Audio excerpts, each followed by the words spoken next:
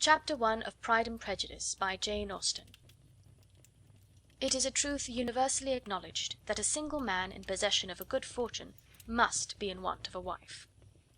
However little known the feelings or views of such a man may be on his first entering a neighbourhood, this truth is so well fixed in the minds of the surrounding families that he is considered the rightful property of some one or other of their daughters. "My dear Mr. Bennet," said his lady to him one day, "have you heard that Netherfield Park is let at last?" Mr. Bennet replied that he had not. "But it is," returned she, "for Mrs. Long has just been here, and she told me all about it." Mr. Bennet made no answer. "Do you not want to know who has taken it?" cried his wife impatiently. "You want to tell me, and I have no objection to hearing it." This was invitation enough. "Why, my dear, you must know. Mrs. Long says that Netherfield is taken by a young man of large fortune from the north of England; that he came down on Monday in a chaise and four to see the place, and was so much delighted with it that he agreed with Mr. Morris immediately; that he is to take possession before Michaelmas, and some of his servants are to be in the house by the end of next week." "And what is his name?" "Bingley." "Is he married or single?" "Oh, single, my dear, to be sure. A single man of large fortune, 4,000 or 5,000 a year. What a fine thing for our girls!" "How so? How can it affect them?" "My dear Mr. Bennet," replied his wife, "how can you be so tiresome? You must know that I am thinking of his marrying one of them." "Is that his design in settling here?" "Design? Nonsense! How can you talk so? But it is very likely that he may fall in love with one of them, and therefore you must visit him as soon as he comes." "I see no occasion for that. You and the girls may go, or you may send them by themselves, which perhaps will be still better, for as you are as handsome as any of them, Mr. Bingley may like you the best of the party." "My dear, you flatter me. I certainly have had my share of beauty, but I do not pretend to be anything extraordinary now. When a woman has 5 grown-up daughters, she ought to give over thinking of her own beauty." "In such cases a woman has not often much beauty to think of." "But, my dear, you must indeed go and see Mr. Bingley when he comes into the neighbourhood." "It is more than I engage for, I assure you." "But consider your daughters. Only think what an establishment it would be for one of them. Sir William and Lady Lucas are determined to go, merely on that account, for in general, you know, they visit no newcomers. Indeed you must go, for it will be impossible for us to visit him if you do not." "You are over scrupulous, surely. I dare say Mr. Bingley will be very glad to see you, and I will send a few lines by you to assure him of my hearty consent to his marrying whichever he chooses of the girls, though I must throw in a good word for my little Lizzy." "I desire you will do no such thing. Lizzy is not a bit better than the others, and I am sure she is not half so handsome as Jane, nor half so good humoured as Lydia. But you are always giving her the preference." "They have none of them much to recommend them," replied he. "They are all silly and ignorant like other girls, but Lizzy has something more of quickness than her sisters." "Mr. Bennet, how can you abuse your own children in such a way? You take delight in vexing me. You have no compassion for my poor nerves." "You mistake me, my dear. I have a high respect for your nerves. They are my old friends. I have heard you mention them with consideration these last 20 years at least." "Ah, you do not know what I suffer." "But I hope you will get over it, and live to see many young men of 4,000 a year come into the neighbourhood." "It will be no use to us if 20 such should come, since you will not visit them." "Depend upon it, my dear, that when there are 20, I will visit them all." Mr. Bennet was so odd a mixture of quick parts, sarcastic humour, reserve, and caprice, that the experience of 23 years had been insufficient to make his wife understand his character. Her mind was less difficult to develop. She was a woman of mean understanding, little information, and uncertain temper. When she was discontented, she fancied herself nervous. The business of her life was to get her daughters married. Its solace was visiting and news. End of Chapter 1. Chapter 2 of Pride and Prejudice by Jane Austen. Mr. Bennet was among the earliest of those who waited on Mr. Bingley. He had always intended to visit him, though to the last always assuring his wife that he should not go. Until the evening after the visit was paid, she had no knowledge of it. It was then disclosed in the following manner. Observing his second daughter employed in trimming a hat, he suddenly addressed her with, "I hope Mr. Bingley will like it, Lizzy." "We are not in a way to know what Mr. Bingley likes," said her mother resentfully, "since we are not to visit." "But you forget, mamma," said Elizabeth, "that we shall meet him at the assemblies, and that Mrs. Long promised to introduce him." "I do not believe Mrs. Long will do any such thing. She has 2 nieces of her own. She is a selfish, hypocritical woman, and I have no opinion of her." "No more have I," said Mr. Bennet, "and I am glad to find that you do not depend on her serving you." Mrs. Bennet deigned not to make any reply, but, unable to contain herself, began scolding one of her daughters. "Don't keep coughing so, Kitty, for heaven's sake. Have a little compassion on my nerves. You tear them to pieces." "Kitty has no discretion in her coughs," said her father. "She times them ill." "I do not cough for my own amusement," replied Kitty fretfully. "When is your next ball to be, Lizzie?" "To-morrow fortnight." "Ay, so it is," cried her mother, "and Mrs. Long does not come back till the day before, so it will be impossible for her to introduce him, for she will not know him herself." "Then, my dear, you may have the advantage of your friend, and introduce Mr. Bingley to her." "Impossible, Mr. Bennet, impossible, when I am not acquainted with him myself. How can you be so teasing?" "I honour your circumspection. A fortnight's acquaintance is certainly very little. One cannot know what a man really is by the end of a fortnight. But if we do not venture, somebody else will, and after all Mrs. Long and her daughters must stand their chance, and therefore, as she will think it an act of kindness if you decline the office, I will take it on myself." The girls stared at their father. Mrs. Bennet said only, "Nonsense, nonsense!" "What can be the meaning of that emphatic exclamation?" cried he. "Do you consider the forms of introduction and the stress that is laid on them as nonsense? I cannot quite agree with you there. What say you, Mary? For you are a young lady of deep reflection, I know, and read great books and make extracts." Mary wished to say something sensible, but knew not how. "While Mary is adjusting her ideas," he continued, "let us return to Mr. Bingley." "I am sick of Mr. Bingley," cried his wife. "I am sorry to hear that. But why did you not tell me that before? If I had known as much this morning, I certainly would not have called on him. It is very unlucky, but as I have actually paid the visit, we cannot escape the acquaintance now." The astonishment of the ladies was just what he wished; that of Mrs. Bennet perhaps surpassing the rest, though, when the first tumult of joy was over, she began to declare that it was what she had expected all the while. "How good it was in you, my dear Mr. Bennet! But I knew I should persuade you at last. I was sure you loved your girls too well to neglect such an acquaintance. Well, how pleased I am! And it is such a good joke, too, that you should have gone this morning and never said a word about it till now." "Now, Kitty, you may cough as much as you choose," said Mr. Bennet, and as he spoke he left the room, fatigued with the raptures of his wife. "What an excellent father you have, girls," said she, when the door was shut. "I do not know how you will ever make him amends for his kindness, or me either, for that matter. At our time of life it is not so pleasant, I can tell you, to be making new acquaintances every day, but for your sakes we would do anything. Lydia, my love, though you are the youngest, I dare say Mr. Bingley will dance with you at the next ball." "Oh," said Lydia stoutly, "I'm not afraid, for though I am the youngest, I'm the tallest." The rest of the evening was spent in conjecturing how soon he would return Mr. Bennet's visit, and determining when they should ask him to dinner. Chapter 2. Chapter 3 of Pride and Prejudice, by Jane Austen. Not all that Mrs. Bennet, however, with the assistance of her 5 daughters, could ask on the subject was sufficient to draw from her husband any satisfactory description of Mr. Bingley.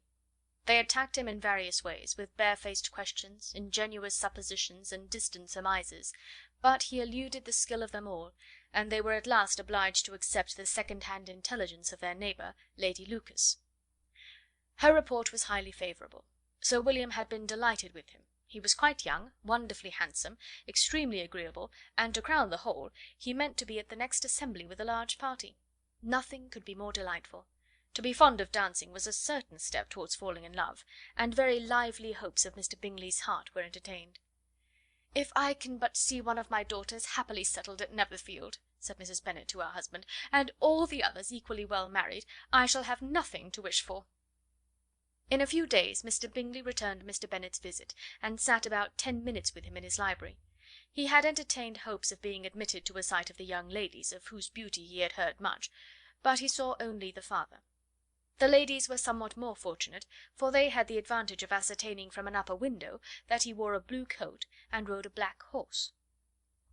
An invitation to dinner was soon afterwards dispatched, and already had Mrs. Bennet planned the courses that were to do credit to her housekeeping, when an answer arrived which deferred it all. Mr. Bingley was obliged to be in town the following day, and consequently unable to accept the honour of their invitation, etc. Mrs. Bennet was quite disconcerted. She could not imagine what business he could have in town so soon after his arrival in Hertfordshire, and she began to fear that he might be always flying about from one place to another, and never settled at Netherfield as he ought to be. Lady Lucas quieted her fears a little by stating the idea of his being gone to London only to get a large party for the ball, and a report soon followed that Mr. Bingley was to bring 12 ladies and 7 gentlemen with him to the assembly.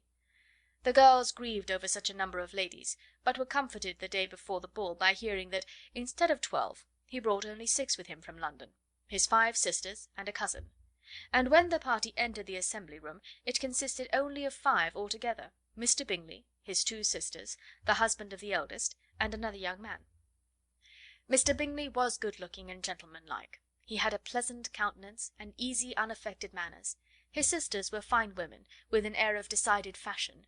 His brother-in-law, Mr. Hurst, merely looked the gentleman, but his friend Mr. Darcy soon drew the attention of the room by his fine tall person, handsome features, noble mien, and the report, which was in general circulation within 5 minutes after his entrance, of his having 10,000 a year. The gentlemen pronounced him to be a fine figure of a man, the ladies declared he was much handsomer than Mr. Bingley, and he was looked at with great admiration for about half the evening, till his manners gave a disgust which turned the tide of his popularity, for he was discovered to be proud, to be above his company, and above being pleased, and not all his large estate in Derbyshire could then save him from having a most forbidding, disagreeable countenance, and being unworthy to be compared with his friend. Mr. Bingley had soon made himself acquainted with all the principal people in the room. He was lively and unreserved, danced every dance, was angry that the ball closed so early, and talked of giving one himself at Netherfield. Such amiable qualities must speak for themselves. What a contrast between him and his friend! Mr. Darcy danced only once with Mrs. Hurst, and once with Miss Bingley, declined being introduced to any other lady, and spent the rest of the evening in walking about the room, speaking occasionally to one of his own party. His character was decided. He was the proudest, most disagreeable man in the world, and everybody hoped that he would never come there again. Amongst the most violent against him was Mrs. Bennet, whose dislike of his general behaviour was sharpened into particular resentment by his having slighted one of her daughters. Elizabeth Bennet had been obliged, by the scarcity of gentlemen, to sit down for 2 dances, and during part of that time Mr. Darcy had been standing near enough for her to hear a conversation between him and Mr. Bingley, who came from the dance for a few minutes to press his friend to join it. "Come, Darcy," said he, "I must have you dance. I hate to see you standing about by yourself in this stupid manner. You had much better dance." "I certainly shall not. You know how I detest it, unless I am particularly acquainted with my partner. At such an assembly as this it would be insupportable.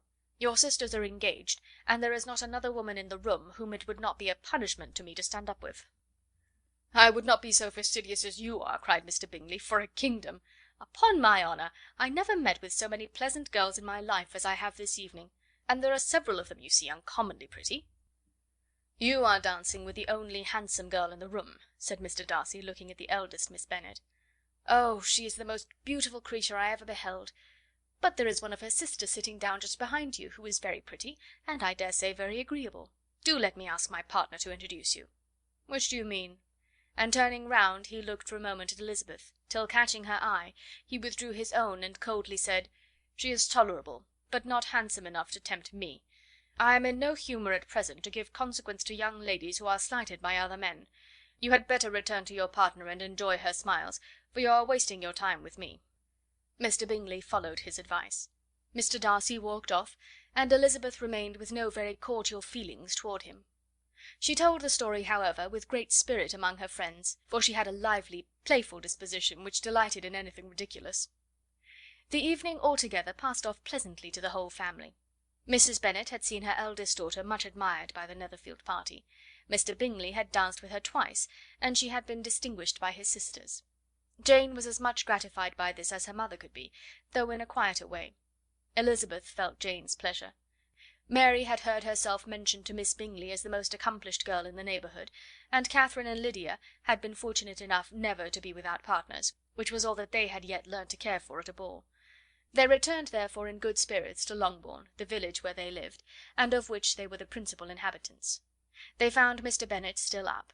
With a book he was regardless of time, and on the present occasion he had a good deal of curiosity as to the events of an evening which had raised such splendid expectations. He had rather hoped that his wife's views on the stranger would be disappointed, but he soon found out that he had a different story to hear. "Oh, my dear Mr. Bennet," as she entered the room, "we have had a most delightful evening, a most excellent ball. I wish you had been there. Jane was so admired, nothing could be like it. Everybody said how well she looked, and Mr. Bingley thought her quite beautiful, and danced with her twice. Only think of that, my dear! He actually danced with her twice, and she was the only creature in the room that he asked a second time. First of all he asked Miss Lucas. I was so vexed to see him stand up with her. But, however, he did not admire her at all. Indeed, nobody can, you know, and he seemed quite struck with Jane as she was going down the dance. So he inquired who she was, and got introduced, and asked her for the two next. Then the 2/3 he danced with Miss King, and the 2/4 with Maria Lucas, and the 2/5 with Jane again, and the 2/6 with Lizzie, and the Boulanger. If he had had any compassion for me," cried her husband impatiently, "he would not have danced half so much. For God's sake, say no more of his partners. Oh, that he had sprained his ankle in the first place!" "Oh, my dear, I am quite delighted with him. He is so excessively handsome, and his sisters are charming women. I never in my life saw anything more elegant than their dresses. I dare say the lace upon Mrs. Hurst's gown—" Here she was interrupted again. Mr. Bennet protested against any description of finery. She was therefore obliged to seek another branch of the subject, and related, with much bitterness of spirit and some exaggeration, the shocking rudeness of Mr. Darcy. "But I can assure you," she added, "that Lizzie does not lose much by not suiting his fancy, for he is a most disagreeable, horrid man, not at all worth pleasing. So high and so conceited that there was no enduring him. He walked here and he walked there, fancying himself so very great. Not handsome enough to dance with. I wish you had been there, my dear, to have given him one of your set downs. I quite detest the man." Chapter 4 of Pride and Prejudice, by Jane Austen. When Jane and Elizabeth were alone, the former, who had been cautious in her praise of Mr. Bingley before, expressed to her sister just how very much she admired him. "He is just what a young man ought to be," said she, "sensible, good-humoured, lively, and I never saw such happy manners. So much ease, with such perfect good breeding." "He is also handsome," replied Elizabeth, "which a young man ought likewise to be, if he possibly can. His character is thereby complete." "I was very much flattered by his asking me to dance a second time. I did not expect such a compliment." "Did not you? I did for you. But that is one great difference between us. Compliments always take you by surprise, and me never. What could be more natural than his asking you again? He could not help seeing that you were about 5 times as pretty as every other woman in the room. No thanks to his gallantry for that.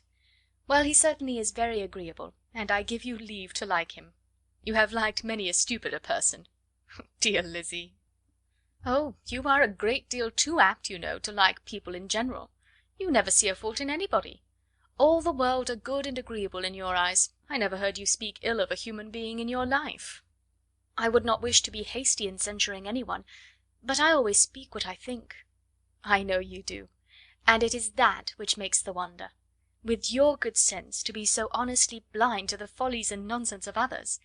Affectation of candour is common enough, one meets with it everywhere, but to be candid without ostentation or design, to take the good of everybody's character and make it still better, and say nothing of the bad, belongs to you alone. And so you like this man's sisters too, do you? Their manners are not equal to his." "Certainly not, at first, but they are very pleasing women when you converse with them. Miss Bingley is to live with her brother and keep his house, and I am much mistaken if we shall not find a very charming neighbour in her." Elizabeth listened in silence, but was not convinced. Their behaviour at the assembly had not been calculated to please in general, and with more quickness of observation and less pliancy of temper than her sister, and with a judgment too unassailed by any attention to herself, she was very little disposed to approve of them. They were, in fact, very fine ladies, not deficient in good humour when they were pleased, nor in the power of making themselves agreeable when they chose it, but proud and conceited. They were rather handsome, had been educated in one of the first private seminaries in town, had a fortune of £20,000, were in the habit of spending more than they ought, and of associating with people of rank, and were therefore in every respect entitled to think well of themselves and meanly of others. They were of a respectable family in the north of England, a circumstance more deeply impressed on their memories than that their brother's fortune and their own had been acquired by trade. Mr. Bingley inherited property to the amount of nearly £100,000 from his father, who had intended to purchase an estate, but did not live to do it. Mr. Bingley intended it likewise, and sometimes made choice of his county; but as he was now provided with a good house and the liberty of a manor, it was doubtful to many of those who best knew the easiness of his temper whether he might not spend the remainder of his days at Netherfield, and leave the next generation to purchase.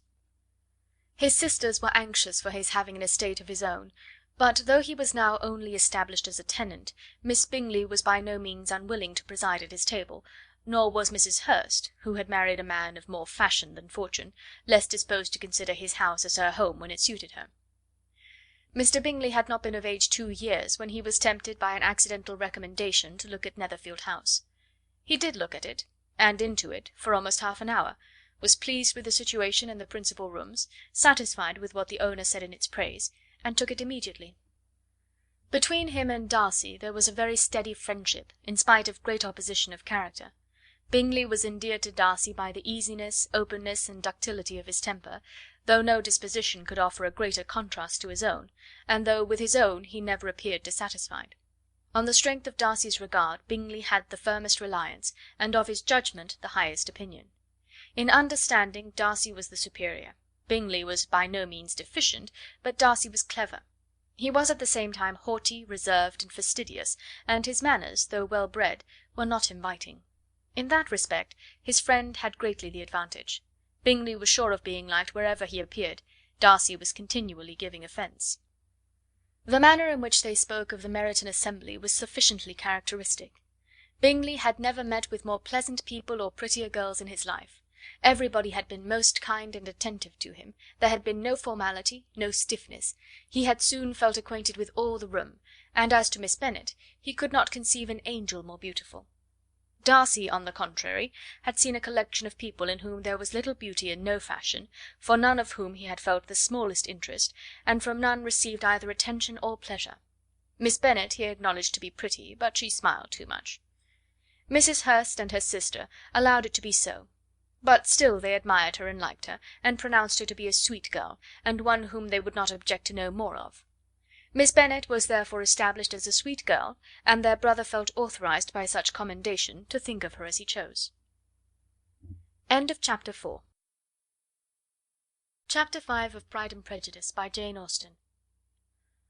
Within a short walk of Longbourn lived a family with whom the Bennets were particularly intimate. Sir William Lucas had been formerly in trade in Meryton, where he had made a tolerable fortune, and risen to the honour of knighthood by an address to the king during his mayoralty. The distinction had perhaps been felt too strongly. It had given him a disgust to his business, and to his residence in a small market town, and in quitting them both he had removed with his family to a house about a mile from Meryton, denominated from that period Lucas Lodge, where he could think with pleasure of his own importance, and, unshackled by business, occupy himself solely in being civil to all the world. For though elated by his rank, it did not render him supercilious. On the contrary, he was all attention to everybody. By nature inoffensive, friendly, and obliging, his presentation at St. James's had made him courteous. Lady Lucas was a very good kind of woman, not too clever to be a valuable neighbour to Mrs. Bennet. They had several children. The eldest of them, a sensible, intelligent young woman about 27, was Elizabeth's intimate friend.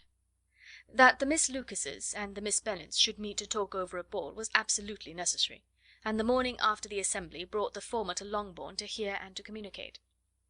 "You began the evening well, Charlotte," said Mrs. Bennet, with civil self-command, to Miss Lucas. "You were Mr. Bingley's first choice." "Yes, but he seemed to like his second better." "Oh, you mean Jane, I suppose, because he danced with her twice. To be sure, that did seem as if he admired her. Indeed, I rather believe he did. I heard something about it, but I hardly know what. Something about Mr. Robinson." Perhaps you mean what I overheard between him and Mr. Robinson. Did not I mention it to you? Mr. Robinson's asking him how he liked our Meryton assemblies, and whether he did not think there were a great many pretty women in the room, and which he thought the prettiest, and his answering immediately to the last question, 'Oh, the eldest Miss Bennet, beyond a doubt. There cannot be two opinions on that point.' 'Pon my word! Well, that is very decided indeed. That does seem as if...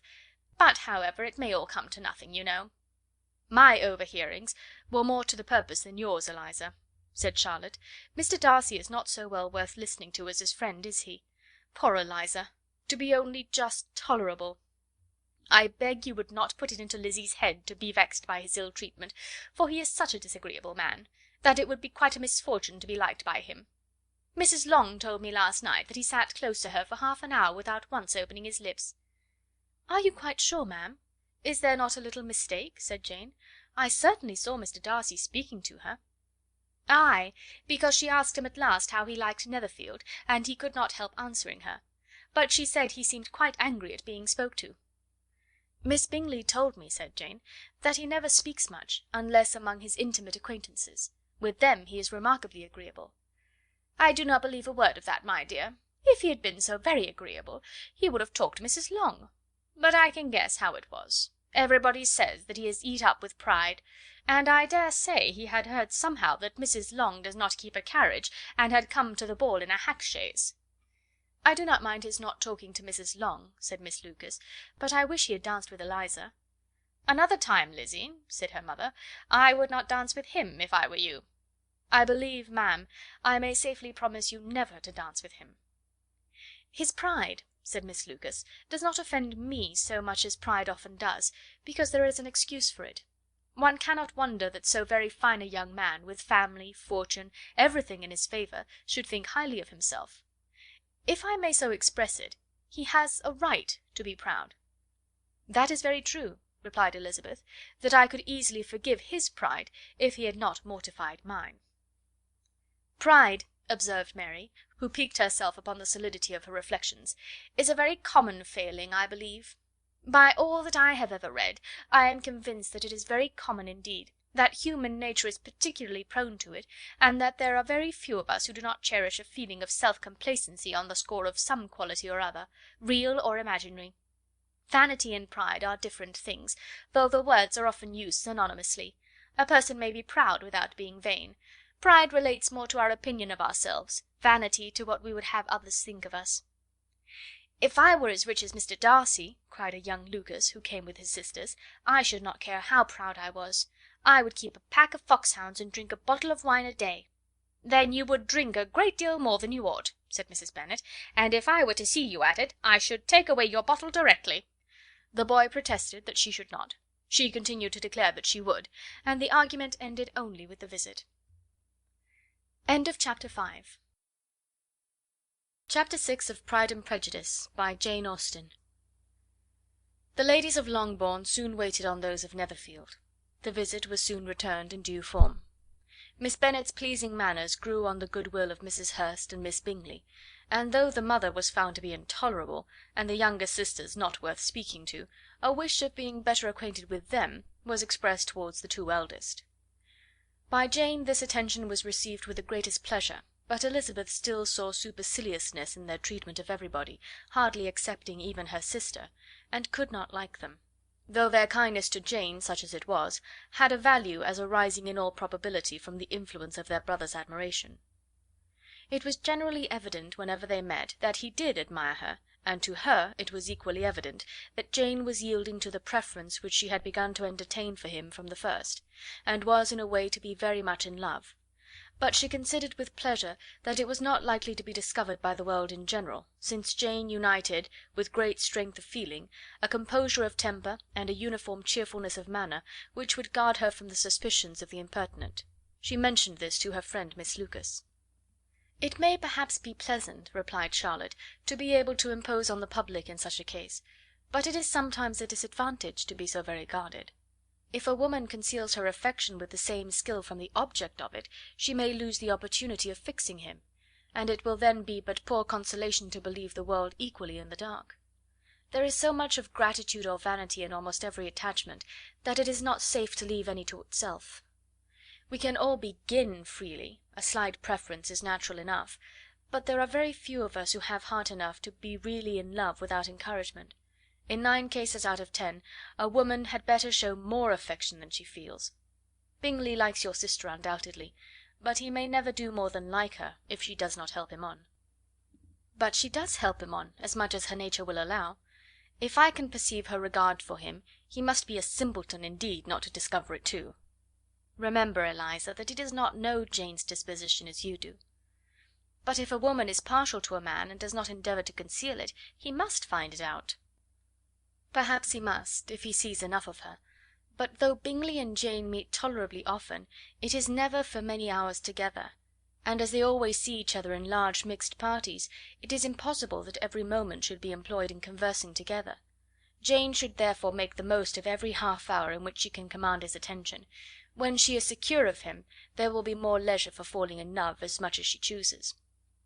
"Your plan is a good one," replied Elizabeth, "where nothing is in question but the desire of being well married, and if I were determined to get a rich husband, or any husband, I dare say I should adopt it.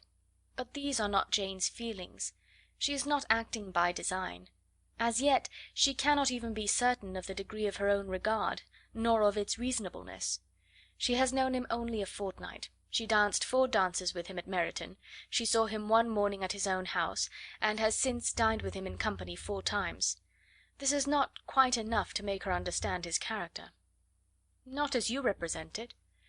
Had she merely dined with him, she might only have discovered whether he had a good appetite; but you must remember that 4 evenings have also been spent together, and 4 evenings may do a great deal." "Yes, these 4 evenings have enabled them to ascertain that they both like Vingt better than commerce, but with respect to any other leading characteristic, I do not imagine that much has been unfolded." "Well," said Charlotte, "I wish Jane success with all my heart, and if she were married to him to morrow, I should think she had as good a chance of happiness as if she were to be studying his character for a 12-month. Happiness in marriage is entirely a matter of chance. If the dispositions of the parties are ever so well known to each other, or ever so similar beforehand, it does not advance their felicity in the least. They always continue to grow sufficiently unlike afterwards to have their share of vexation, and it is better to know as little as possible of the defects of the person with whom you are to pass your life." "You make me laugh, Charlotte, but it is not sound. You know it is not sound, and that you would never act in this way yourself." Occupied in observing Mr. Bingley's attentions to her sister, Elizabeth was far from suspecting that she was herself becoming an object of some interest in the eyes of his friend. Mr. Darcy had at first scarcely allowed her to be pretty. He had looked at her without admiration at the ball, and when they next met he looked at her only to criticise. But no sooner had he made it clear to himself and his friends that she hardly had a good feature in her face, than he began to find it was rendered uncommonly intelligent by the beautiful expression of her dark eyes. To this discovery succeeded some others equally mortifying. Though he had detected with a critical eye more than one failure of perfect symmetry in her form, he was forced to acknowledge her figure to be light and pleasing, and in spite of his asserting that her manners were not those of the fashionable world, he was caught by their easy playfulness. Of this she was perfectly unaware. To her he was only the man who made himself agreeable nowhere, and who had not thought her handsome enough to dance with. He began to wish to know more of her, and as a step towards conversing with her himself, attended to her conversation with others.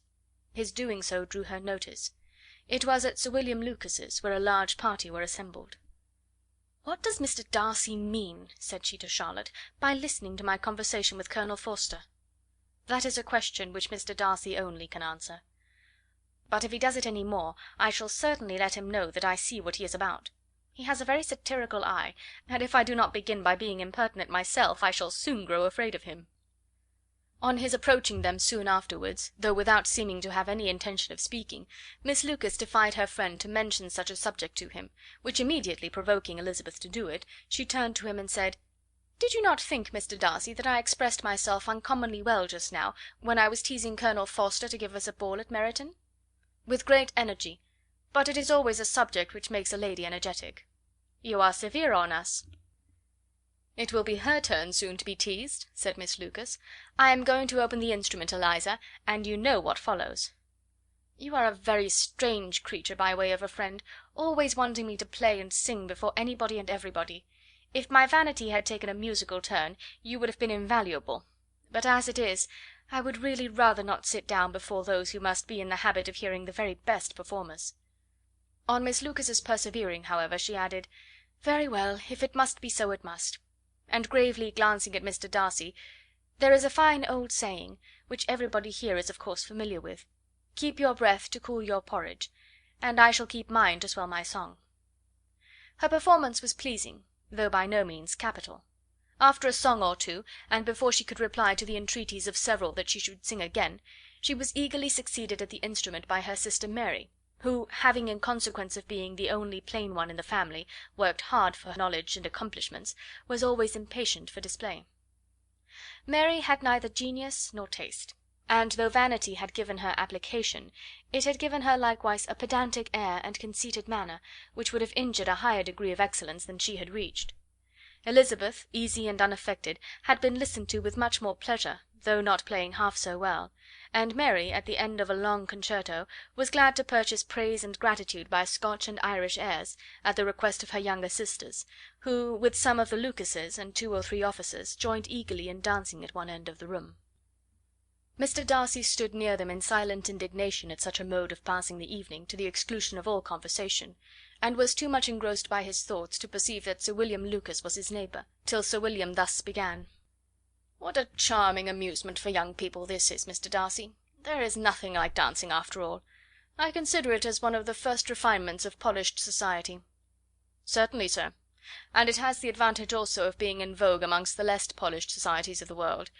Every savage can dance." Sir William only smiled. "Your friend performs delightfully," he continued after a pause, on seeing Bingley join the group, "and I doubt not that you are an adept in the science yourself, Mr. Darcy." "You saw me dance at Meryton, I believe, sir?" "Yes, indeed, and received no inconsiderable pleasure from the sight. Do you often dance at St. James's?" "Never, sir."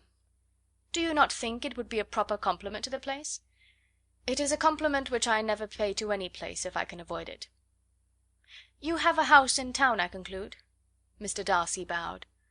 "I had once had some thought of fixing in town myself, for I am fond of superior society, but I did not feel quite certain that the air of London would agree with Lady Lucas." He paused in hopes of an answer, but his companion was not disposed to make any, and Elizabeth at that instant moving towards them, he was struck with the action of doing a very gallant thing, and called out to her: "My dear Miss Eliza, why are you not dancing? Mr. Darcy, you must allow me to present this young lady to you as a very desirable partner. You cannot refuse to dance, I am sure, when so much beauty is before you." And taking her hand, he would have given it to Mr. Darcy, who, though extremely surprised, was not unwilling to receive it, when she instantly drew back, and said with some discomposure to Sir William: "Indeed, sir, I have not the least intention of dancing. I entreat you not to suppose that I moved this way in order to beg for a partner." Mr. Darcy, with grave propriety, requested to be allowed the honour of her hand, but in vain. Elizabeth was determined, nor did Sir William at all shake her purpose by his attempt at persuasion. "You excel so much in the dance, Miss Eliza, that it is cruel to deny me the happiness of seeing you; and though this gentleman dislikes the amusement in general, he can have no objection, I am sure, to oblige us for 1/2 hour." "Mr. Darcy is all politeness," said Elizabeth, smiling. "He is indeed, but considering the inducement, my dear Miss Eliza, we cannot wonder at his complaisance, for who would object to such a partner?" Elizabeth looked archly, and turned away. Her resistance had not injured her with the gentleman, and he was thinking of her with some complacency, when thus accosted by Miss Bingley. "I can guess the subject of your reverie." "I should imagine not." "You are considering how insupportable it would be to pass many evenings in this matter in such society, and indeed I am quite sure of your opinion. I was never more annoyed. The insipidity, and yet the noise, the nothingness, and yet the self importance of all these people. What would I give to hear your strictures on them? Your conjecture is totally wrong, I assure you. My mind was more agreeably engaged. I have been meditating on the very great pleasure which a pair of fine eyes in the face of a pretty woman can bestow." Miss Bingley immediately fixed her eyes on his face, and desired he would tell her what lady had the credit of inspiring such reflections. Mr. Darcy replied with great intrepidity: "Miss Elizabeth Bennet." "Miss Elizabeth Bennet!" repeated Miss Bingley. "I am all astonishment. How long has she been such a favourite? And pray, when am I to wish you joy?" "That is exactly the question which I expected you to ask. A lady's imagination is very rapid. It jumps from admiration to love, from love to matrimony, in a moment. I knew you would be wishing me joy." "Nay, if you are serious about it, I shall consider the matter as absolutely settled. You will be having a charming mother in law indeed, and of course she will always be at Pemberley with you." He listened to her with perfect indifference while she chose to entertain herself in this matter, and as his composure convinced her that all was safe, her wit flowed long. Chapter 7 of Pride and Prejudice, by Jane Austen. Mr. Bennet's property consisted almost entirely in an estate of 2,000 a year, which, unfortunately for his daughters, was entailed, in default of heirs male, on a distant relation; and their mother's fortune, though ample for her situation in life, could but ill supply the deficiency of his. Her father had been an attorney in Meryton, and had left her £4,000. She had a sister married to a Mr. Phillips, who had been a clerk to their father and succeeded him in the business, and a brother settled in London in a respectable line of trade. The village of Longbourn was only 1 mile from Meryton, a most convenient distance for the young ladies, who were usually tempted thither 3 or 4 times a week to pay their duty to their aunt and to a milliner's shop just over the way. The 2 youngest of the family, Catherine and Lydia, were particularly frequent in these attentions. Their minds were more vacant than their sisters', and when nothing better offered, a walk to Meryton was necessary to amuse their morning hours and furnish conversation for the evening; and however bare of news the country in general might be, they always contrived to learn some from their aunt. At present, indeed, they were well supplied with both news and happiness by the recent arrival of a militia regiment in the neighbourhood. It was to remain the whole winter, and Meryton was the headquarters. Their visits to Mrs. Phillips were now productive of the most interesting intelligence. Every day added something to their knowledge of the officers' names and connections. Their lodgings were not long a secret, and at length they began to know the officers themselves. Mr. Phillips visited them all, and this opened to his nieces a store of felicity unknown before. They could talk of nothing but officers, and Mr. Bingley's large fortune, the mention of which gave animation to their mother, was worthless in their eyes when opposed to the regimentals of an ensign. After listening one morning to their effusions on this subject, Mr. Bennet coolly observed, "From all that I can collect by your manner of talking, you must be 2 of the silliest girls in the country. I have suspected it some time, but I am now convinced." Catherine was disconcerted and made no answer, but Lydia, with perfect indifference, continued to express her admiration of Captain Carter, and her hope of seeing him in the course of the day, as he was going the next morning to London. "I am astonished, my dear," said Mrs. Bennet, "that you should be so ready to think your own children silly. If I wished to think slightingly of anybody's children, it should not be my own, however." "If my children are silly, I must hope to always be sensible of it." "Yes, but as it happens, they are all of them very clever." "This is the only point, I flatter myself, on which we do not agree. I had hoped that our sentiments coincided in every particular, but I must so far differ from you as to think our 2 youngest daughters uncommonly foolish." "My dear Mr. Bennet, you must not expect such girls to have the sense of their father and mother. When they get to our age, I dare say they will not think about officers any more than we do. I remember the time when I liked a red coat myself very well, and indeed so I do still at my heart; and if a smart young colonel, with 5 or 6,000 a year, should want one of my girls, I shall not say nay to him.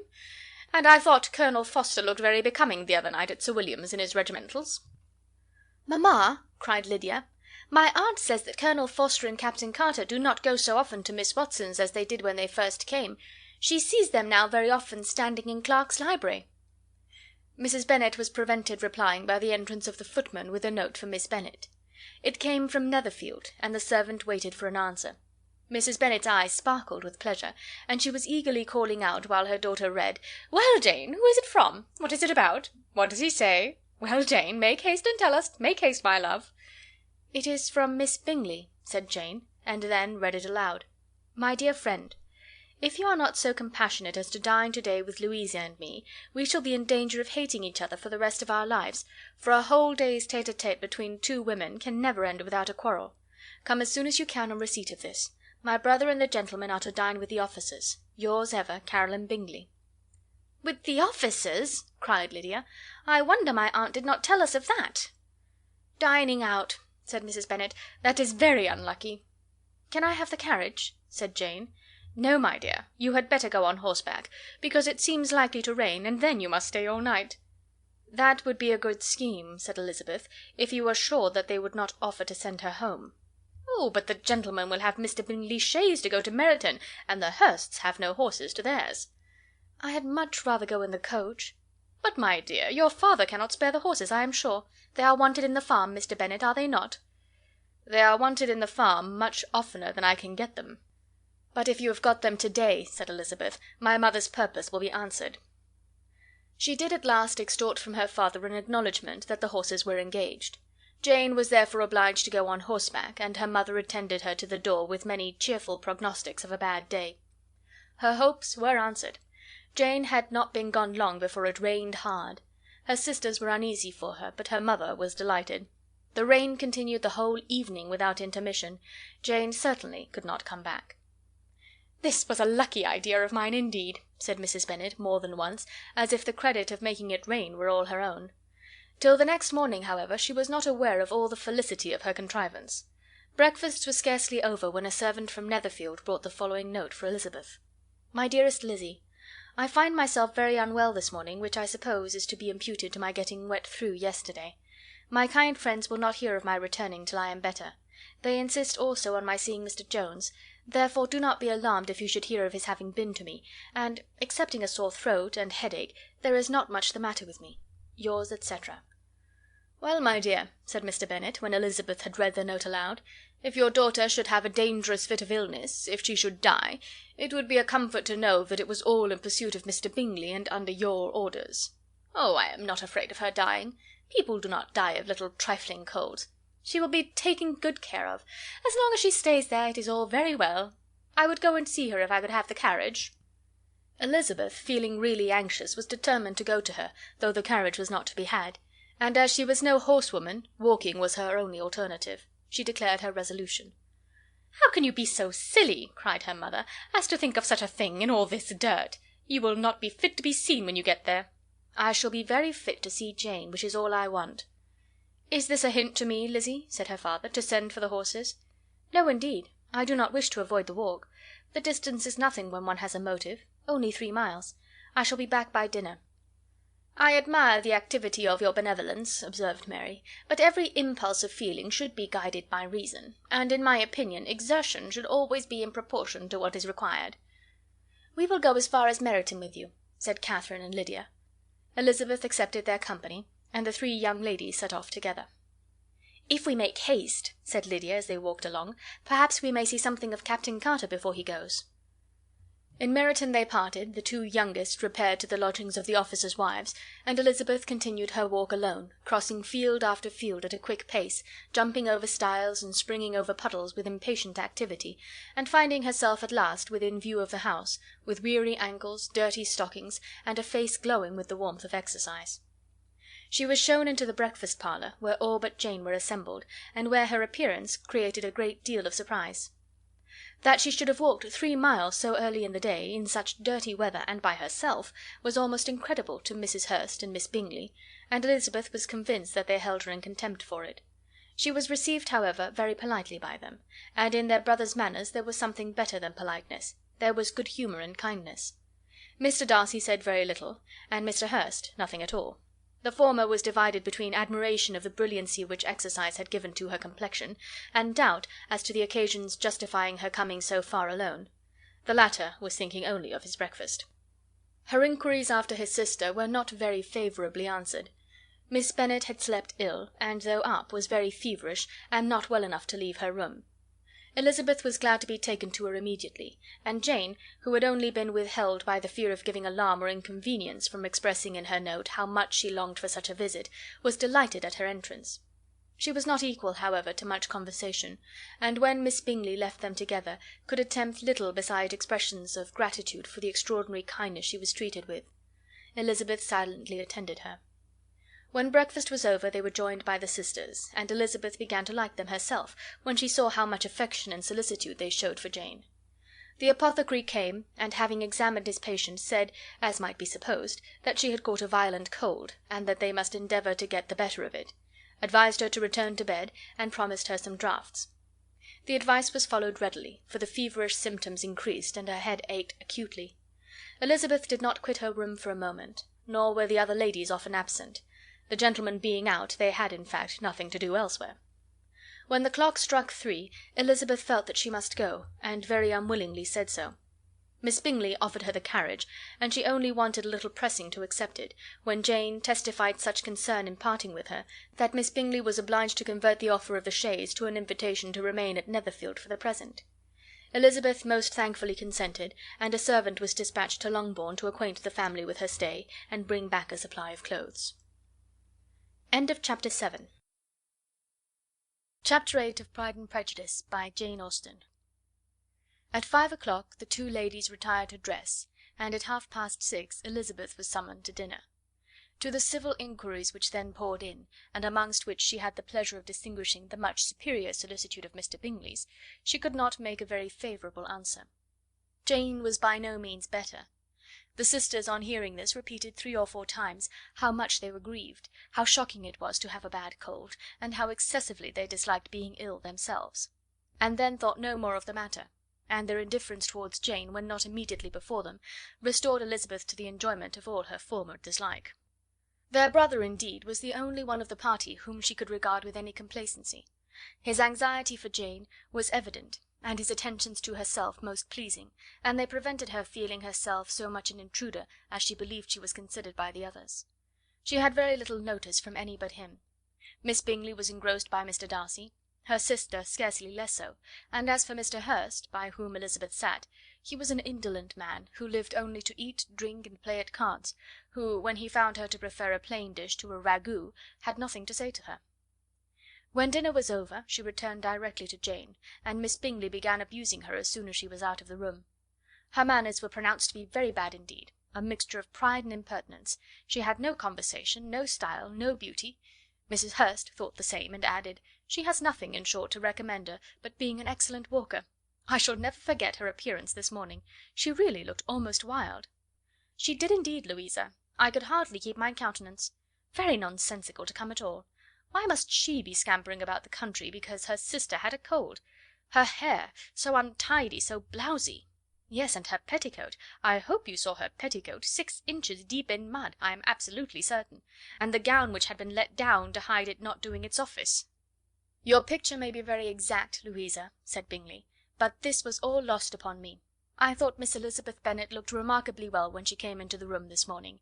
Her dirty petticoat quite escaped my notice." "You observed it, Mr. Darcy, I am sure," said Miss Bingley, "and I am inclined to think that you would not wish to see your sister make such an exhibition." "Certainly not. To walk 3 miles, or 4 miles, or 5 miles, or whatever it is, above her ankles in dirt, and alone, quite alone, what could she mean by it? It seems to me to show an abominable sort of conceited independence, a most country town indifference to decorum." "It shows an affection for her sister that is very pleasing," said Bingley. "I am afraid, Mr. Darcy," observed Miss Bingley in a half whisper, "that this adventure has rather affected your admiration of her fine eyes." "Not at all," he replied; "they were brightened by the exercise." A short pause followed this speech, and Mrs. Hurst began again. "I have an excessive regard for Miss Jane Bennet. She is really a very sweet girl, and I wish with all my heart she were well settled; but with such a father and mother, and such low connections, I am afraid there is no chance of it." "I think I have heard you say that their uncle is an attorney on Meryton." "Yes, and they have another who lives somewhere near Cheapside." "That is capital," added her sister, and they both laughed heartily. "If they had uncles enough to fill all Cheapside," cried Bingley, "it would not make them one jot less agreeable." "But it must very materially lessen their chance of marrying men of any consideration in the world," replied Darcy. To this speech Bingley made no answer, but his sisters gave it their hearty assent, and indulged their mirth for some time at the expense of their dear friend's vulgar relations. With a renewal of tenderness, however, they returned to her room on leaving the dining parlour, and sat with her till summoned to coffee. She was still very poorly, and Elizabeth would not quit her at all till late in the evening, when she had the comfort of seeing her sleep, and when it seemed to her rather right than pleasant that she should go downstairs herself. On entering the drawing room she found the whole party at loo, and was immediately invited to join them, but suspecting them to be playing high she declined it, and making her sister the excuse, said she would amuse herself for the short time she could stay below with a book. Mr. Hurst looked at her with astonishment. "Do you prefer reading to cards?" said he. "That is rather singular." "Miss Eliza Bennet," said Miss Bingley, "despises cards. She is a great reader, and has no pleasure in anything else." "I deserve neither such praise nor such censure," cried Elizabeth. "I am not a great reader, and I have pleasure in many things." "In nursing your sister I am sure you have pleasure," said Bingley, "and I hope it will soon be increased by seeing her quite well." Elizabeth thanked him from her heart, and then walked towards the table where a few books were lying. He immediately offered to fetch her others, all that his library afforded. "And I wish my collection were larger for your benefit and my own credit, but I am an idle fellow, and though I have not many, I have more than I have ever looked into." Elizabeth assured him that she could suit herself perfectly with those in the room. "I am astonished," said Miss Bingley, "that my father should have left so small a collection of books. What a delightful library you have at Pemberley, Mr. Darcy!" "It ought to be good," he replied. "It has been the work of many generations." "And then you have added so many to it yourself. You are always buying books." "I cannot comprehend the neglect of a family library in such days as these." "Neglect! I am sure you neglect nothing that can add to the beauties of that noble place. Charles, when you build your house, I wish it may be half as delightful as Pemberley." "I wish it may." "But I would really advise you to make your purchase in that neighbourhood, and take Pemberley for a kind of model. There is not a finer county in England than Derbyshire." "With all my heart. I will buy Pemberley itself if Darcy will sell it." "I am talking of possibilities, Charles. Upon my word, Caroline, I should think it more possible to get Pemberley by purchase than by imitation." Elizabeth was so much caught with what passed as to leave her very little attention for her book, and soon laying it wholly aside, she drew near the card table, and stationed herself between Mr. Bingley and his eldest sister to observe the game. "Is Miss Darcy much grown since this spring?" said Miss Bingley. "Will she be as tall as I am?" "I think she will. She is now about Miss Elizabeth Bennet's height, or rather taller. How I long to see her again! I never met with anybody who delighted me so much. Such a countenance, such manners, and so extremely accomplished for her age. Her performance on the pianoforte is exquisite." "It is amazing to me," said Bingley, "how young ladies can have patience to be so very accomplished as they all are." "All young ladies accomplished? My dear Charles, what do you mean?" "Yes, all of them, I think. They all paint tables, cover screens, and net purses. I scarcely know any one who cannot do all this, and I am sure I never heard a young lady spoken of for the first time without being informed that she was very accomplished." "Your list of the common extent of accomplishments," said Darcy, "has too much truth. The word is applied to many a woman who deserves it no otherwise than by netting a purse or covering a screen. But I am very far from agreeing with you in your estimation of ladies in general. I cannot boast of knowing more than half a dozen, in the whole range of my acquaintance, that are really accomplished." "Nor I am sure," said Miss Bingley. "Then," observed Elizabeth, "you must comprehend a great deal in your idea of an accomplished woman." "Yes, I do comprehend a great deal in it." "Oh, certainly," cried his faithful assistant. "No one can be really esteemed accomplished who does not greatly surpass what is usually met with. A woman must have a thorough knowledge of music, singing, drawing, dancing, and the modern languages, to deserve the word; and besides all this, she must possess a certain something in her air and manner of walking, the tone of her voice, her address and expressions, or the word will be but half deserved."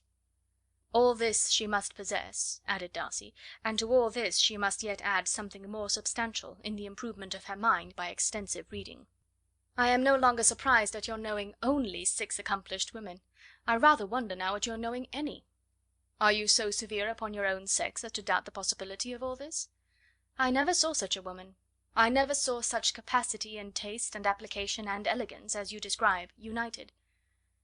Mrs. Hurst and Miss Bingley both cried out against the injustice of her implied doubt, and both were protesting that they knew many women who answered this description, when Mr. Hurst called them to order, with bitter complaints of their inattention to what was going forward.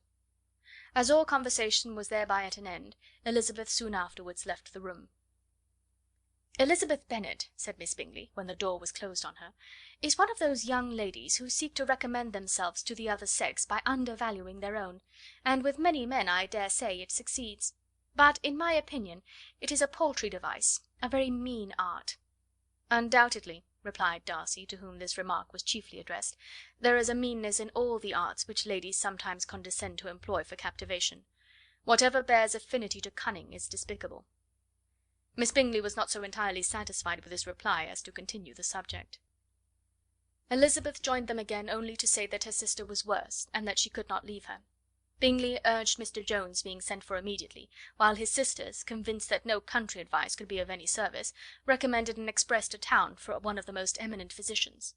This she would not hear of, but she was not so unwilling to comply with their brother's proposal, and it was settled that Mr. Jones should be sent for early in the morning, if Miss Bennet were not decidedly better. Bingley was quite uncomfortable. His sisters declared that they were miserable. They solaced their wretchedness, however, by duets after supper, while he could find no better relief to his feelings than by giving the housekeeper directions that every attention might be paid to the sick lady and her sister.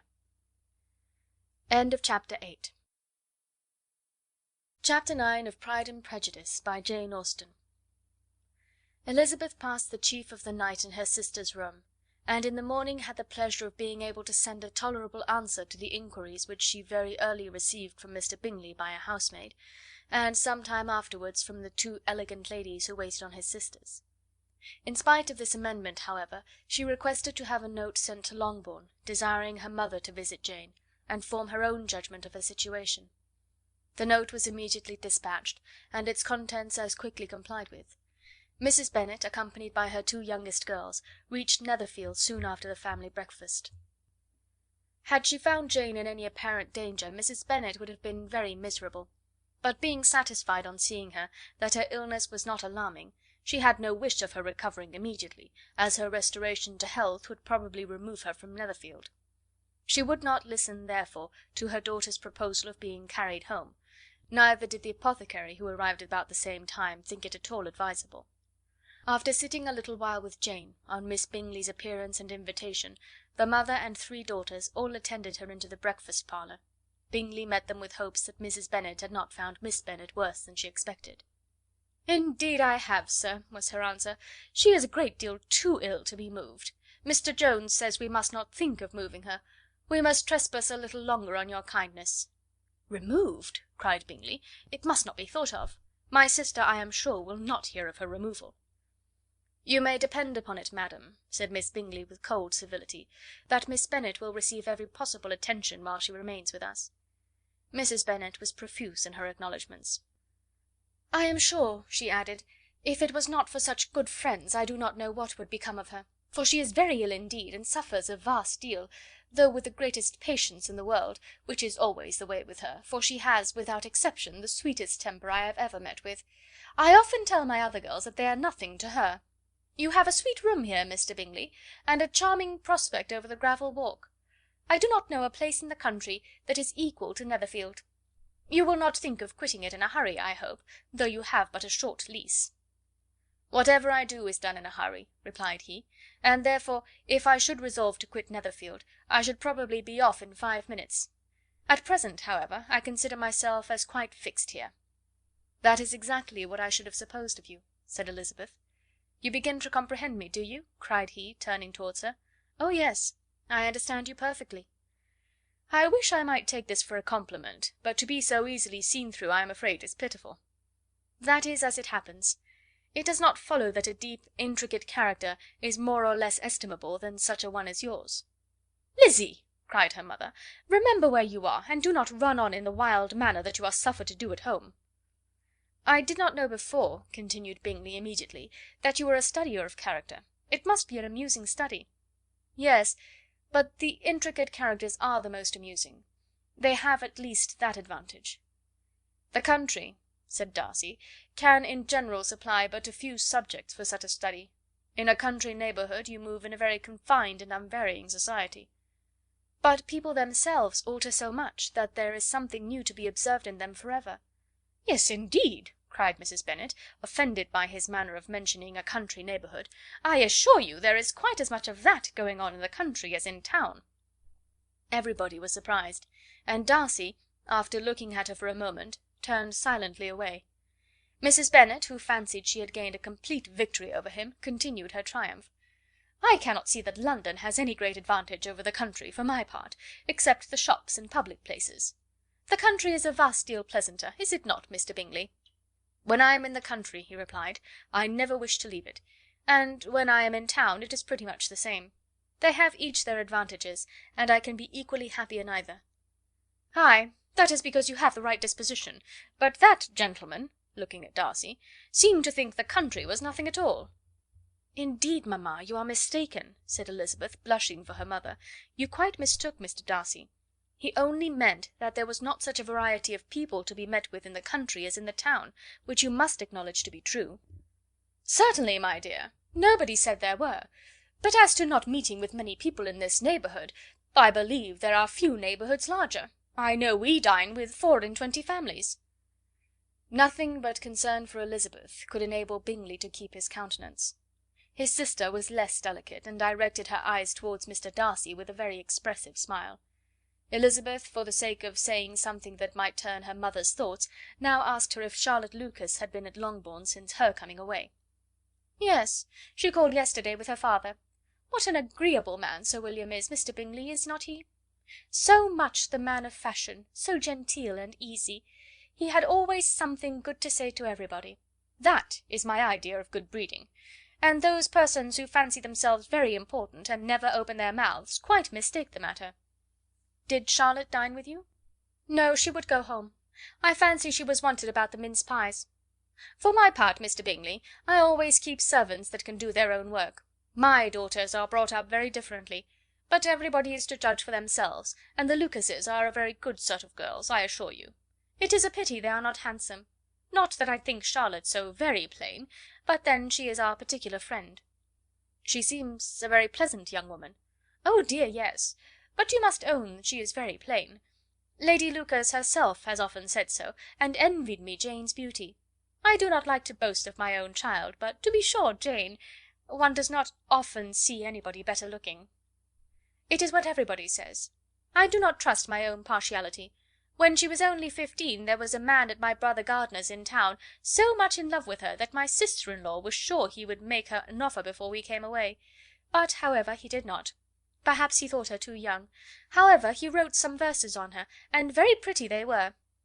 "And so ended his affection," said Elizabeth impatiently. "There has been many a one, I fancy, overcome in the same way. I wonder who first discovered the efficacy of poetry in driving away love." "I have been used to consider poetry as the food of love," said Darcy. "Of a fine, stout, healthy love it may. Everything nourishes what is strong already; but if it be only a slight, thin sort of inclination, I am convinced that one good sonnet will starve it entirely away." Darcy only smiled, and the general pause which ensued made Elizabeth tremble lest her mother should be exposing herself again. She longed to speak, but could think of nothing to say, and after a short silence Mrs. Bennet began repeating her thanks to Mr. Bingley for his kindness to Jane, with an apology for troubling him also with Lizzie. Mr. Bingley was unaffectedly civil in his answer, and forced his younger sister to be civil also, and say what the occasion required. She performed her part indeed without much graciousness, but Mrs. Bennet was satisfied, and soon afterwards ordered her carriage. Upon this signal the youngest of her daughters put herself forward. The two girls had been whispering to each other during the whole visit, and the result of it was, that the youngest should tax Mr. Bingley with having promised on his first coming into the country to give a ball at Netherfield. Lydia was a stout, well-grown girl of 15, with a fine complexion and good-humoured countenance, a favourite with her mother, whose affection had brought her into public at an early age.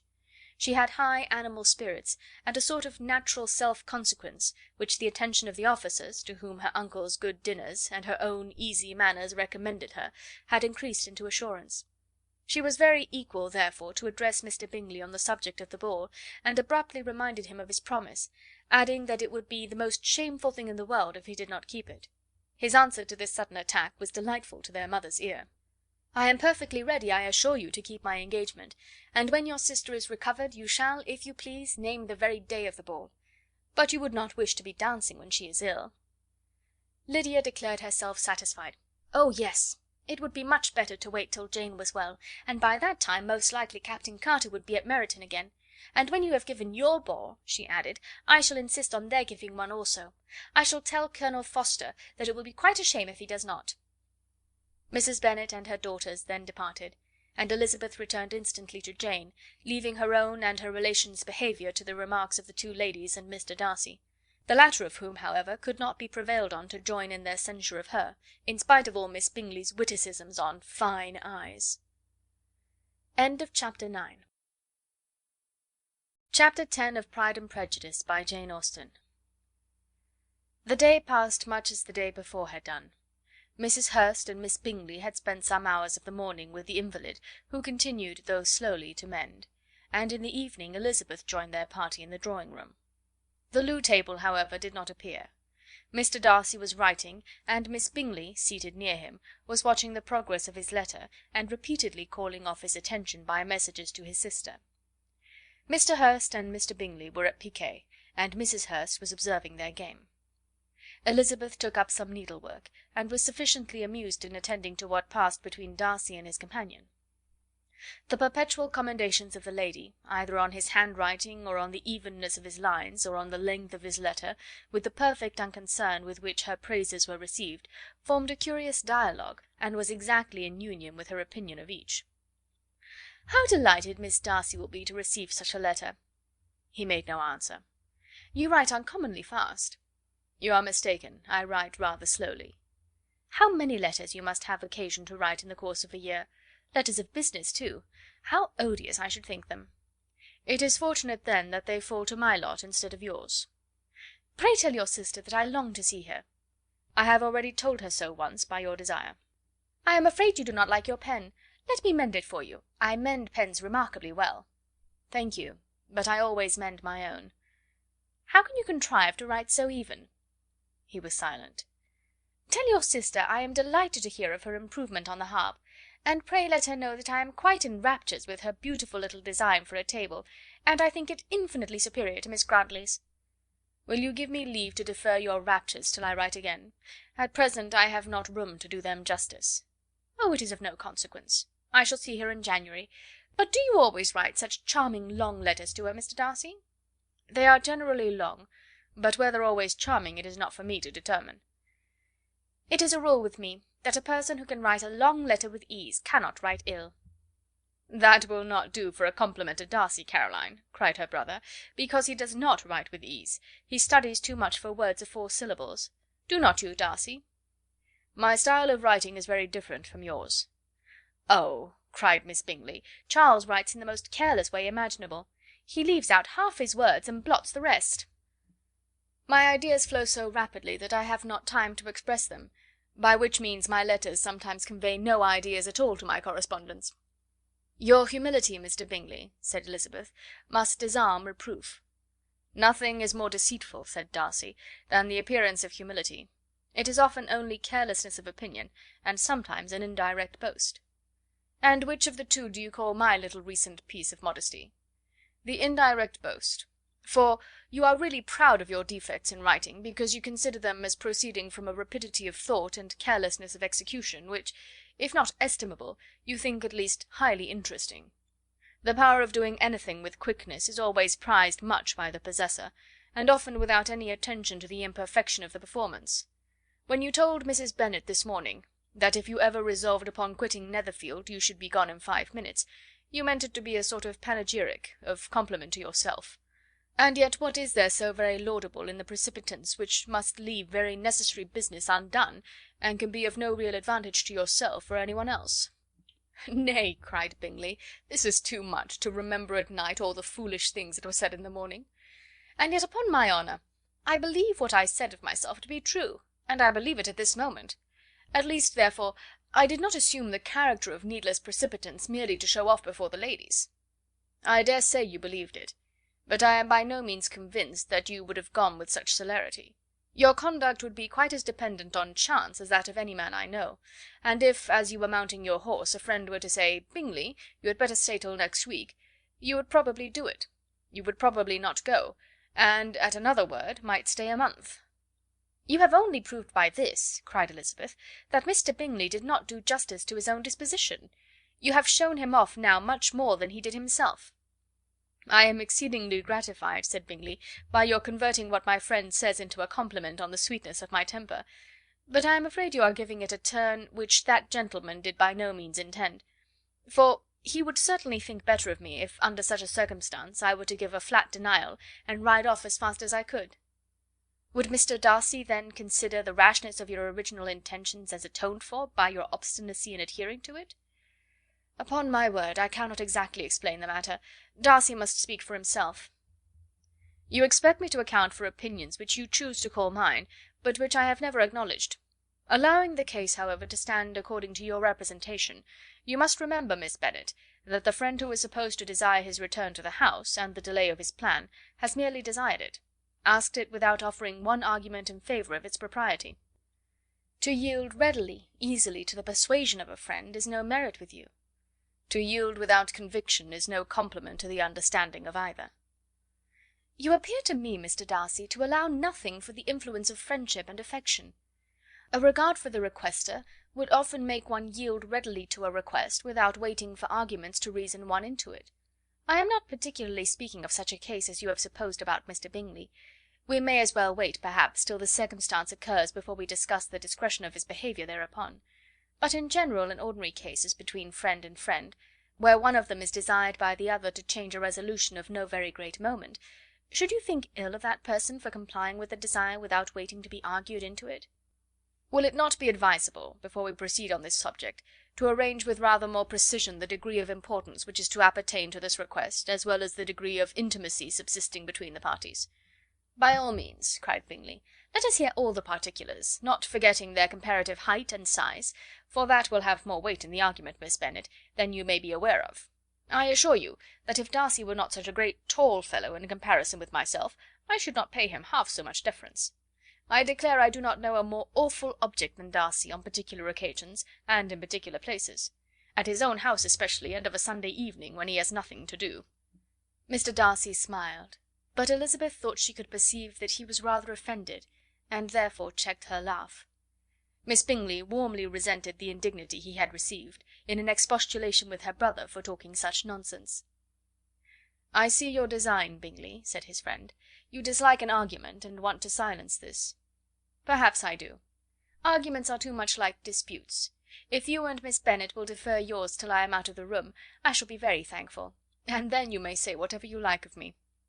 "What you ask," said Elizabeth, "is no sacrifice on my side, and Mr. Darcy had much better finish his letter." Mr. Darcy took her advice, and did finish his letter. When that business was over, he applied to Miss Bingley and Elizabeth for an indulgence of some music. Miss Bingley moved with some alacrity to the pianoforte, and, after a polite request that Elizabeth would lead the way, which the other as politely and more earnestly negatived, she seated herself. Mrs. Hurst sang with her sister, and while they were thus employed, Elizabeth could not help observing, as she turned over some music books that lay on the instrument, how frequently Mr. Darcy's eyes were fixed on her. She hardly knew how to suppose that she could be an object of admiration to so great a man, and yet that he should look at her because he disliked her was still more strange. She could only imagine, however, at last, that she drew his notice because there was something more wrong and reprehensible, according to his ideas of right, than in any other person present. The supposition did not pain her. She liked him too little to care for his approbation. After playing some Italian songs, Miss Bingley varied the charm by a lively Scotch air, and soon afterwards Mr. Darcy, drawing near Elizabeth, said to her, "Do not you feel a great inclination, Miss Bennet, to seize such an opportunity of dancing a reel?" She smiled, but made no answer. He repeated the question with some surprise at her silence. "Oh," said she, "I heard you before, but I could not immediately determine what to say in reply. You wanted me, I know, to say yes, that you might have the pleasure of despising my taste, but I always delight in overthrowing those kind of schemes, and cheating a person of their premeditated contempt. I have therefore made up my mind to tell you that I do not want to dance a reel at all. And now despise me if you dare." "Indeed I do not dare." Elizabeth, having rather expected to affront him, was amazed at his gallantry, but there was a mixture of sweetness and archness in her manner which made it difficult for her to affront anybody, and Darcy had never been so bewitched by any woman as he was by her. He really believed that were it not for the inferiority of her connections, he should be in some danger. Miss Bingley saw or suspected enough to be jealous, and her great anxiety for the recovery of her dear friend Jane received some assistance from her desire of getting rid of Elizabeth. She often tried to provoke Darcy into disliking her guest by talking of their supposed marriage, and planning his happiness in such an alliance. "I hope," said she, as they were walking together in the shrubbery the next day, "you will give your mother in law a few hints, when this desirable event takes place, as to the advantage of holding her tongue; and if you can compass it, do cure the younger girls of running after officers. And if I may mention so delicate a subject, endeavour to check that little something bordering on conceit and impertinence which your lady possesses." "Have you anything else to propose for my domestic felicity?" "Oh, yes. Do let the portraits of your uncle and aunt Phillips be placed in the gallery at Pemberley. Put them next to your great uncle the judge. They are in the same profession, you know, only in different lines. As for your Elizabeth's picture, you must not have it taken, for what painter could do justice to those beautiful eyes?" "It would not be easy, indeed, to catch their expression, but their colour and shape, and the eyelashes, so remarkably fine, might be copied." At that moment they were met from another walk by Mrs. Hurst and Elizabeth herself. "I did not know that you intended to walk," said Miss Bingley, in some confusion lest they had been overheard. "You used us abominably ill," answered Mrs. Hurst, "running away without telling us that you were coming out." Then, taking the disengaged arm of Mr. Darcy, she left Elizabeth to walk by herself. The path just admitted three. Mr. Darcy felt their rudeness, and immediately said, "This walk is not wide enough for our party. We had better go into the avenue." But Elizabeth, who had not the least inclination to remain with them, laughingly answered, "No, no, stay where you are. You are charmingly grouped, and appear to uncommon advantage. The picturesque would be spoiled by admitting a fourth. Good bye." She then ran gaily off, rejoicing, as she rambled about, in the hope of being at home again in a day or two. Jane was already so much recovered as to intend leaving her room for a couple of hours that evening. Chapter 11 of Pride and Prejudice, by Jane Austen. When the ladies removed after dinner, Elizabeth ran up to her sister, and seeing her well guarded from cold, attended her into the drawing room, where she was welcomed by her two friends with many professions of pleasure. And Elizabeth had never seen them so agreeable as they were during the hour which passed before the gentlemen appeared. Their powers of conversation were considerable. They could describe an entertainment with accuracy, relate an anecdote with humour, and laugh at their acquaintance with spirit. But when the gentlemen entered, Jane was no longer the first object. Miss Bingley's eyes were instantly turned toward Darcy, and she had something to say to him before he had advanced many steps. He addressed himself to Miss Bennet with a polite congratulation. Mr. Hurst also made her a slight bow, and said he was very glad, but diffuseness and warmth remained for Bingley's salutation. He was full of joy and attention. The first half hour was spent in piling up the fire, lest she should suffer from the change of room, and she removed at his desire to the other side of the fireplace, that she might be further from the door. He then sat down by her, and talked scarcely to any one else. Elizabeth, at work in the opposite corner, saw it all with great delight. When tea was over, Mr. Hurst reminded his sister-in-law of the card table, but in vain. She had obtained private intelligence that Mr. Darcy did not wish for cards, and Mr. Hurst soon found even his open petition rejected. She assured him that no one intended to play, and the silence of the whole party on the subject seemed to justify her. Mr. Hurst had therefore nothing to do but to stretch himself on one of the sofas and go to sleep. Darcy took up a book, Miss Bingley did the same, and Mrs. Hurst, principally occupied in playing with her bracelets and rings, joined now and then in her brother's conversation with Miss Bennet. Miss Bingley's attention was quite as much engaged in watching Mr. Darcy's progress through his book as in reading her own, and she was perpetually either making some inquiry or looking at his page. She could not win him, however, to any conversation. He merely answered her question and read on. At length, quite exhausted by the attempt to be amused with her own book, which she had only chosen because it was the second volume of his, she gave a great yawn and said, "How pleasant it is to spend an evening in this way! I declare, after all, there is no enjoyment like reading. How much sooner one tires of anything than of a book! When I have a house of my own, I shall be miserable if I have not an excellent library." No one made any reply. She then yawned again, threw aside her book, and cast her eyes round the room in quest for some amusement, when, hearing her brother mentioning a ball to Miss Bennet, she turned suddenly towards him and said, "By the by, Charles, are you really serious in meditating a dance at Netherfield? I would advise you, before you determine on it, to consult the wishes of the present party. I am much mistaken if there are not some among us to whom a ball would be rather a punishment than a pleasure." "If you mean Darcy," cried her brother, "he may go to bed, if he chooses, before it begins; But as for the ball, it is quite a settled thing, and as soon as Nicholls has made white soup enough, I shall send round my cards." "I should like balls infinitely better," she replied, "if they were carried on in a different manner; but there is something insufferably tedious in the usual process of such a meeting. It would surely be much more rational if conversation instead of dancing were made the order of the day." "Much more rational, my dear Caroline, I dare say, but it would not be near so much like a ball." Miss Bingley made no answer, and soon afterwards she got up and walked about the room. Her figure was elegant, and she walked well, but Darcy, at whom it was all aimed, was still inflexibly studious. In the desperation of her feelings she resolved on one effort more, and turning to Elizabeth, said, "Miss Eliza Bennet, let me persuade you to follow my example, and take a turn about the room. I assure you it is very refreshing after sitting so long in one attitude." Elizabeth was surprised, but agreed to it immediately. Miss Bingley succeeded no less in the real object of her civility. Mr. Darcy looked up. He was as much awake to the novelty of attention in that quarter as Elizabeth herself could be, and unconsciously closed his book. He was directly invited to join their party, but he declined it, observing that he could imagine but two motives for their choosing to walk up and down the room together, with either of which motives his joining them would interfere.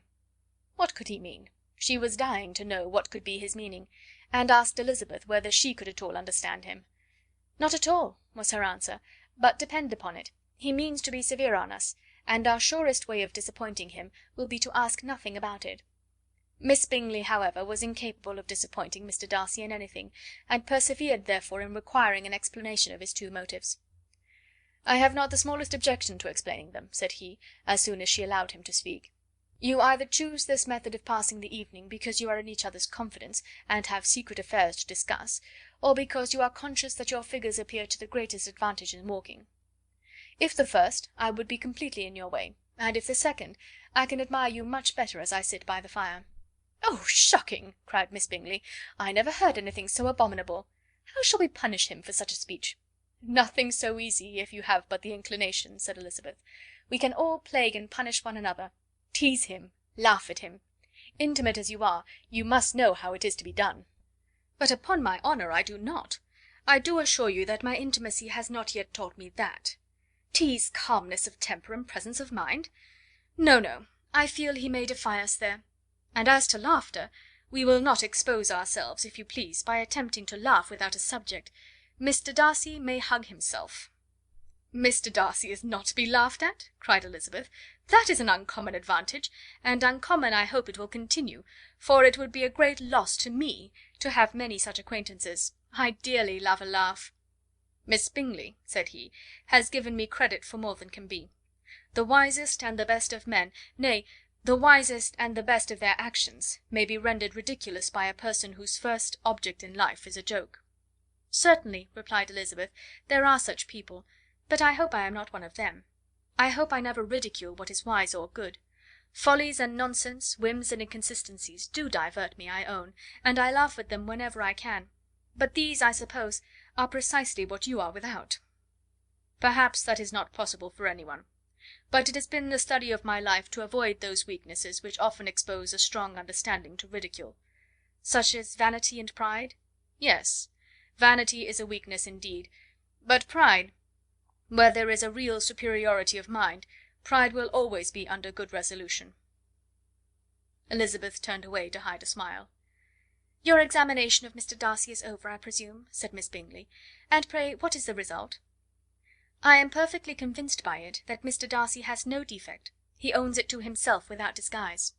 "No," said Darcy, "I have made no such pretension. I have thoughts enough, but they are not, I hope, of understanding. My temper I dare not vouch for. It is, I believe, too little yielding, certainly too little for the convenience of the world. I cannot forget the follies and vices of others so soon as I ought, nor their offences against myself. My feelings are not puffed about with every attempt to move them. My temper would perhaps be called resentful. My good opinion, once lost, is lost for ever." "That is a failing indeed," cried Elizabeth. "Implacable resentment is a shade in a character. But you have chosen your fault well. I really cannot laugh at it. You are safe from me." "There is, I believe, in every disposition a tendency to some particular evil, a natural defect which not even the best education can overcome." and your defect is a propensity to hate everybody." "And yours," he replied with a smile, "is wilfully to misunderstand them." "Do let us have a little music," cried Miss Bingley, tired of a conversation in which she had no share. "Louisa, you will not mind my waking Mr. Hurst?" Her sister made not the slightest objection, and the pianoforte was opened, and Darcy, after a few moments' recollection, was not sorry for it. He began to feel the danger of paying Elizabeth too much attention. Chapter 12 of Pride and Prejudice, by Jane Austen. In consequence of an agreement between the sisters, Elizabeth wrote the next morning to her mother to beg that the carriage might be sent for them in the course of the day. But Mrs. Bennet, who had calculated on her daughter's remaining at Netherfield till the following Tuesday, which would exactly finish Jane's week, could not bring herself to receive them with pleasure before. Her answer, therefore, was not propitious, at least not to Elizabeth's wishes, for she was impatient to get home. Mrs. Bennet sent them word that they could not possibly have the carriage before Tuesday, and in her postscript it was added that if Mr. Bingley and his sister pressed them to stay longer, she could spare them very well. Against staying longer, however, Elizabeth was positively resolved; nor did she much expect it would be asked, and fearful, on the contrary, as being considered as intruding themselves needlessly long, she urged Jane to borrow Mr. Bingley's carriage immediately, and at length it was settled that their original design of leaving Netherfield that morning should be mentioned, and the request made. The communication excited many professions of concern, and enough was said of wishing them to stay at least until the following day, to work on Jane. Until the morrow their going was deferred.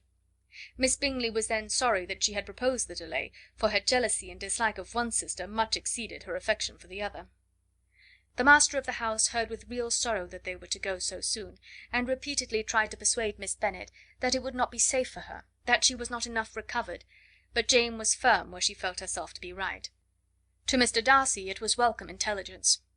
Elizabeth had been at Netherfield long enough. She attracted him more than he liked, and Miss Bingley was uncivil to her, and more teasing than usual to himself.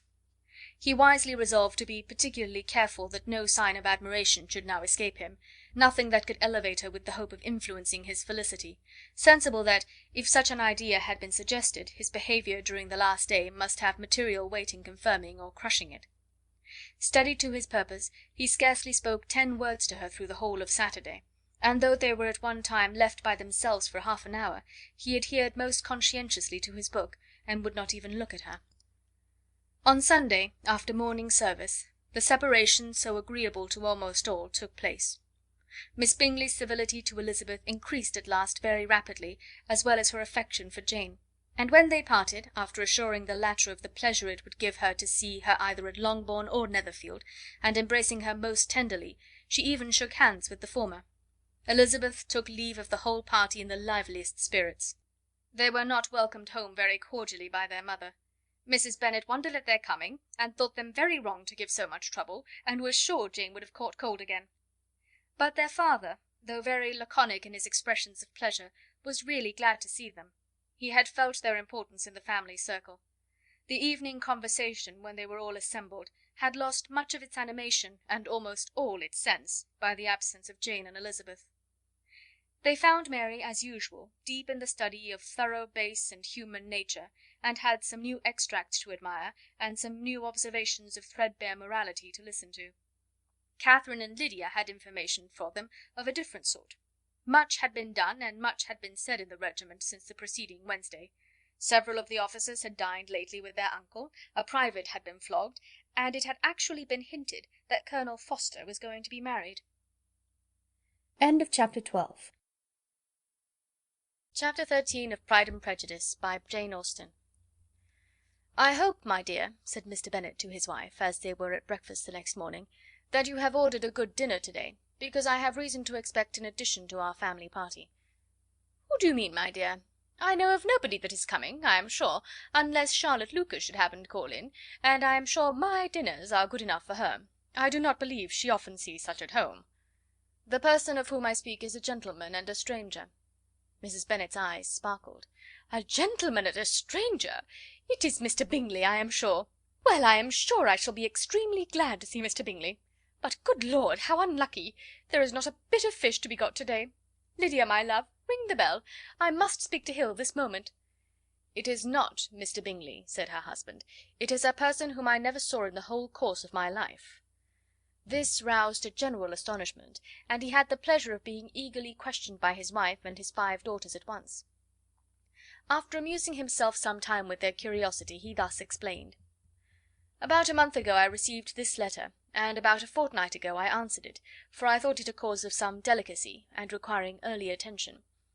It is from my cousin Mr. Collins, who, when I am dead, may turn you all out of this house as soon as he pleases." "Oh, my dear," cried his wife, "I cannot bear to hear that mentioned. Pray do not talk of that odious man. I do think it is the hardest thing in the world that your estate should be entailed away from your own children. I am sure, if I had been you, I should have tried long ago to do something or other about it." Jane and Elizabeth tried to explain to her the nature of an entail.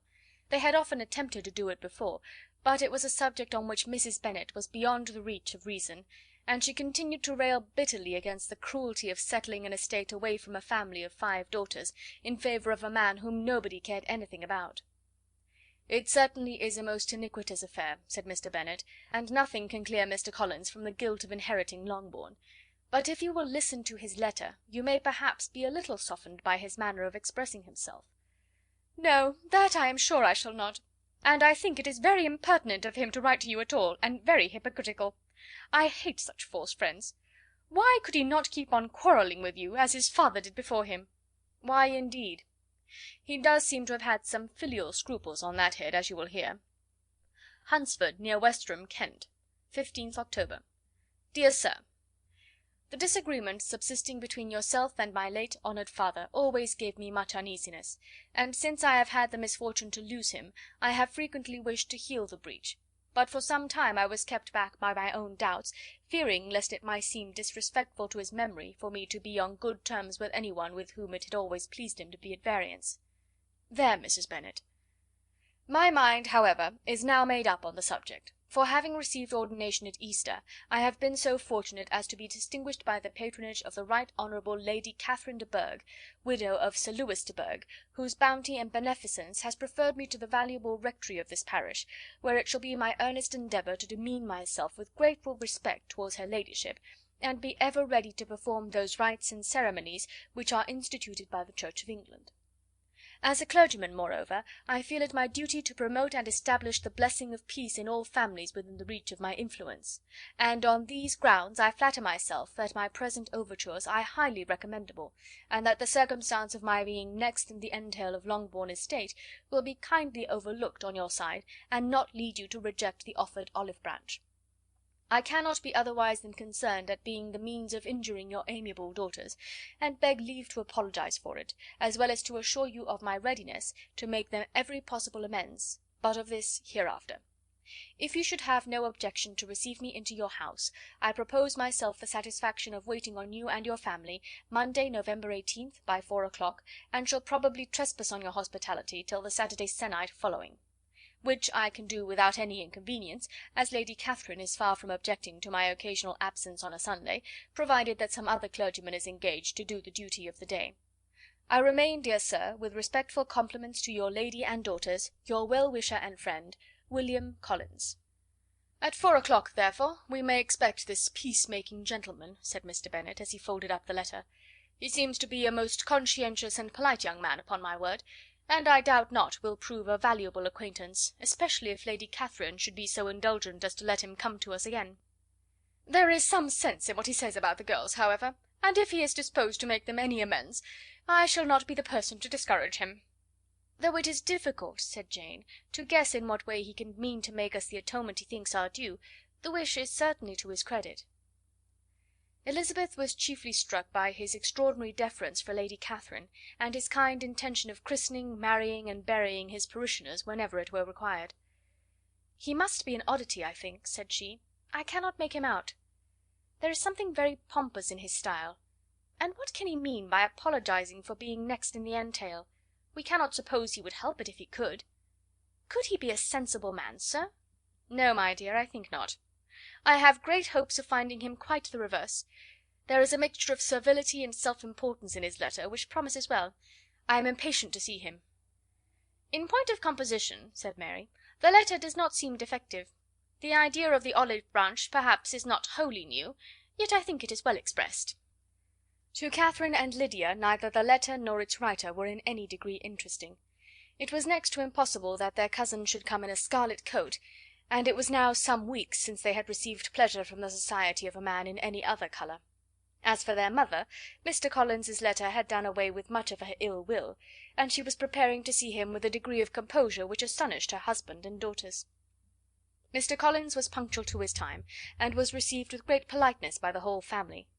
Mr. Bennet, indeed, said little, but the ladies were ready enough to talk, and Mr. Collins seemed neither in need of encouragement nor inclined to be silent himself. He was a tall, heavy-looking young man of 25. His air was grave and stately, and his manners were very formal. He had not been long seated before he complimented Mrs. Bennet on having so fine a family of daughters; said he had heard much of their beauty, but that in this instance fame had fallen short of the truth; and added that he did not doubt her seeing them all in due time disposed of in marriage. This gallantry was not much to the taste of some of his hearers, but Mrs. Bennet, who quarrelled with no compliments, answered most readily, "You are very kind, I am sure, and I wish with all my heart it may prove so, for else they will be destitute enough. Things are settled so oddly." "You allude, perhaps, to the entail of this estate?" "Ah, sir, I do indeed. It is a grievous affair to my poor girls, you must confess. Not that I mean to find fault with you, for such things I know are all chance in this world. There is no knowing how estates will go once they come to be entailed." "I am very sensible, madam, to the hardship of my fair cousins, and could say much on the subject, but that I am cautious of appearing forward and precipitate. But I can assure the young ladies that I come prepared to admire them. At present I will not say more, but perhaps when we are better acquainted—" He was interrupted by a summons to dinner, and the girls smiled on each other. They were not the only objects of Mr. Collins's admiration. The hall, the dining room, and all its furniture were examined and praised, and his commendation of everything would have touched Mrs. Bennet's heart, but for the mortifying supposition of his viewing it all as his own future property. The dinner, too, in its turn was highly admired, and he begged to know to which of his fair cousins the excellency of its cooking was owing; but he was set right there by Mrs. Bennet, who assured him with some asperity that they were very well able to keep a cook, and that her daughters had nothing to do in the kitchen. He begged pardon for having displeased her. In a softened tone she declared herself not at all offended, but he continued to apologize for about a quarter of an hour. Chapter 14 of Pride and Prejudice, by Jane Austen. During dinner Mr. Bennet scarcely spoke at all, but when the servants were withdrawn he thought it time to have some conversation with his guest, and therefore started a subject in which he expected him to shine, by observing that he seemed very fortunate in his patroness. Lady Catherine de Bourgh's attention to his wishes, and consideration for his comfort, appeared very remarkable. Mr. Bennet could not have chosen better. Mr. Collins was eloquent in her praise. The subject elevated him to more than usual solemnity of manner, and with a most important aspect he protested that he had never in his life witnessed such behaviour in a person of rank, such affability and condescension, as he had himself experienced from Lady Catherine. She had been graciously pleased to approve of both of the discourses which he had already had the honour of preaching before her. She had also asked him twice to dine at Rosings, and had sent for him only the Saturday before, to make up her pool of quadrille in the evening. Lady Catherine was reckoned proud by many people he knew, but he had never seen anything but affability in her. She had always spoken to him as she would to any other gentleman. She made not the smallest objection to his joining in the society of the neighbourhood, nor to his leaving the parish occasionally for a week or two to visit his relations. She had even condescended to advise him to marry as soon as he could, provided he chose with discretion, and had once paid him a visit in his humble parsonage, where she had perfectly approved all the alterations he had been making, and had even vouchsafed to suggest some herself, some shelves in the closet upstairs.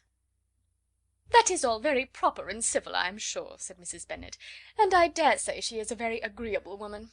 It is a pity that great ladies in general are not more like her. Does she live near you, sir?"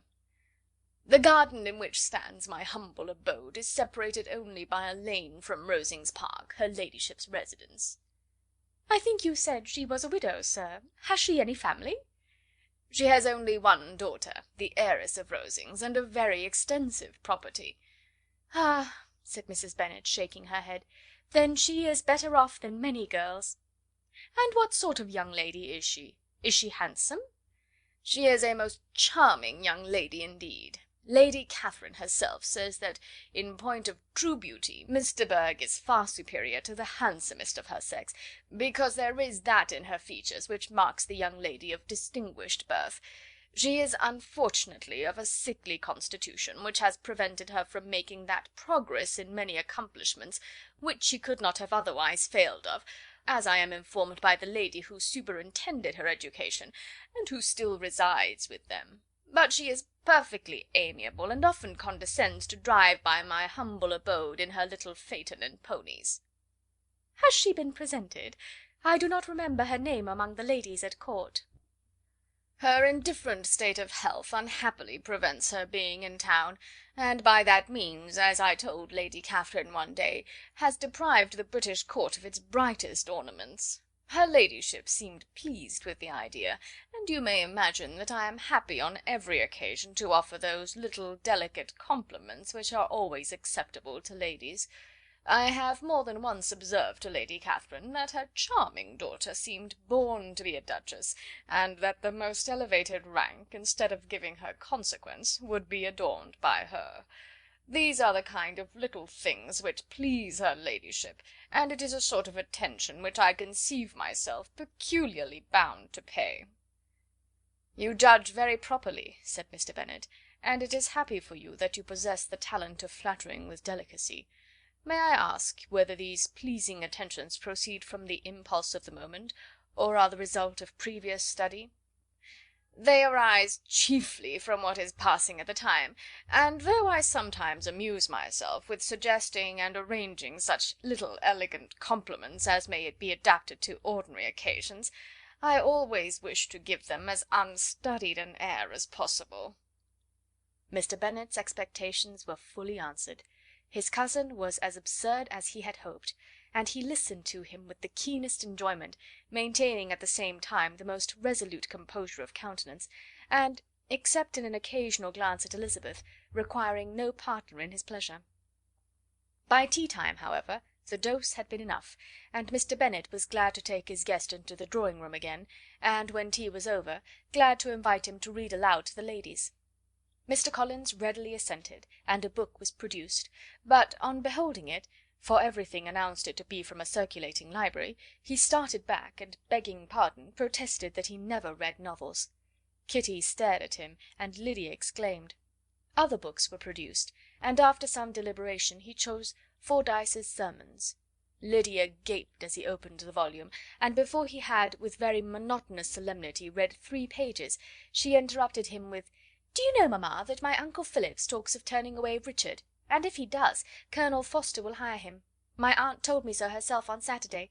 I shall walk to Meryton to-morrow to hear more about it, and to ask when Mr. Denny comes back from town." Lydia was bid by her 2 eldest sisters to hold her tongue, but Mr. Collins, much offended, laid aside his book and said, "I have often observed how little young ladies are interested by books of a serious stamp, though written solely for their benefit. It amazes me, I confess, for certainly there can be nothing so advantageous to them as instruction. But I will no longer importune my young cousin." Then, turning to Mr. Bennet, he offered himself as his antagonist at backgammon. Mr. Bennet accepted the challenge, observing that he acted very wisely in leaving the girls to their own trifling amusements. Mrs. Bennet and her daughters apologized most civilly for Lydia's interruption, and promised that it should not occur again, if he would resume his book; but Mr. Collins, after assuring them that he bore his young cousin no ill will, and should never resent her behaviour as any affront, seated himself at another table with Mr. Bennet, and prepared for backgammon. Chapter 15 of Pride and Prejudice, by Jane Austen.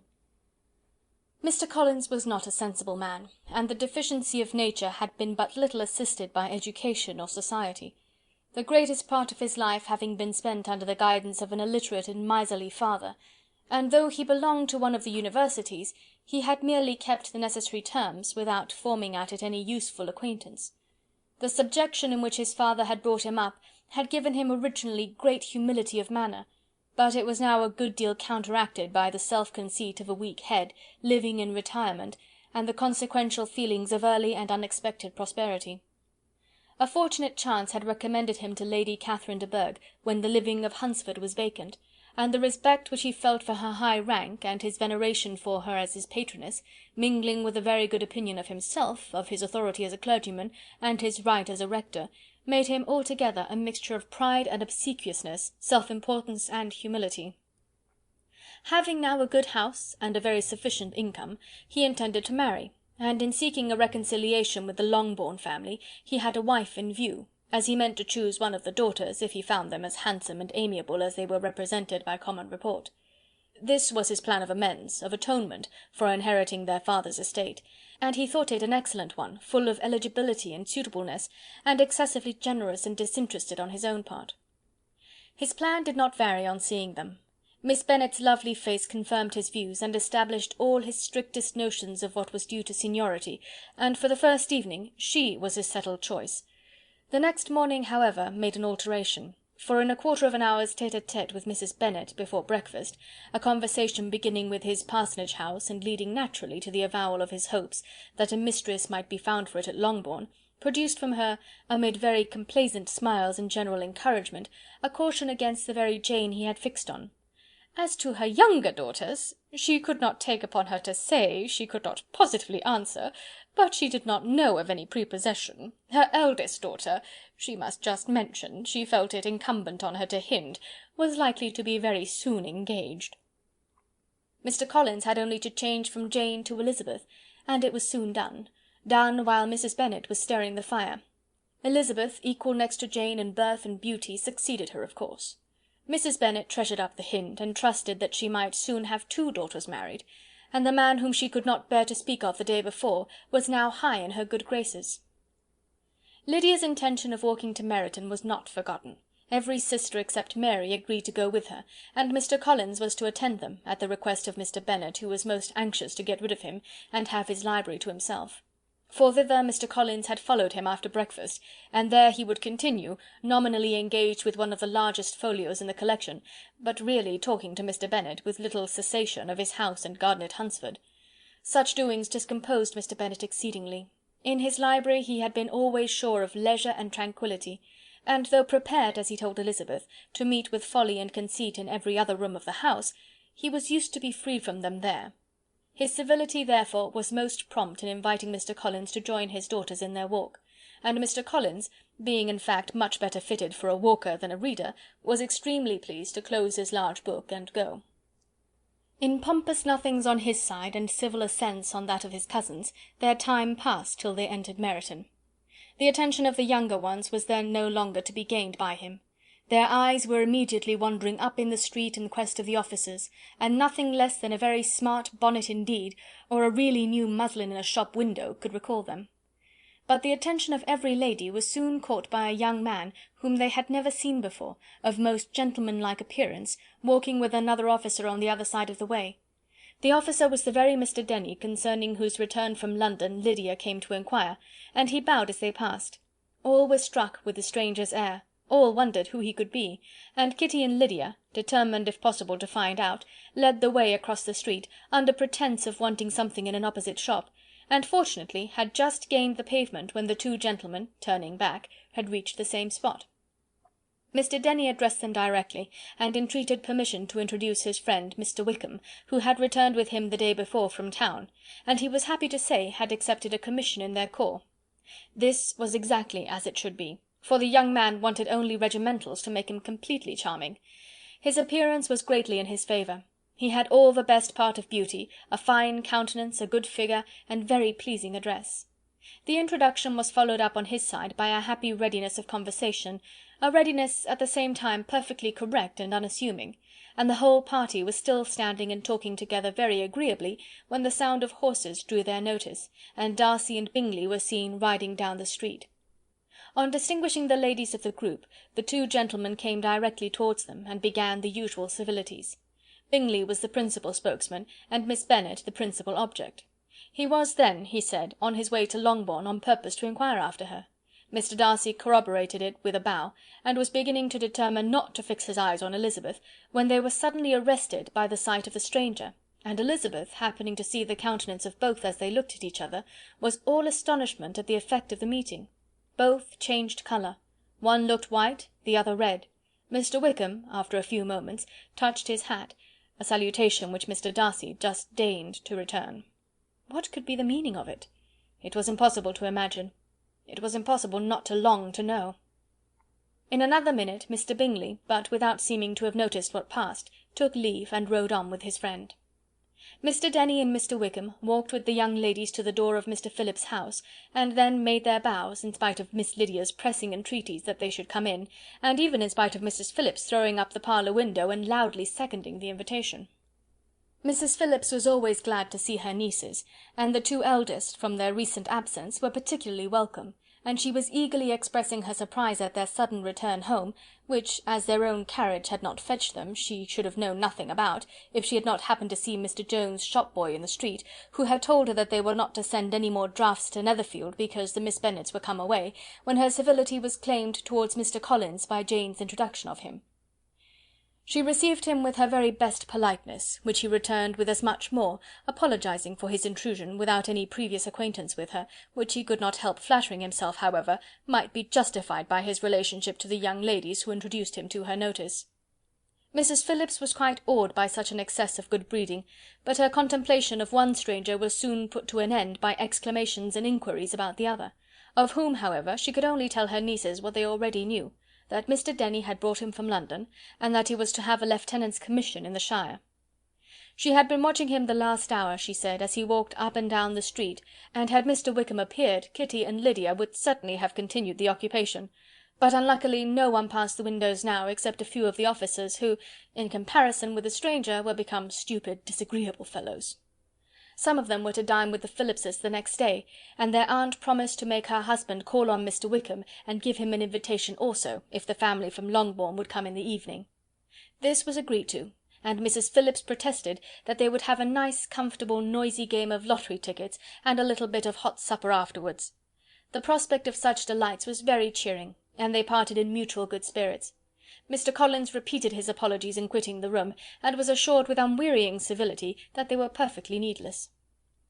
As they walked home, Elizabeth related to Jane what she had seen pass between the two gentlemen, but though Jane would have defended either or both had they appeared to be in the wrong, she could no more explain such behaviour than her sister. Mr. Collins, on his return, highly gratified Mrs. Bennet by admiring Mrs. Phillips's manners and politeness. He protested that, except Lady Catherine and her daughter, he had never seen a more elegant woman, for she had not only received him with the utmost civility, but even pointedly included him in her invitation for the next evening, although utterly unknown to her before. Something, he supposed, might be attributed to his connection with them, but yet he had never met with so much attention in the whole course of his life. Chapter 16 of Pride and Prejudice, by Jane Austen. As no objection was made to the young people's engagement with their aunt, and all Mr. Collins's scruples of leaving Mr. and Mrs. Bennet for a single evening during his visit were most steadily resisted, the coach conveyed him and his 5 cousins at a suitable hour to Meryton, and the girls had the pleasure of hearing, as they entered the drawing-room, that Mr. Wickham had accepted their uncle's invitation, and was then in the house. When this information was given, and they had all taken their seats, Mr. Collins was at leisure to look around him and admire, and he was so much struck with the size and furniture of the apartment, that he declared he might almost have supposed himself in the small summer breakfast parlour at Rosings, a comparison that did not at first convey much gratification, but when Mrs. Phillips understood from him what Rosings was, and who was its proprietor, when she had listened to the description of only one of Lady Catherine's drawing-rooms, and found that the chimney-piece alone had cost £800, she felt all the force of the compliment, and would hardly have resented a comparison with the housekeeper's room. In describing to her all the grandeur of Lady Catherine and her mansion, with occasional digressions in praise of his own humble abode, and the improvements it was receiving, he was happily employed until the gentlemen joined them, and he found in Mrs. Phillips a very attentive listener, whose opinion of his consequence increased with what she heard, and who was resolving to retail it all among her neighbours as soon as she could.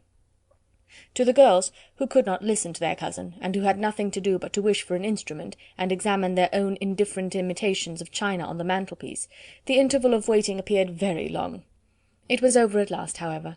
The gentlemen did approach, and when Mr. Wickham walked into the room, Elizabeth felt that she had neither been seeing him before, nor thinking of him since, with the smallest degree of unreasonable admiration. The officers of the shire were in general a very creditable, gentlemanlike set, and the best of them were of the present party, but Mr. Wickham was as far beyond them all in person, countenance, air, and walk, as they were superior to the broad-faced, stuffy Uncle Phillips, breathing port wine, who followed them into the room. Mr. Wickham was the happy man towards whom almost every female eye was turned, and Elizabeth was the happy woman by whom he finally seated himself, and the agreeable manner in which he immediately fell into conversation, though it was only on its being a wet night, made her feel that the commonest, dullest, most threadbare topic might be rendered interesting by the skill of the speaker. With such rivals for the notice of the fair as Mr. Wickham and the officers, Mr. Collins seemed to sink into insignificance. To the young ladies he certainly was nothing, but he had still at intervals a kind listener in Mrs. Phillips, and was by her watchfulness most abundantly supplied with coffee and muffin. When the card tables were placed, he had the opportunity of obliging her in turn by sitting down to whist. "I know little of the game at present," said he, "but I shall be glad to improve myself, for in my situation in life—" Mrs. Phillips was very glad for his compliance, but could not wait for his reason. Mr. Wickham did not play at whist, and with ready delight was he received at the other table between Elizabeth and Lydia.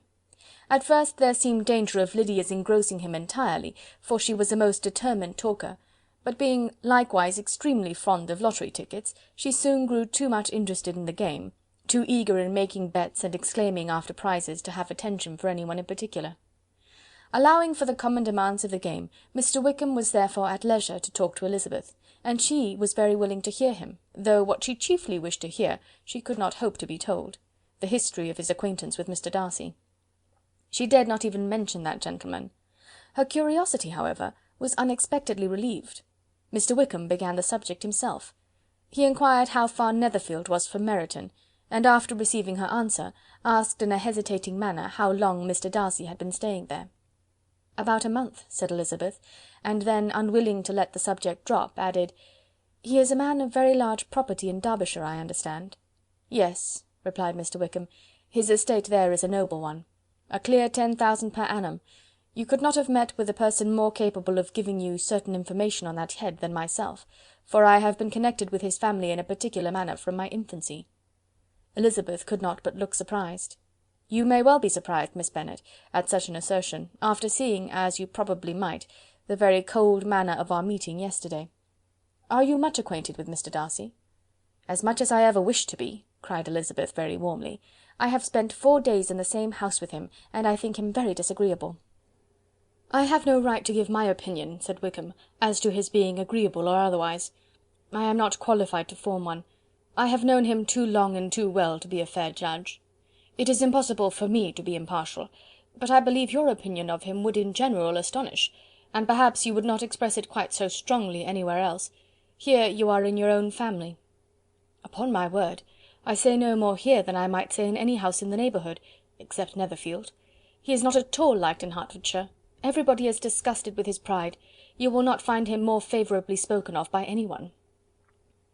"I cannot pretend to be sorry," said Wickham, after a short interruption, "that he or that any man should not be estimated beyond their deserts, but with him, I believe, it does not often happen. The world is blinded by his fortune and consequence, or frightened by his high and imposing manners, and sees him only as he chooses to be seen. I should take him, even on my slight acquaintance, to be an ill-tempered man." Wickham only shook his head. "I wonder," said he, at the next opportunity of speaking, "whether he is likely to be in this country much longer. I do not at all know, but I heard nothing of his going away when I was at Netherfield. I hope your plans in favour of the shire will not be affected by his being in the neighbourhood?" "Oh, no! It is not for me to be driven away by Mr. Darcy. If he wishes to avoid seeing me, he must go. We are not on friendly terms, and it always gives me pain to meet him, but I have no reason for avoiding him, but what I might proclaim before all the world, a sense of a very great ill-usage, and most painful regrets at his being what he is." "His father, Miss Bennet, the late Mr. Darcy, was one of the best men that ever breathed, and the truest friend I ever had.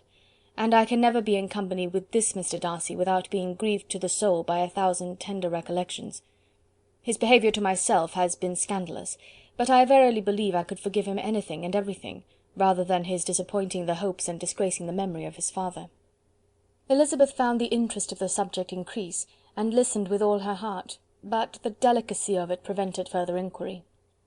Mr. Wickham began to speak on more general topics, Meryton, the neighbourhood, the society, appearing highly pleased with all that he had yet seen, and speaking of the latter with gentle but very intelligible gallantry. "It was the prospect of constant society, and good society," he added, "which was my chief inducement to enter the shire. I knew it to be a most respectable, agreeable corps, and my friend Denny tempted me further by his account of their present quarters, and the very great attentions and excellent acquaintances Meryton had procured them. Society, I own, is necessary to me. I have been a disappointed man, and my spirits will not bear solitude. I must have employment and society. A military life is not what I was intended for, but circumstances have now made it eligible. The Church ought to have been my profession. I was brought up for the Church, and I should at this time have been in possession of a most valuable living, had it pleased the gentleman we were speaking of just now." "Indeed?" "Yes. The late Mr. Darcy bequeathed me the next presentation of the best living in his gift. He was my godfather, and excessively attached to me. I cannot do justice to his kindness. He meant to provide for me amply, and thought he had done it, but when the living fell, it was given elsewhere." "Good heavens!" cried Elizabeth. "But how could that be? How could his will be disregarded? Why did you not seek legal redress?" "There was just such an informality in the terms of the bequest as to give me no hope from law. A man of honour could not have doubted the intention, but Mr. Darcy chose to doubt it, or to treat it as a merely conditional recommendation, and to assert that I had forfeited all claim to it by extravagance, imprudence, in short, anything or nothing. Certain it is that the living became vacant 2 years ago, exactly as I was of an age to hold it, and that it was given to another man. And no less certain is it that I cannot accuse myself of having really done anything to deserve to lose it. I have a warm, unguarded temper, and I may have spoken my opinion of him and to him too freely. I can recall nothing worse. But the fact is that we are very different sort of men, and that he hates me." "This is quite shocking. He deserves to be publicly disgraced." "Some time or other he will be, but it shall not be by me. Till I can forget his father, I can never defy or expose him." Elizabeth honoured him for such feelings, and thought him handsomer than ever as he expressed them. "But what," said she after a pause, "can have been his motive? What can have induced him to behave so cruelly?" "A thorough determined dislike of me, a dislike which I cannot but attribute in some measure to jealousy. Had the late Mr. Darcy liked me less, his son might have borne with me better, but his father's uncommon attachment to me irritated him, I believe, very early in life. He had not a temper to bear the sort of competition in which we stood, the sort of preference which was often given to me. I had not thought Mr. Darcy so bad as this, though I have never liked him. I had not thought so very ill of him. I had supposed him to be despising his fellow creatures in general, but did not suspect him of descending to such malicious revenge, such injustice, such inhumanity as this." After a few minutes' reflection, however, she continued, "I do remember his boasting one day at Netherfield of the implacability of his resentments, of his having an unforgiving temper. His disposition must be dreadful." "I will not trust myself on the subject," replied Wickham. "I can hardly be just to him." Elizabeth was again deep in thought, and after a time exclaimed, "To treat in such a manner the godson, the friend, the favourite of his father!" She could have added, "a young man too, like you, whose very countenance may vouch for your being amiable," but she contented herself with, "and one too, who had probably been his companion from childhood, connected together, as I think you said, in the closest manner. We were born in the same parish, within the same park. The greatest part of our youth was passed together, inmates of the same house, sharing the same amusements, objects of the same parental care. My father began life in the profession which your uncle, Mr. Phillips, appears to do so much credit to, but he gave up everything to be of use to the late Mr. Darcy, and devoted all his time to the care of the Pemberley property. He was most highly esteemed by Mr. Darcy, a most intimate confidential friend. Mr. Darcy often acknowledged himself to be under the greatest obligations to my father's active superintendence, and when, immediately before my father's death, Mr. Darcy gave him a voluntary promise of providing for me, I am convinced that he felt it to be as much a debt of gratitude to him as of his affection to myself." "How strange!" cried Elizabeth, "how abominable! I wonder that the very pride of this Mr. Darcy has not made him just to you. If from no better motive, that he should not have been too proud to be dishonest, for dishonesty I must call it." "It is wonderful," replied Wickham, "for almost all his actions may be traced to pride, and pride had often been his best friend. It has connected him nearer with virtue than with any other feeling. But we are none of us consistent, and in his behaviour to me there were stronger impulses even than pride." "Can such abominable pride as his have ever done him good?" "Yes. It has often led him to be liberal and generous, to give his money freely, to display hospitality, to assist his tenants, and relieve the poor. Family pride and filial pride, for he is very proud of what his father was, have done this. Not to appear to disgrace his family, to degenerate from the popular qualities, or lose the influence of the Pemberley house, is a powerful motive. He has also brotherly pride, which, with some brotherly affection, makes him a very kind and careful guardian of his sister, and you will hear him generally cried up as the most attentive and best of brothers." "What sort of girl is Miss Darcy?" He shook his head. "I wish I could call her amiable. It gives me pain to speak ill of a Darcy, but she is too much like her brother, very, very proud. As a child she was affectionate and pleasing, and extremely fond of me, and I have devoted hours and hours to her amusement, but she is nothing to me now. She is a handsome girl, about 15 or 16, and, I understand, highly accomplished. Since her father's death her home has been London, where a lady lives with her, and superintends her education." After many pauses, and many trials of other subjects, Elizabeth could not help reverting once more to the first, and saying, "I am astonished at his intimacy with Mr. Bingley. How can Mr. Bingley, who seems good humour itself, and is, I really believe, truly amiable, be in friendship with such a man? How can they suit each other? Do you know Mr. Bingley?" "Not at all." "He is a sweet-tempered, amiable, charming man. He cannot know what Mr. Darcy is." "Probably not. But Mr. Darcy can please where he chooses. He does not want abilities. He can be a conversible companion if he thinks it worth his while. Among those who are at all his equals in consequence, he is a very different man from what he is to the less prosperous. His pride never deserts him, but with the rich he is liberal-minded, just, sincere, rational, honourable, and perhaps agreeable, allowing something for fortune and figure." The whist party soon afterwards breaking up, the players gathered round the other table, and Mr. Collins took his station between his cousin Elizabeth and Mrs. Phillips. The usual inquiries as to his success were made by the latter. It had not been very great. He had lost every point, but when Mrs. Phillips began to express her concern thereupon, he assured her with much earnest gravity that it was not of the least importance, that he considered the money as a mere trifle, and begged that she would not make herself uneasy. "I know very well, madam," said he, "that when persons sit down to a card-table they must take their chances of these things, and happily I am not in such circumstances as to make 5 shillings any object. There are undoubtedly many who could not say the same, but, thanks to Lady Catherine de Bourgh, I am removed far beyond the necessity of regarding little matters." Mr. Wickham's attention was caught, and, after observing Mr. Collins for a few moments, he asked Elizabeth in a low voice whether her relation was very intimately acquainted with the family of de Bourgh. "Lady Catherine de Bourgh," she replied, "has very lately given him a living. I hardly know how Mr. Collins was first introduced to her notice, but he certainly has not known her long. You know, of course, that Lady Catherine de Bourgh and Lady Anne Darcy were sisters, consequently that she is aunt to the present Mr. Darcy." "No, indeed I did not. I knew nothing at all of Lady Catherine's connections. I never heard of her existence till the day before yesterday." "Her daughter, Miss de Bourgh, will have a very large fortune, and it is believed that she and her cousin will unite the 2 estates." This information made Elizabeth smile as she thought of poor Miss Bingley. Vain indeed must be all her attentions, vain and useless her affection for his sister and her praise of himself, if he were already self-destined for another. "Mr. Collins," said she, "speaks highly both of Lady Catherine and her daughter, but from some particulars that he has related of her ladyship, I suspect his gratitude misleads him, and that in spite of her being his patroness, she is an arrogant, conceited woman." "I believe her to be both in a great degree," replied Wickham. "I have not seen her for many years, but I very well remember that I never liked her, and that her manners were dictatorial and insolent. She has the reputation of being remarkably sensible and clever, but I rather believe she derives part of her abilities from her rank and fortune, part from her authoritative manner, and the rest from the pride for her nephew, who chooses that every one connected with him should have an understanding of the first class."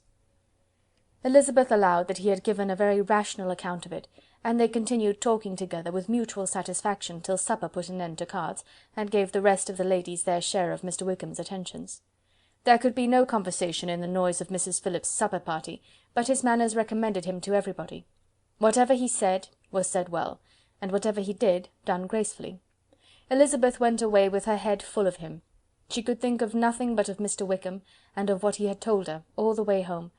But there was not time for her even to mention his name as they went, for neither Lydia nor Mr. Collins were once silent. Lydia talked incessantly of lottery tickets, of the fish she had lost and the fish she had won, and Mr. Collins, in describing the civility of Mr. and Mrs. Phillips, protesting that he did not in the least regard his losses at whist, enumerating all the dishes at supper, and repeatedly fearing that he crowded his cousins, had more to say than he could well manage before the carriage stopped at Longbourn House. Chapter 16. Chapter 17 of Pride and Prejudice, by Jane Austen. Elizabeth related to Jane the next day what had passed between Mr. Wickham and herself. Jane listened with astonishment and concern. She knew not how to believe that Mr. Darcy could be so unworthy of Mr. Bingley's regard, and yet it was not in her nature to question the veracity of a young man of such amiable appearance as Wickham. The possibility of his having endured such unkindness was enough to interest all her tender feelings, and nothing remained therefore to be done but to think well of them both, to defend the conduct of each, and throw into the account of accident or mistake whatever could not be otherwise explained. "They have both," said she, "been deceived, I dare say, in some way or other, of which we can form no idea. Interested people have perhaps misrepresented each to the other. It is, in short, impossible for us to conjecture the causes or circumstances which may have alienated them, without actual blame on either side." "Very true indeed. And now, my dear Jane, what have you got to say on behalf of the interested people who have probably been concerned in the business? Do clear them too, or we shall be obliged to think ill of somebody." "Laugh as much as you choose, but you will not laugh me out of my opinion.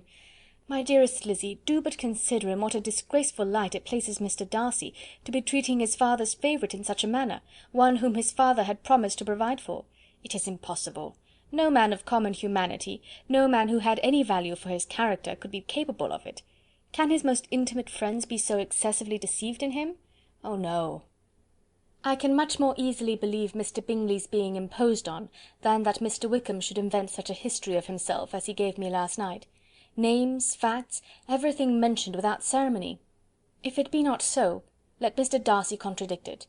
Besides, there was truth in his looks. It is difficult indeed. It is distressing. One does not know what to think." "I beg your pardon, one knows exactly what to think." But Jane could think with certainty on only one point, that Mr. Bingley, if he had been imposed on, would have much to suffer when the affair became public. The two young ladies were summoned from the shrubbery where this conversation passed, by the arrival of the very persons of whom they had been speaking. Mr. Bingley and his sisters came to give their personal invitation for the long-expected ball at Netherfield, which was fixed for the following Tuesday. The two ladies were delighted to see their dear friend again, called it an age since they had met, and repeatedly asked what she had been doing with herself since their separation. To the rest of the family they paid little attention, avoiding Mrs. Bennet as much as possible, saying not much to Elizabeth, and nothing at all to the others. They were soon gone again, rising from their seats with an activity which took their brother by surprise, and hurrying off as if eager to escape from Mrs. Bennet's civilities. The prospect of the Netherfield ball was extremely agreeable to every female of the family. Mrs. Bennet chose to consider it as given in compliment to her eldest daughter, and was particularly flattered by receiving the invitation from Mr. Bingley himself, instead of a ceremonious card. Jane pictured to herself a happy evening in the society of her two friends, and the attentions of their brother, and Elizabeth thought with pleasure of dancing a great deal with Mr. Wickham, and of seeing a confirmation of everything in Mr. Darcy's look and behaviour. The happiness anticipated by Catherine and Lydia depended less on any single event, or any particular person, for though they each, like Elizabeth, meant to dance half the evening with Mr. Wickham, he was by no means the only partner who could satisfy them, and a ball was, at any rate, a ball, and even Mary could assure her family that she had no disinclination for it. "While I can have my mornings to myself," said she, "it is enough. I think it is no sacrifice to join occasionally in evening engagements. Society has claims on us all, and I profess myself one of those who consider intervals of recreation and amusement as desirable for everybody." Elizabeth's spirits were so high on this occasion, that though she did not often speak unnecessarily to Mr. Collins, she could not help asking him whether he intended to accept Mr. Bingley's invitation, and if he did, whether he would think it proper to join in the evening's amusement; and she was rather surprised to find that he entertained no scruple whatever on that head, and was very far from dreading a rebuke either from the Archbishop or Lady Catherine de Bourgh by venturing to dance. "I am by no means of the opinion, I assure you," said he, "that a ball of this kind, given by a young man of character to respectable people, can have any evil tendency, and I am so far from objecting to dancing myself, that I shall hope to be honoured with the hands of all my fair cousins in the course of the evening, and I take this opportunity of soliciting yours, Miss Elizabeth, for the first 2 dances especially. A preference which I trust my cousin Jane will attribute to the right cause, and not to any disrespect for her." Elizabeth felt herself completely taken in. She had fully proposed being engaged by Mr. Wickham for those very dances, and to have Mr. Collins instead! Her liveliness had never been worse timed. There was no help for it, however. Mr. Wickham's happiness and her own were perforce delayed a little longer, and Mr. Collins' proposal accepted with as good a grace as she could. She was not the better pleased with his gallantry from the idea it suggested of something more. It now first struck her that she was selected from among her sisters as worthy of being mistress of Hunsford Parsonage, and of assisting to form a quadrille table at Rosings, in the absence of more eligible visitors. The idea soon reached to conviction, as she observed his increasing civilities towards herself, and heard his frequent attempt at a compliment on her wit and vivacity; and though more astonished than gratified herself by this effect of her charms, it was not long before her mother gave her to understand that the probability of their marriage was extremely agreeable to her. Elizabeth, however, did not choose to take the hint, being well aware that a serious dispute must be the consequence of any reply. Mr. Collins might never make the offer, and till he did, it was useless to quarrel about him. If there had not been a Netherfield ball to prepare for and talk of, the younger Miss Bennets would have been in a very pitiable state at this time, for from the day of the invitation to the day of the ball, there was such a succession of rain as prevented their walking to Meryton once. No aunt, no officers, no news could be sought after. The very shoe roses for Netherfield were got by proxy. Even Elizabeth might have found some trial of her patience in weather which totally suspended the improvement of her acquaintance with Mr. Wickham, and nothing less than a dance on Tuesday could have made such a Friday, Saturday, Sunday, and Monday endurable to Kitty and Lydia. Chapter 17. Chapter 18 of Pride and Prejudice, by Jane Austen. Till Elizabeth entered the drawing-room at Netherfield, and looked in vain for Mr. Wickham among the cluster of red coats there assembled, a doubt of his being present had never occurred to her. The certainty of meeting him had not been checked by any of those recollections that might not unreasonably have alarmed her. She had dressed with more than usual care, and prepared in the highest spirits for the conquest of all that remained unsubdued of his heart, trusting that it was not more than might be won in the course of the evening. But in an instant arose the dreadful suspicion of his being purposely omitted for Mr. Darcy's pleasure in the Bingleys' invitation to the officers; and though this was not exactly the case, the absolute fact of his absence was pronounced by his friend Denny, to whom Lydia eagerly applied, and who told them that Wickham had been obliged to go to town on business the day before, and was not yet returned; adding with a significant smile, "I do not imagine his business would have called him away just now, if he had not wanted to avoid a certain gentleman here." This part of his intelligence, though unheard by Lydia, was caught by Elizabeth, and as it assured her that Darcy was not less answerable for Wickham's absence than if her first surmise had been just, every feeling of displeasure against the former was so sharpened by immediate disappointment, that she could hardly reply with tolerable civility to the polite inquiries which he directly afterwards approached to make. Attendance, forbearance, patience with Darcy, was injury to Wickham. She was resolved against any sort of conversation with him, and turned away with a degree of ill humour which she could not wholly surmount even in speaking to Mr. Bingley, whose blind partiality provoked her. But Elizabeth was not formed for ill humour, and though every prospect of her own was destroyed for the evening, it could not dwell long on her spirits, and having told all her griefs to Charlotte Lucas, whom she had not seen for a week, she was soon able to make a voluntary transition to the oddities of her cousin, and to point him out to her particular notice. The first 2 dances, however, brought a return of distress. They were dances of mortification. Mr. Collins, awkward and solemn, apologizing instead of attending, and often moving wrong without being aware of it, gave her all the shame and misery which a disagreeable partner for a couple of dances can give. The moment of her release from him was ecstasy. She danced next with an officer, and had the refreshment of talking of Wickham, and of hearing that he was universally liked. When those dances were over, she returned to Charlotte Lucas, and was in conversation with her, when she found herself suddenly addressed by Mr. Darcy, who took her so much by surprise in his application for her hand, that, without knowing what she did, she accepted him. He walked away again immediately, and she was left to fret over her own want of presence of mind. Charlotte tried to console her. "I dare say you will find him very agreeable." "Heaven forbid! That would be the greatest misfortune of all. To find a man agreeable whom one is determined to hate! Do not wish me such an evil." When the dancing recommenced, however, and Darcy approached to claim her hand, Charlotte could not help cautioning her in a whisper not to be a simpleton, and allow her fancy for Wickham to make her appear unpleasant in the eyes of a man 10 times his consequence. Elizabeth made no answer, and took her place in the set, amazed at the dignity to which she was arrived in being allowed to stand opposite Mr. Darcy, and reading in her neighbours' looks their equal amazement in beholding it.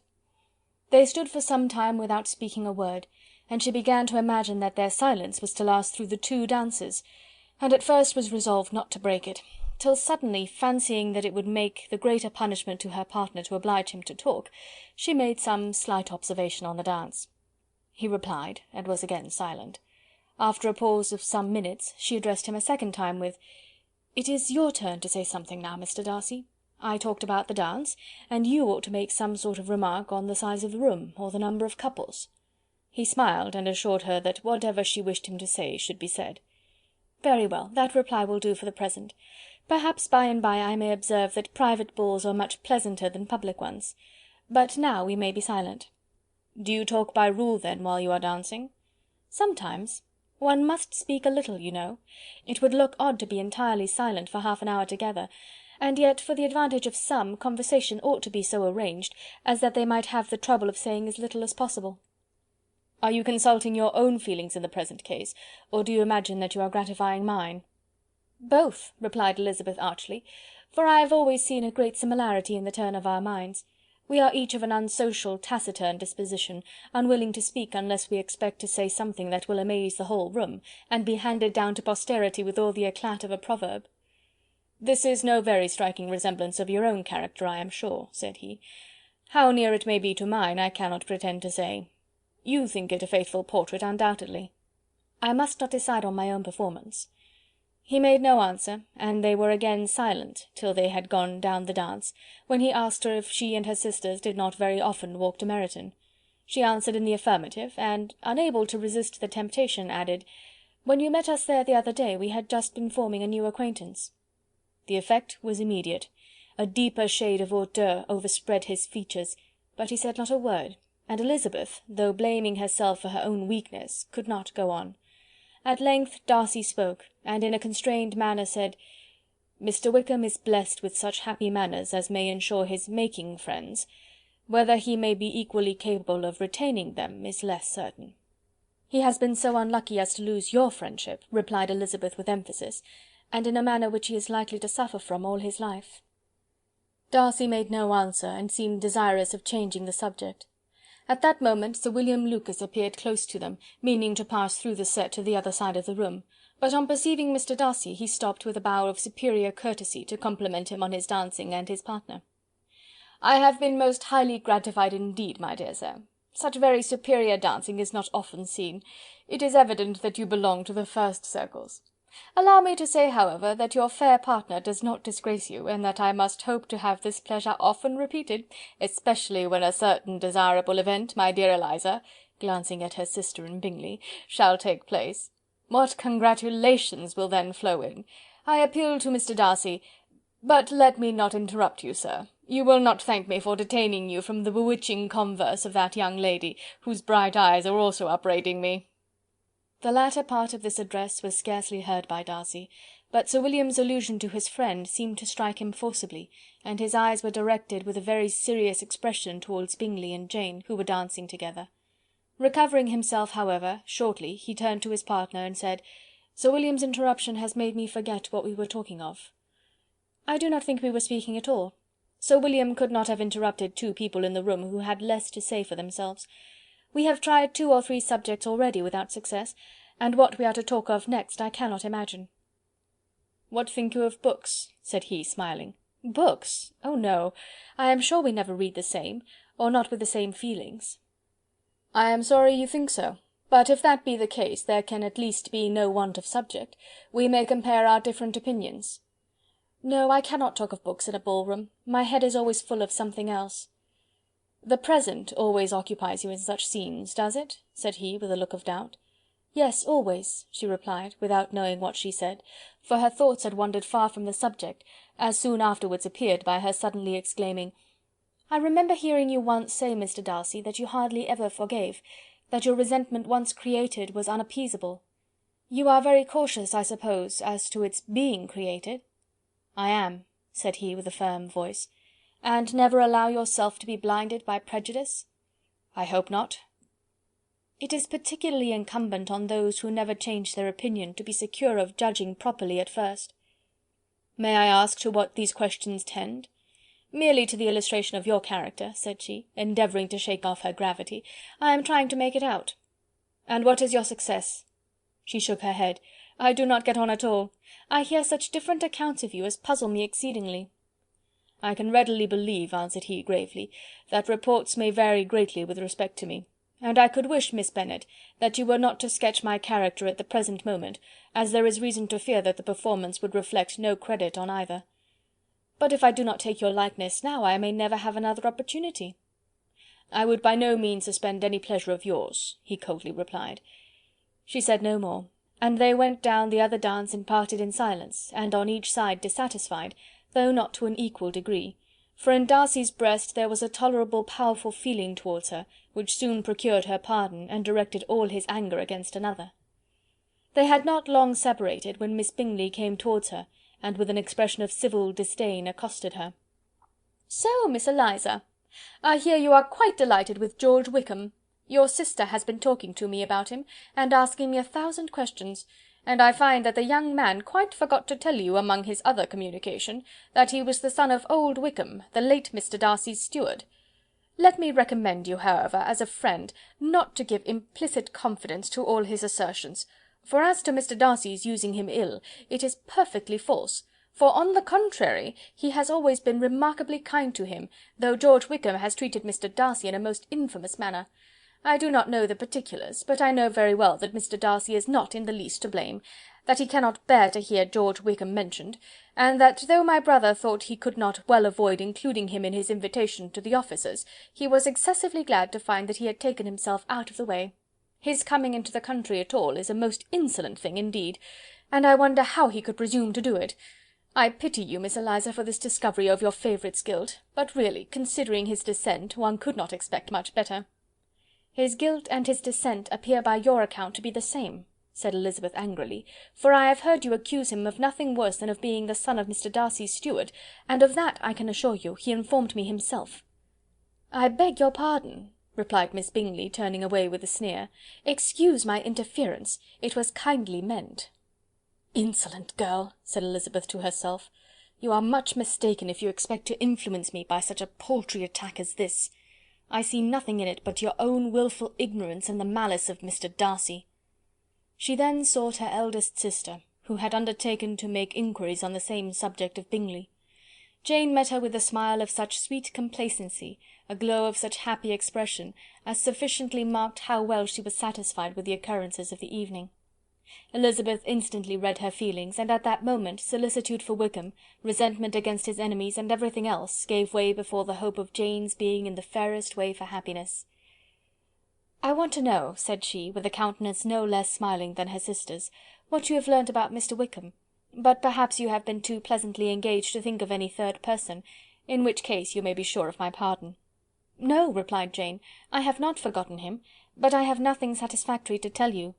Mr. Bingley does not know the whole of his history, and is quite ignorant of the circumstances which have principally offended Mr. Darcy; but he will vouch for the good conduct, the probity and honour of his friend, and is perfectly convinced that Mr. Wickham has deserved much less attention from Mr. Darcy than he has received; and I am sorry to say by his account as well as his sister's, Mr. Wickham is by no means a respectable young man. I am afraid he has been very imprudent, and has deserved to lose Mr. Darcy's regard." "Mr. Bingley does not know Mr. Wickham himself?" "No, he never saw him till the other morning at Meryton." "This account, then, is what he has received from Mr. Darcy. I am satisfied. But what does he say of the living?" "He does not exactly recollect the circumstances, though he has heard them from Mr. Darcy more than once, but he believes that it was left to him conditionally only." "I have not a doubt of Mr. Bingley's sincerity," said Elizabeth warmly, "but you must excuse my not being convinced by assurances only. Mr. Bingley's defence of his friend was a very able one, I dare say, but since he is unacquainted with several parts of the story, and has learnt the rest from that friend himself, I shall venture to still think of both gentlemen as I did before." She then changed the discourse to one more gratifying to each, and on which there could be no difference of sentiment. Elizabeth listened with delight to the happy though modest hopes which Jane entertained of Mr. Bingley's regard, and said all in her power to heighten her confidence in it. On their being joined by Mr. Bingley himself, Elizabeth withdrew to Miss Lucas, to whose inquiry after the pleasantness of her last partner she had scarcely replied, before Mr. Collins came up to them, and told her with great exultation that he had just been so fortunate as to make a most important discovery. "I have found out," said he, "by a singular accident, that there is now in the room a near relation of my patroness. I happened to overhear the gentleman himself mentioning to the young lady who does the honours of the house the names of his cousin Miss de Bourgh, and of her mother, Lady Catherine. How wonderfully these sort of things occur! Who would have thought of my meeting with perhaps a nephew of Lady Catherine de Bourgh in this assembly? I am most thankful that the discovery is made in time for me to pay my respects to him, which I am now going to do, and trust he will excuse my not having done it before. My total ignorance of the connection must plead my apology." "You are not going to introduce yourself to Mr. Darcy?" "Indeed I am. I shall entreat his pardon for not having done it earlier. I believe him to be Lady Catherine's nephew. It will be in my power to assure him that her ladyship was quite well yesterday se'nnight." Elizabeth tried hard to dissuade him from such a scheme, assuring him that Mr. Darcy would consider his addressing him without introduction as an impertinent freedom, rather than a compliment to his aunt, that it was not in the least necessary there should be any notice on either side, and that if it were, it must belong to Mr. Darcy, the superior in consequence, to begin the acquaintance. Mr. Collins listened to her with a determined air of following his own inclination, and when she ceased speaking, replied thus: "My dear Miss Elizabeth, I have the highest opinion in the world in your excellent judgment in all matters within the scope of your understanding, but permit me to say that there must be a wide difference between the established forms of ceremony amongst the laity and those which regulate the clergy, for give me leave to observe that I consider the clerical office as equal in point of dignity with the highest rank in the kingdom, provided that a proper humility of behaviour is at the same time maintained. You must therefore allow me to follow the dictates of my conscience on this occasion, which leads me to perform what I look on as a point of duty. Pardon me for neglecting to profit by your advice, which on every other subject shall be my constant guide, though in the case before us I consider myself more fitted by education and habitual study to decide on what is right than a young lady like yourself." And with a low bow he left her to attack Mr. Darcy, whose reception of his advances she eagerly watched, and whose astonishment at being so addressed was very evident. Her cousin prefaced his speech with a solemn bow, and though she could not hear a word of it, she felt as if hearing it all, and saw in the motion of his lips the words apology, Hunsford, and Lady Catherine de Bourgh. It vexed her to see him expose himself to such a man. Mr. Darcy was eyeing him with unrestrained wonder, and when at last Mr. Collins allowed him time to speak, replied with an air of distant civility. Mr. Collins, however, was not discouraged from speaking again, and Mr. Darcy's contempt seemed abundantly increasing with the length of his second speech, and at the end of it he only made him a slight bow, and moved another way. Mr. Collins then returned to Elizabeth. "I have no reason, I assure you," said he, "to be dissatisfied with my reception. Mr. Darcy seemed much pleased with the attention. He answered me with the utmost civility, and even paid me the compliment of saying that he was so well convinced of Lady Catherine's discernment as to be certain she could never bestow a favour unworthily.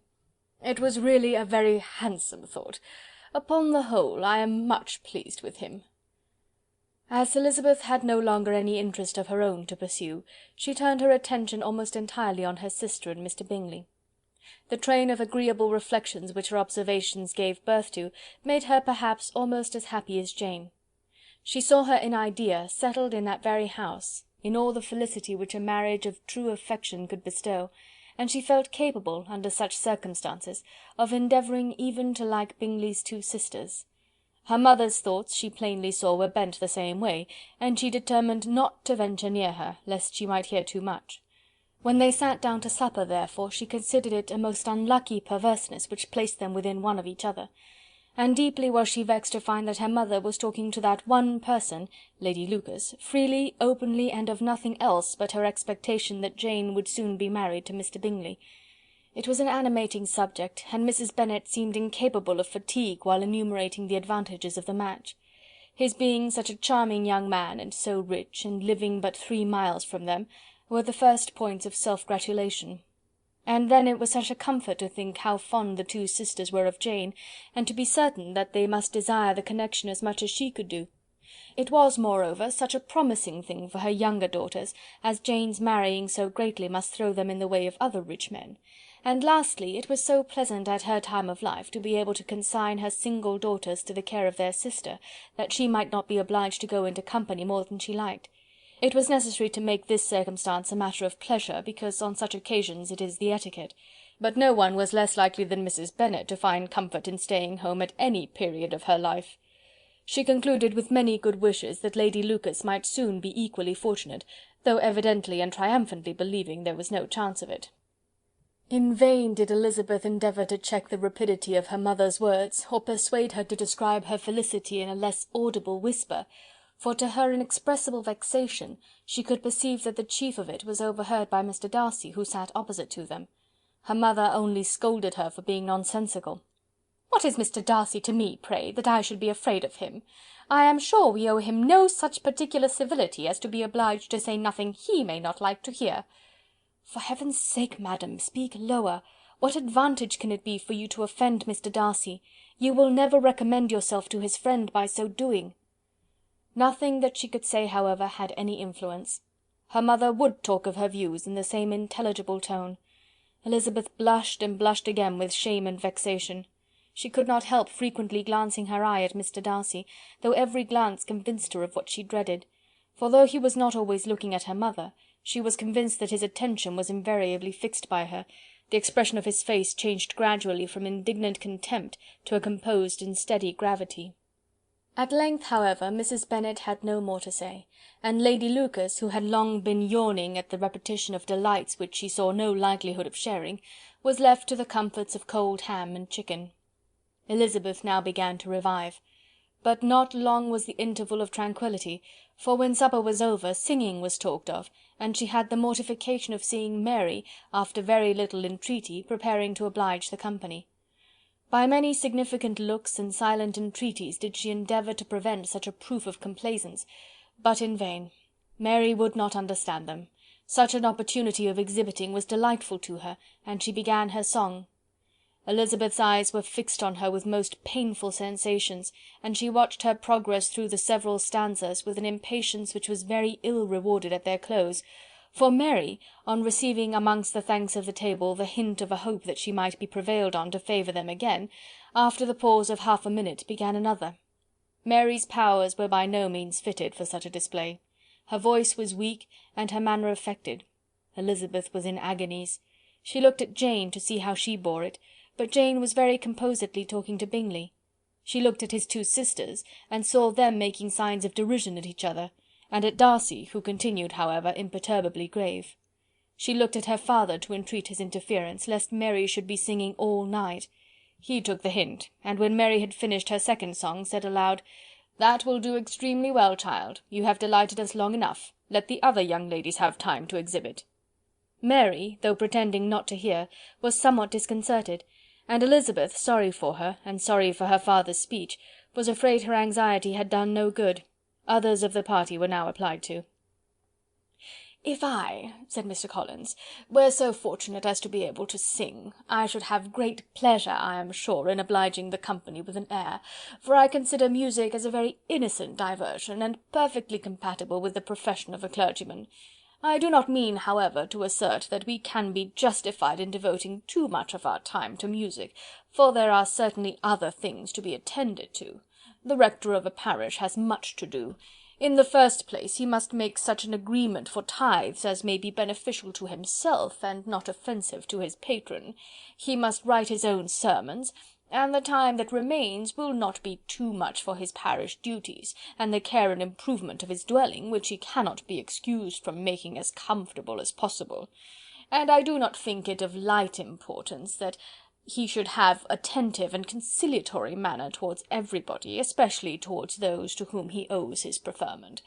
I cannot acquit him of that duty, nor could I think well of the man who should omit an occasion of testifying his respect towards anybody connected with the family."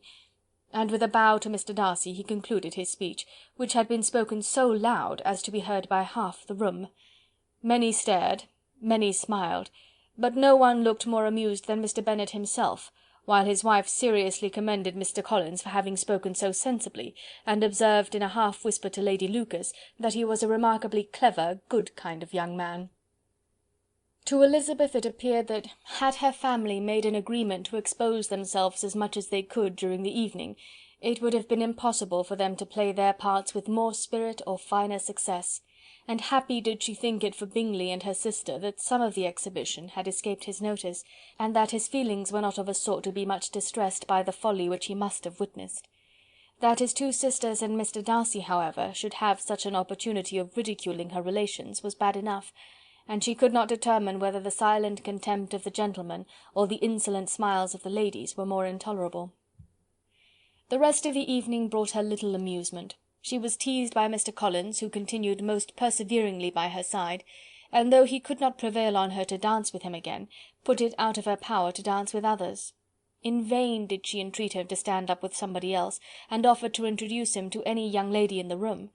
He assured her that as to dancing he was perfectly indifferent to it, that his chief object was by delicate attentions to recommend himself to her, and that he should therefore make a point of remaining close to her the whole evening. There was no arguing upon such a project. She owed her greatest relief to her friend Miss Lucas, who often joined them, and good-naturedly engaged Mr. Collins' conversation to herself. She was at least free from the offence of Mr. Darcy's further notice. Though often standing within a very short distance of her, quite disengaged, he never came near enough to speak. She felt it to be the probable consequence of her allusions to Mr. Wickham, and rejoiced in it. The Longbourn party were the last of all the company to depart, and, by a manoeuvre of Mrs. Bennet, had to wait for their carriage a quarter of an hour after everybody else was gone, which gave them time to see how heartily they were wished away by some of the family. Mrs. Hurst and her sister scarcely opened their mouths, except to complain of fatigue, and were evidently impatient to have the house to themselves. They repulsed every attempt of Mrs. Bennet at conversation, and by so doing threw a languor over the whole party, which was very little relieved by the long speeches of Mr. Collins, who was complimenting Mr. Bingley and his sisters on the elegance of their entertainment, and the hospitality and politeness which had marked their behaviour to their guests. Darcy said nothing at all. Mr. Bennet, in equal silence, was enjoying the scene. Mr. Bingley and Jane were standing together, a little detached from the rest, and talked only to each other. Elizabeth preserved as steady a silence as either Mrs. Hurst or Miss Bingley, and even Lydia was too much fatigued to utter more than the occasional exclamation of "Lord, how tired I am!" accompanied by a violent yawn. When at length they arose to take leave, Mrs. Bennet was most pressingly civil in her hope of seeing the whole family soon at Longbourn, and addressed herself especially to Mr. Bingley, to assure him how happy he would make them by eating a family dinner with them at any time, without the ceremony of a formal invitation.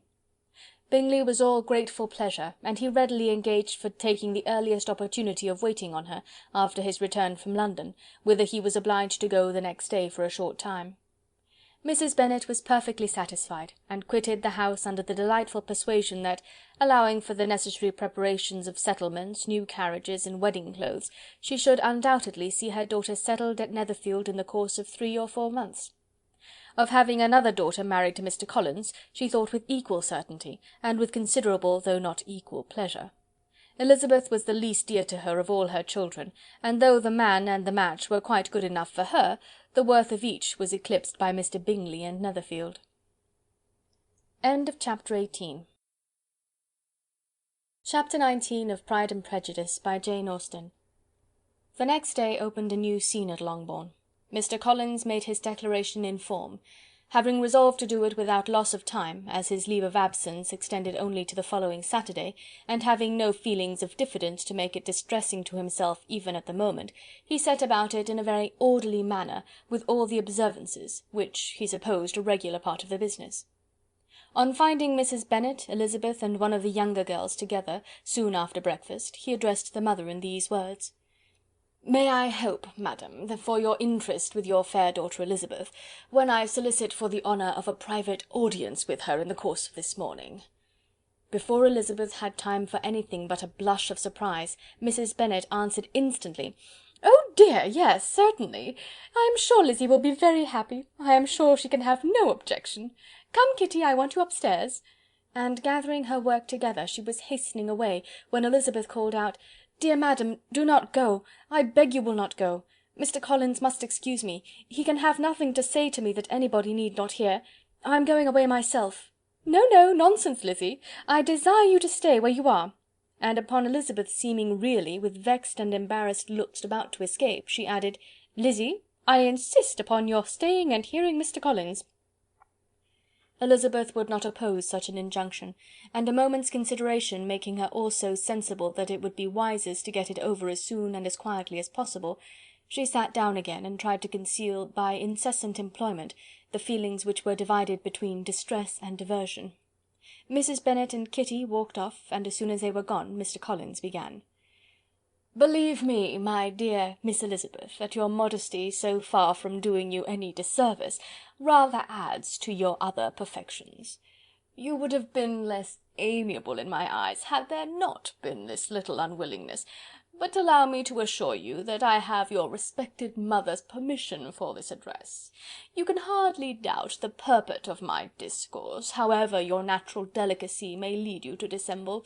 My attentions have been too marked to be mistaken.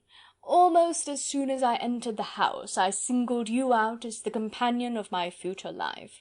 But before I am run away with by my feelings on this subject, perhaps it would be advisable for me to state my reasons for marrying, and moreover for coming into Hertfordshire with the design of selecting a wife, as I certainly did." The idea of Mr. Collins, with all his solemn composure, being run away with by his feelings, made Elizabeth so near laughing that she could not use the short pause he allowed in any attempt to stop him further, and he continued: "My reasons for marrying are, first, that I think it a right thing for every clergyman in easy circumstances, like myself, to set the example of matrimony in his parish. Secondly, that I am convinced that it will add very greatly to my happiness, and thirdly, which perhaps I ought to have mentioned earlier, that it is the particular advice and recommendation of the very noble lady whom I have the honour of calling patroness. Twice has she condescended to give me her opinion, unasked too, on this subject, and it was but the very Saturday night before I left Hunsford, between our pools at quadrille, while Mrs. Jenkinson was arranging Mr. Berg's footstool, that she said, 'Mr. Collins, you must marry. A clergyman like you must marry. Choose properly. Choose a gentlewoman for my sake, and for your own, let her be an active, useful sort of person, not brought up high, but able to make a small income go a good way. This is my advice. Find such a woman as soon as you can, bring her to Hunsford, and I will visit her.' Allow me, by the way, to observe, my fair cousin, that I do not reckon the notice and kindness of Lady Catherine de Bourgh as among the least of the advantages in my power to offer.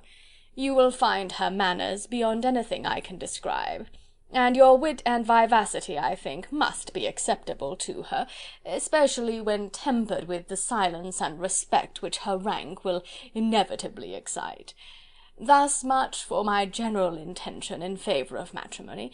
It remains to be told why my views were directed towards Longbourn instead of my own neighbourhood, where I can assure you there are many amiable young women. But the fact is that, being as I am to inherit this estate after the death of your honoured father, who, however, may live many years longer, I could not satisfy myself without resolving to choose a wife from among his daughters, that the loss to them might be as little as possible when the melancholy event takes place, which, however, as I have already said, may not be for several years. This has been my motive, fair cousin, and I flatter myself it will not sink me in your esteem. And now nothing remains for me but to assure you in the most animated language of the violence of my affection. To fortune I am perfectly indifferent, and shall make no demand of that nature on your father, since I am well aware that it could not be complied with, and that £1000 in the 4 per cents, which will not be yours till after your mother's decease, is all that you may ever be entitled to. On that head, therefore, I shall be uniformly silent, and you may assure yourself that no ungenerous reproach shall ever pass my lips when we are married." It was absolutely necessary to interrupt him now. "You are too hasty, sir," she cried. "You forget that I have made no answer. Let me do it without further loss of time.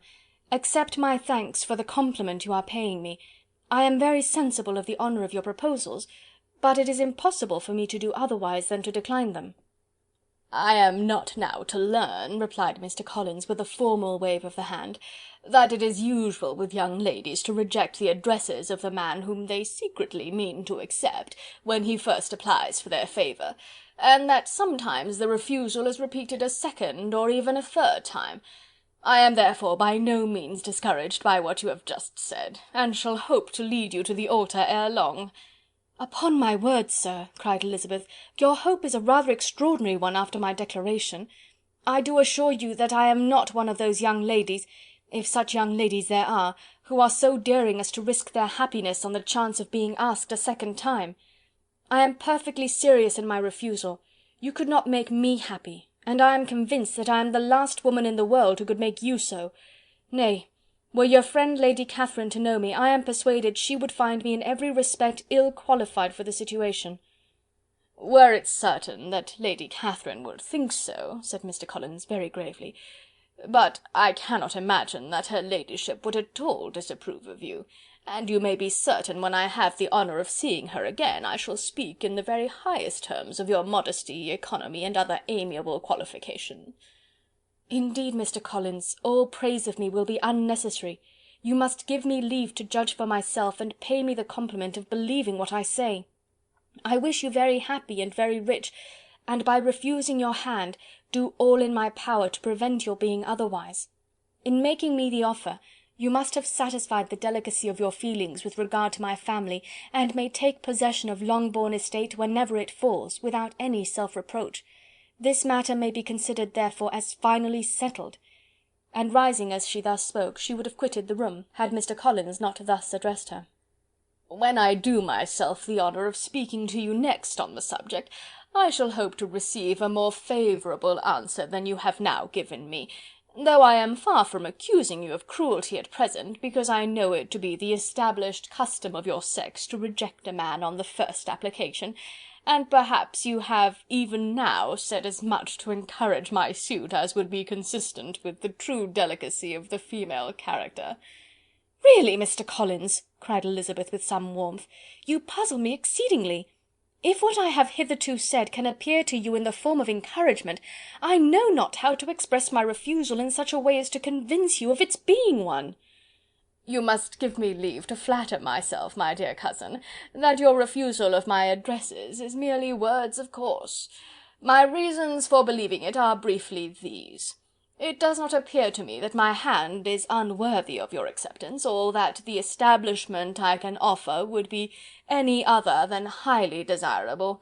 My situation in life, my connections with the family of de Bourgh, and my relationship to your own, are circumstances highly in my favour, and you should take it into further consideration that in spite of your manifold attractions, it is by no means certain that another offer of marriage may ever be made you. Your portion is unhappily so small that it will in all likelihood undo the effects of your loveliness and amiable qualifications.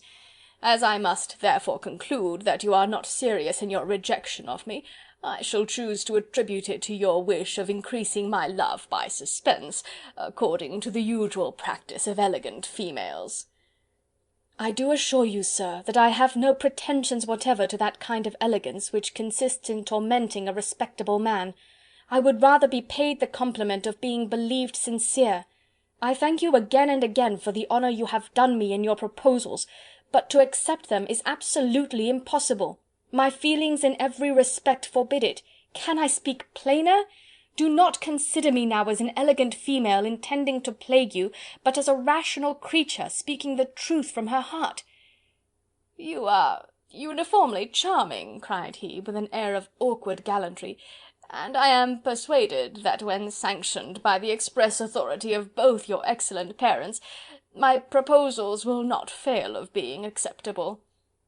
To such perseverance in wilful self-deception Elizabeth would make no reply, and immediately and in silence withdrew, determined, if he persisted in considering her repeated refusals as flattering encouragement, to apply to her father, whose negative might be uttered in such a manner as to be decisive, and whose behaviour at least could not be mistaken for the affectation and coquetry of an elegant female. Chapter 20 of Pride and Prejudice by Jane Austen. Mr. Collins was not left long to the silent contemplation of his successful love, for Mrs. Bennet, having dawdled about in the vestibule to watch for the end of the conference, no sooner saw Elizabeth open the door and with quick step pass her towards the staircase, than she entered the breakfast-room, and congratulated both him and herself in warm terms on the happy prospect of their nearer connection. Mr. Collins received and returned these felicitations with equal pleasure, and then proceeded to relate the particulars of their interview, with the result of which he trusted he had every reason to be satisfied, since the refusal which his cousin had steadfastly given him would naturally flow from her bashful modesty and the genuine delicacy of her character. This information, however, startled Mrs. Bennet. She would have been glad to be equally satisfied that her daughter had meant to encourage him by protesting against his proposals, but she dared not believe it, and could not help saying so. "But depend upon it, Mr. Collins," she added, "that Lizzy shall be brought to reason. I will speak to her about it directly. She is a very headstrong, foolish girl, and does not know her own interest, but I will make her know it." "Pardon me for interrupting you, madam," cried Mr. Collins, "but if she is really headstrong and foolish, I know not whether she would altogether be a desirable wife to a man in my situation, who naturally looks for happiness in the marriage state.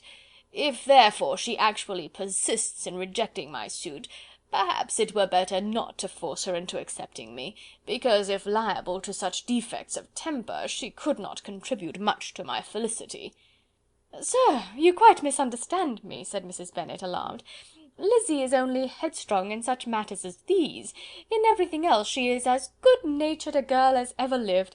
I will go directly to Mr. Bennet, and we shall very soon settle it with her, I am sure."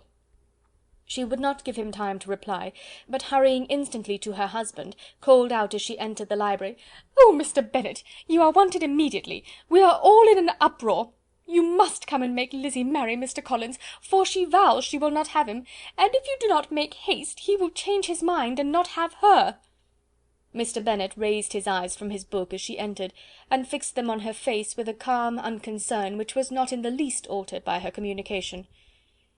"I have not the pleasure of understanding you," said he, when she had finished her speech. "Of what are you talking?" "Of Mr. Collins and Lizzy.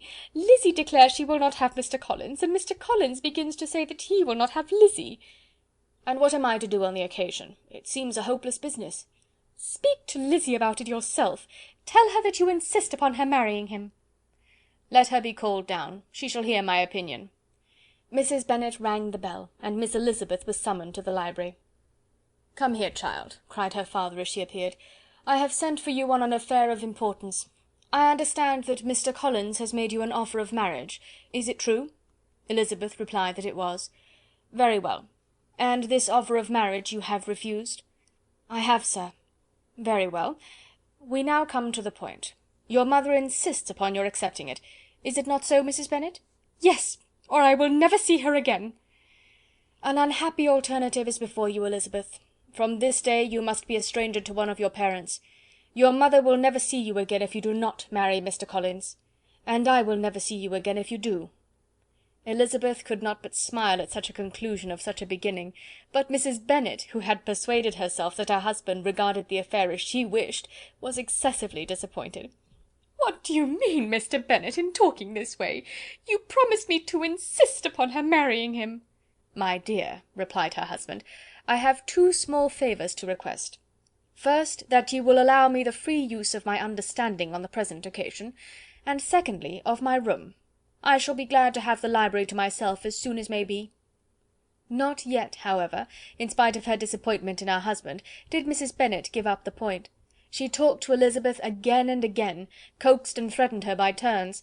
She endeavoured to secure Jane in her interest, but Jane, with all possible mildness, declined interfering, and Elizabeth, sometimes with real earnestness, and sometimes with playful gaiety, replied to her attacks. Though her manner varied, however, her determination never did. Mr. Collins, meanwhile, was meditating in solitude on what had passed. He thought too well of himself to comprehend on what motives his cousin could refuse him, and though his pride was hurt, he suffered in no other way. His regard for her was quite imaginary, and the possibility of her deserving her mother's reproach prevented his feeling any regret. While the family were in this confusion, Charlotte Lucas came to spend the day with them.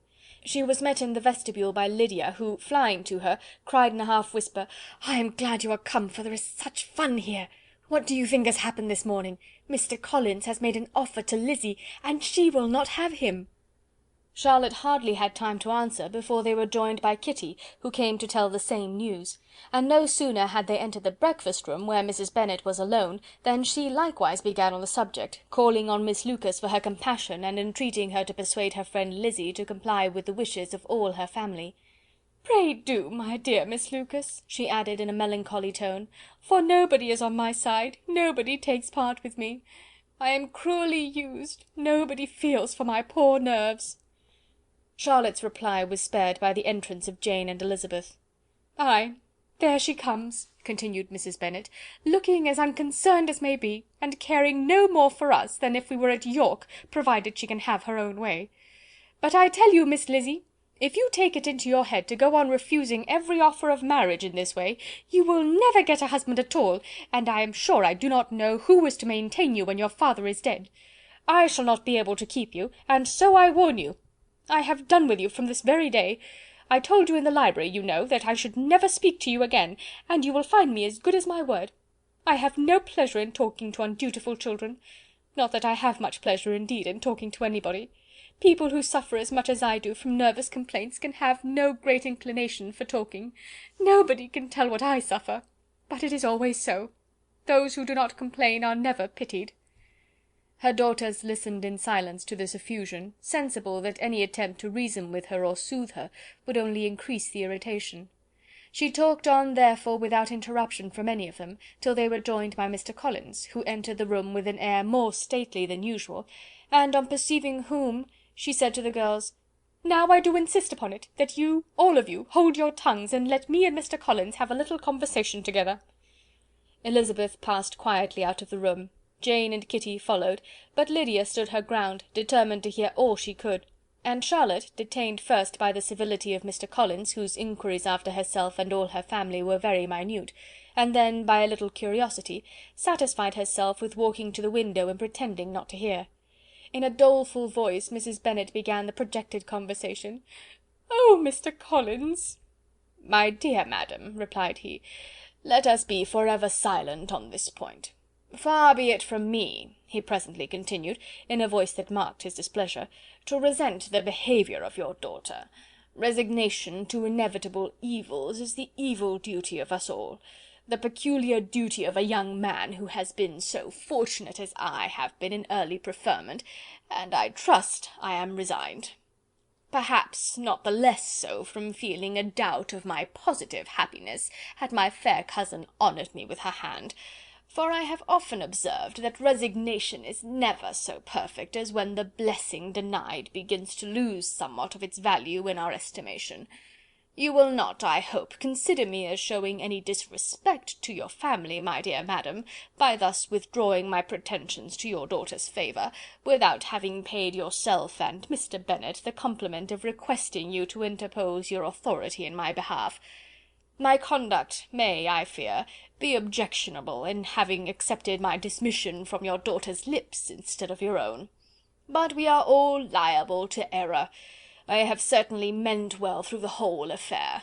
My object has been to secure an amiable companion for myself, with due consideration for the advantage of all your family, and if my manner has been at all reprehensible, I here beg leave to apologize. End of chapter 20. Chapter 21 of Pride and Prejudice by Jane Austen. The discussion of Mr. Collins's offer was now nearly at an end, and Elizabeth had only to suffer from the uncomfortable feelings necessarily attending it, and occasionally from some peevish allusions of her mother. As for the gentleman himself, his feelings were chiefly expressed, not by embarrassment or dejection, or by trying to avoid her, but by stiffness of manner and resentful silence. He scarcely ever spoke to her, and the assiduous attentions which he had been so sensible of himself were transferred for the rest of the day to Miss Lucas, whose civility in listening to him was a seasonable relief to them all, and especially to her friend. The morrow produced no abatement to Mrs. Bennet's ill humour or ill health. Mr. Collins was also in the same state of angry pride. Elizabeth had hoped that his resentment might shorten his visit, but his plan did not appear in the least affected by it. He was always to have gone on Saturday, and to Saturday he meant to stay. After breakfast the girls walked to Meryton to inquire if Mr. Wickham were returned, and to lament over his absence from the Netherfield ball. He joined them on their entering the town, and attended them to their aunt's, where his regret and vexation, and the concern of everybody, was well talked over. To Elizabeth, however, he voluntarily acknowledged that the necessity of his absence had been self-imposed. "I found," said he, "as the time drew near, that I had better not meet Mr. Darcy, that to be in the same room, the same party with him for so many hours together, might be more than I could bear, and that scenes might arise unpleasant to more than myself." She highly approved his forbearance, and they had leisure for a full discussion of it, and for all the commendation which they civilly bestowed on each other, as Wickham and another officer walked back with them to Longbourn, and during the walk he particularly attended to her. His accompanying them was a double advantage. She felt all the compliment it offered to herself, and it was most acceptable as an occasion of introducing him to her father and mother. Soon after their return a letter was delivered to Miss Bennet. It came from Netherfield. The envelope contained a sheet of elegant, little, hot-pressed paper, well covered with the lady's fair flowing hand, and Elizabeth saw her sister's countenance change as she read it, and saw her dwelling intently on some particular passages. Jane recollected herself soon, and putting the letter away, tried to join with her usual cheerfulness in the general conversation, but Elizabeth felt an anxiety on the subject which drew off her attention even from Wickham, and no sooner had he and his companion taken leave, than a glance from Jane invited her to follow her upstairs. When they had gained their own room, Jane, taking out the letter, said, "This is from Caroline Bingley. What it contains has surprised me a good deal. The whole party have left Netherfield by this time, and are on their way back to town, and without any intention of coming back again. You shall hear what she says." She then read the first sentence aloud, which comprised the information of their having just resolved to follow their brother to town directly, and of their meaning to dine in Grosvenor Street, where Mr. Hurst had a house. The next was in these words: "I do not pretend to regret anything I shall leave in Hertfordshire, except your society, my dearest friend, but we will hope at some future period to enjoy many returns of that delightful intercourse we have known, and in the meanwhile may lessen the pain of separation by a very frequent and most unreserved correspondence. I depend on you for that." To these high-flown expressions Elizabeth listened with all the insensibility of distrust, and though the suddenness of their removal surprised her, she saw nothing in it really to lament. It was not to be supposed that their absence from Netherfield would prevent Mr. Bingley's being there, and as to the loss of their society, she was persuaded that Jane must cease to regard it in the enjoyment of his. "It is unlucky," said she, after a short pause, "that you should not be able to see your friends before they leave the country. But may we not hope that the period of future happiness to which Miss Bingley looks forward may arrive earlier than she is aware, and that the delightful intercourse you have known as friends will be renewed with yet greater satisfaction as sisters? Mr. Bingley will not be detained in London by them." "Caroline decidedly says that none of the party will return into Hertfordshire this winter. I will read it to you. "When my brother left us yesterday, he imagined that the business which took him to London might be concluded in 3 or 4 days, but as we are certain it cannot be so, and at the same time convinced that when Charles gets to town he will be in no hurry to leave it again, we have determined on following him thither, that he may not be obliged to spend his vacant hours in a comfortless hotel. Many of my acquaintances are already there for the winter. I wish that I could hear that you, my dearest friend, had any intention of making one of the crowd, but of that I despair. I sincerely hope your Christmas in Hertfordshire may abound in the gaieties which that season generally brings, and that your beaux will be so numerous as to prevent your feeling the loss of the 3 of whom we shall deprive you. It is evident by this," added Jane, "that he comes back no more this winter." "It is only evident that Miss Bingley does not mean that he should." "Why will you think so? It must be his own doing. He is his own master. But you do not know all. I will read you the passage which particularly hurts me. I will have no reserves from you. Mr. Darcy is impatient to see his sister, and, to confess the truth, we are scarcely less eager to meet her again. I really do not think Georgiana Darcy has her equal for beauty, elegance, and accomplishments, and the affection she inspires in Louisa and myself is heightened into something still more interesting from the hope we dare entertain of her being hereafter our sister. I do not know whether I ever before mentioned to you my feelings on this subject, but I will not leave the country without confiding them, and I trust you will not esteem them unreasonable. My brother admires her greatly already. He will have frequent opportunity now of seeing her on the most intimate footing. Her relations all wish the connection as much as his own, and a sister's partiality is not misleading me, I think, when I call Charles most capable of engaging any woman's heart. With all these circumstances to favour an attachment, and nothing to prevent it, am I wrong, my dearest Jane, in indulging the hope of an event which will secure the happiness of so many?" "What do you think of this sentence, my dear Lizzy?" said Jane, as she finished it. "Is it not clear enough? Does it not expressly declare that Caroline neither expects nor wishes me to be her sister, that she is perfectly convinced of her brother's indifference, and that, if she suspects the nature of my feelings for him, she means most kindly to put me on my guard? Can there be any other opinion on the subject? Yes, there can, for mine is totally different. Will you hear it?" "Most willingly." "You shall have it in a few words. Miss Bingley sees that her brother is in love with you, and wants him to marry Miss Darcy. She follows him to town in hope of keeping him there, and tries to persuade you that he does not care about you." Jane shook her head. "Indeed, Jane, you ought to believe me. No one who has ever seen you together can doubt his affection. Miss Bingley, I am sure, cannot. She is not such a simpleton. Could she have seen half as much love in Mr. Darcy for herself, she would have ordered her wedding clothes. But the case is this: we are not rich enough or grand enough for them, and she is the more anxious to get Miss Darcy for her brother, from the notion that when there has been one intermarriage, she may have less trouble in achieving a second, in which there is certainly more ingenuity, and I dare say it would succeed, if Mr. Burgh were out of the way.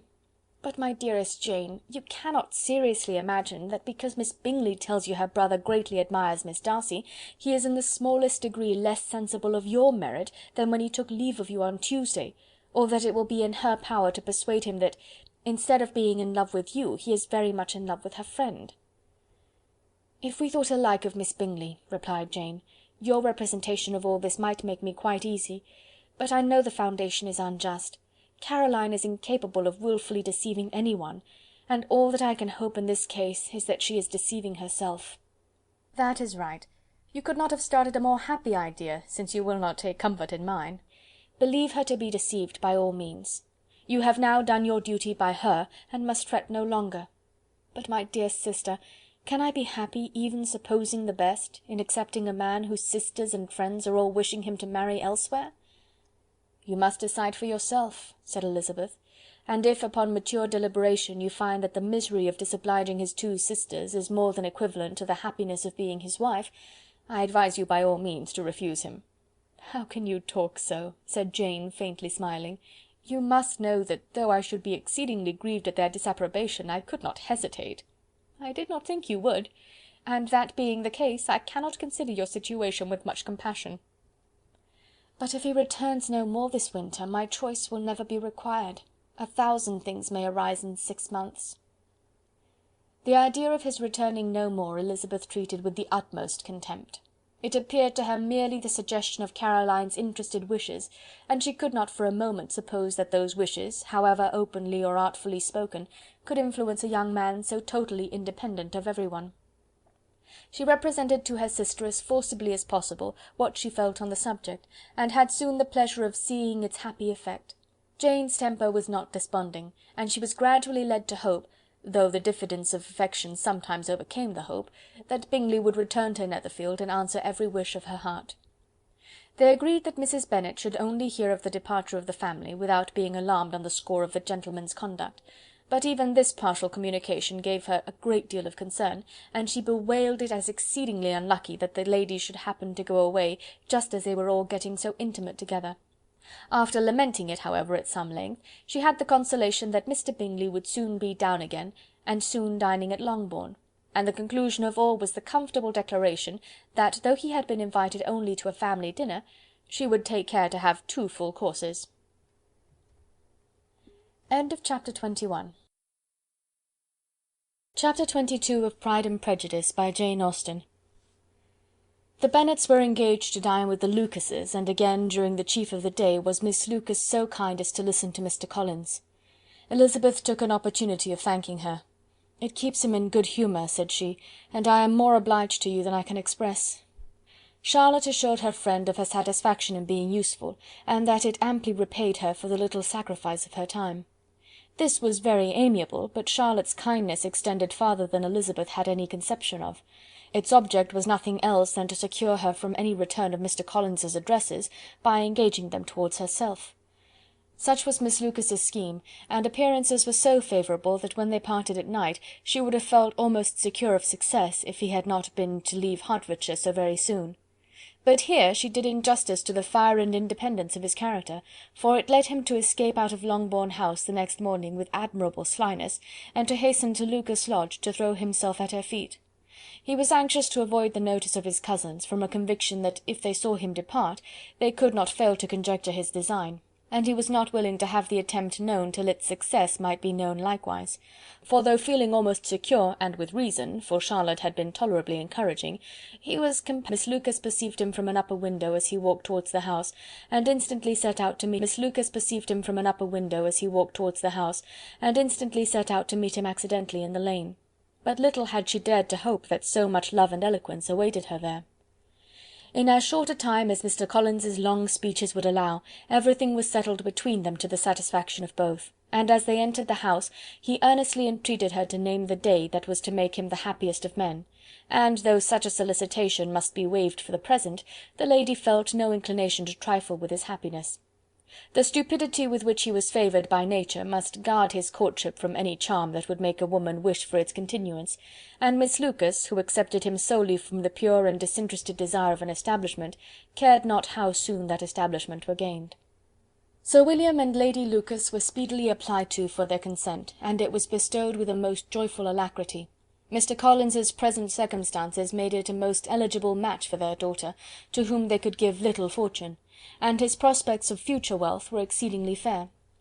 Lady Lucas began directly to calculate, with more interest than the matter had ever excited before, how many years longer Mr. Bennet was likely to live, and Sir William gave it as his decided opinion that whenever Mr. Collins should be in possession of the Longbourn estate, it would be highly expedient that both he and his wife should make their appearance at St. James's. The whole family, in short, were properly overjoyed on the occasion. The younger girls formed hopes of coming out a year or two sooner than they might otherwise have done, and the boys were relieved from their apprehension of Charlotte's dying an old maid. Charlotte herself was tolerably composed; she had gained her point, and had time to consider of it. Her reflections were in general satisfactory. Mr. Collins, to be sure, was neither sensible nor agreeable, his society was irksome, and his attachment to her must be imaginary, but still he would be her husband. Without thinking highly either of men or matrimony, marriage had always been her object. It was the only provision for well-educated young women of small fortune, and however uncertain of giving happiness, must be their pleasantest preservative from want. This preservative she had now obtained, and at the age of 27, without having ever been handsome, she felt all the good luck of it. The least agreeable circumstance in the business was the surprise it must occasion to Elizabeth Bennet, whose friendship she valued beyond that of any other person. Elizabeth would wonder and probably would blame her, and though her resolution was not to be shaken, her feelings must be hurt by such a disapprobation. She resolved to give her the information herself, and therefore charged Mr. Collins, when he returned to Longbourn to dinner, to drop no hint of what had passed before any of the family.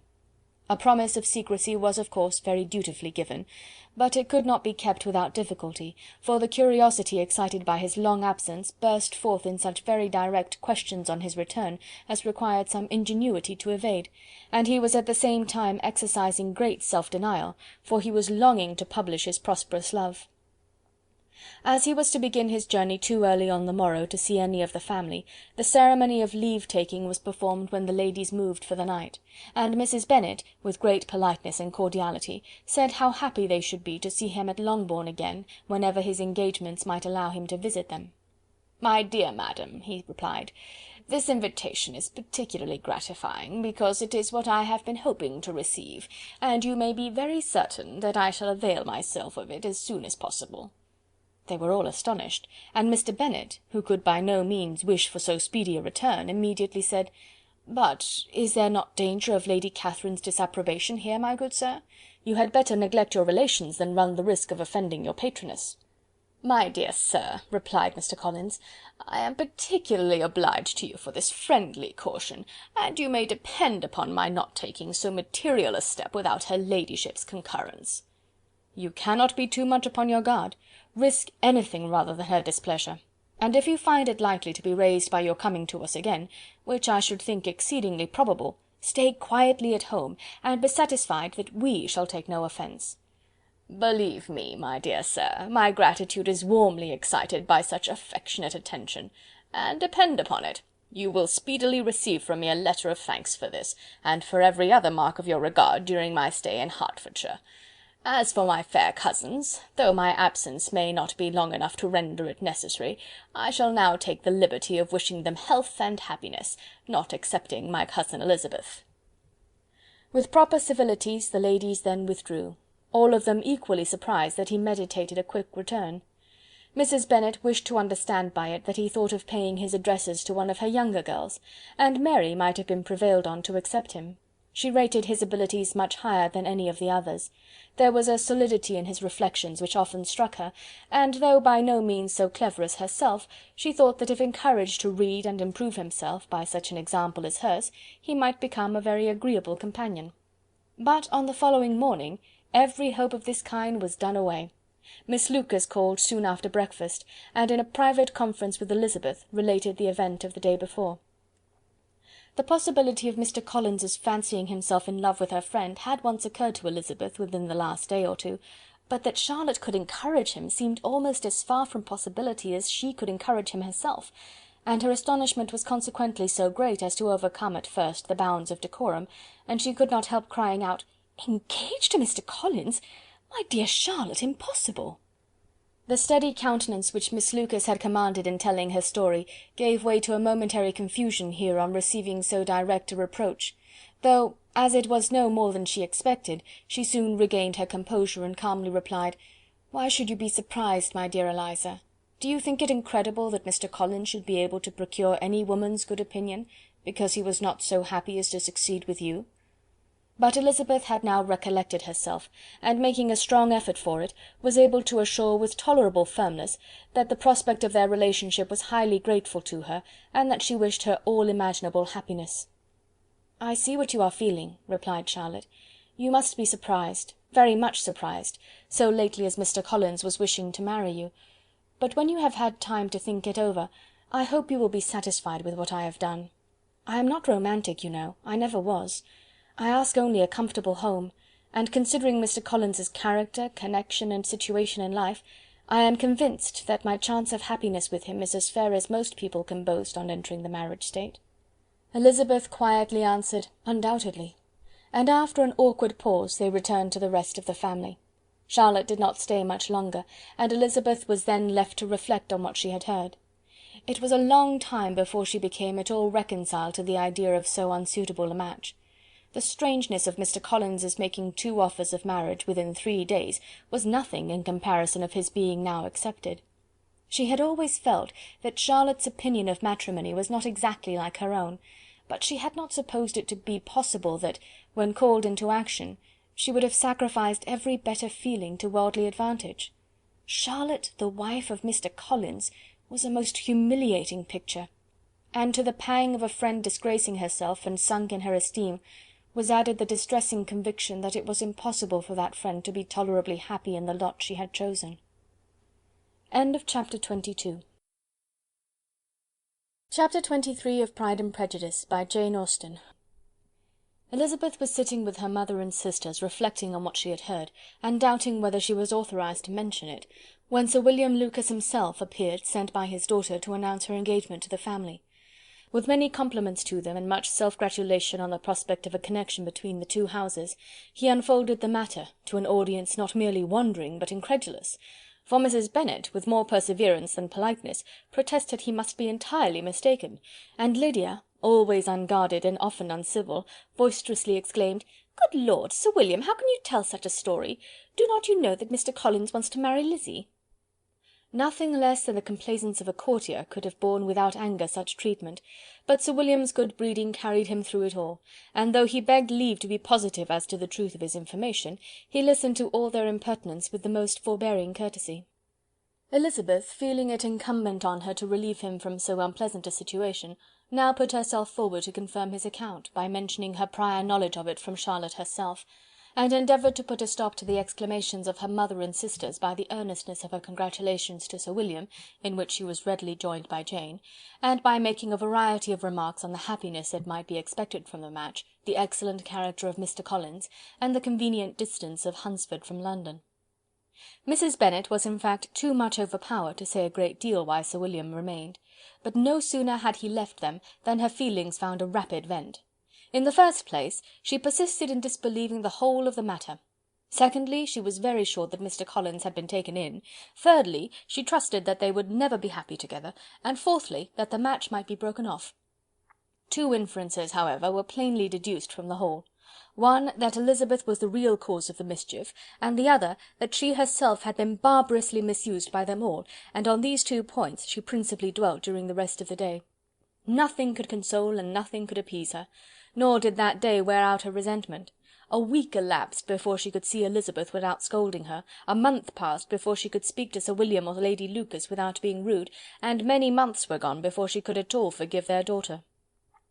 Mr. Bennet's emotions were much more tranquil on the occasion, and such as he did experience he pronounced to be of a most agreeable sort, for it gratified him, he said, to discover that Charlotte Lucas, whom he had used to think tolerably sensible, was as foolish as his wife, and more foolish than his daughter. Jane confessed herself a little surprised at the match, but she said less of her astonishment than of her earnest desire for their happiness, nor could Elizabeth persuade her to consider it as improbable. Kitty and Lydia were far from envying Miss Lucas, for Mr. Collins was only a clergyman, and it affected them in no other way than as a piece of news to spread at Meryton. Lady Lucas could not be insensible of triumph on being able to retort on Mrs. Bennet the comfort of having a daughter well married, and she called at Longbourn rather oftener than usual to say how happy she was, though Mrs. Bennet's sour looks and ill-natured remarks might have been enough to drive happiness away. Between Elizabeth and Charlotte there was a restraint which kept them mutually silent on the subject, and Elizabeth felt persuaded that no real confidence could ever subsist between them again.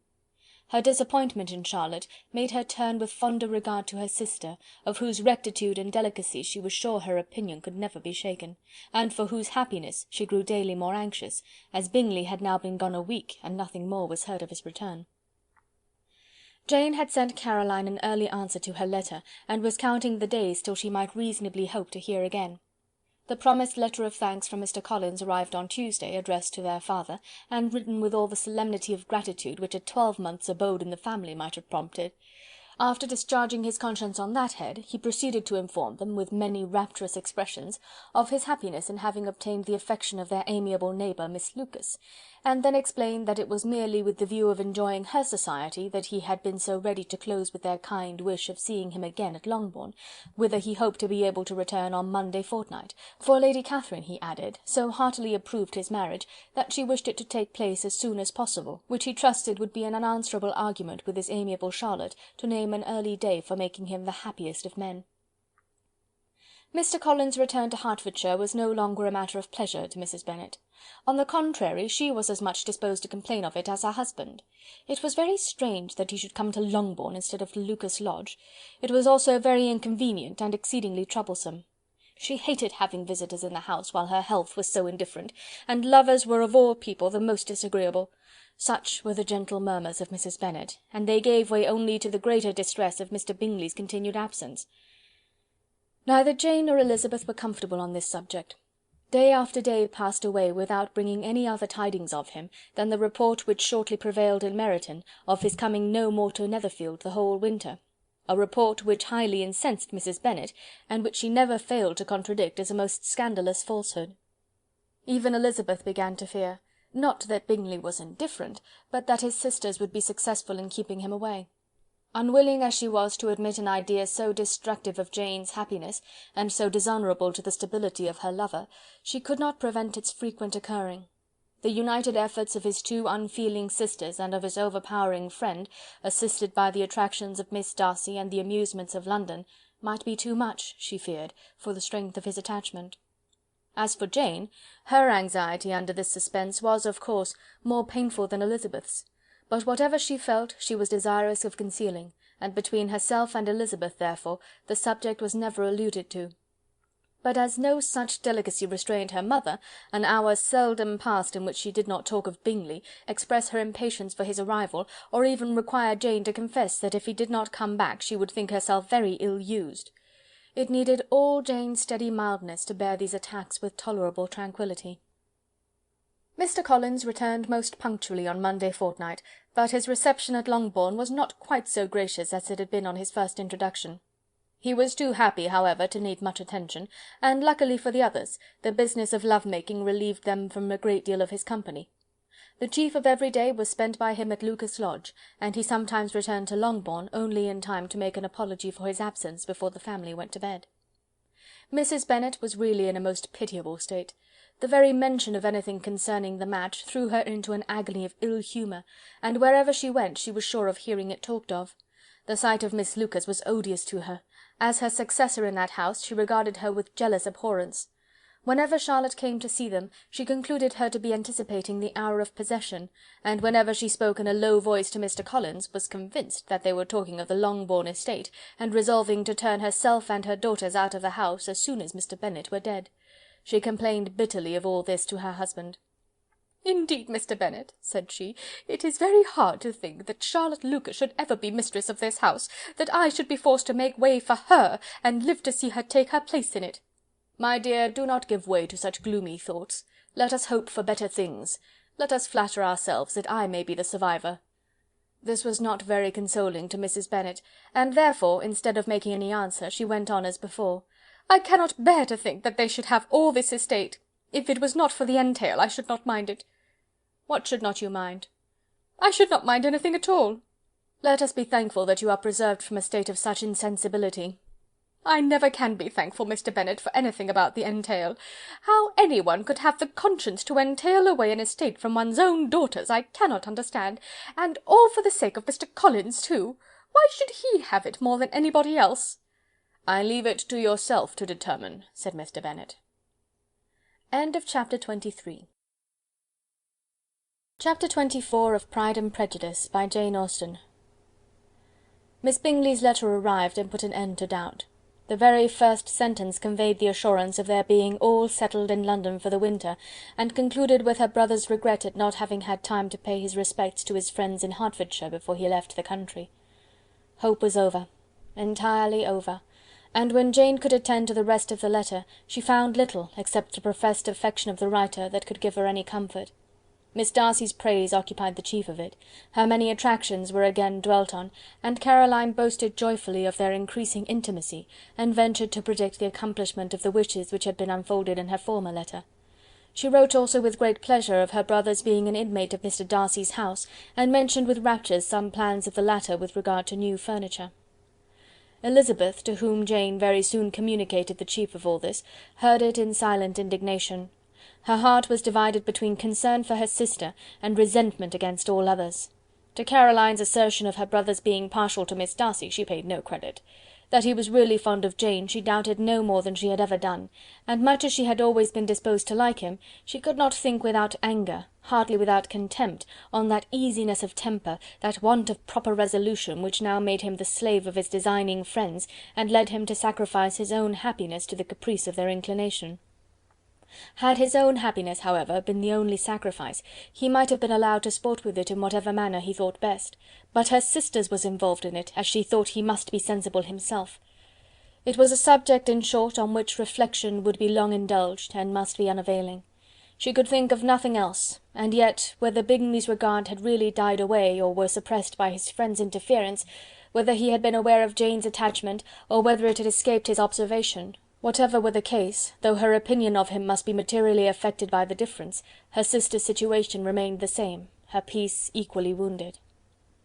A day or two passed before Jane had the courage to speak of her feelings to Elizabeth, but at last, on Mrs. Bennet's leaving them together, after a longer irritation than usual about Netherfield and its master, she could not help saying, "Oh, that my dear mother had more command over herself! She can have no idea of the pain she gives me by her continual reflections on him. But I will not repine, it cannot last long. He will be forgot, and we shall all be as we were before." Elizabeth looked at her sister with incredulous solicitude, but said nothing. "You doubt me," cried Jane, slightly colouring. "Indeed, you have no reason. He may live in my memory as the most amiable man of my acquaintance, but that is all. I have nothing either to hope or fear, and nothing to reproach him with. Thank God! I have not that pain. A little time, therefore, I shall certainly try to get the better." With a stronger voice she soon added, "I have this comfort immediately, that it has not been more than an error of fancy on my side, and that it has done no harm to anyone but myself." "My dear Jane," exclaimed Elizabeth, "you are too good. Your sweetness and disinterestedness are really angelic. I do not know what to say to you. I feel as if I had never done you justice, or loved you as you deserve." Miss Bennet eagerly disclaimed all extraordinary merit, and threw back the praise on her sister's warm affection. "Nay," said Elizabeth, "this is not fair. You wish to think all the world respectable, and are hurt if I speak ill of anybody. I only want to think you perfect, and you set yourself against it. Do not be afraid of my running into any excess, of my encroaching on your privilege of universal goodwill. You need not. There are few people whom I really love, and still fewer of whom I think well.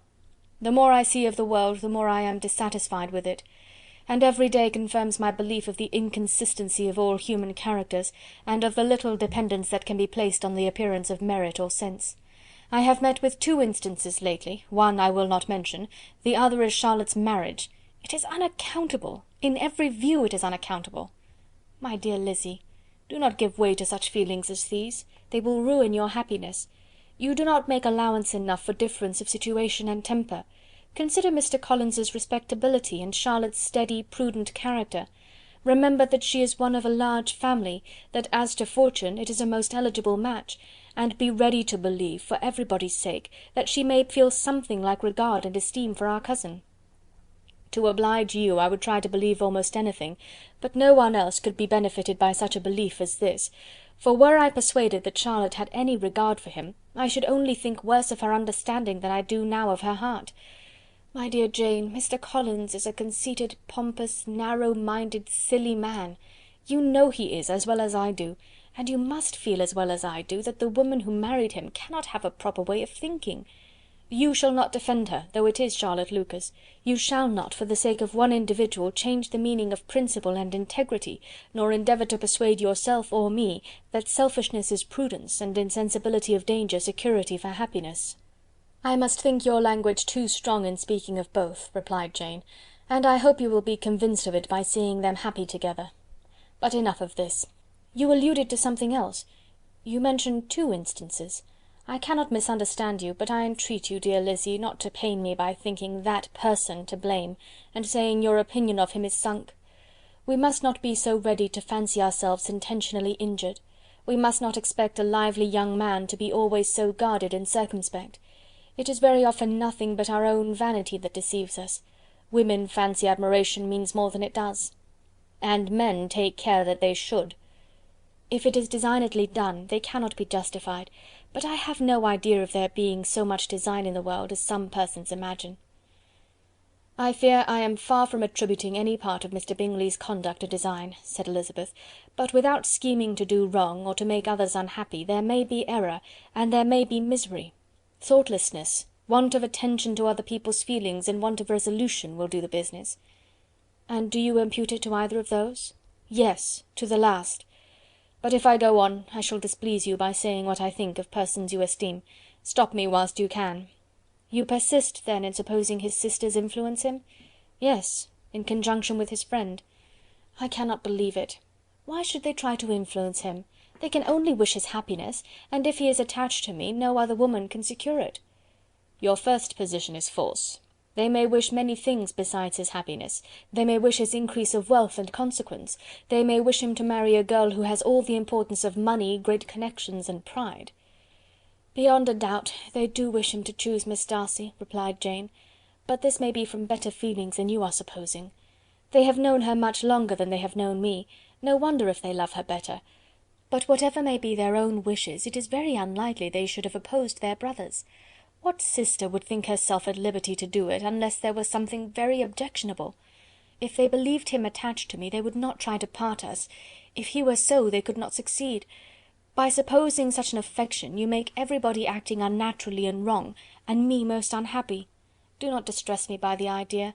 I am not ashamed of having been mistaken, or at least it is light. It is nothing in comparison of what I should feel in thinking ill of him or his sisters. Let me take it in the best light, in the light in which it may be understood." Elizabeth could not oppose such a wish, and from this time Mr. Bingley's name was scarcely ever mentioned between them.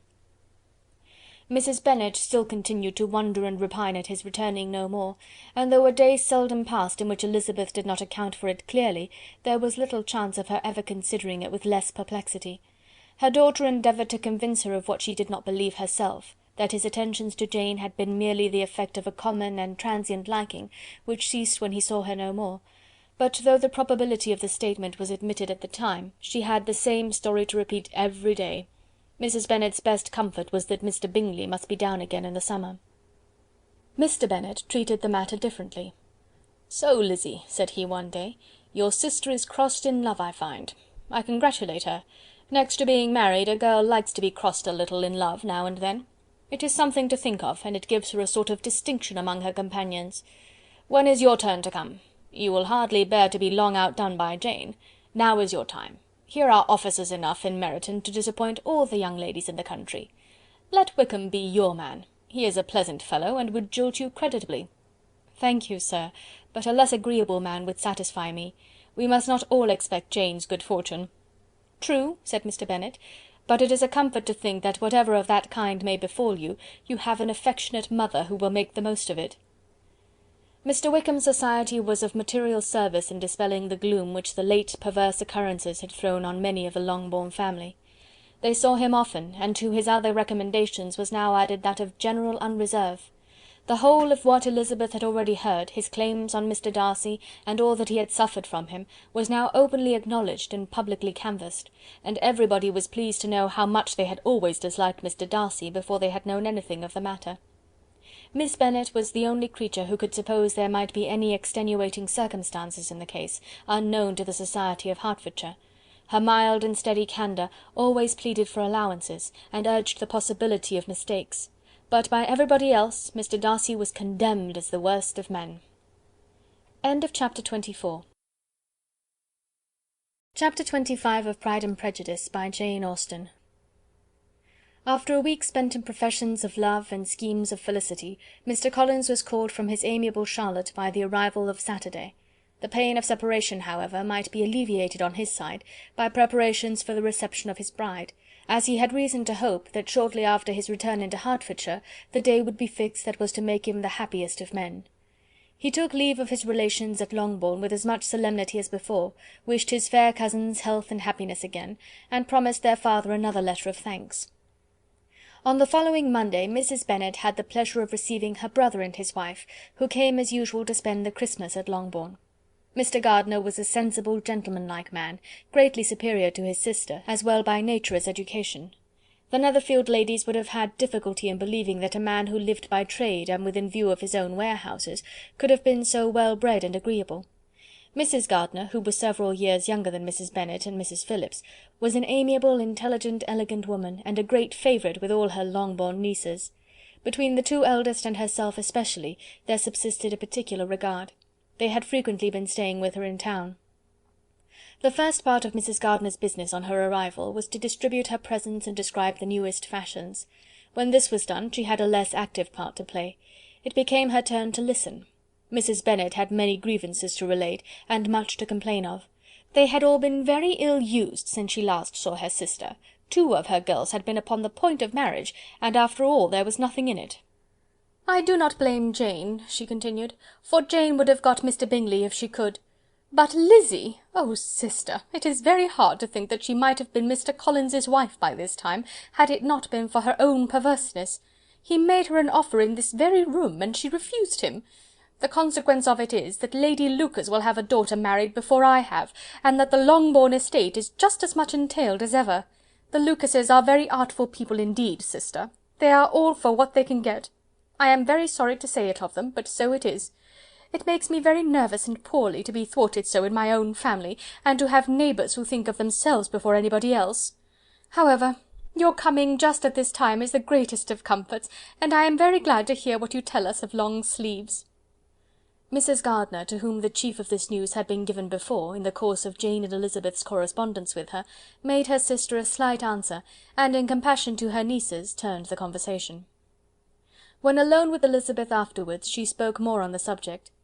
"It seems likely to have been a desirable match for Jane," said she. "I am sorry it went off. But these things happen so often. A young man, such as you describe Mr. Bingley, so easily falls in love with a pretty girl for a few weeks, and when accident separates them, so easily forgets her, that these sorts of inconsistencies are very frequent." "An excellent consolation in its way," said Elizabeth, "but it will not do for us. We do not suffer by accident. It does not often happen that the interference of friends will persuade a young man of independent fortune to think no more of a girl whom he was violently in love with only a few days before." "But that expression of violently in love is so hackneyed, so doubtful, so indefinite, that it gives me very little idea.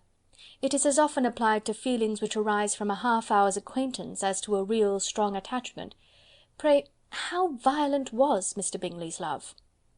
"I never saw a more promising inclination. He was growing quite inattentive to other people, and wholly engrossed by her. Every time they met, it was more decided and remarkable. At his own ball he offended 2 or 3 young ladies by not asking them to dance, and I spoke to him twice myself without receiving an answer. Could there be finer symptoms? Is not general incivility the very essence of love?" "Oh yes, of that kind of love which I suppose him to have felt. Poor Jane! I am sorry for her, because with her disposition she may not get over it immediately. It had better have happened to you, Lizzy. You would have laughed yourself out of it sooner. But do you think she would be prevailed upon to go back with us?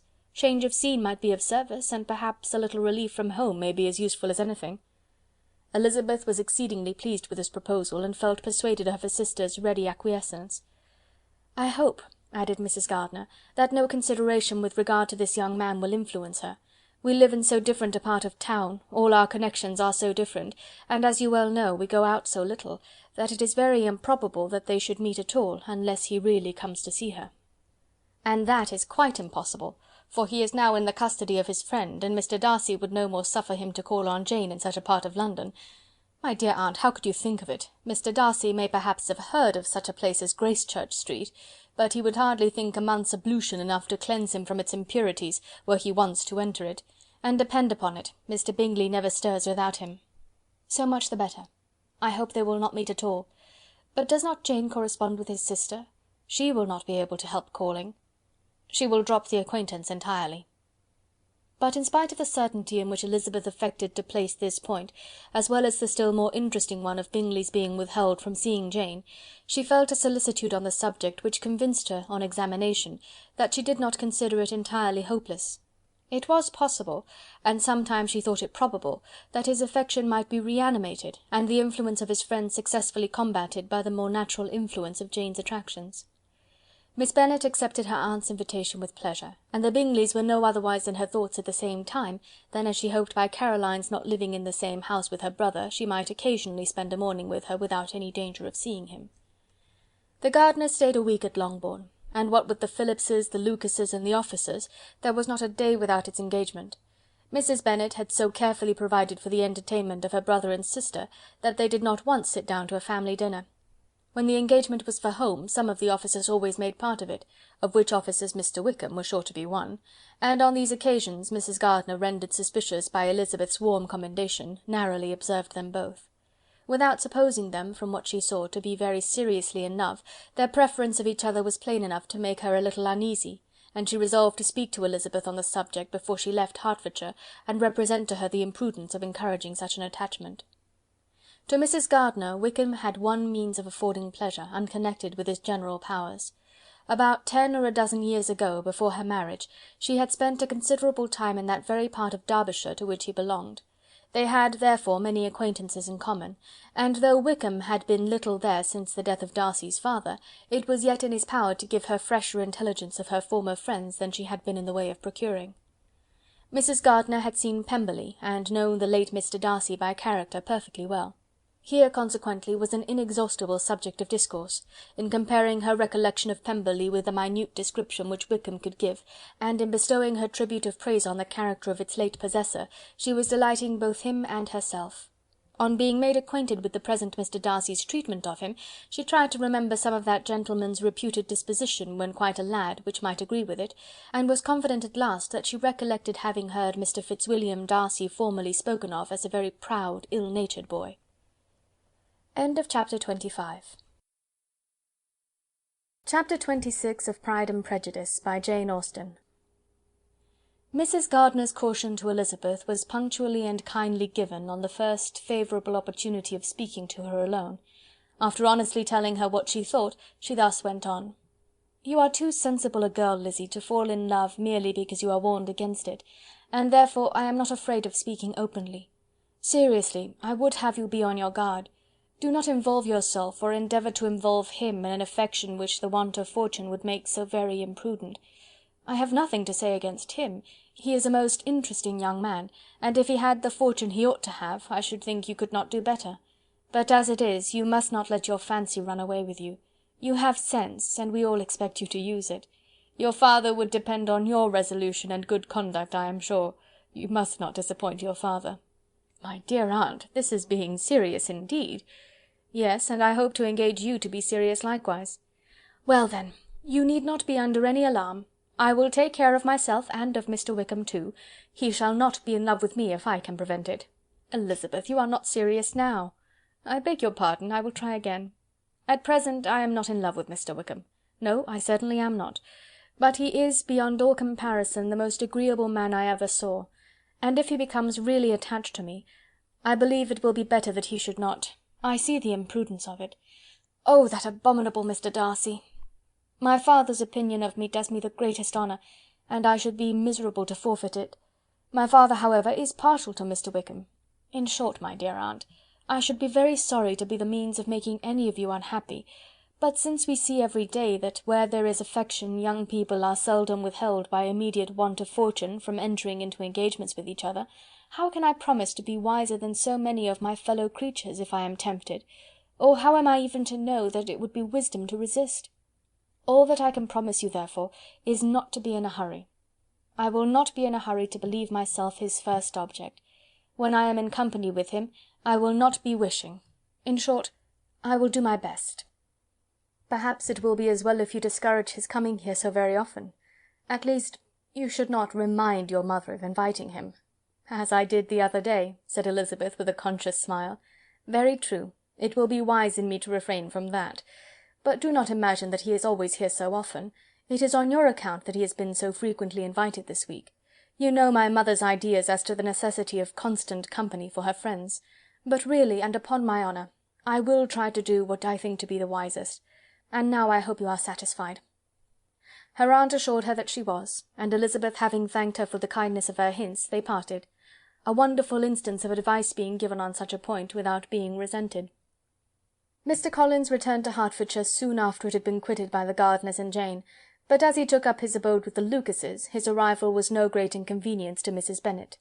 His marriage was now fast approaching, and she was at length so far resigned as to think it inevitable, and even repeatedly to say, in an ill-natured tone, that she wished they might be happy. Thursday was to be the wedding day, and on Wednesday Miss Lucas paid her farewell visit, and when she rose to take leave, Elizabeth, ashamed of her mother's ungracious and reluctant good wishes, and sincerely affected herself, accompanied her out of the room. As they went downstairs together, Charlotte said, "I shall depend on hearing from you very often, Eliza." "That you certainly shall. And I have another favour to ask you. Will you come and see me? We shall often meet, I hope, in Hertfordshire. I am not likely to leave Kent for some time. Promise me, therefore, to come to Hunsford." Elizabeth could not refuse, though she foresaw little pleasure in the visit. "My father and Maria are coming to me in March," added Charlotte, "and I hope you will consent to be of the party. Indeed, Eliza, you will be as welcome as either of them."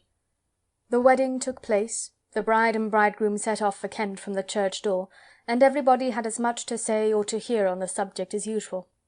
Elizabeth soon heard from her friend, and their correspondence was as regular and frequent as it had ever been.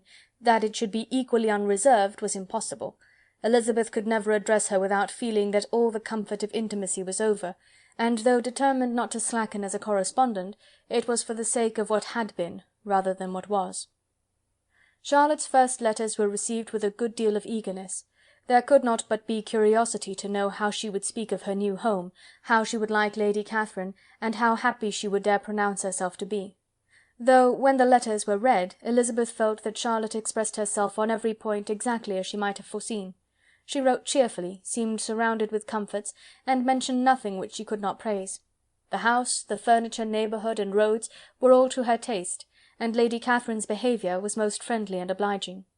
It was Mr. Collins's picture of Hunsford and Rosings rationally softened, and Elizabeth perceived that she must wait for her own visit there to know the rest. Jane had already written a few lines to her sister to announce their safe arrival in London, and when she wrote again, Elizabeth hoped it would be in her power to say something of the Bingleys. Her impatience for this second letter was as well rewarded as impatience generally is. Jane had been a week in town without either seeing or hearing from Caroline. She accounted for it, however, by supposing that her last letter to her friend from Longbourn had by some accident been lost. "My aunt," she continued, "is going to-morrow into that part of the town, and I shall take the opportunity of calling in Grosvenor Street." She wrote again when the visit was paid, and she had seen Miss Bingley. "I did not think Caroline in spirits," were her words, "but she was very glad to see me, and reproached me for giving her no notice of my coming to London. I was right, therefore, my last letter had never reached her. I inquired after their brother, of course. He was well, but so engaged with Mr. Darcy that they scarcely ever saw him. I found that Miss Darcy was expected to dinner. I wish I could see her. My visit was not long, as Caroline and Mrs. Hurst were going out. I dare say I shall see them soon here." Elizabeth shook her head over this letter. It convinced her that accident only could discover to Mr. Bingley her sister's being in town. 4 weeks passed away, and Jane saw nothing of him. She endeavoured to persuade herself that she did not regret it, but she could no longer be blind to Miss Bingley's inattention.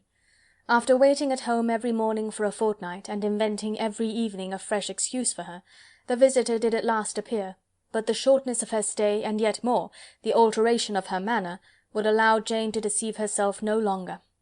The letter which she wrote on this occasion to her sister will prove what she felt. "My dearest Lizzy will, I am sure, be incapable of triumphing in her better judgment at my expense, when I confess myself to have been entirely deceived in Miss Bingley's regard for me. But, my dear sister, though the event has proved you right, do not think me obstinate if I still assert that, considering what her behaviour was, my confidence was as natural as your suspicion. I do not at all comprehend her reason for wishing to be intimate with me, but if the same circumstances were to happen again, I am sure I should be deceived again.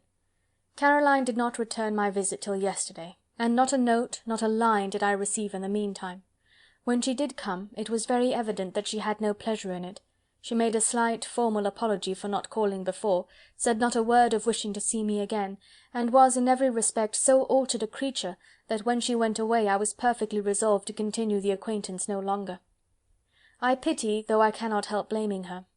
She was very wrong in singling me out as she did. I can safely say that every advance to intimacy began on her side. But I pity her because she must feel that she has been acting wrong, and because I am very sure that anxiety for her brother is the cause of it.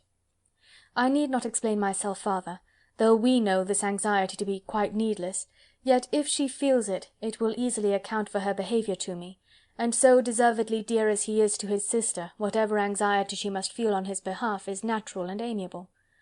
I cannot but wonder, however, at her having any such fears now, because, if he had at all cared about me, we must have met long ago.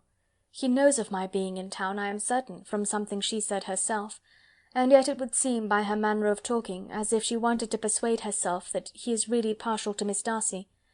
I cannot understand it.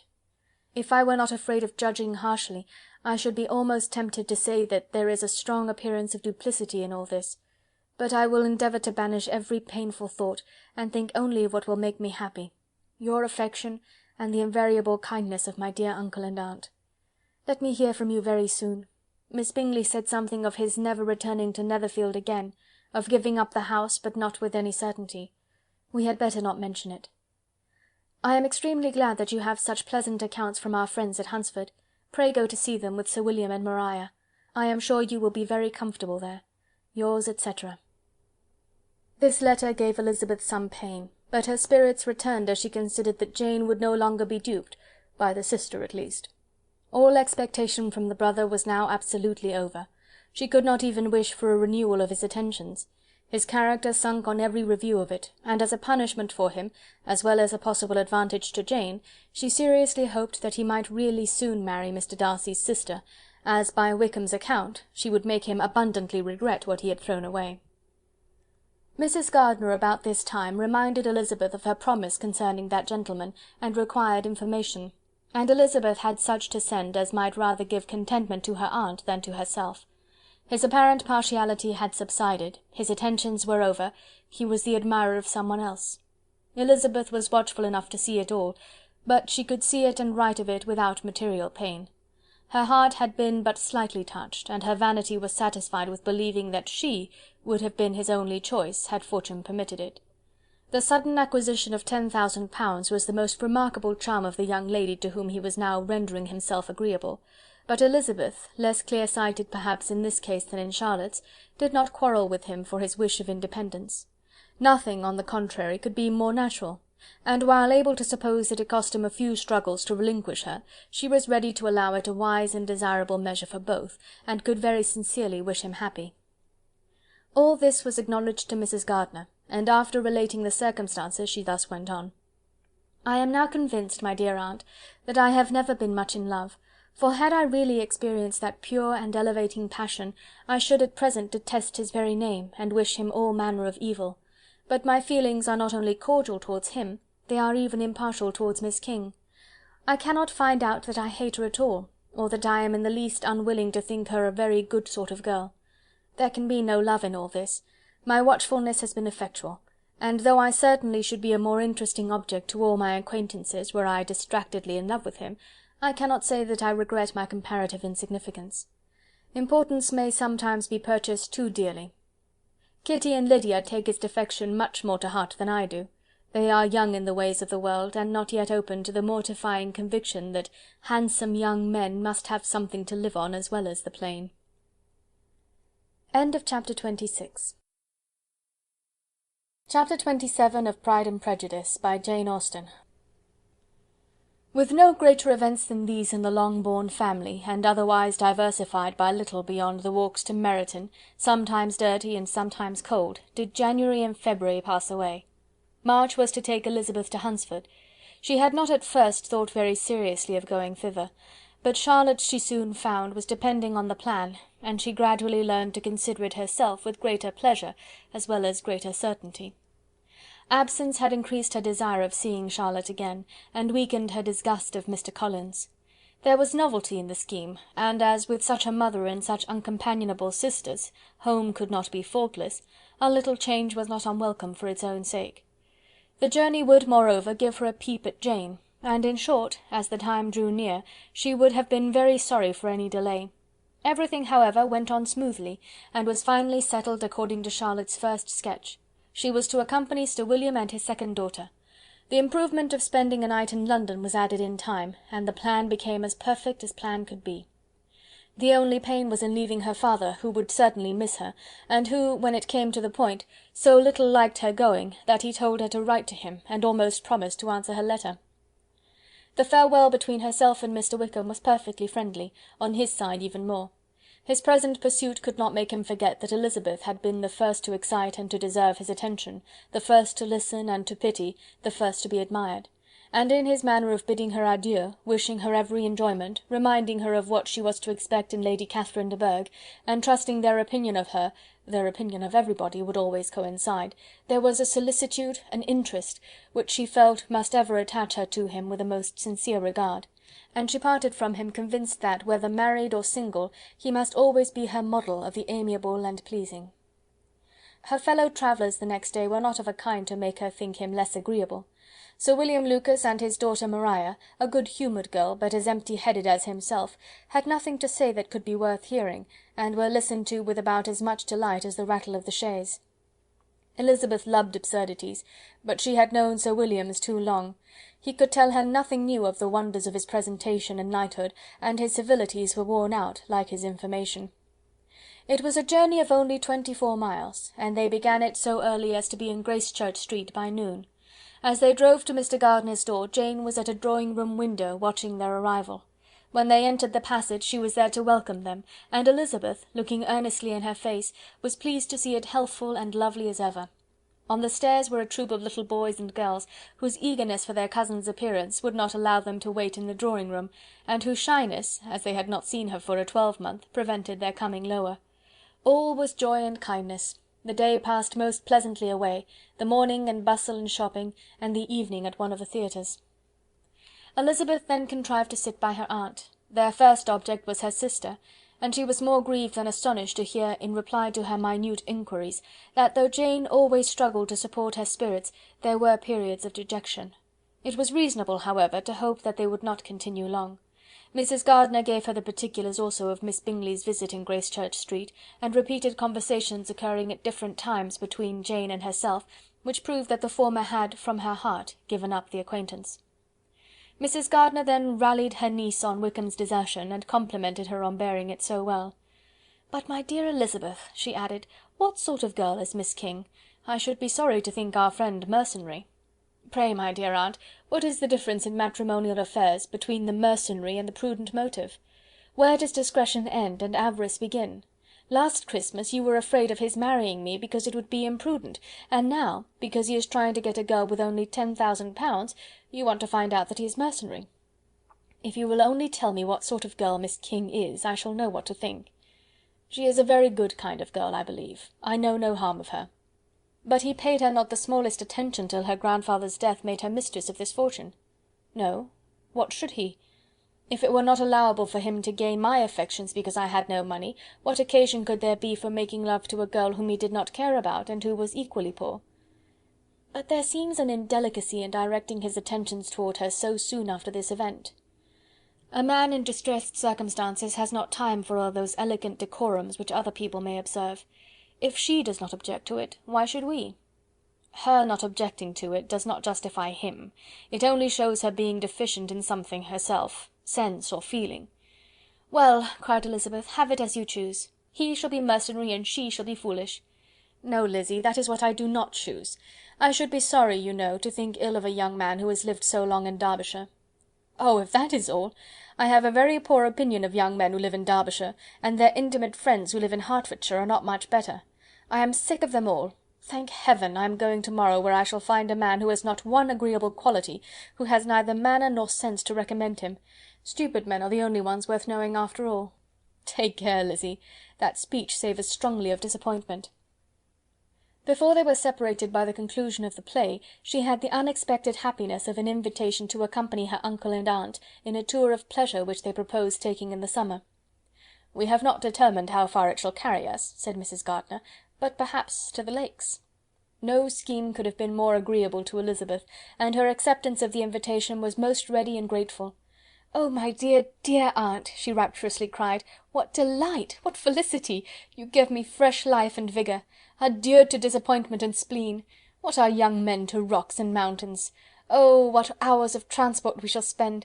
And when we do return, it shall not be like other travellers, without being able to give one accurate idea of anything. We will know where we have gone, we will recollect what we have seen. Lakes, mountains, and rivers shall not be jumbled together in our imaginations, nor when we attempt to describe any particular scene, will we begin quarrelling about its relative situation. Let our first effusions be less insupportable than those of the generality of travellers." Chapter 27. Chapter 28 of Pride and Prejudice by Jane Austen. Every object in the next day's journey was new and interesting to Elizabeth, and her spirits were in a state of enjoyment, for she had seen her sister looking so well as to banish all fear for her health, and the prospect of her northern tour was a constant source of delight. When they left the high road for the lane to Hunsford, every eye was in search of the parsonage, and every turning expected to bring it in view. The palings of Rosings Park was their boundary on one side. Elizabeth smiled at the recollection of all that she had heard of its inhabitants. At length the parsonage was discernible. The garden sloping to the road, the house standing in it, the green pales and the laurel hedge, everything declared they were arriving.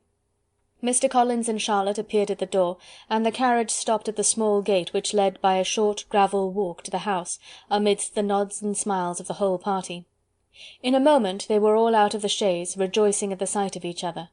Mrs. Collins welcomed her friend with the liveliest pleasure, and Elizabeth was more and more satisfied with coming when she found herself so affectionately received. She saw instantly that her cousin's manners were not altered by his marriage.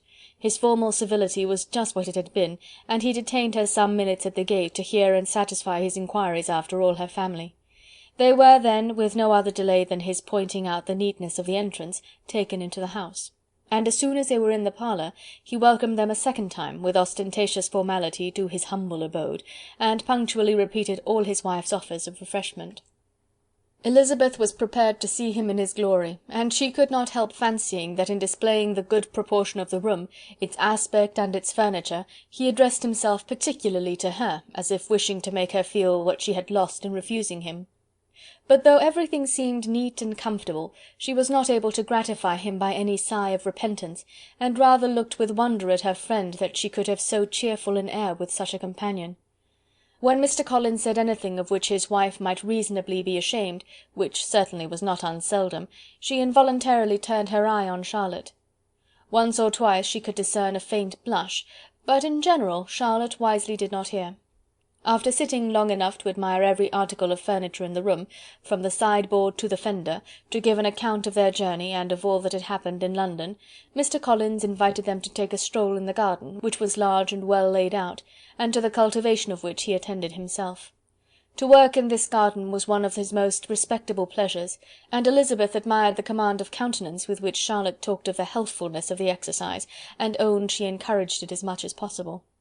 Here, leading the way through every walk and cross-walk, and scarcely allowing them an interval to utter the praises he asked for, every view was pointed out with a minuteness which left beauty entirely behind. He could number the fields in every direction, and could tell how many trees there were in the most distant clump. But of all the views which his garden, or which the country or kingdom could boast, none were to be compared with the prospect of Rosings, afforded by an opening in the trees that bordered the park nearly opposite the front of his house. It was a handsome modern building, well situated on rising ground. From his garden Mr. Collins would have led them round his 2 meadows, but the ladies, not having shoes to encounter the remains of a white frost, turned back, and while Sir William accompanied him, Charlotte took her sister and friend over the house, extremely well pleased probably to have the opportunity of showing it without her husband's help. It was rather small, but well built and convenient, and everything was fitted up and arranged with a neatness and consistency of which Elizabeth gave Charlotte all the credit. When Mr. Collins could be forgotten, there was really an air of great comfort throughout, and by Charlotte's evident enjoyment of it, Elizabeth supposed he must be often forgotten. She had already learnt that Lady Catherine was still in the country. It was spoken of again while they were at dinner, when Mr. Collins, joining in, observed: "Yes, Miss Elizabeth, you will have the honour of seeing Lady Catherine de Bourgh on the ensuing Sunday at church, and I need not say you will be delighted with her. She is all affability and condescension, and I doubt not but you will be honoured with some portion of her notice when service is over. I have scarcely any hesitation in saying she will include you and my sister Maria in every invitation with which she honours us during your stay here. Her behaviour to my dear Charlotte is charming. We dine at Rosings twice every week, and are never allowed to walk home. Her ladyship's carriage is regularly ordered for us. I should say one of her ladyship's carriages, for she has several." "Lady Catherine is a very respectable, sensible woman indeed," added Charlotte, "and a most attentive neighbour." "Very true, my dear, that is exactly what I say. She is the sort of woman whom one cannot regard with too much deference." The evening was spent chiefly in talking over Hertfordshire news, and telling again what had already been written, and when it closed, Elizabeth, in the solitude of her chamber, had to meditate upon Charlotte's degree of contentment, to understand her address in guiding, and composure in bearing with, her husband, and to acknowledge that it was all done very well. She also had to anticipate how her visit would pass: the quiet tenor of their usual employments, the vexatious interruptions of Mr. Collins, and the gaieties of their intercourse with Rosings. A lively imagination soon settled it all. About the middle of the next day, as she was in her room getting ready for a walk, a sudden noise below seemed to speak the whole house in confusion, and after listening a moment, she heard somebody running upstairs in a violent hurry, and calling loudly after her. She opened the door and met Maria in the landing-place, who, breathless with agitation, cried out: "Oh, my dear Eliza, pray make haste and come into the dining-room, for there is such a sight to be seen! I will not tell you what it is. Make haste and come down this moment." Elizabeth asked questions in vain. Maria would tell her nothing more, and down they ran into the dining-room, which fronted the lane, in quest of this wonder.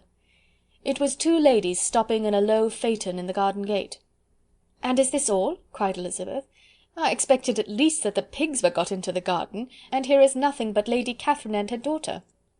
"La, my dear," said Maria, quite shocked at the mistake, "it is not Lady Catherine. The old lady is Mrs. Jenkinson, who lives with them. The other is Miss de Bourgh. Only look at her! She is quite a little creature. Who would have thought that she could be so thin and small?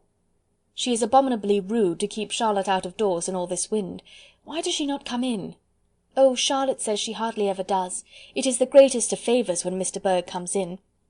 "I like her appearance," said Elizabeth, struck with other ideas. "She looks sickly and cross.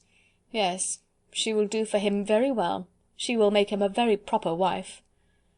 Mr. Collins and Charlotte were both standing at the gate, in conversation with the ladies, and Sir William, to Elizabeth's high diversion, was stationed in the doorway, in earnest contemplation of the greatness before him, and constantly bowing whenever Miss de Bourgh looked that way. At length there was nothing more to be said. The ladies drove on, and the others returned into the house. Mr. Collins no sooner saw the two girls than he began to congratulate them on their good fortune, which Charlotte explained by letting them know that the whole party was asked to dine at Rosings the next day. Chapter 28. Chapter 29 of Pride and Prejudice by Jane Austen. Mr. Collins's triumph, in consequence of this invitation, was complete. The power of displaying the grandeur of his patroness to his wandering visitors, and of letting them see her civility towards himself and his wife, was exactly what he had wished for, and that an opportunity of doing it should be given so soon, was such an instance of Lady Catherine's condescension, as he knew not how to admire enough.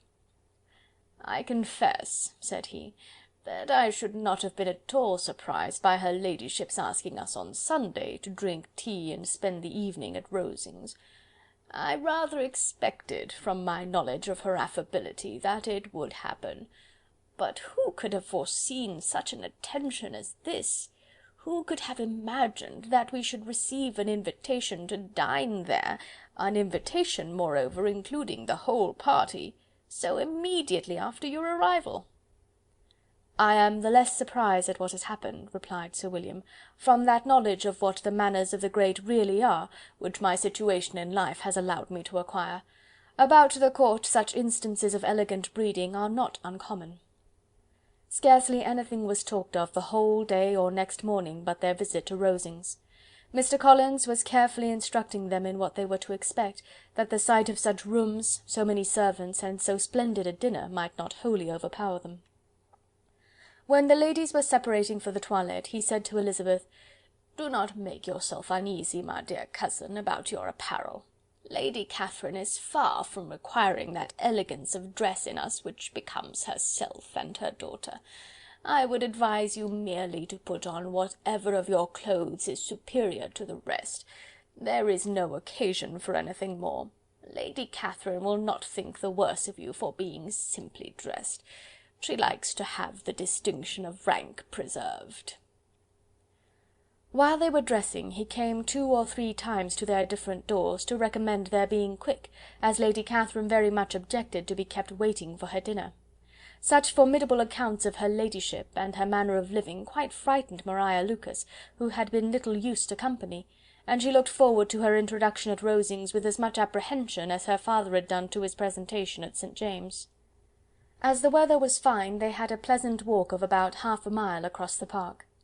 Every park has its beauty and its prospects, and Elizabeth saw much to be pleased with, though she could not be in such raptures as Mr. Collins expected the scene to inspire, and was but slightly affected by his enumeration of the windows in front of the house, and his relation of what the glazing altogether had originally cost Sir Louis de Bourgh. When they ascended the steps to the hall, Maria's alarm was every moment increasing, and even Sir William did not look perfectly calm. Elizabeth's courage did not fail her. She had heard nothing of Lady Catherine that spoke her awful from any extraordinary talents or miraculous virtue, and the mere stateliness of money or rank she thought she could witness without trepidation. From the entrance hall, of which Mr. Collins pointed out with a rapturous air the fine proportion and the finished ornaments, they followed the servants through an antechamber to the room where Lady Catherine, her daughter, and Mrs. Jenkinson were sitting. Her ladyship, with great condescension, arose to receive them, and as Mrs. Collins had settled it with her husband that the office of introduction should be hers, it was performed in a proper manner, without any of those apologies and thanks which he would have thought necessary.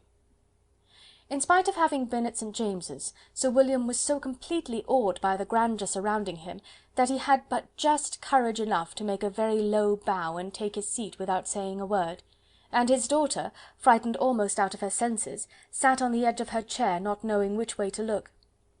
Elizabeth found herself quite equal to the scene, and could observe the 3 ladies before her composedly. Lady Catherine was a tall, large woman, with strongly marked features, which might once have been handsome. Her air was not conciliating, nor was her manner of receiving them such as to make her visitors forget their inferior rank. She was not rendered formidable by silence, but whatever she said was spoken in so authoritative a tone as marked her self-importance, and brought Mr. Wickham immediately to Elizabeth's mind, and from the observation of the day altogether, she believed Lady Catherine to be exactly what he represented. When, after examining the mother, in whose countenance and deportment she soon found some resemblance of Mr. Darcy, she turned her eyes on the daughter, she could almost have joined in Maria's astonishment at her being so thin and so small. There was neither in figure nor face any likeness between the ladies.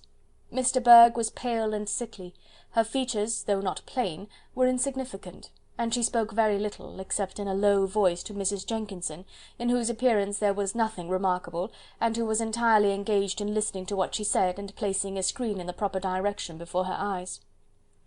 After sitting a few minutes, they were all sent to one of the windows to admire the view, Mr. Collins attending them to point out its beauties, and Lady Catherine kindly informing them that it was much better worth looking at in the summer. The dinner was exceedingly handsome, and there were all the servants and all the articles of plate which Mr. Collins had promised, and as he had likewise foretold, he took his seat at the bottom of the table, by her ladyship's desire, and looked as if he felt that life could furnish nothing greater. He carved, and ate, and praised with delighted alacrity, and every dish was commended, first by him and then by Sir William, who was now enough recovered to echo whatever his son-in-law said, in a manner which Elizabeth wondered Lady Catherine could bear. But Lady Catherine seemed gratified by their excessive admiration, and gave most gracious smiles, especially when any dish on the table proved a novelty to them. The party did not supply much conversation. Elizabeth was ready to speak whenever there was an opening, but she was seated between Charlotte and Miss de Bourgh, the former of whom was engaged in listening to Lady Catherine, and the latter said not a word to her all dinner-time. Mrs. Jenkinson was chiefly employed in watching how little Miss de Bourgh ate, pressing her to try some other dish, and fearing she was indisposed. Maria thought speaking out of the question, and the gentlemen did nothing but eat and admire. When the ladies returned to the drawing-room, there was little to be done but to hear Lady Catherine talk, which she did without any intermission till coffee came in, delivering her opinion on every subject in so decisive a manner as proved that she was not used to have her judgment controverted. She inquired into Charlotte's domestic concerns familiarly and minutely, gave her a great deal of advice as to the management of them all, told her how everything ought to be regulated in so small a family as hers, and instructed her as to the care of her cows and her poultry. Elizabeth found that nothing was beneath this great lady's attention, which could furnish her with an occasion of dictating to others. In the intervals of her discourse with Mrs. Collins, she addressed a variety of questions to Maria and Elizabeth, but especially to the latter, of whose connections she knew the least, and who, she observed to Mrs. Collins, was a very genteel, pretty kind of girl. She asked her, at different times, how many sisters she had, whether they were older or younger than herself, whether any of them were likely to be married, whether they were handsome, where they had been educated, what carriage her father kept, and what had been her mother's maiden name. Elizabeth felt all the impertinence of her questions, but answered them very composedly. Lady Catherine then observed, "Your father's estate is entailed on Mr. Collins, I think. For your sake," turning to Charlotte, "I am glad of it, but otherwise I see no occasion for entailing estates from the female line. It was not thought necessary in Sir Lewis de Bourgh's family. Do you play and sing, Miss Bennet?" "A little." "Oh, then some time or other we shall be happy to hear you. Our instrument is a capital one, probably superior to... You shall try it some day. Do your sisters play and sing?" "One of them does." "Why did not you all learn? You ought all to have learned. The Miss Webbs all play, and their father has not so good an income as yours. Do you draw?" "No, not at all." "What, none of you?" "Not one." "That is very strange. But I suppose you had no opportunity. Your mother should have taken you to town every spring for the benefit of masters." "My mother would have had no objection, but my father hates London." "Has your governess left you?" "We never had a governess." "No governess! How was that possible? 5 daughters brought up at home without a governess! I never heard of such a thing. Your mother must have been quite a slave to your education." Elizabeth could hardly help smiling as she assured her that had not been the case. "Then who taught you? Who attended to you? Without a governess you must have been neglected." "Compared with some families, I believe we were, but such of us as wished to learn never wanted the means. We were always encouraged to read, and had all the masters that were necessary. Those who chose to be idle certainly might." "Ay, no doubt, but that is what a governess will prevent, and if I had known your mother, I should have advised her most strenuously to engage one. I always say that nothing is to be done in education without steady and regular instruction, and nobody but a governess can give it. It is wonderful how many families I have been the means of supplying in that way. I am always glad to get a young person well placed out. 4 nieces of Mrs. Jenkinson are most delightfully situated through my means, and it was but the other day that I recommended another young person, who was merely accidentally mentioned to me, and the family are quite delighted with her. Mrs. Collins, did I tell you of Lady Metcalfe's calling yesterday to thank me? She finds Miss Pope a treasure. 'Lady Catherine,' said she, 'you have given me a treasure.' Are any of your younger sisters out, Miss Bennet?" "Yes, ma'am, all." "All? What, all 5 out at once? Very odd. And you only the second! The younger ones out before the elder ones are married? Your younger sisters must be very young." "Yes, my youngest is not 16. Perhaps she is full young to be much in company, but really, ma'am, I think it would be very hard upon younger sisters that they should not have their share of society and amusement, because the elder have not the means or inclination to marry early. The last born has as good a right to the pleasures of youth as the first. And to be kept back on such a motive! I think it would not be very likely to promote sisterly affection or delicacy of mind." "Upon my word," said her ladyship, "you give your opinion very decidedly for so young a person. Pray, what is your age?" "With 3 younger sisters grown up," replied Elizabeth, smiling, "your ladyship can hardly expect me to own it." Lady Catherine seemed quite astonished at not receiving a direct answer, and Elizabeth suspected herself to be the first creature who had ever dared to trifle with so much dignified impertinence. "You cannot be more than 20, I am sure, therefore you need not conceal your age." "I am not 21." When the gentlemen had joined them, and tea was over, the card tables were placed. Lady Catherine, Sir William, and Mr. and Mrs. Collins sat down to quadrille, and as Miss de Bourgh chose to play at casino, the 2 girls had the honour of assisting Mrs. Jenkinson to make up her party. Their table was superlatively stupid. Scarcely a syllable was uttered that did not relate to the game, except when Mrs. Jenkinson expressed her fears of Miss de Bourgh's being too hot or too cold, or having too much or too little light. A great deal more passed at the other table. Lady Catherine was generally speaking, stating the mistakes of the 3 others, or relating some anecdote of herself. Mr. Collins was employed in agreeing to everything her ladyship said, thanking her for every fish he won, and apologizing if he thought he won too many. Sir William did not say much. He was storing his memory with anecdotes and noble names. When Lady Catherine and her daughter had played as long as they chose, the tables were broken up, the carriage was offered to Mrs. Collins, gratefully accepted and immediately ordered.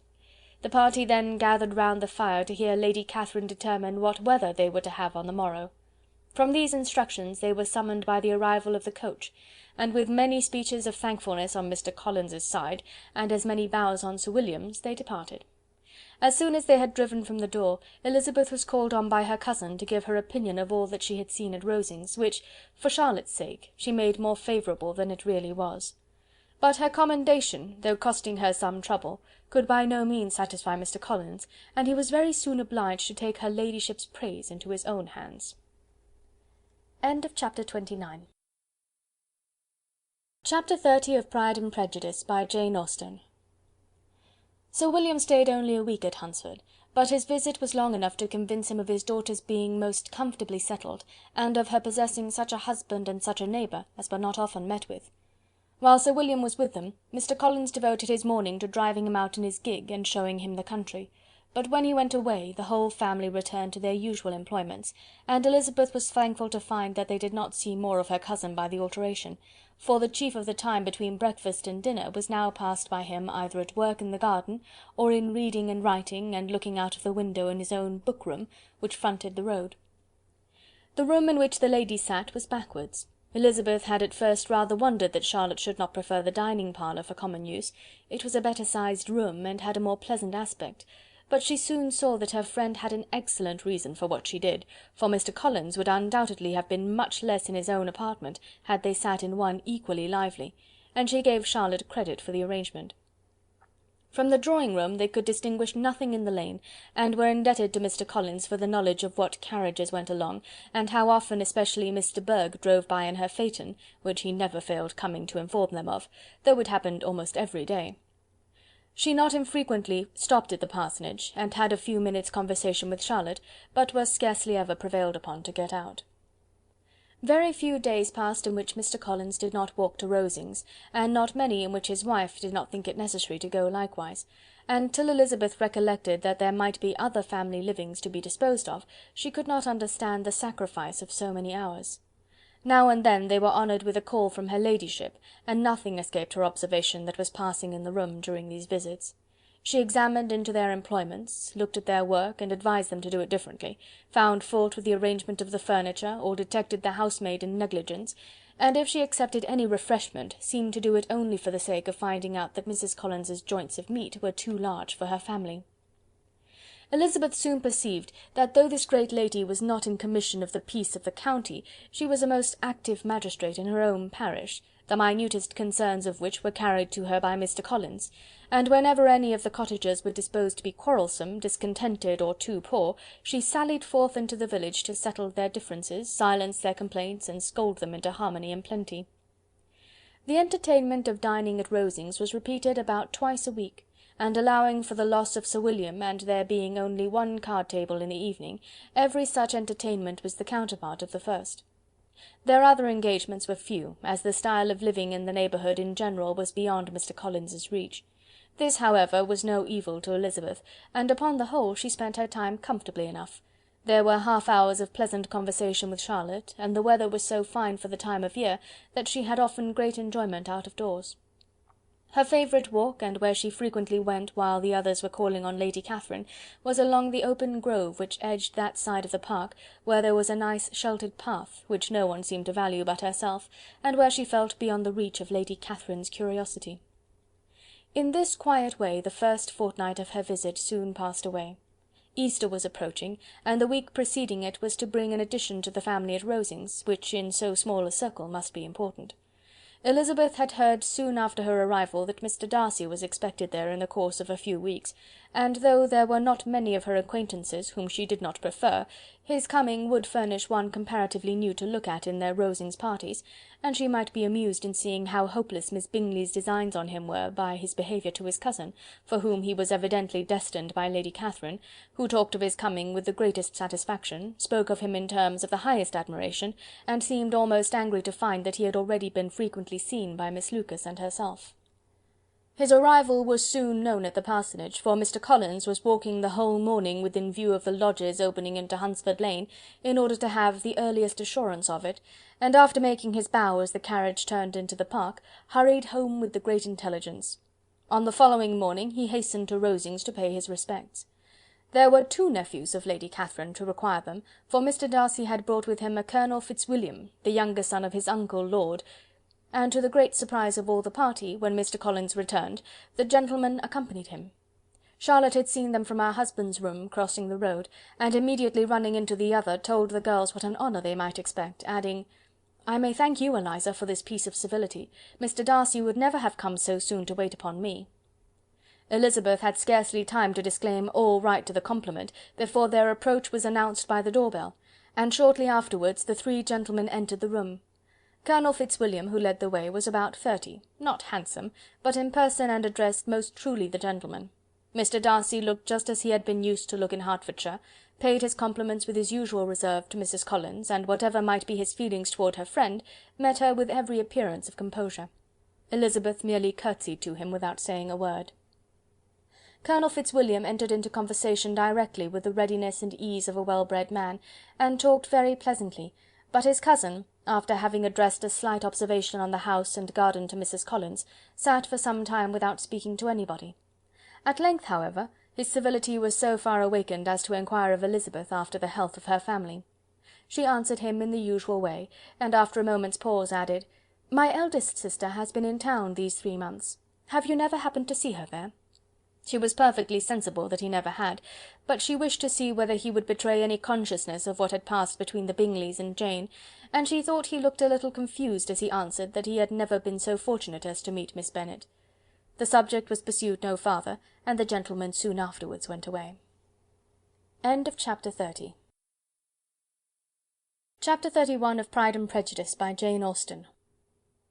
Colonel Fitzwilliam's manners were very much admired at the parsonage, and the ladies all felt that he must add considerably to the pleasures of their engagements at Rosings.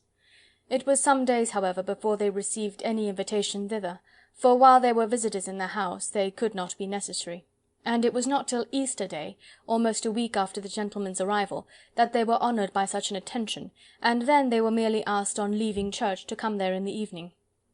For the last week they had seen very little of Lady Catherine or her daughter. Colonel Fitzwilliam had called at the parsonage more than once during the time, but Mr. Darcy they had seen only at church. The invitation was accepted, of course, and at a proper hour they joined the party in Lady Catherine's drawing-room. Her ladyship received them civilly, but it was plain that their company was by no means so acceptable as when she could get nobody else, and she was, in fact, almost engrossed by her nephews, speaking to them, especially to Darcy, much more than any other person in the room. Colonel Fitzwilliam seemed really glad to see them. Anything was a welcome relief to him at Rosings, and Mrs. Collins's pretty friend had moreover caught his fancy very much. He now seated himself by her, and talked so agreeably of Kent and Hertfordshire, of travelling and staying at home, of new books and music, that Elizabeth had never been half so well entertained in that room before. and they conversed with so much spirit and flow as to draw the attention of Lady Catherine herself as well as of Mr. Darcy. His eyes had been soon and repeatedly turned towards them with a look of curiosity, and that her ladyship after a while shared the feeling was more openly acknowledged, for she did not scruple to call out, "What is it that you are saying, Fitzwilliam? What is it that you are talking of? What are you telling Miss Bennet? Let me hear what it is." "We are speaking of music, madam," said he, when no longer able to avoid a reply. "Of music? Then pray speak aloud. It is of all subjects my delight. I must have my share in the conversation, if you are speaking of music. There are few people in England, I suppose, who have more true enjoyment of music than myself, or a better natural taste. If I had ever learned, I should have been a great proficient, and so would Anne, if her health had allowed her to apply. I am confident that she would have performed delightfully. How does Georgiana get on, Darcy?" Mr. Darcy spoke with affectionate praise of his sister's proficiency. "I am very glad to hear such a good account of her," said Lady Catherine, "and pray tell her from me that she cannot expect to excel if she does not practise a good deal." "I assure you, madam," he replied, "that she does not need such advice. She practises very constantly." "So much the better. It cannot be done too much, and when I next write to her, I shall charge her not to neglect it on any account. I often tell young ladies that no excellence in music is to be acquired without constant practice. I have told Miss Bennet several times that she will never play really well unless she practises more, and though Mrs. Collins has no instrument, she is very welcome, as I have often told her, to come to Rosings every day and play on the pianoforte in Mrs. Jenkinson's room. She would be in nobody's way, you know, in that part of the house." Mr. Darcy looked a little ashamed of his aunt's ill-breeding, and made no answer. When coffee was over, Colonel Fitzwilliam reminded Elizabeth of having promised to play to him, and she sat down directly to the instrument. He drew a chair near her. Lady Catherine listened to half a song, and then talked, as before, to her other nephew, till the latter walked away from her, and making with his usual deliberation towards the pianoforte, stationed himself so as to command a full view of the fair performer's countenance. Elizabeth saw what he was doing, and at the first convenient pause turned to him with an arch smile, and said, "You mean to frighten me, Mr. Darcy, by coming in all this state to hear me? I will not be alarmed, though your sister does play so well. There is a stubbornness about me that can never bear to be frightened at the will of others. My courage always rises at every attempt to intimidate me." "I shall not say you are mistaken," he replied, "because you could not really believe me to entertain any design of alarming you, and I have had the pleasure of your acquaintance long enough to know that you find great enjoyment in occasionally professing opinions which, in fact, are not your own." Elizabeth laughed heartily at this picture of herself, and said to Colonel Fitzwilliam, "Your cousin will give you a very pretty notion of me, and teach you not to believe a word I say. I am particularly unlucky in meeting with a person so able to expose my real character in a part of the world where I had hoped to pass myself off with some degree of credit. Indeed, Mr. Darcy, it is very ungenerous in you to mention all that you knew to my disadvantage in Hertfordshire, and, give me leave to say, very impolitic too, for it is provoking me to retaliate, and such things may come out as will shock your relations to hear." "I am not afraid of you," said he, smilingly. "Pray let me hear what you have to accuse him of," cried Colonel Fitzwilliam. "I should like to know how he behaves among strangers." "You shall hear then, but prepare yourself for something very dreadful. The first time of my ever seeing him in Hertfordshire, you must know, was at a ball, and at this ball, what do you think he did?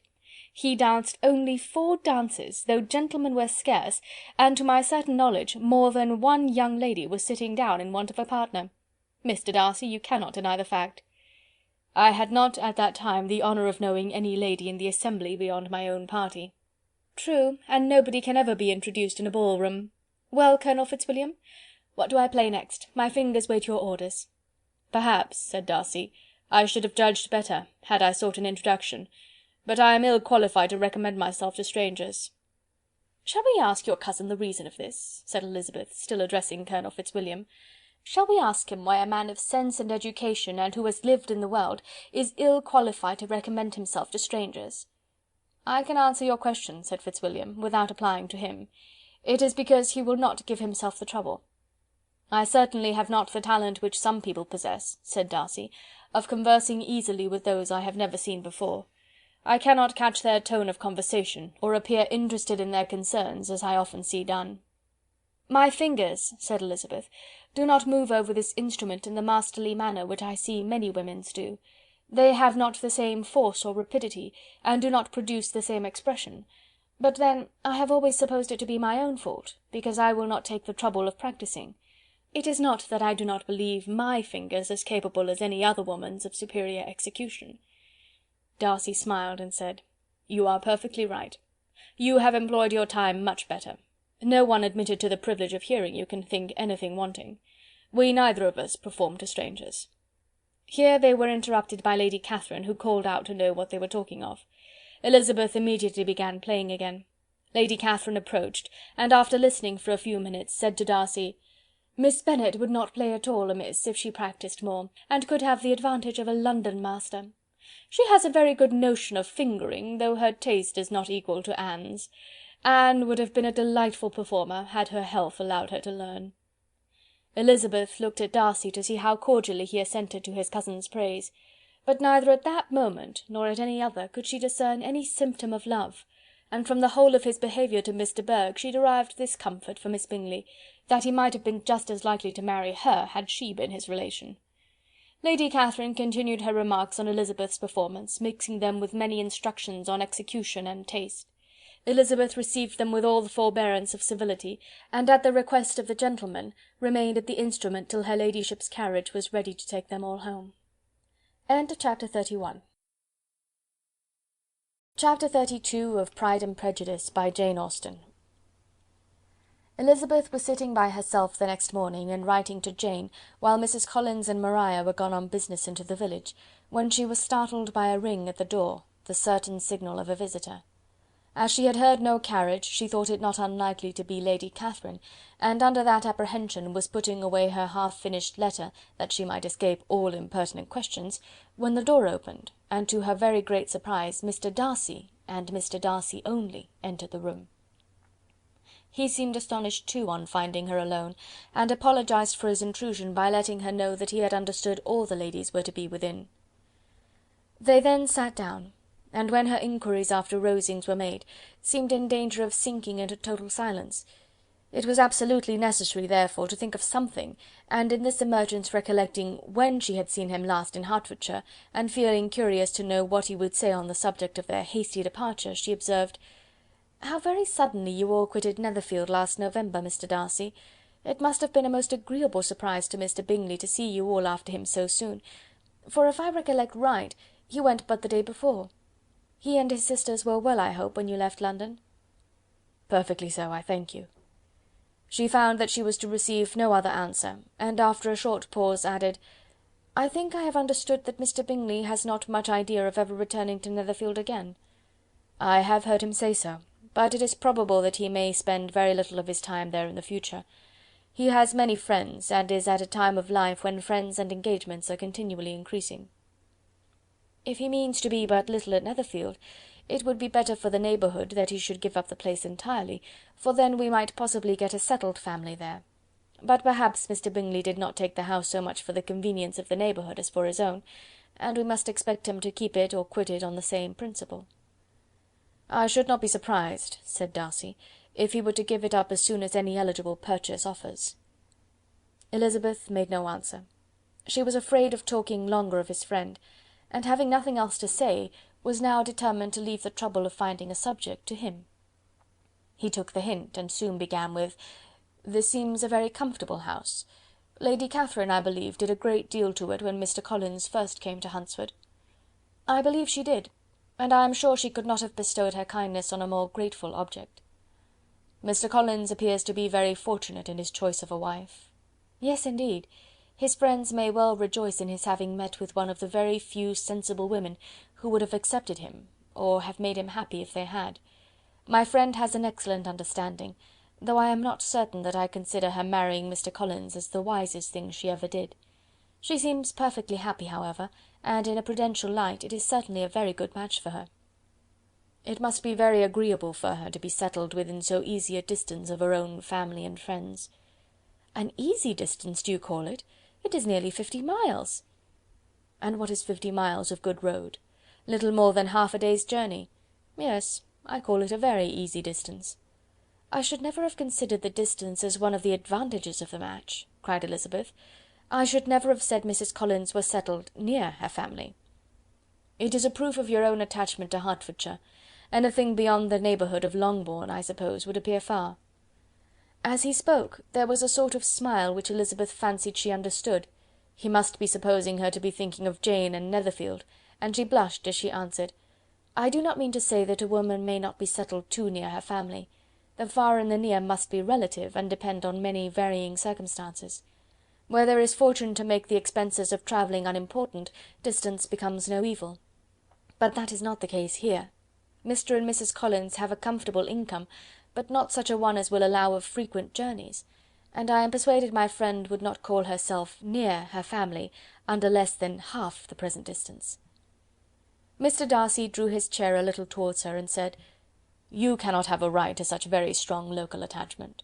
You cannot have been always at Longbourn." Elizabeth looked surprised. The gentleman experienced some change of feeling. He drew back his chair, took a newspaper from the table, and glancing over it, said in a colder voice, "Are you pleased with Kent?" A short dialogue on the subject of the country ensued, on either side calm and concise, and soon put an end to by the entrance of Charlotte and her sister, just returned from her walk. The tete-a-tete surprised them. Mr. Darcy related the mistake which had occasioned his intruding on Miss Bennet, and after sitting a few minutes longer without saying much to anybody, went away. "What can be the meaning of this?" said Charlotte, as soon as he was gone. "My dear Eliza, he must be in love with you, or he would never have called on us in this familiar way." But when Elizabeth told of his silence, it did not seem very likely, even to Charlotte's wishes, to be the case, and after various conjectures they could at last only suppose his visit to proceed from the difficulty of finding anything to do, which was the more probable from the time of year. All field sports were over. Within doors there was Lady Catherine, books, and a billiard table, but gentlemen cannot always be within doors, and in the nearness of the parsonage, or the pleasantness of the walk to it, or of the people who lived in it, the two cousins found a temptation from this period of walking thither almost every day. They called at various times of the morning, sometimes separately, sometimes together, and now and then accompanied by their aunt. It was plain to them all that Colonel Fitzwilliam came because he had pleasure in their society, a persuasion which of course recommended him still more, and Elizabeth was reminded by her own satisfaction in being with him, as well as by his evident admiration of her former favourite, George Wickham, and though, in comparing them, she saw there was less captivating softness in Colonel Fitzwilliam's manners, she believed he might have the best informed mind. But why Mr. Darcy came so often to the parsonage, it was more difficult to understand. It could not be for society, as he frequently sat there 10 minutes together without opening his lips, and when he did speak, it seemed the effect of necessity rather than of choice, a sacrifice to propriety, not a pleasure to himself. He seldom appeared really animated. Mrs. Collins knew not what to make of him. Colonel Fitzwilliam's occasionally laughing at his stupidity proved that he was generally different, which her own knowledge of him could not have told her, and as she would like to have believed this change the effect of love, and the object of that love her friend Eliza, she set herself seriously to work to find it out. She watched him whenever they were at Rosings, and whenever he came to Hunsford, but without much success. He certainly looked at her friend a great deal, but the expression of that look was disputable. It was an earnest, steadfast gaze, but she often doubted whether there were much admiration in it, and sometimes it seemed nothing but absence of mind. She had once or twice suggested to Elizabeth the possibility of his being partial to her, but Elizabeth always laughed at the idea, and Mrs. Collins did not think it right to press the subject, from the danger of raising expectations which might only end in disappointment, for in her opinion it admitted not of a doubt that all her friend's dislike would vanish if she could suppose him to be in her power. In her kind schemes for Elizabeth, she sometimes planned her marrying Colonel Fitzwilliam. He was beyond comparison the most pleasant man. He certainly admired her, and his situation in life was most eligible. But to counterbalance these advantages, Mr. Darcy had considerable patronage in the church, and his cousin could have none at all. Chapter 32. Chapter 33 of Pride and Prejudice by Jane Austen. More than once did Elizabeth, in her rambles within the park, unexpectedly meet Mr. Darcy. She felt all the perverseness of the mischance that should bring him where no one else was brought, and, to prevent its ever happening again, took care to inform him at first that it was a favourite haunt of hers. How it could occur a second time, therefore, was very odd. Yet it did, and even a third. It seemed like wilful ill nature, or a voluntary penance, for on these occasions it was not merely a few formal inquiries and an awkward pause and then away, but he actually thought it necessary to turn back and walk with her. He never said a great deal, nor did she give herself the trouble of talking or of listening much, but it struck her in the course of their third rencontre that he was asking some odd, unconnected questions, about her pleasure in being at Hunsford, her love of solitary walks, and her opinion of Mr. and Mrs. Collins's happiness, and that in speaking of Rosings and her not perfectly understanding the house, he seemed to expect that whenever she came into Kent again she would be staying there too. His words seemed to imply it. Could he have Colonel Fitzwilliam in his thoughts? She supposed, if he meant anything, he must mean an allusion to what might arise in that quarter. It distressed her a little, and she was quite glad to find herself at the gate in the pales opposite the parsonage. She was engaged one day as she walked, in perusing Jane's last letter, and dwelling on some passages which proved that Jane had not written in spirits, when, instead of being again surprised by Mr. Darcy, she saw on looking up that Colonel Fitzwilliam was meeting her. Putting away the letter immediately, and forcing a smile, she said, "I did not know before that you ever walked this way."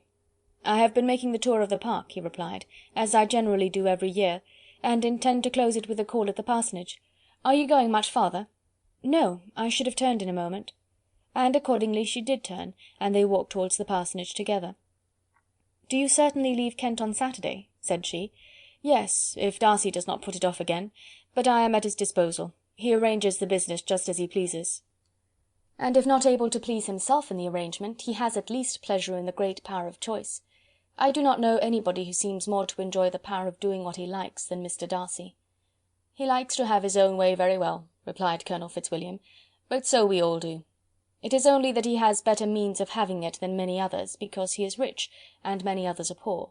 I speak feelingly. A younger son, you know, must be inured to self-denial and dependence." "In my opinion, the younger son of an earl can know very little of either. Now, seriously, what have you ever known of self-denial and dependence? When have you been prevented by want of money from going wherever you chose, or procuring anything you had a fancy for?" "These are home questions, and perhaps I cannot say that I have experienced many hardships of that nature. But in matters of greater weight I may suffer from want of money. Younger sons cannot marry where they like." "Unless they like women of fortune, which I think they very often do." "Our habits of expense make us too dependent, and there are not many in my rank of life who can afford to marry without some attention to money." "Is this," thought Elizabeth, "meant for me?" And she coloured at the idea, but recovering herself, said in a lively tone, "And pray, what is the usual price of an earl's younger son? Unless the elder brother is very sickly, I suppose you would not ask above 50,000 pounds?" He answered her in the same style, and the subject dropped. To interrupt a silence which might make him fancy her affected with what had passed, she soon afterwards said, "I imagine your cousin brought you down with him chiefly for the sake of having some one at his disposal.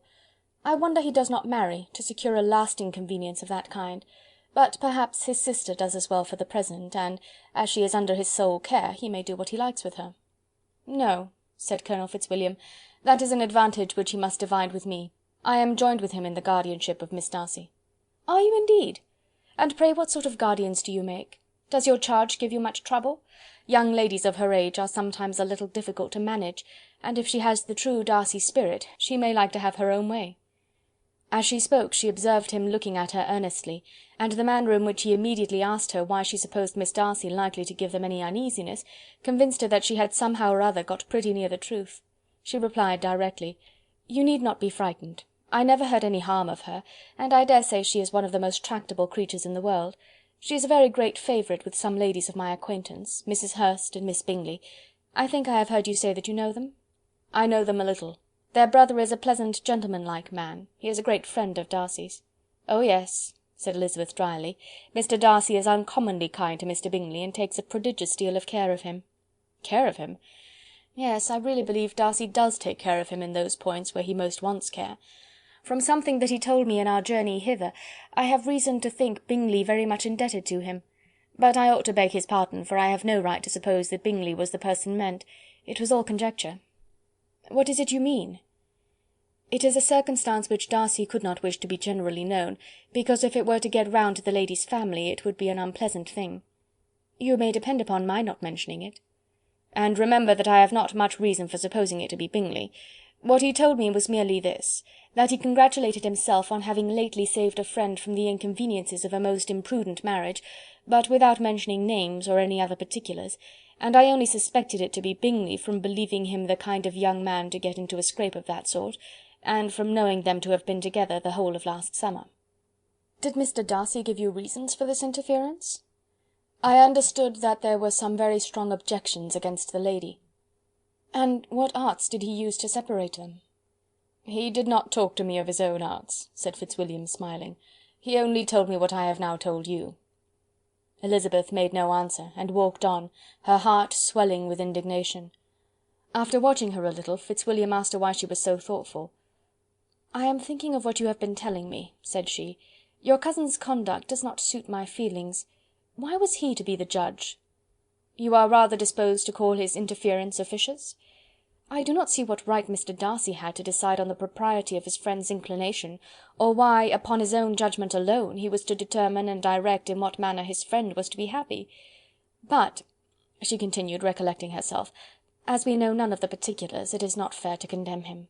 It is not to be supposed that there was much affection in the case." "That is not an unnatural surmise," said Fitzwilliam, "but it is a lessening of the honour of my cousin's triumph very sadly."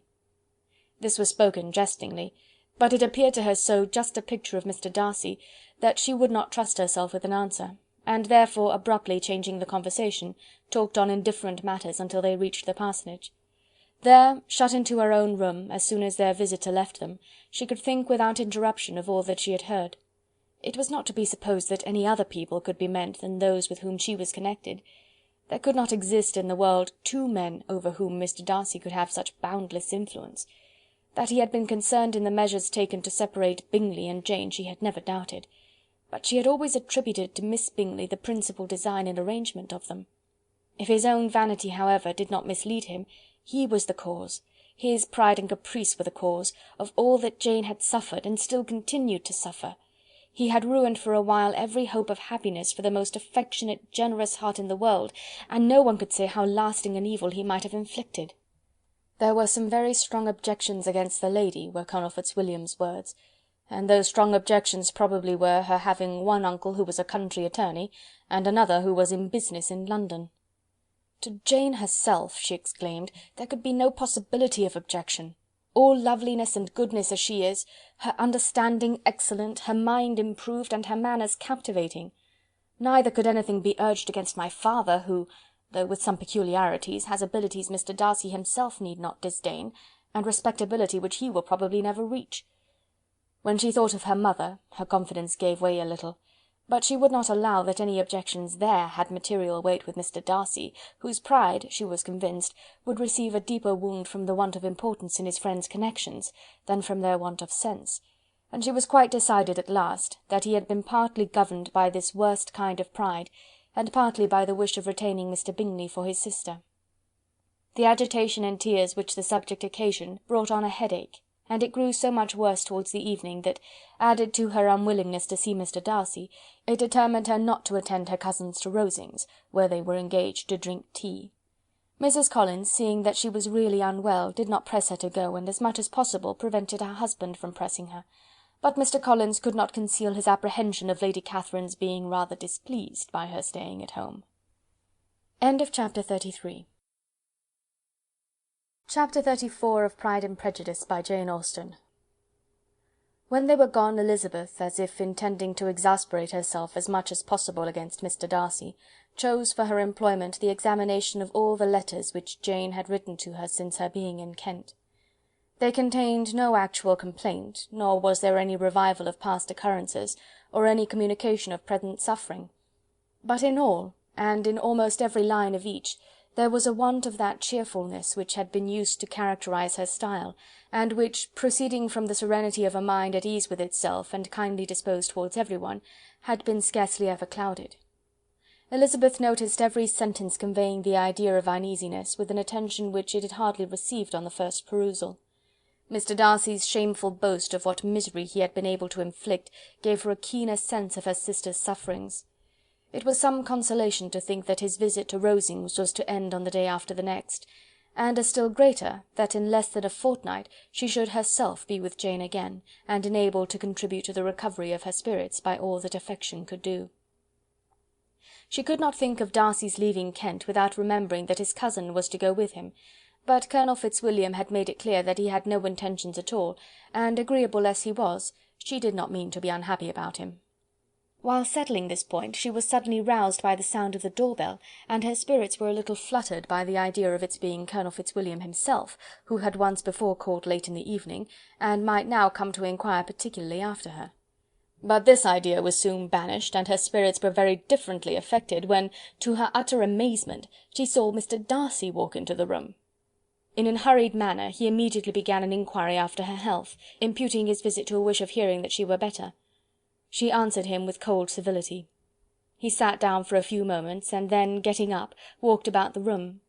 Elizabeth was surprised, but said not a word.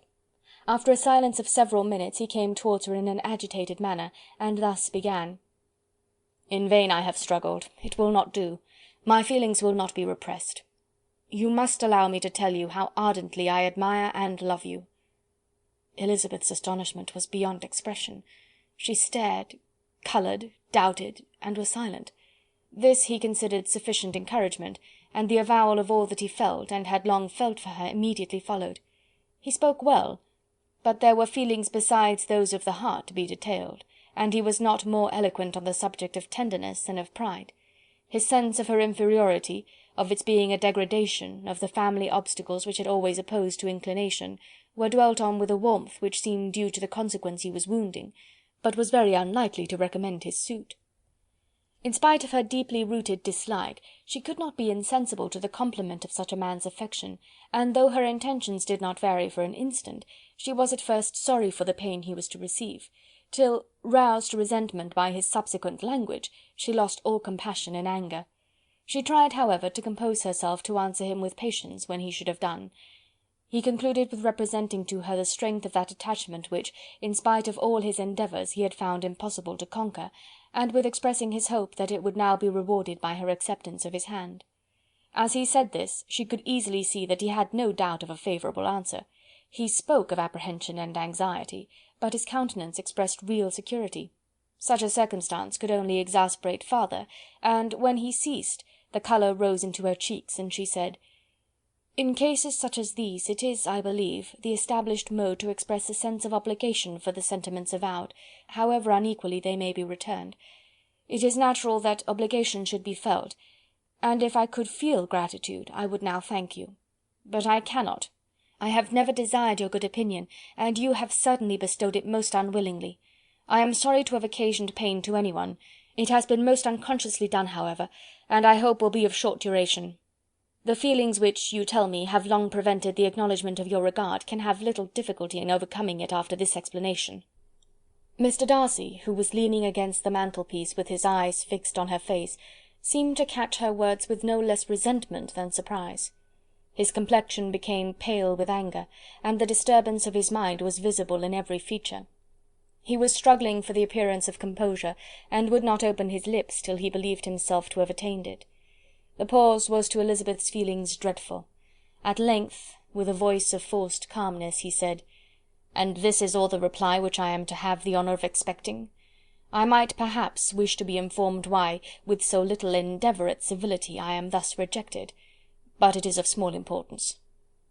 "I might as well inquire," replied she, "why, with so evident a desire of offending and insulting me, you chose to tell me that you liked me against your will, against your reason, and even against your character. Was not this some excuse for incivility if I was uncivil? But I have other provocations. You know I have. Had not my feelings decided against you, had they been indifferent, or had they even been favourable, do you think that any consideration would tempt me to accept the man who has been the means of ruining, perhaps for ever, the happiness of a most beloved sister?"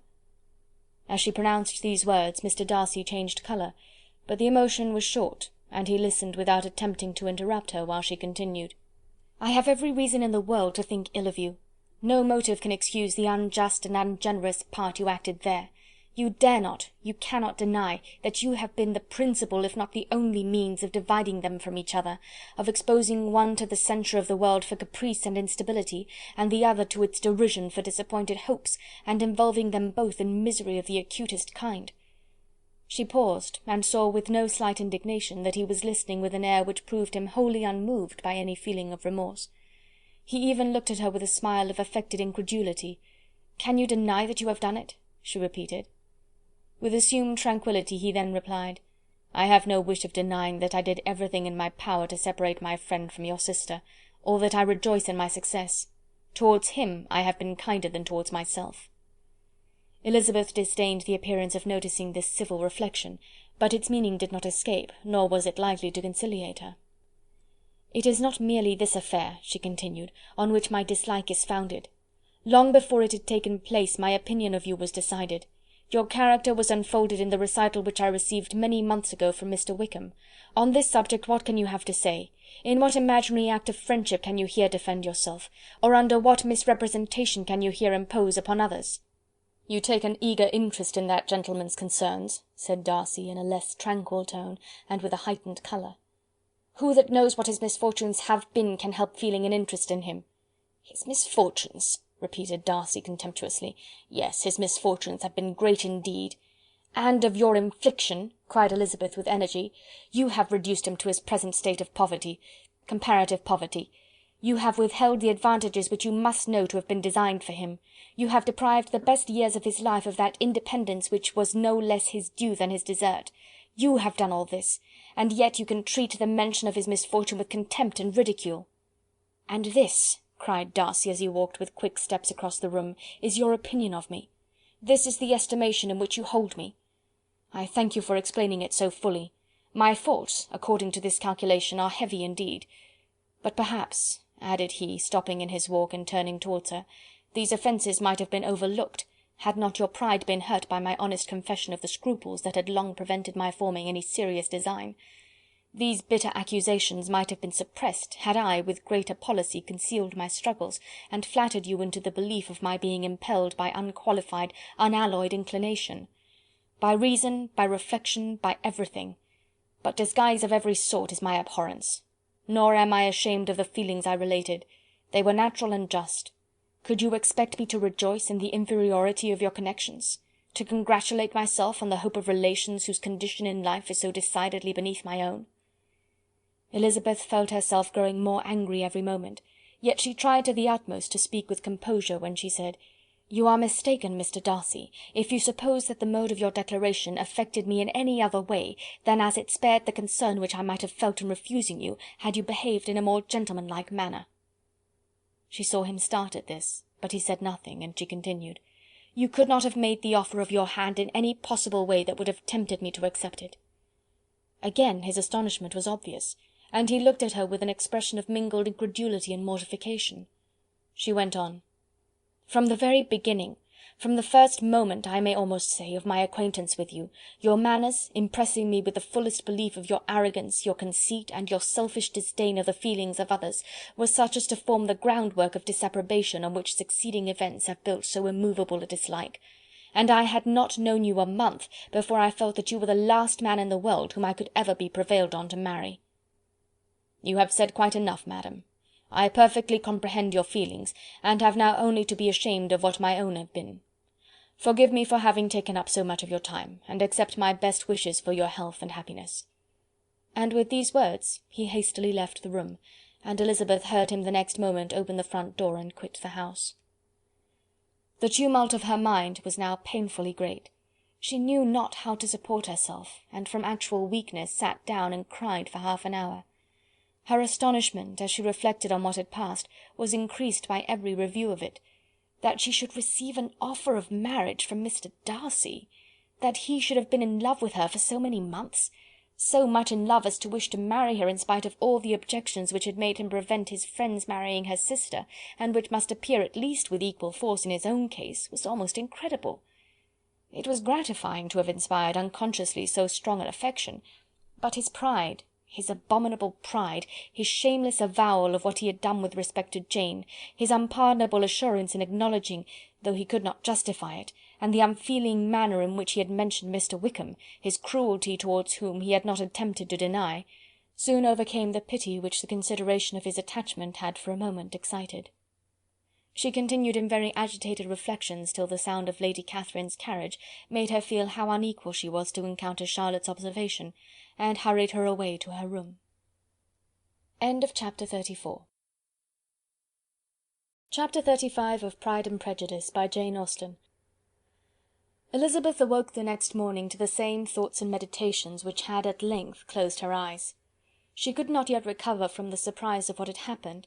It was impossible to think of anything else, and totally indisposed for employment, she resolved, soon after breakfast, to indulge herself in air and exercise. She was proceeding directly to her favourite walk, when the recollection of Mr. Darcy's sometimes coming there stopped her, and instead of entering the park, she turned up the lane which led farther from the turnpike road. The park paling was still the boundary on one side, and she soon passed one of the gates into the ground. After walking 2 or 3 times along that part of the lane, she was tempted by the pleasantness of the morning to stop at the gates and look into the park. The 5 weeks which she had now passed in Kent had made a great difference in the country, and every day was adding to the verdure of the early trees. She was on the point of continuing her walk, when she caught a glimpse of a gentleman within the sort of grove which edged the park.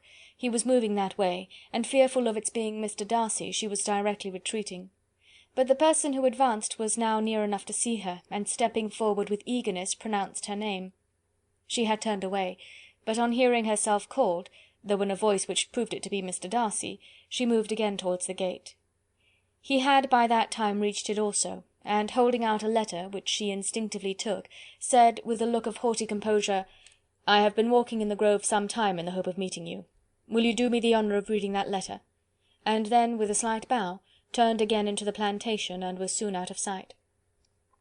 With no expectation of pleasure, but with the strongest curiosity, Elizabeth opened the letter, and to her still increasing wonder, perceived an envelope containing 2 sheets of letter paper, written quite through in a very close hand.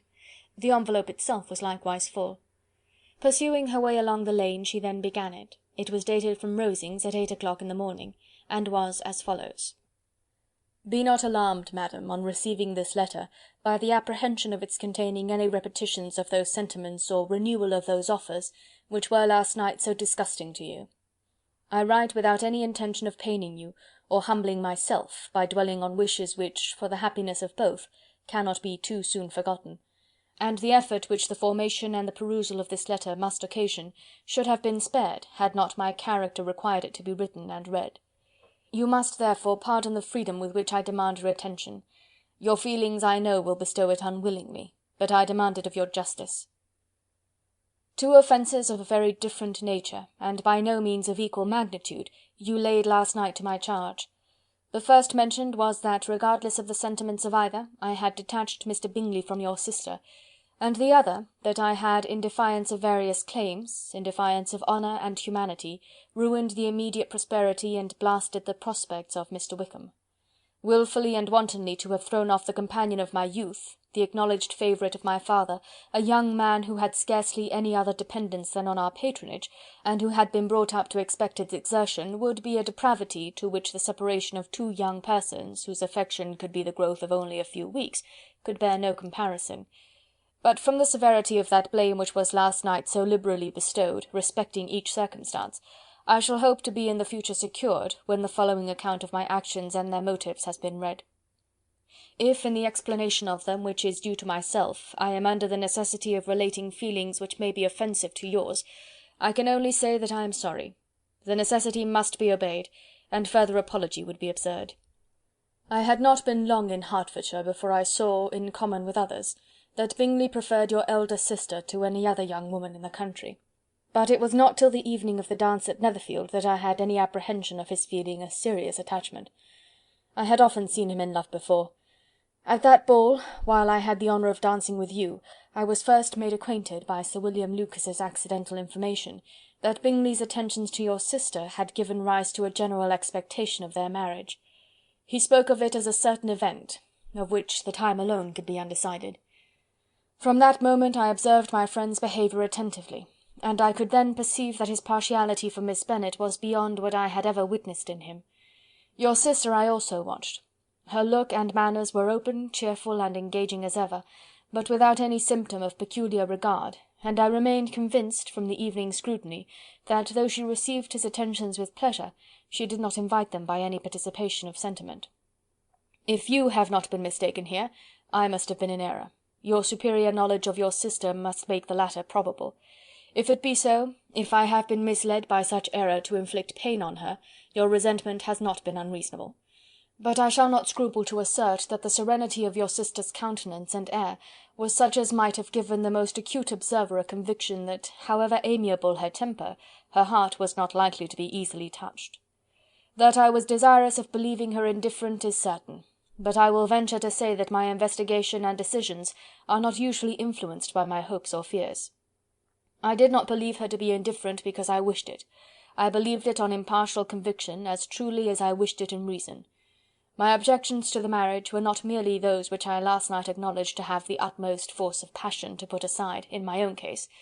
The want of connection could not be so great an evil to my friend as to me. But there were other causes of repugnance, causes which, though still existing, and existing to an equal degree in both instances, I had myself endeavoured to forget, because they were not immediately before me. These causes must be stated, though briefly. The situation of your mother's family, though objectionable, was nothing in comparison to that total want of propriety so frequently, so almost uniformly betrayed by herself, by your 3 younger sisters, and occasionally even by your father. Pardon me, it pains me to offend you, but amidst your concern for the defects of your nearest relations, and your displeasure at this representation of them, let it give you consolation to consider that to have conducted yourselves so as to avoid any share of the like censure is praise no less generally bestowed on you and your elder sister than it is honourable to the sense and disposition of both. I will only say farther, that from what passed that evening, my opinion of all parties was confirmed, and every inducement heightened which could have led me before to preserve my friend from what I esteemed a most unhappy connection. He left Netherfield for London on the day following, as you, I am certain, remember, with the design of soon returning. The part which I acted is now to be explained. His sister's uneasiness had been equally excited with my own. Our coincidence of feeling was soon discovered, and, alike sensible that no time was to be lost in detaching their brother, we shortly resolved on joining him directly in London. We accordingly went, and there I readily engaged in the office of pointing out to my friend the certain evils of such a choice. I described and enforced them earnestly. But however this remonstrance might have staggered or delayed his determination, I do not suppose that it would ultimately have prevented the marriage, had it not been seconded by the assurance that I hesitated not in giving, of your sister's indifference. He had before believed her to return his affection with sincere, if not with equal regard. But Bingley has great natural modesty, with a stronger dependence on my judgment than on his own. To convince him, therefore, that he had deceived himself was no very difficult point. To persuade him against returning to Hertfordshire, when that conviction had been given, was scarcely the work of a moment. I cannot blame myself for having done thus much. There is but one part of my conduct in the whole affair on which I do not reflect with satisfaction. It is that I condescended to adopt the measures of art so far as to conceal from him your sister's being in town. I knew it myself, as it was known to Miss Bingley, but her brother is even yet ignorant of it. That they might have met without ill consequence is perhaps probable, but his regard did not appear to me enough extinguished for him to see her without some danger. Perhaps this concealment, this disguise, was beneath me. It is done, however, and it was done for the best. On this subject I have nothing more to say, no other apology to offer. If I have wounded your sister's feelings, it was unknowingly done, and though the motives which governed me may to you very naturally appear insufficient, I have not yet learned to condemn them. With respect to that other more weighty accusation, of having injured Mr. Wickham, I can only refute it by laying before you the whole of his connection with my family. Of what he has particularly accused me I am ignorant, but of the truth of what I shall relate I can summon more than one witness of undoubted veracity. Mr. Wickham is the son of a very respectable man, who had for many years the management of all the Pemberley estates, and whose good conduct in the discharge of his trust naturally inclined my father to be of service to him. and on George Wickham, who was his godson, his kindness was therefore liberally bestowed. My father supported him at school, and afterwards at Cambridge, most important assistance, as his own father, always poor from the extravagance of his wife, would have been unable to give him a gentleman's education. My father was not only fond of this young man's society, whose manners were always engaging, he had also the highest opinion of him, and hoping the church would be his profession, intended to provide for him in it. As for myself, it is many, many years since I first began to think of him in a very different manner. The vicious propensities, the want of principle which he was careful to guard from the knowledge of his best friend, could not escape the observation of a young man of nearly the same age with himself, and who had opportunities of seeing him in unguarded moments, which Mr. Darcy could not have. Here again I shall give you pain, to what degree you only can tell. But whatever may be the sentiments which Mr. Wickham has created, a suspicion of their nature shall not prevent me from unfolding his real character. It adds even another motive. My excellent father died about 5 years ago, and his attachment to Mr. Wickham was to the last so steady, that in his will he particularly recommended it to me to promote his advancement in the best manner that his profession might allow, and if he took orders, desired that a valuable family living might be his as soon as it became vacant. There was also a legacy of £1000. His own father did not long survive mine, and within half a year from these events, Mr. Wickham wrote to inform me that, having finally resolved against taking orders, he hoped I should not think it unreasonable for him to expect some more immediate pecuniary advantage in lieu of the preferment by which he could not be benefited. He had some intention, he added, of studying law, and I must be aware that the interest of £1000 would be a very insufficient support therein. I rather wished than believed him to be sincere, but at any rate was perfectly ready to accede to his proposal. I knew that Mr. Wickham ought not to be a clergyman. The business was therefore soon settled. He resigned all claim to assistance in the church, were it possible that he could ever be in a situation to receive it, and accepted in return £3000. All connection between us seemed now dissolved. I thought too ill of him to invite him to Pemberley or admit his society in town. In town I believe he chiefly lived, but his studying the law was a mere pretence, and being now free from all restraint, his life was a life of idleness and dissipation. For about 3 years I heard little of him, but on the decease of the incumbent of the living which had been designed for him, he applied to me again by letter for the presentation. His circumstances, he assured me, and I had no difficulty in believing it, were exceedingly bad. He had found the law a most unprofitable study, and was now absolutely resolved on being ordained, if I would present him to the living in question, of which he trusted there could be little doubt, as he was well assured that I had no other person to provide for, and I could not have forgotten my revered father's intentions. You will hardly blame me for refusing to comply with this entreaty, or for resisting every repetition of it. His resentment was in proportion to the distress of his circumstances, and he was doubtless as violent in his abuse of me to others as in his reproaches to myself. After this period every appearance of acquaintance was dropped. How he lived I know not. But last summer he was again most painfully obtruded on my notice. I must now mention a circumstance which I would wish to forget myself, and which no obligation less than the present should induce me to unfold to any human being. Having said thus much, I feel no doubt of your secrecy. My sister, who is more than 10 years my junior, was left to the guardianship of my mother's nephew, Colonel Fitzwilliam, and myself. About a year ago she was taken from school, and an establishment formed for her in London, and last summer she went with the lady who presided over it to Ramsgate, and thither also went Mr. Wickham, undoubtedly by design, for there proved to have been a prior acquaintance between him and Mrs. Younge, in whose character we were most unhappily deceived. And by her connivance and aid, he so far recommended himself to Georgiana, whose affectionate heart retained a strong impression of his kindness to her as a child, that she was persuaded to believe herself in love, and to consent to an elopement. She was then but 15, which must be her excuse, and after stating her imprudence, I am happy to add, that I owed the knowledge of it to herself. I joined them unexpectedly a day or two before the intended elopement, and then Georgiana, unable to support the idea of grieving and offending a brother whom she almost looked up to as a father, acknowledged the whole to me. You may imagine what I felt and how I acted. Regard for my sister's credit and feelings prevented any public exposure, but I wrote to Mr. Wickham, who left the place immediately, and Mrs. Younge was of course removed from her charge. Mr. Wickham's chief object was unquestionably my sister's fortune, which is 30,000 pounds, but I cannot help supposing that the hope of revenging himself on me was a strong inducement. His revenge would have been complete indeed. This, madam, is a faithful narrative of every event in which we have been concerned together, and if you do not absolutely reject it as false, you will, I hope, acquit me henceforth of cruelty towards Mr. Wickham. I know not in what manner, under what form of falsehood he had imposed on you, but his success is not perhaps to be wondered at. Ignorant as you previously were of everything concerning either, detection could not be in your power, and suspicion certainly not in your inclination. You may possibly wonder why all this was not told you last night, but I was not then master enough of myself to know what could or ought to be revealed.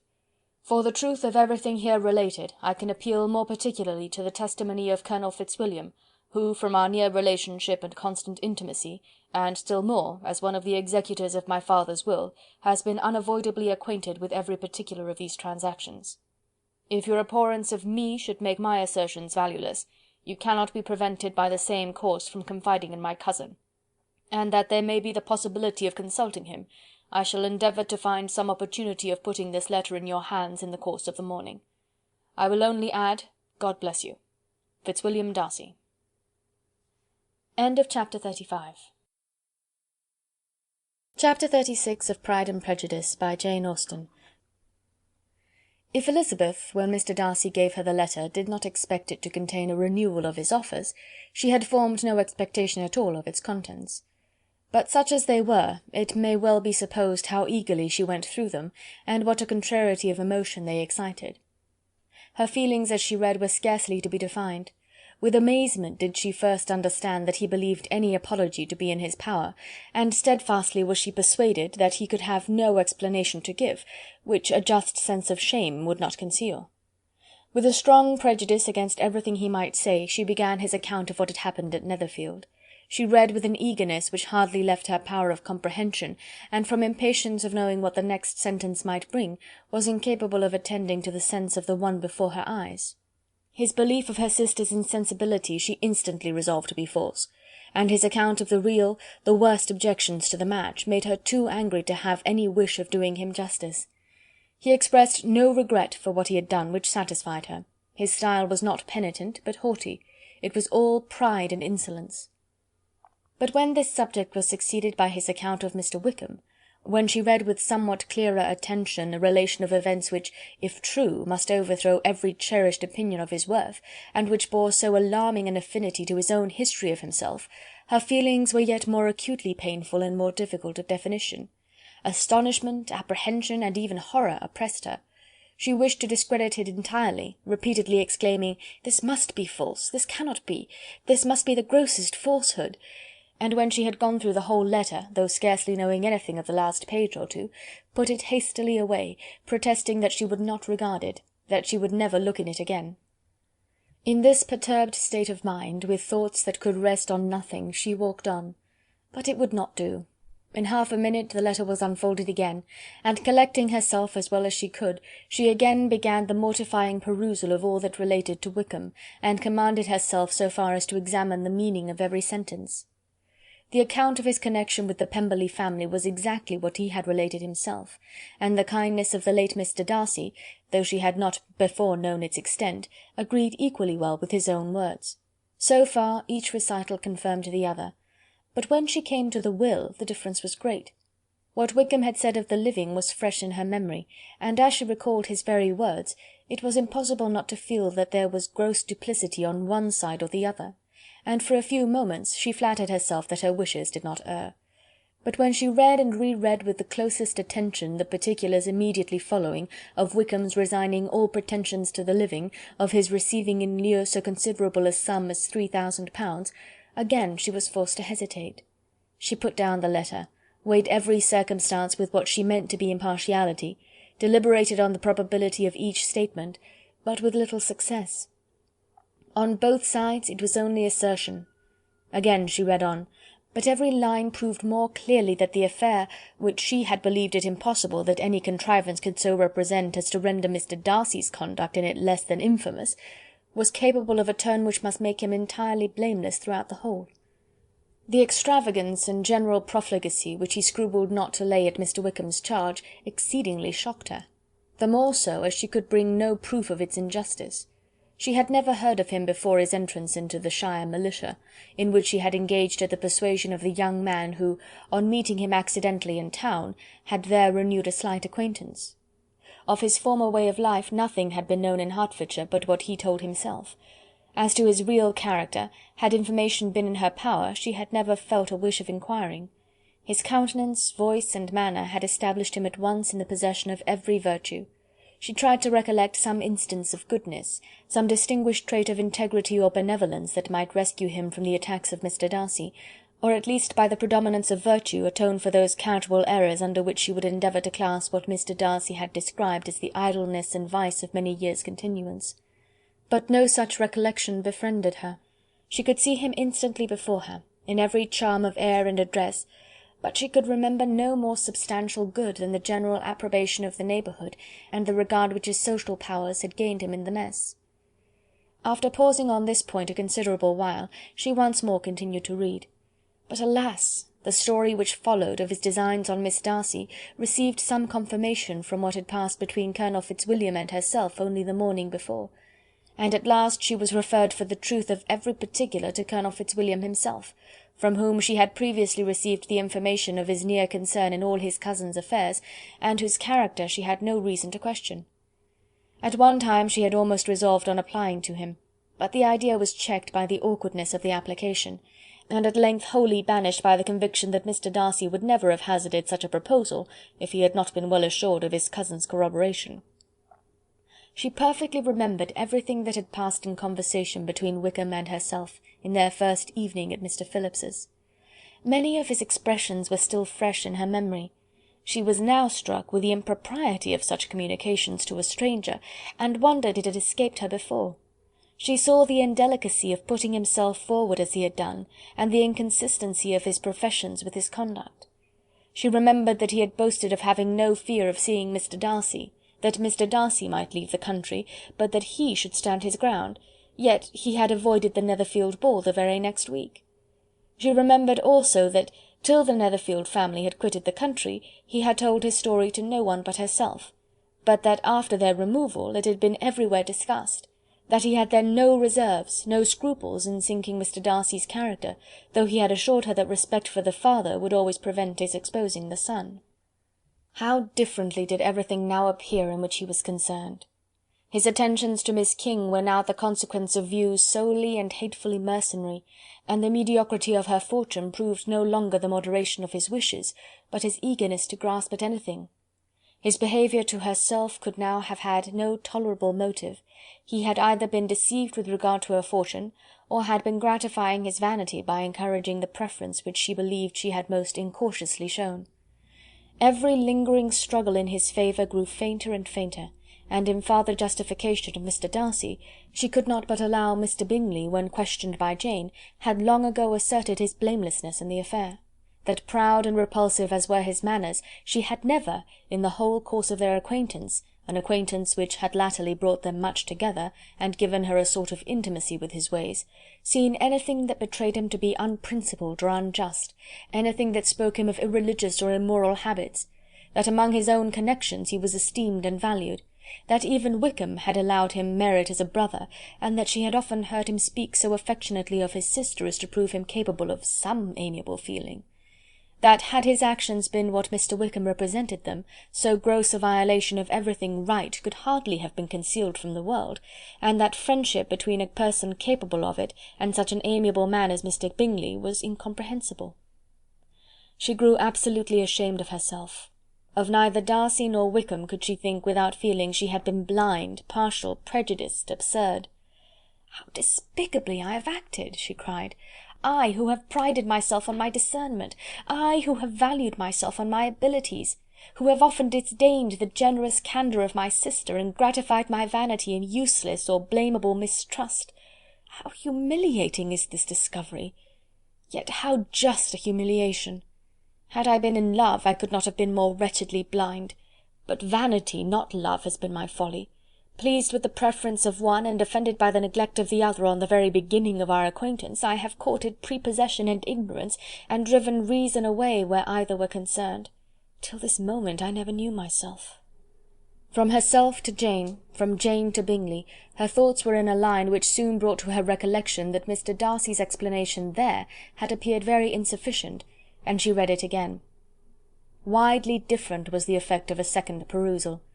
How could she deny that credit to his assertions in one instance, which she had been obliged to give in the other? He declared himself to be totally unsuspicious of her sister's attachment, and she could not help remembering what Charlotte's own opinion had always been. Neither could she deny the justice of his description of Jane. She felt that Jane's feelings, though fervent, were little displayed, and that there was a constant complacency in her air and manner not often united with great sensibility. When she came to that part of the letter in which her family were mentioned in terms of such mortifying yet merited reproach, her sense of shame was severe. The justice of the charge struck her too forcibly for denial, and the circumstances to which he particularly alluded as having passed at the Netherfield ball, and as confirming all his first disapprobation, could not have made a stronger impression on his mind than on hers. The compliment to herself and her sister was not unfelt. It soothed, but it could not console her for the contempt which had thus been self-attracted by the rest of her family, and as she considered that Jane's disappointment had in fact been the work of her nearest relations, and reflected how materially the credit of both must be hurt by such impropriety of conduct, she felt depressed beyond anything she had ever known before. After wandering along the lane for 2 hours, giving way to every variety of thought, reconsidering events, determining probabilities, and reconciling herself as well as she could to a change so sudden and so important, fatigue and a recollection of her long absence made her at length return home, and she entered the house with the wish of appearing cheerful as usual, and the resolution of repressing such reflections as must make her unfit for conversation. She was immediately told that the 2 gentlemen from Rosings had each called during her absence, Mr. Darcy only for a few minutes to take leave, but that Colonel Fitzwilliam had been sitting with them at least an hour, hoping for her return, and almost resolving to walk after her till she could be found. Elizabeth could but just affect concern in missing him. She really rejoiced at it. Colonel Fitzwilliam was no longer an object. She could think only of her letter. End of chapter 36. Chapter 37 of Pride and Prejudice by Jane Austen. The 2 gentlemen left Rosings the next morning, and Mr. Collins, having been in waiting near the lodges to make them his parting obeisance, was able to bring home the pleasing intelligence of their appearing in very good health, and in as tolerable spirits as could be expected after the melancholy scene so lately gone through at Rosings. To Rosings he then hastened, to console Lady Catherine and her daughter, and on his return brought back, with great satisfaction, a message from her ladyship, importing that she felt herself so dull as to make her very desirous of having them all to dine with her. Elizabeth could not see Lady Catherine without recollecting that, had she chosen it, she might by this time have been presented to her as her future niece, nor could she think without a smile of what her ladyship's indignation would have been. What would she have said, how would she have behaved, were questions with which she amused herself. Their first subject was the diminution of the Rosings party. "I assure you I feel it exceedingly," said Lady Catherine. "I believe no one feels the loss of friends so much as I do, but I am particularly attached to these young men, and know them to be so attached to me. They were excessively sorry to go, but so they always are. The dear Colonel rallied his spirits tolerably till just at last, but Darcy seemed to feel it most acutely, more, I think, than last year. His attachment to Rosings certainly increases." Mr. Collins had a compliment and an allusion to throw in here, which were kindly smiled on by the mother and daughter. Lady Catherine observed, after dinner, that Miss Bennet seemed out of spirits, and immediately accounting for it by herself, by supposing that she did not like to go home again so soon, she added, "But if that is the case, you must write to your mother and beg that you may stay a little longer. Mrs. Collins will be very glad of your company, I am sure." "I am very obliged to your ladyship for your kind invitation," replied Elizabeth, "but it is not in my power to accept it. I must be in town next Saturday." "Why, at that rate, you will have been here only 6 weeks. I expected you to stay 2 months. I told Mrs. Collins so before you came. There can be no occasion for your going so soon. Mrs. Bennet could certainly spare you for another fortnight." "But my father cannot. He wrote last week to hurry my return." "Oh, your father, of course, may spare you, if your mother can. Daughters are never of so much consequence to a father, and if you will stay another month complete, it will be in my power to take one of you as far as London, for I am going there early in June for a week, and as Dawson does not object to the barouche box, there will be very good room for one of you, and indeed, if the weather should happen to be cool, I should not object to taking you both, as you are neither of you large." "You are all kindness, madam, but I believe we must abide by our original plan." Lady Catherine seemed resigned. "Mrs. Collins, you must send a servant with them. You know I always speak my mind, and I cannot bear the idea of two young women travelling post by themselves. It is highly improper. You must contrive to send somebody. I have the greatest dislike in the world to that sort of thing. Young women should always be properly guarded and attended, according to their situation in life. When my niece Georgiana went to Ramsgate last summer, I made a point of her having 2 men-servants go with her. Miss Darcy, the daughter of Mr. Darcy of Pemberley, and Lady Anne, could not have appeared with propriety in a different manner. I am excessively attentive to all those things. You must send John with the young ladies, Mrs. Collins. I am glad it occurred to me to mention it, for it would really be discreditable to you to let them go alone." "My uncle is to send a servant for us." "Oh, your uncle! He keeps a manservant, does he? I am very glad you have somebody who thinks of these things. Where shall you change horses? Oh, Bromley, of course. If you mention my name at the bell, you will be attended to." Lady Catherine had many other questions to ask respecting their journey, and as she did not answer them all herself, attention was necessary, which Elizabeth believed to be lucky for her, or with a mind so occupied, she might have forgotten where she was. Reflection must be reserved for solitary hours. Whenever she was alone, she gave way to it as the greatest relief, and not a day went by without a solitary walk, in which she might indulge in all the delight of unpleasant recollections. Mr. Darcy's letter she was in a fair way of soon knowing by heart. She studied every sentence, and her feelings towards its writer were at times widely different. When she remembered the style of his address, she was still full of indignation, but when she considered how unjustly she had condemned and upbraided him, her anger was turned against herself, and his disappointed feelings became the object of compassion. His attachment excited gratitude, his general character respect, but she could not approve him, nor could she for a moment repent her refusal, or feel the slightest inclination ever to see him again. In her own past behaviour there was a constant source of vexation and regret, and in the unhappy defects of her family a subject of yet heavier chagrin. They were hopeless of remedy. Her father, contented with laughing at them, would never exert himself to restrain the wild giddiness of his youngest daughters, and her mother, with manners so far from right herself, was entirely insensible of the evil. Elizabeth had frequently united with Jane in an endeavour to check the imprudence of Catherine and Lydia, but while they were supported by their mother's indulgence, what chance could there be of improvement? Catherine, weak-spirited, irritable, and completely under Lydia's guidance, had always been affronted by their advice, and Lydia, self-willed and careless, would scarcely give them a hearing. They were ignorant, idle, and vain. While there was an officer in Meryton, they would flirt with him, and while Meryton was within a walk of Longbourn, they would be going there for ever. Anxiety on Jane's behalf was another prevailing concern, and Mr. Darcy's explanation, by restoring Bingley to all her former good opinion, heightened the sense of what Jane had lost. His affection was proved to have been sincere, and his conduct cleared of all blame, unless any could attach to the implicitness of his confidence in his friend.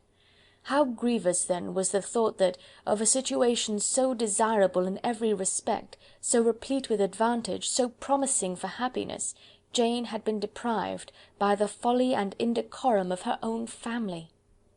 When to these recollections was added the development of Wickham's character, it may be easily believed that the happy spirits which had seldom been depressed before were now so much affected as to make it almost impossible for her to appear tolerably cheerful. Their engagements at Rosings were as frequent during the last week of her stay as they had been at first. The very last evening was spent there, and her ladyship again inquired minutely into the particulars of their journey, gave them directions as to the best method of packing, and was so urgent on the necessity of placing gowns in the only right way, that Maria thought herself obliged, on her return, to undo all the work of the morning, and pack her trunk afresh. When they parted, Lady Catherine, with great condescension, wished them a good journey, and invited them to come to Hunsford again next year, and Miss de Bourgh exerted herself so far as to curtsy and hold out her hand to both. Chapter 37. Chapter 38 of Pride and Prejudice, by Jane Austen. On Saturday morning Elizabeth and Mr. Collins met for breakfast a few minutes before the others appeared, and he took the opportunity of paying the parting civilities which he deemed indispensably necessary. "I know not, Miss Elizabeth," said he, "whether Mrs. Collins has yet expressed her sense of your kindness in coming to us, but I am very certain you will not leave the house without receiving her thanks for it. The favour of your company has been much felt, I assure you. We know how little there is to tempt anyone to our humble abode. Our plain manner of living, our small rooms and few domestics, and the little we see of the world, must make Hunsford extremely dull to a young lady like yourself, but I hope you will believe us grateful for the condescension, and that we have done everything in our power to prevent your spending your time unpleasantly." Elizabeth was eager with her thanks and assurances of happiness. She had spent 6 weeks with great enjoyment, and the pleasure of being with Charlotte, and the kind attentions she had received, must make her feel the obliged. Mr. Collins was gratified, and with a more smiling solemnity replied, "It gives me great pleasure to hear that you have passed your time not disagreeably. We have certainly done our best, and most fortunately having it in our power to introduce you to very superior society, and from our connection with Rosings, the frequent means of varying the humble home scene, I think we may flatter ourselves that your Hunsford visit cannot have been entirely irksome. Our situation with regard to Lady Catherine's family is indeed the sort of extraordinary advantage and blessing which few can boast. You see on what a footing we are. You see how continually we are engaged there. In truth, I must acknowledge that, with all the disadvantages of this humble parsonage, I should not think anyone abiding in it an object of compassion, while they are the sharers of our intimacy at Rosings." Words were insufficient for the elevation of his feelings, and he was obliged to walk about the room, while Elizabeth tried to unite civility and truth in a few short sentences. "You may, in fact, carry a very favourable report of us into Hertfordshire, my dear cousin. I flatter myself, at least, that you will be able to do so. Lady Catherine's great attentions to Mrs. Collins have been a daily witness of, and altogether, I trust, it does not appear that your friend has drawn an unfortunate... but on this point it will be as well to be silent. Only let me assure you, my dear Miss Elizabeth, that I can from my heart most cordially wish you equal felicity in marriage.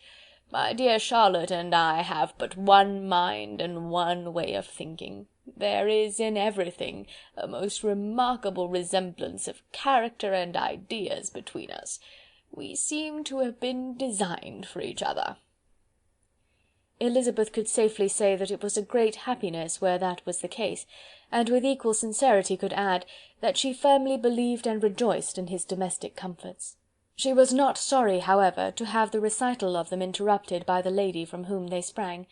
Poor Charlotte! It was melancholy to leave her to such society, but she had chosen it with her eyes open, and though evidently regretting that her visitors were to go, she did not seem to ask for compassion.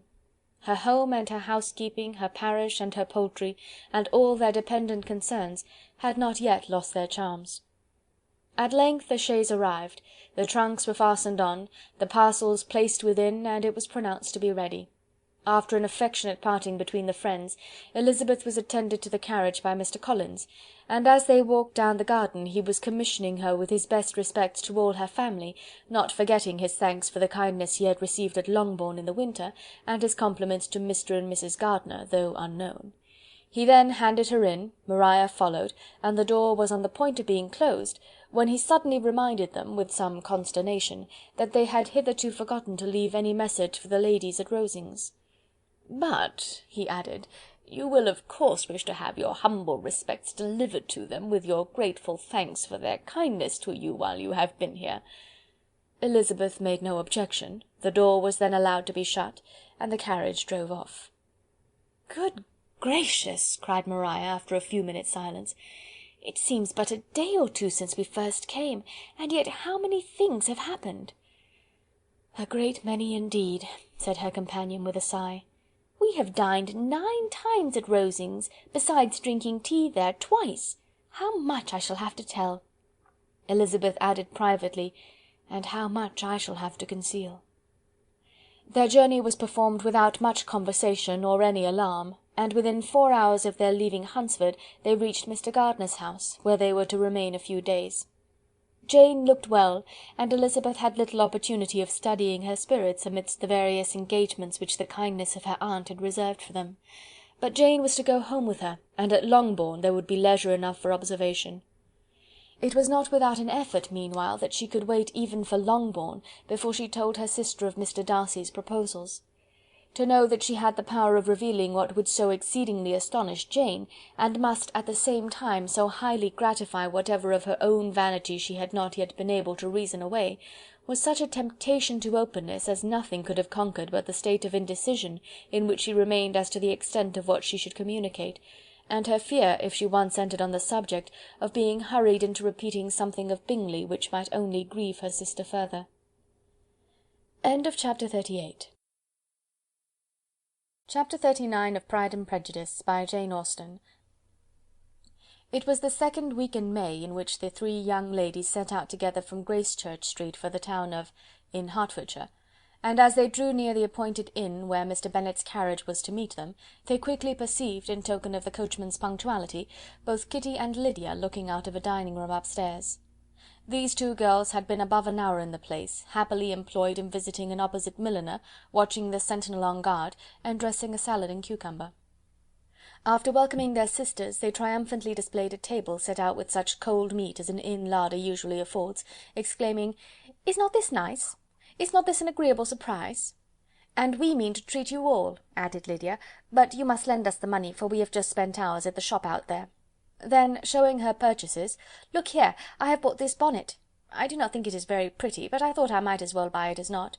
I shall pull it to pieces as soon as I get home, and see if I can make it up any better." And when her sisters abused it as ugly, she added, with perfect unconcern, "Oh, but there were 2 or 3 much uglier in the shop, and when I have bought some prettier coloured satin to trim it with fresh, I think it will be very tolerable. Besides, it will not much signify what one wears this summer, after the Shire have left Meryton, and they are going in a fortnight." "Are they indeed?" cried Elizabeth, with the greatest satisfaction.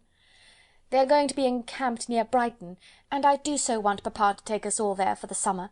It would be such a delicious scheme, and I dare say would hardly cost anything at all. Mamma would like to go too, of all things. Only think what a miserable summer else we shall have." Yes, thought Elizabeth, that would be a delightful scheme indeed, and completely do for us at once. Good heaven! Brighton and a whole campful of soldiers to us, who have been overset already by one poor regiment of militia and the monthly balls of Meryton. "Now I have got some news for you," said Lydia, as they sat down at table. "What do you think? It is excellent news, capital news, and about a certain person we all like." Jane and Elizabeth looked at each other, and the waiter was told he need not stay. Lydia laughed and said, "Aye, that is just like your formality and discretion. You thought the waiter must not hear, as if he cared. I dare say he often hears worse things said than I am going to say, but he is an ugly fellow. I am glad he is gone. I never saw such a long chin in my life. Well, but now for my news. It is about dear Wickham, too good for the waiter, is it not? There is no danger of Wickham's marrying Mary King. That's for you. She is gone down to her uncle at Liverpool, gone to stay. Wickham is safe." "And Mary King is safe," added Elizabeth, "safe from a connection imprudent as to fortune." "She's a great fool for going away if she liked him." "But I hope there is no strong attachment on either side," said Jane. "I'm sure there is not on his. I will answer for it, he never cared 3 straws about her. Who could about such a nasty little freckled thing?" Elizabeth was shocked to think that, however incapable of such coarseness of expression herself, the coarseness of the sentiment was little other than her own breast had harboured and fancied liberal. As soon as all had ate and the elder ones paid, the carriage was ordered, and after some contrivance, the whole party, with all their boxes, work-bags and parcels, and the unwelcome addition of Kitty's and Lydia's purchases, were seated in it. "How nicely we are all crammed in," cried Lydia. "I am glad I bought my bonnet, if it is only for the fun of having another bandbox. Well, now let us be quite comfortable and snug, and talk and laugh all the way home. And in the first place, let us hear what has happened to you all since you went away. Have you seen any pleasant men? Have you had any flirting? I was in great hopes that one of you would have got a husband before you came back. Jane will be quite an old maid soon, I declare. She is almost 23. Lord, how ashamed I should be of not being married before 23. My Aunt Phillips wants you so to get husbands, you can't think. She says Lizzie had better have taken Mr. Collins, but I do not think there would have been any fun in it. Lord, how I should like to be married before any of you, and then I would chaperone you about to all the balls. Dear me, we had such a good piece of fun the other day at Colonel Forster's. Kitty and me were to spend the day there, and Mrs. Forster promised to have a little dance in the evening. By the by, Mrs. Forster and me are such friends, and so she asked the 2 Harringtons to come, but Harriet was ill, and so Pen was forced to come by herself. And then, what do you think we did? We dressed up Chamberlain in women's clothes, on purpose to pass for a lady. Only think what fun! Not a soul knew of it but Colonel and Mrs. Forster and Kitty and me, except my aunt, for we were forced to borrow one of her gowns, and you cannot imagine how well he looked. When Denny and Wickham and Pratt and 2 or 3 more of the men came in, they did not know him in the least. Lord, how I laughed, and so did Mrs. Forster. I thought I should have died, and that made the men suspect something, and they soon found out what was the matter." With such kinds of histories of their parties and good jokes did Lydia, assisted by Kitty's hints and additions, endeavour to amuse her companions all the way to Longbourn. Elizabeth listened as little as she could, but there was no escaping the frequent mention of Wickham's name. Their reception at home was most kind. Mrs. Bennet rejoiced to see Jane in undiminished beauty, and more than once during dinner did Mr. Bennet say voluntarily to Elizabeth, "I am glad you are come back, Lizzie." Their party in the dining-room was large, for almost all the Lucases came to meet Maria and hear the news, and various were the subjects that occupied them. Lady Lucas was inquiring of Maria after the welfare and poultry of her eldest daughter. Mrs. Bennet was doubly engaged, on one hand collecting an account of the present fashions from Jane, who sat some way below her, and on the other retailing them to all the younger Lucases, and Lydia, in a voice rather louder than any other person's, was enumerating the various pleasures of the morning to anybody who would hear her. "Oh, Mary," said she, "I wish you had gone with us, for we had such fun. As we went along, Kitty and I drew up the blinds and pretended there was nobody in the coach, and I should have gone so all the way if Kitty had not been sick, and when we got to the George I do think we behaved very handsomely, for we treated the other 3 with the nicest cold luncheon in the world, and if you had gone we would have treated you too, and then when we came away it was such fun, I thought we should never have got into the coach, I was ready to die of laughter, and then we were so merry all the way home, we talked and laughed so loud that anybody might have heard us 10 miles off." To this Mary gravely replied, "Far be it from me, my dear sister, to depreciate such pleasures. They would doubtless be congenial with the generality of female minds, but I confess they would have no charms for me. I should infinitely prefer a book." But of this answer Lydia heard not a word. She seldom listened to anybody for more than half a minute, and never attended to Mary at all. In the afternoon Lydia was urgent with the rest of the girls to walk to Meryton, and to see how everybody went on, but Elizabeth steadily opposed the scheme. It should not be said that the Miss Bennets could not be at home half a day before they were in pursuit of the officers. There was another reason, too, for her opposition. She dreaded seeing Mr. Wickham again, and was resolved to avoid it as long as possible.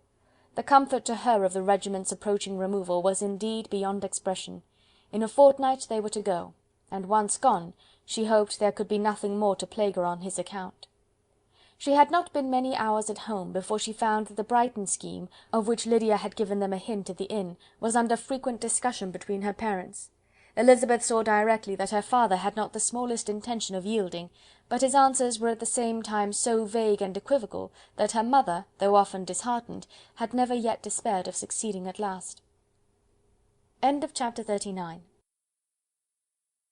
Chapter 40 of Pride and Prejudice, by Jane Austen. Elizabeth's impatience to acquaint Jane with what had happened could no longer be overcome, and at length, resolving to suppress every particular in which her sister was concerned, and preparing her to be surprised, she related to her the next morning the chief of the scene between Mr. Darcy and herself. Miss Bennet's astonishment was soon lessened by the strong sisterly partiality which made any admiration of Elizabeth appear perfectly natural, and all surprise was shortly lost in other feelings. She was sorry that Mr. Darcy should have delivered his sentiments in a manner so little suited to recommend them, but still more was she grieved for the unhappiness which her sister's refusal must have given him. "His being so sure of succeeding was wrong," said she, "and certainly ought not to have appeared, but consider how much it must increase his disappointment." "Indeed," replied Elizabeth, "I am heartily sorry for him, but he has other feelings, which will probably soon drive away his regard for me. You do not blame me, however, for refusing him?" "Blame you? Oh, no." "But you blame me for having spoken so warmly of Wickham?" "No, I do not know that you are wrong in saying what you did." "But you will know it when I tell you what happened the very next day." She then spoke of the letter, repeating the whole of its contents as far as they concerned George Wickham. What a stroke was this for poor Jane, who would willingly have gone through the world without believing that so much wickedness existed in the whole race of mankind as were here collected in one individual. Nor was Darcy's vindication, though grateful to her feelings, capable of consoling her for such discovery. Most earnestly did she labour to prove the probability of error, and seek to clear the one without involving the other. "This will not do," said Elizabeth. "You will never be able to make both of them good for anything. Take your choice, but you must be satisfied with only one. There is but such a quantity of merit between them, just enough to make one good sort of man, and of late it has been shifting about pretty much. For my part, I am inclined to believe it all Darcy's, but you shall do as you choose." It was some time, however, before a smile could be extorted from Jane. "I do not know when I have been more shocked," said she. "Wickham so very bad? It is almost past belief. And poor Mr. Darcy! Dear Lizzy, only consider what he must have suffered. Such a disappointment, and with the knowledge of your ill opinion too, and having to relate such a thing of his sister. It is really too distressing. I am sure you must feel it so." "Oh, no, my regret and compassion are all done away by seeing you so full of both. I know you will do him such ample justice, that I am growing every moment more unconcerned and indifferent. Your profusion makes me saving, and if you lament over him much longer, my heart will be as light as a feather." "Poor Wickham! There is such an expression of goodness in his countenance, such an openness and gentleness in his manner." "There certainly was some great mismanagement in the education of those two young men. One has got all the goodness, and the other all the appearance of it." "I never thought Mr. Darcy so deficient in the appearance of it as you used to do." "And yet I meant to be uncommonly clever in taking so decided a dislike to him without any reason. It is such a spur to one's genius, such an opening for wit, to have a dislike of that kind. One may be continually abusive without saying anything just, but one cannot always be laughing at a man without now and then stumbling on something witty. Lizzy, when you first read that letter, I am sure you could not treat the matter as you do now." "Indeed I could not. I was uncomfortable enough, I may say unhappy, and with no one to speak to about what I felt, no Jane to comfort me and say that I had not been so very weak and vain and nonsensical as I knew I had. Oh, how I wanted you! How unfortunate that you should have used such very strong expressions in speaking of Wickham to Mr. Darcy, for now they do appear wholly undeserved." "Certainly. But the misfortune of speaking with bitterness is a most natural consequence of the prejudices I have been encouraging. There is one point on which I want your advice. I want to be told whether I ought or ought not to make our acquaintances in general understand Wickham's character." Miss Bennet paused a little, and then replied, "Surely there can be no occasion for exposing him so dreadfully. What is your opinion?" "That it ought not to be attempted. Mr. Darcy has not authorized me to make his communication public. On the contrary, every particular relative to his sister was meant to be kept as much as possible to myself, and if I endeavour to undeceive people as to the rest of his conduct, who will believe me? The general prejudice against Mr. Darcy is so violent, that it would be the death of half the good people in Meryton to attempt to place him in an amiable light. I am not equal to it. Wickham will soon be gone, and therefore it will not signify to any one here what he really is. Some time hence it will all be found out, and then we may laugh at their stupidity in not knowing it before. At present I will say nothing about it. You are quite right. To have his errors made public might ruin him for ever. He is now, perhaps, sorry for what he has done, and anxious to re-establish a character. We must not make him desperate. The tumult of Elizabeth's mind was allayed by this conversation. She had got rid of 2 of the secrets which had weighed on her for a fortnight, and was certain of a willing listener in Jane, whenever she might wish to talk again of either. But there was still something lurking behind, of which prudence forbade the disclosure. She dared not relate the other half of Mr. Darcy's letter, nor explain to her sister how sincerely she had been valued by her friend. Here was knowledge in which no one could partake, and she was sensible that nothing less than a perfect understanding between the parties could justify her in throwing off this last encumbrance of mystery. "And then," said she, "if that very improbable event should ever take place, I shall merely be able to tell what Bingley may tell in a much more agreeable manner himself. The liberty of communication cannot be mine till it has lost all its value." She was now, on being settled at home, at leisure to observe the real state of her sister's spirits. Jane was not happy.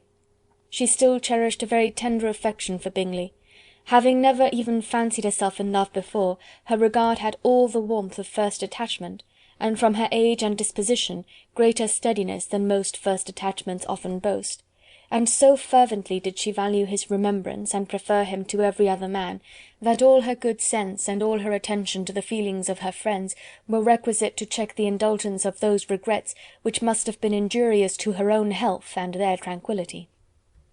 "Well, Lizzy," said Mrs. Bennet one day, "what is your opinion now of this sad business of Jane's? For my part, I am determined never to speak of it again to anybody. I told my sister Philip so the other day. But I cannot find out that Jane saw anything of him in London. Well, he is a very undeserving young man, and I do not suppose there's the least chance in the world of her ever getting him now. There is no talk of his coming to Netherfield again in the summer, and I have inquired of everybody, too, who is likely to know." "I do not believe he will ever live at Netherfield any more." "Oh, well, it is just as he chooses. Nobody wants him to come, though I shall always say he used my daughter extremely ill. And if I was her, I would not have put up with it.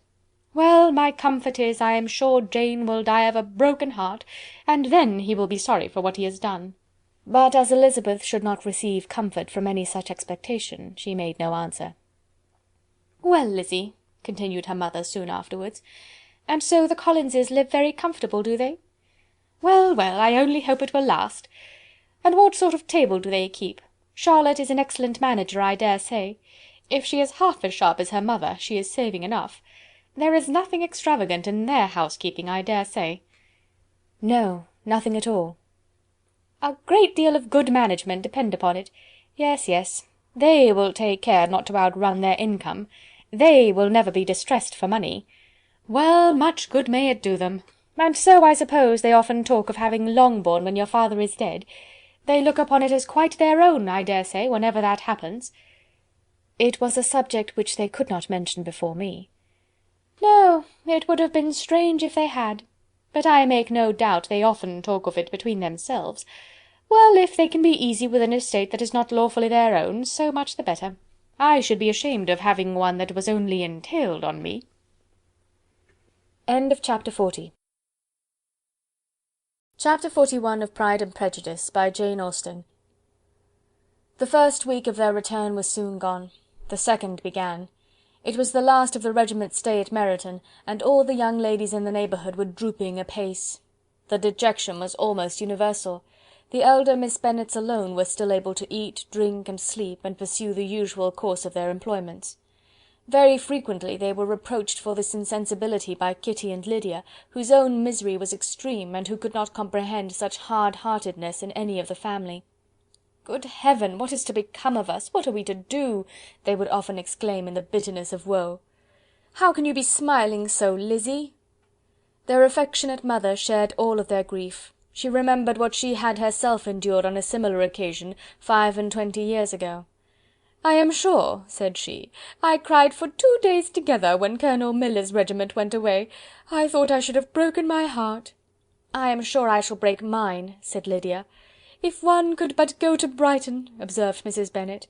"Oh yes, if one could but go to Brighton, but papa is so disagreeable. A little sea bathing would set me up for ever." "And my Aunt Phillips is sure it would do me a great deal of good," added Kitty. Such were the kind of lamentations resounding perpetually through Longbourn House. Elizabeth tried to be diverted by them, but all sense of pleasure was lost in shame. She felt anew the justice of Mr. Darcy's objections, and never had she been so much disposed to pardon his interference in the views of his friend. But the gloom of Lydia's prospect was shortly cleared away, for she received an invitation from Mrs. Forster, the wife of the colonel of the regiment, to accompany her to Brighton. This invaluable friend was a very young woman, and very lately married. A resemblance in good humour and good spirits had recommended her and Lydia to each other, and out of their 3 months' acquaintance they had been intimate too. The rapture of Lydia on this occasion, her adoration of Mrs. Forster, the delight of Mrs. Bennet, and the mortification of Kitty, are scarcely to be described.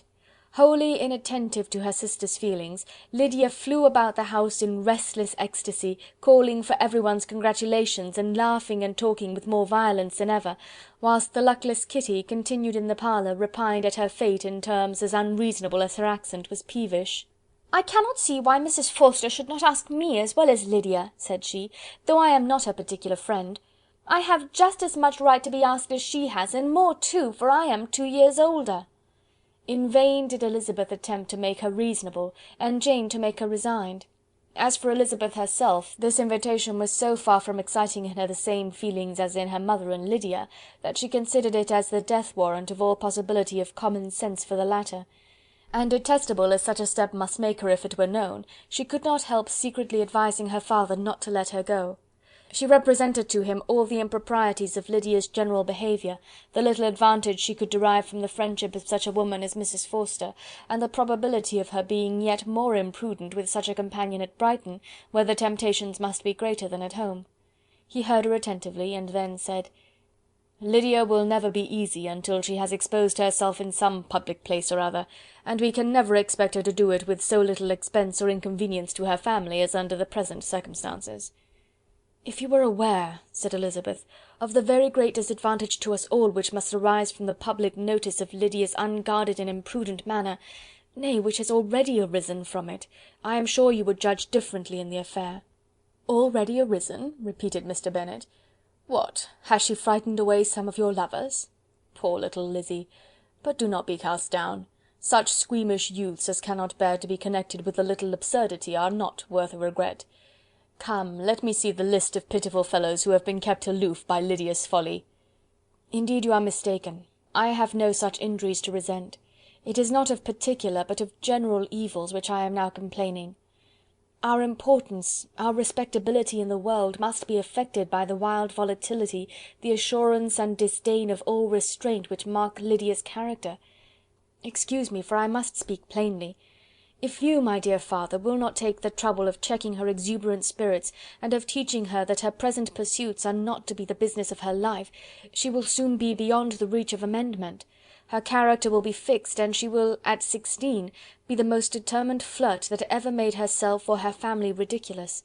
A flirt, too, in the worst and meanest degree of flirtation, without any attraction beyond youth and a tolerable person, and from the ignorance and emptiness of her mind, wholly unable to ward off any portion of that universal contempt which her rage for admiration will excite. In this danger Kitty also is comprehended. She will follow wherever Lydia leads. Vain, ignorant, idle, and absolutely uncontrolled. Oh, my dear father, can you suppose it possible that they will not be censured and despised wherever they are known, and that their sisters will not be often involved in the disgrace?" Mr. Bennet saw that her whole heart was in the subject, and affectionately taking her hand, said in reply: "Do not make yourself uneasy, my love.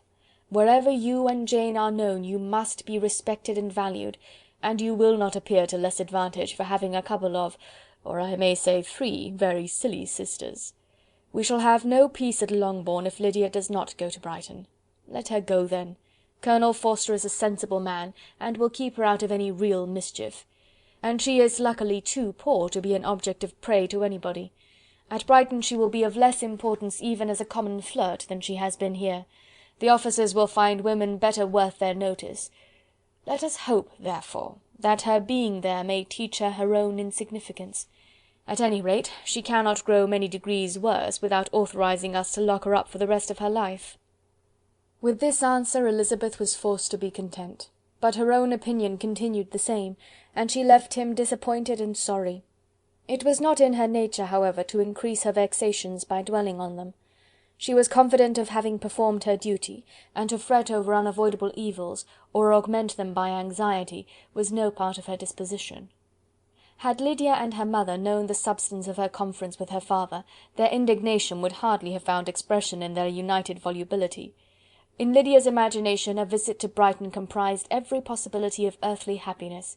She saw, with the creative eye of fancy, the streets of that gay bathing place covered with officers. She saw herself the object of attention to tens and to scores of them at present unknown.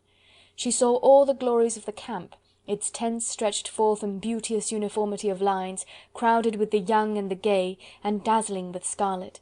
And to complete the view, she saw herself seated beneath a tent, tenderly flirting with at least 6 officers at once. Had she known her sister sought to tear her from such prospects and such realities as these, what would have been her sensations? They could have been understood only by her mother, who might have felt nearly the same. Lydia's going to Brighton was all that consoled her for her melancholy conviction of her husband's never intending to go there himself. But they were entirely ignorant of what had passed, and their raptures continued with little intermission to the very day of Lydia's leaving home. Elizabeth was now to see Mr. Wickham for the last time. Having been frequently in company with him since her return, agitation was pretty well over, the agitations of formal partiality entirely so. She had even learnt to detect, in the very gentleness which had at first delighted her, an affectation and a sameness to disgust and weary. In his present behaviour to herself, moreover, she had a fresh source of displeasure, for the inclination he soon testified of renewing those attentions which had marked the early part of their acquaintance could only serve, after what had since passed, to provoke her. She lost all concern for him in finding herself thus selected as the object of such idle and frivolous gallantry, and while she steadily repressed it, could not but feel the reproof contained in his believing that, however long and for whatever cause his attentions had been withdrawn, her vanity would be gratified, and her preference secured at any time by their renewal.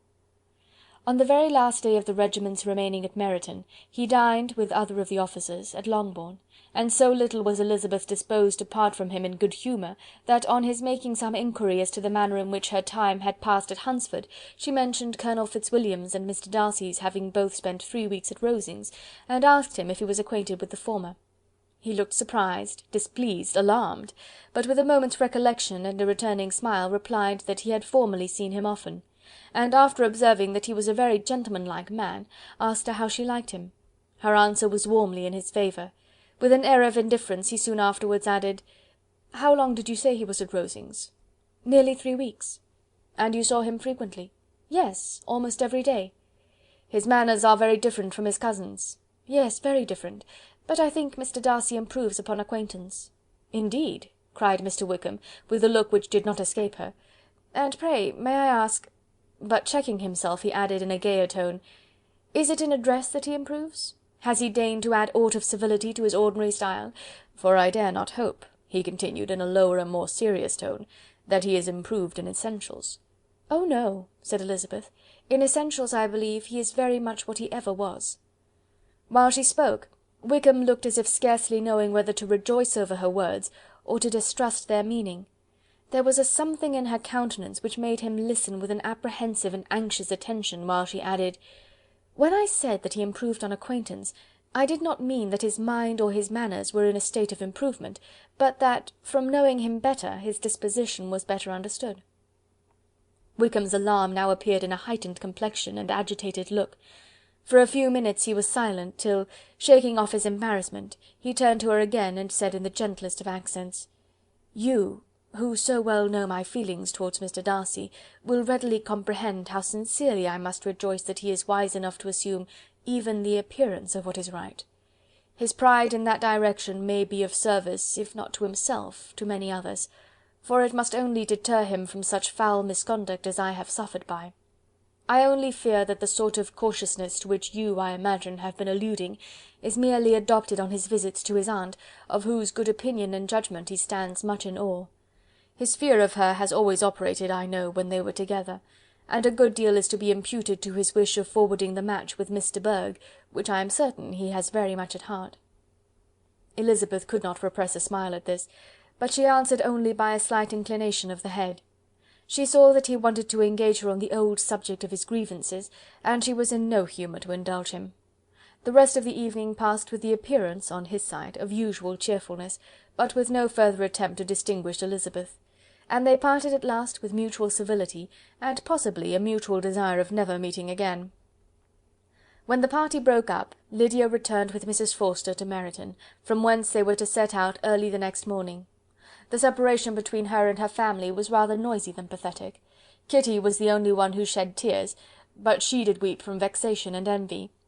Mrs. Bennet was diffuse in her good wishes for the felicity of her daughter, and impressive in her injunctions that she should not miss the opportunity of enjoying herself as much as possible, advice which there was every reason to believe would be well attended to. And in the clamorous happiness of Lydia herself in bidding farewell, the more gentle adieus of her sisters were uttered without being heard. Chapter 41. Chapter 42 of Pride and Prejudice, by Jane Austen. Had Elizabeth's opinion been all drawn from her own family, she could not have formed a very pleasing opinion of conjugal felicity or domestic comfort. Her father, captivated by youth and beauty, and that appearance of good humour which youth and beauty generally give, had married a woman whose weak understanding and illiberal mind had very early in their marriage put an end to all real affection for her. Respect, esteem, and confidence had vanished for ever, and all his views of domestic happiness were overthrown. But Mr. Bennet was not of a disposition to seek comfort for the disappointment which his own imprudence had brought on, in any of those pleasures which too often console the unfortunate for their folly or their vice. He was fond of the country and of books, and from these tastes had arisen his principal enjoyments. To his wife he was very little otherwise indebted than as her ignorance and folly had contributed to his amusement. This is not the sort of happiness which a man would in general wish to owe to his wife, but where other powers of entertainment are wanting, the true philosopher will derive benefit from such as are given. Elizabeth, however, had never been blind to the impropriety of her father's behaviour as a husband. She had always seen it with pain, but respecting his abilities, and grateful for his affectionate treatment of herself, she endeavoured to forget what she could not overlook, and to banish from her thoughts that continual breach of conjugal obligation and decorum which, in exposing his wife to the contempt of her own children, was so highly reprehensible. But she had never felt so strongly as now the disadvantages which must attend the children of so unsuitable a marriage, nor ever been so fully aware of the evils arising from so ill-judged a direction of talents, which, rightly used, might at least have preserved the respectability of his daughters, even if incapable of enlarging the mind of his wife. When Elizabeth had rejoiced over Wickham's departure, she found little other cause for satisfaction in the loss of the regiment. Their parties abroad were less varied than before, and at home she had a mother and sister whose constant repinings at the dullness of everything around them threw a real gloom over their domestic circle. And though Kitty might in time regain her natural degree of sense, since the disturbers of her brain were removed, her other sister, from whose disposition greater evil might be apprehended, was likely to be hardened in all her folly and assurance by a situation of such double danger as a watering-place and a camp. Upon the whole, therefore, she found what has been sometimes found before, that an event to which she had been looking with impatient desire did not, in taking place, bring all the satisfaction she had promised herself. It was consequently necessary to name some other period for the commencement of actual felicity, to have some other point on which her wishes and hopes might be fixed, and by again enjoying the pleasure of anticipation, console herself for the present, and prepare for another disappointment. Her tour to the Lakes was now the object of her happiest thoughts. It was her best consolation for all the uncomfortable hours which the discontentedness of her mother and Kitty made inevitable, and could she have included Jane in the scheme, every part of it would have been perfect. "But it is fortunate," thought she, "that I have something to wish for. Were the whole arrangement complete, my disappointment would be certain, but here, by carrying with me one ceaseless source of regret in my sister's absence, I may reasonably hope to have all my expectations of pleasure realized. A scheme of which every part promises delight can never be successful, and general disappointment is only warded off by the defence of some little peculiar vexation. When Lydia went away she promised to write very often, and very minutely, to her mother and Kitty, but her letters were always long expected and always very short. Those to her mother contained little else than that they were just returned from the library, where such and such officers had attended them, and where she had seen such beautiful ornaments as made her quite wild, that she had a new gown or a new parasol, which she would have described more fully, but was obliged to leave off in a violent hurry, as Mrs. Forster called her, and they were going off to the camp. And from her correspondence with her sister there was still less to be learnt, for her letters to Kitty, though rather longer, were much too full of lines under the words to be made public. After the first fortnight or 3 weeks of her absence, health, good humour and cheerfulness began to reappear at Longbourn. Everything wore a happier aspect. The families who had been in town for the winter came back again, and summer finery and summer engagements arose. Mrs. Bennet was restored to her usual querulous serenity, and by the middle of June Kitty was so much recovered as to be able to enter Meryton without tears, an event of such happy promise as to make Elizabeth hope that by the following Christmas she might be so tolerably reasonable as not to mention an officer above once a day, unless, by some cruel and malicious arrangement at the War Office, another regiment should be quartered in Meryton. The time fixed for the beginning of their northern tour was now fast approaching, and a fortnight only was wanting of it, when a letter arrived from Mrs. Gardiner which at once delayed its commencement and curtailed its extent. Mr. Gardiner would be prevented by business from setting out till a fortnight later in July, and must be in London again within a month, and as that left too short a period for them to go so far and see so much as they had proposed, or at least to see it with the leisure and comfort they had built on, they were obliged to give up the Lakes, and substitute a more contracted tour, and according to the present plan, were to go no farther northwards than Derbyshire. In that county there was enough to be seen to occupy the chief of their 3 weeks, and to Mrs. Gardiner it had a peculiarly strong attraction. The town where she had formerly passed some years of her life, and where they were now to spend a few days, was probably as great an object of her curiosity as all the celebrated beauties of Matlock, Chatsworth, Dovedale, or the Peak. Elizabeth was excessively disappointed. She had set her heart on seeing the Lakes, and still thought there might have been time enough, but it was her business to be satisfied, and certainly her temper to be happy, and all was soon right again. With the mention of Derbyshire there were many ideas connected. It was impossible for her to see the word without thinking of Pemberley and its owner. "But surely," said she, "I may enter his county without impunity, and rob it of a few petrified spars without his perceiving me." The period of expectation was now doubled. 4 weeks were to pass away before her uncle and aunt's arrival. But they did pass away, and Mr. and Mrs. Gardiner, with their 4 children, did at length appear at Longbourn. The children, 2 girls of 6 and 8 years old, and 2 younger boys, were to be left under the particular care of their cousin Jane, who was the general favourite, and whose steady sense and sweetness of temper exactly adapted her for attending to them in every way, teaching them, playing with them, and loving them. The Gardiner stayed only 1 night at Longbourn, and set off the next morning with Elizabeth in pursuit of novelty and amusement. One enjoyment was certain, that of suitableness of companions, a suitableness which comprehended health and temper to bear inconveniences, cheerfulness to enhance every pleasure, and affection and intelligence, which might supply it among themselves if there were disappointments abroad. It is not the object of this work to give a description of Derbyshire, nor of any of the remarkable places through which their route thither lay.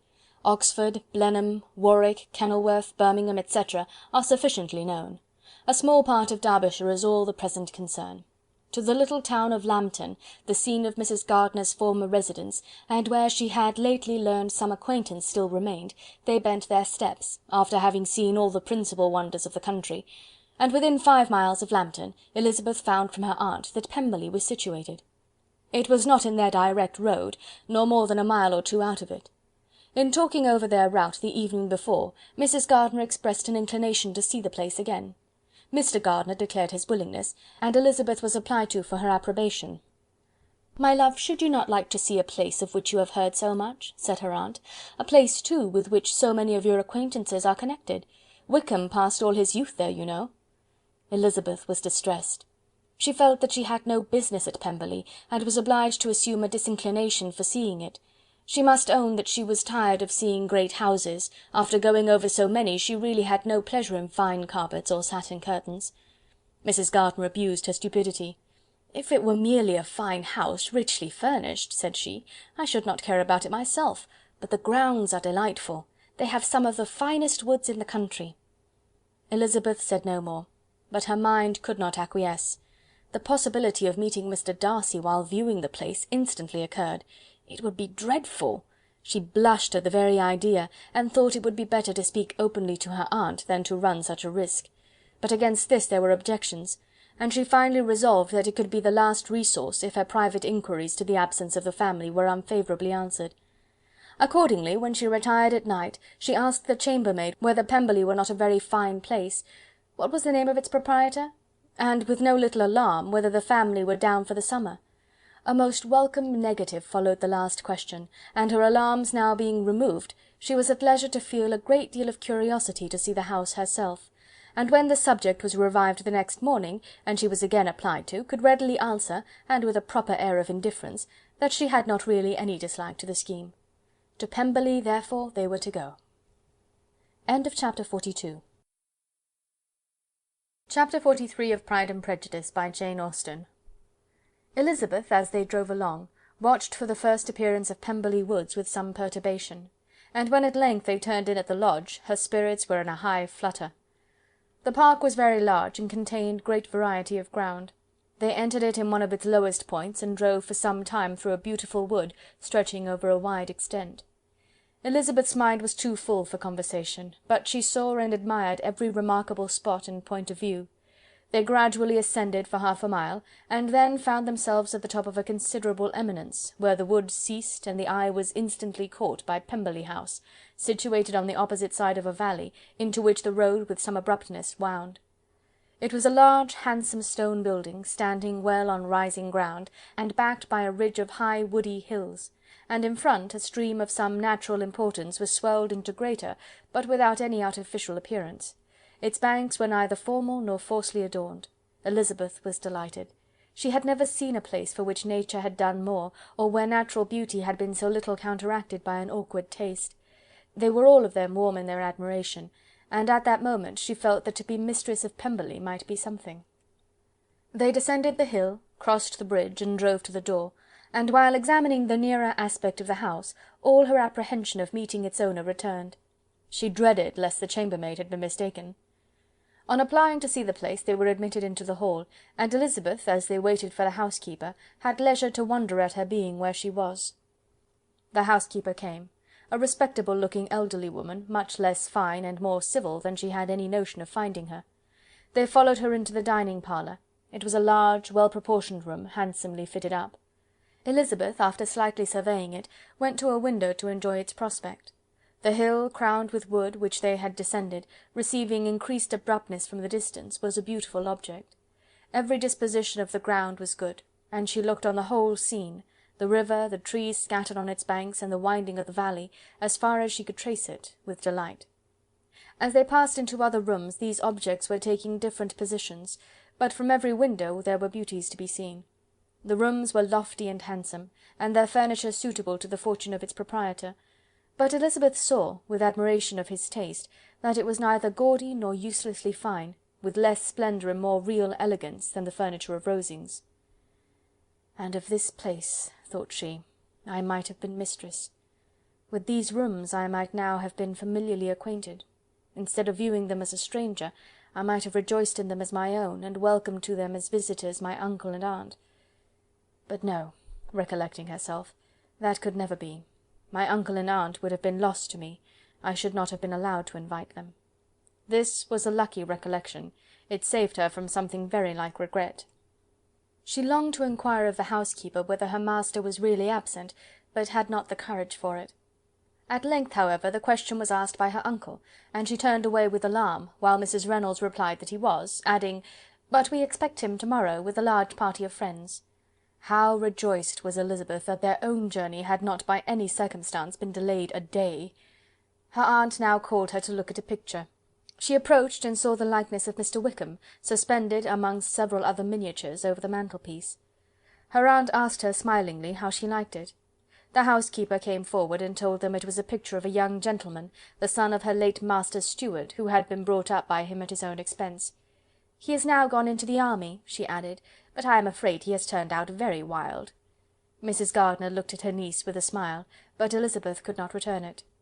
"And that," said Mrs. Reynolds, pointing to another of the miniatures, "is my master, and very like him. It was drawn at the same time as the other, about 8 years ago."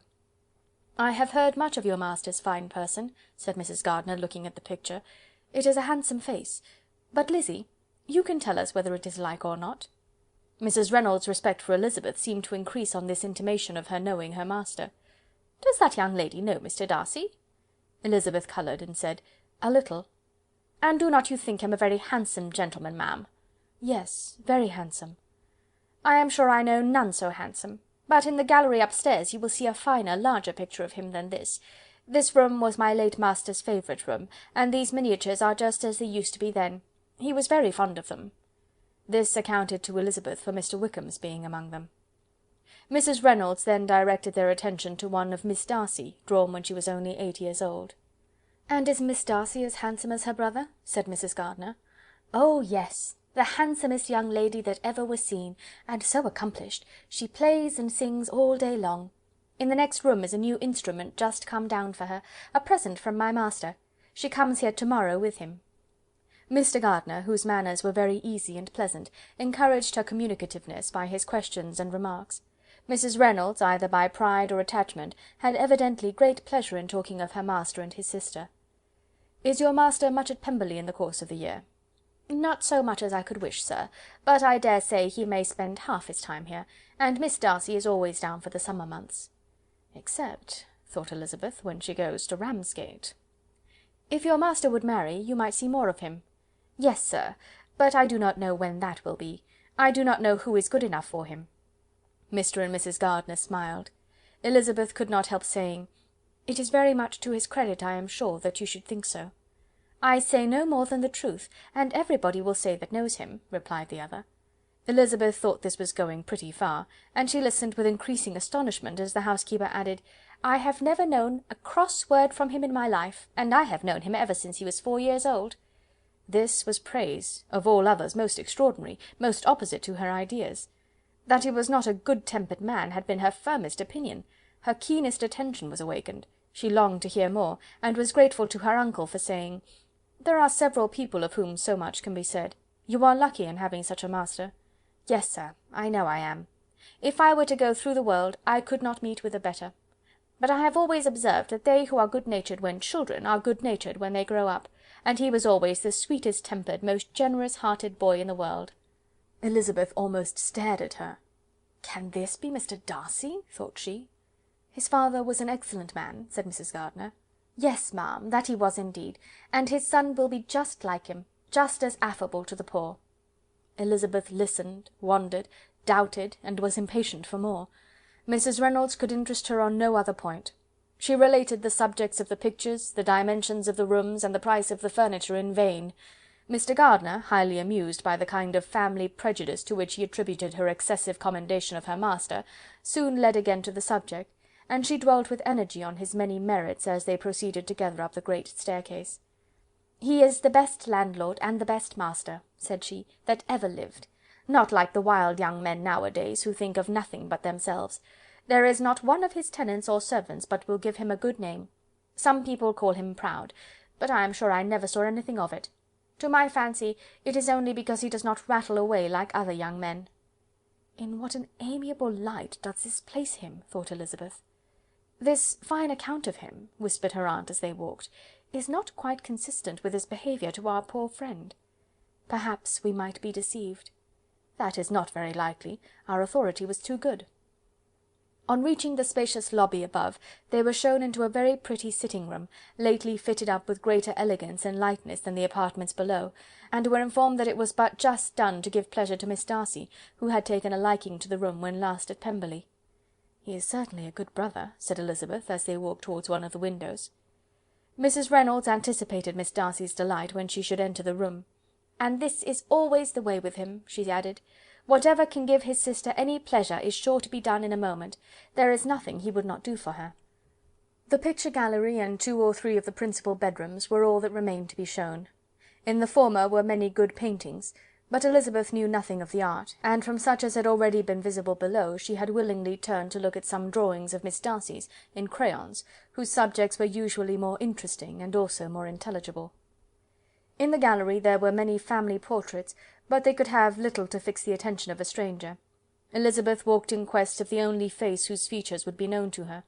At last it arrested her, and she beheld a striking resemblance to Mr. Darcy, with such a smile over the face as she remembered to have sometimes seen when he looked at her. She stood several minutes before the picture, in earnest contemplation, and returned to it again before they quitted the gallery. Mrs. Reynolds informed them that it had been taken in his father's lifetime. There was certainly at this moment, in Elizabeth's mind, a more gentle sensation towards the original than she had ever felt at the height of their acquaintance. The commendation bestowed on him by Mrs. Reynolds was of no trifling nature. What praise is more valuable than the praise of an intelligent servant? As a brother, a landlord, a master, she considered how many people's happiness were in his guardianship. How much of pleasure or pain was it in his power to bestow? How much of good or evil must be done by him? Every idea that had been brought forward by the housekeeper was favourable to his character, and as she stood before the canvas on which he was represented, and fixed his eyes upon herself, she thought of his regard with a deeper sentiment of gratitude than it had ever raised before. She remembered its warmth, and softened its impropriety of expression. When all of the house that was open to general inspection had been seen, they returned downstairs, and taking leave of the housekeeper, were consigned over to the gardener, who met them at the hall door.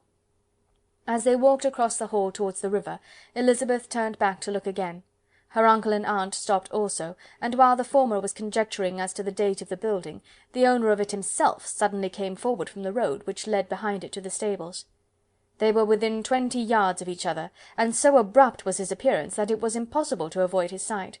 Their eyes instantly met, and the cheeks of both were overspread with the deepest blush. He absolutely started, and for a moment seemed immovable from surprise, but shortly recovering himself, advanced towards the party and spoke to Elizabeth, if not in terms of perfect composure, at least of perfect civility. She had instinctively turned away, but stopping on his approach, received his compliments with an embarrassment impossible to be overcome. Had his first appearance, or his resemblance to the picture they had just been examining, been insufficient to assure the other two that they now saw Mr. Darcy, the gardener's expression of surprise, on beholding his master, must immediately have told it. They stood a little aloof while he was talking to their niece, who, astonished and confused, scarcely dared lift her eyes to his face, and knew not what answer she returned to his civil inquiries after her family. Amazed at the alteration of his manner since they last parted, every sentence that he uttered was increasing her embarrassment, and every idea of the impropriety of her being found there recurring to her mind, the few minutes in which they continued were some of the most uncomfortable in her life. Nor did he seem much more at ease. When he spoke, his accent had none of its usual sedateness, and he repeated his inquiries as to the time of her having left Longbourn, and of her having stayed in Derbyshire so often, and in so hurried a way, as plainly spoke the distraction of his thoughts. At length every idea seemed to fail him, and after standing a few moments without saying a word, he suddenly recollected himself, and took leave.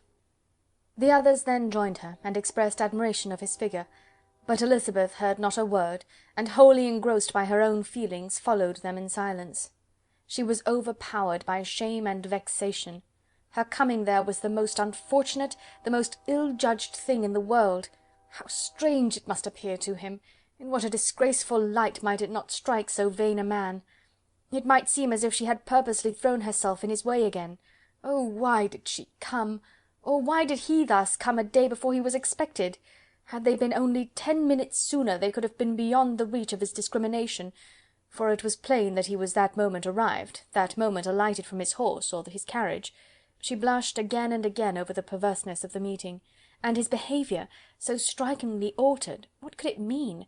That he should even speak to her was amazing, but to speak with such civility, to inquire after her family, never in her life had she seen his manners so little dignified, never had he spoken with such gentleness as on this unexpected meeting. What a contrast did it offer to his last address in Rosings Park, when he put his letter into her hand! She knew not what to think, or how to account for it. They had now entered a beautiful walk by the side of the water, and every step was bringing forward a nobler fall of ground, or a finer reach of the woods to which they were approaching. But it was some time before Elizabeth was sensible of any of it, and though she answered mechanically to the repeated appeals of her uncle and aunt, and seemed to direct her eyes to such objects as they pointed out, she distinguished no part of the scene. Her thoughts were all fixed on that one spot of Pemberley House, whichever it might be, where Mr. Darcy then was. She longed to know what at the moment was passing in his mind, in what manner he thought of her, and whether, in defiance of everything, she was still dear to him. Perhaps he had been civil only because he felt himself at ease, yet there had been that in his voice which was not like ease. Whether he had felt more of pain or of pleasure in seeing her she could not tell, but he certainly had not seen her with composure. At length, however, the remarks of her companions on her absence of mind aroused her, and she felt the necessity of appearing more like herself. They entered the woods, and bidding adieu to the river for a while, ascended some of the higher grounds, when in spots where the opening of the trees gave the eye power to wander, were many charming views of the valley, the opposite hills with the long range of woods overspreading many, and occasionally part of the stream. Mr. Gardiner expressed a wish of going round the whole park, but feared it might be beyond a walk. With a triumphant smile they were told that it was 10 miles round. It settled the matter, and they pursued the accustomed circuit, which brought them again, after some time, in a descent among hanging woods, to the edge of the water, and one of its narrowest parts. They crossed it by a simple bridge, in character with the general air of the scene. It was a spot less adorned than any they had yet visited, and the valley, here contracted into a glen, allowed room only for the stream, and a narrow walk amidst the rough coppice wood which bordered it. Elizabeth longed to explore its windings, but when they had crossed the bridge and perceived their distance from the house, Mrs. Gardiner, who was not a great walker, could go no farther, and thought only of returning to the carriage as quickly as possible. Her niece was, therefore, obliged to submit, and they took their way towards the house on the opposite side of the river, in the nearest direction. But their progress was slow, for Mr. Gardiner, though seldom able to indulge the taste, was very fond of fishing, and was so much engaged in watching the occasional appearance of some trout in the water, and talking to the man about them, that he advanced but little. Whilst wandering on in this slow manner, they were again surprised, and Elizabeth's astonishment was quite equal to what it had been at first, by the sight of Mr. Darcy approaching them, and at no great distance. The walk here being less sheltered than on the other side, allowed them to see him before they met.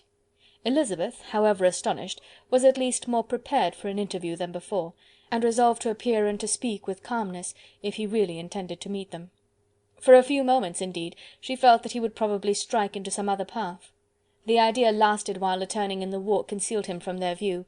The turning past, he was immediately before them. With a glance she saw that he had lost none of his recent civility, and to imitate his politeness she began, as they met, to admire the beauty of the place. But she had not got beyond the words delightful and charming, when some unlucky recollections obtruded, and she fancied that praise of Pemberley from her might be mischievously construed. Her colour changed, and she said no more. Mrs. Gardiner was standing a little behind, and on her pausing, he asked her if she would do him the honour of introducing him to her friends. This was a stroke of civility for which she was quite unprepared, and she could hardly suppress a smile at his being now seeking the acquaintance of some of those very people against whom his pride had revolted in his offer to herself. What will be his surprise, thought she, when he knows who they are? He takes them now for people of fashion. The introduction, however, was immediately made, and as she named their relationship to herself, she stole a sly look at him, to see how he bore it, and was not without the expectation of his decamping as fast as he could from such disgraceful companions. That he was surprised by the connection was evident.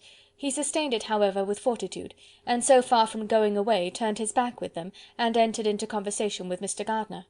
Elizabeth could not but be pleased, could not but triumph.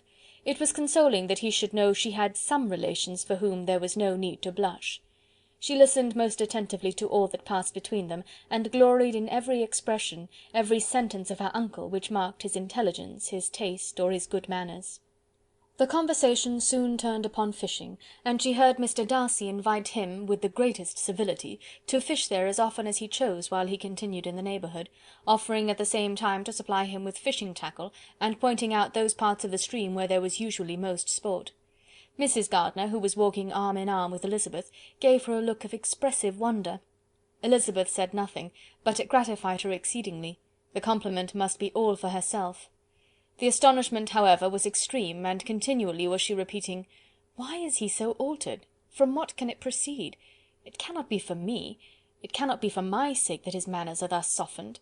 My reproofs at Hunsford could not work such a change as this. It is impossible that he should still love me."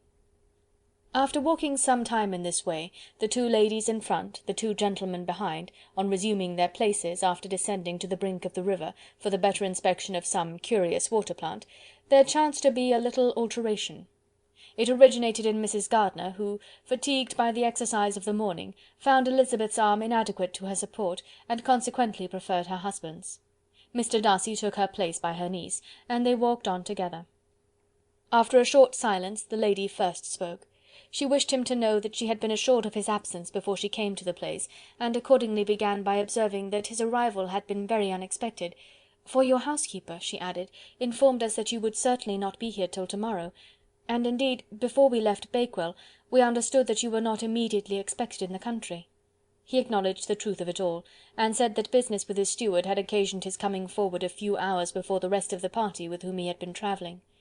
"They will join me early to-morrow," he continued, "and among them are some who will claim an acquaintance with you, Mr. Bingley and his sisters." Elizabeth answered only by a slight bow. Her thoughts were instantly driven back to the time when Mr. Bingley's name had been the last mentioned between them, and if she might judge by his complexion, his mind was not very differently engaged. "There is also one other person in the party," he continued after a pause, "who more particularly wishes to be known to you. Will you allow me, or do I ask too much, to introduce my sister to your acquaintance during your stay at Lambton?" The surprise of such an application was great indeed. It was too great for her to know in what manner she acceded to it. She immediately felt that whatever desire Miss Darcy might have of being acquainted with her must be the work of her brother, and without looking farther, it was satisfactory. It was gratifying to know that his resentment had not made him think really ill of her. They now walked on in silence, each of them deep in thought. Elizabeth was not comfortable. That was impossible, but she was flattered and pleased. His wish of introducing his sister to her was a compliment of the highest kind. They soon outstripped the others, and when they had reached the carriage, Mr. and Mrs. Gardiner were half a quarter of a mile behind. He then asked her to walk into the house, but she declared herself not tired, and they stood together on the lawn. At such a time much might have been said, and silence was very awkward. She wanted to talk, but there seemed to be an embargo on every subject. At last she recollected that she had been travelling, and they talked of Matlock and Dovedale with great perseverance. Yet time and her aunt moved slowly, and her patience and her ideas were nearly worn out before the tete-a-tete was over. On Mr. and Mrs. Gardiner's coming up, they were all pressed to go into the house and take some refreshment, but this was declined, and they parted on each side with utmost politeness. Mr. Darcy handed the ladies into the carriage, and when it drove off, Elizabeth saw him walking slowly towards the house. The observations of her aunt and uncle now began, and each of them pronounced him to be infinitely superior to anything they had expected. "He is perfectly well behaved, polite and unassuming," said her uncle. "There is something a little stately in him, to be sure," replied her aunt, "but it is confined to his air, and is not unbecoming. I can now say with his housekeeper, that though some people may call him proud, I have seen nothing of it. I was never more surprised by his behaviour to us. It was more than civil, it was really attentive, and there was no necessity for such attention. His acquaintance with Elizabeth was very trifling." "To be sure, Lizzy," said her aunt, "he is not so handsome as Wickham, or rather, he has not Wickham's countenance, for his features are perfectly good. But how came you to tell me that he was so disagreeable?" Elizabeth excused herself as well as she could, said that she had liked him better when they had met in Kent than before, and that she had never seen him so pleasant as this morning. "But perhaps he may be a little whimsical in his civilities," replied her uncle. "Your great men often are, and therefore I shall not take him at his word, as he might change his mind another day and warn me off his grounds."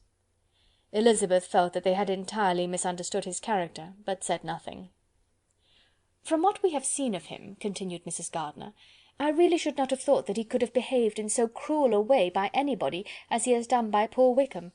He has not an ill-natured look. On the contrary, there is something pleasing about his mouth when he speaks, and there is something of dignity in his countenance that would not give one an unfavourable idea of his heart. But, to be sure, the good lady who showed us his house did give him a most flaming character. I could hardly help laughing aloud sometimes. But he is a liberal master, I suppose, and that, in the eye of a servant, comprehends every virtue."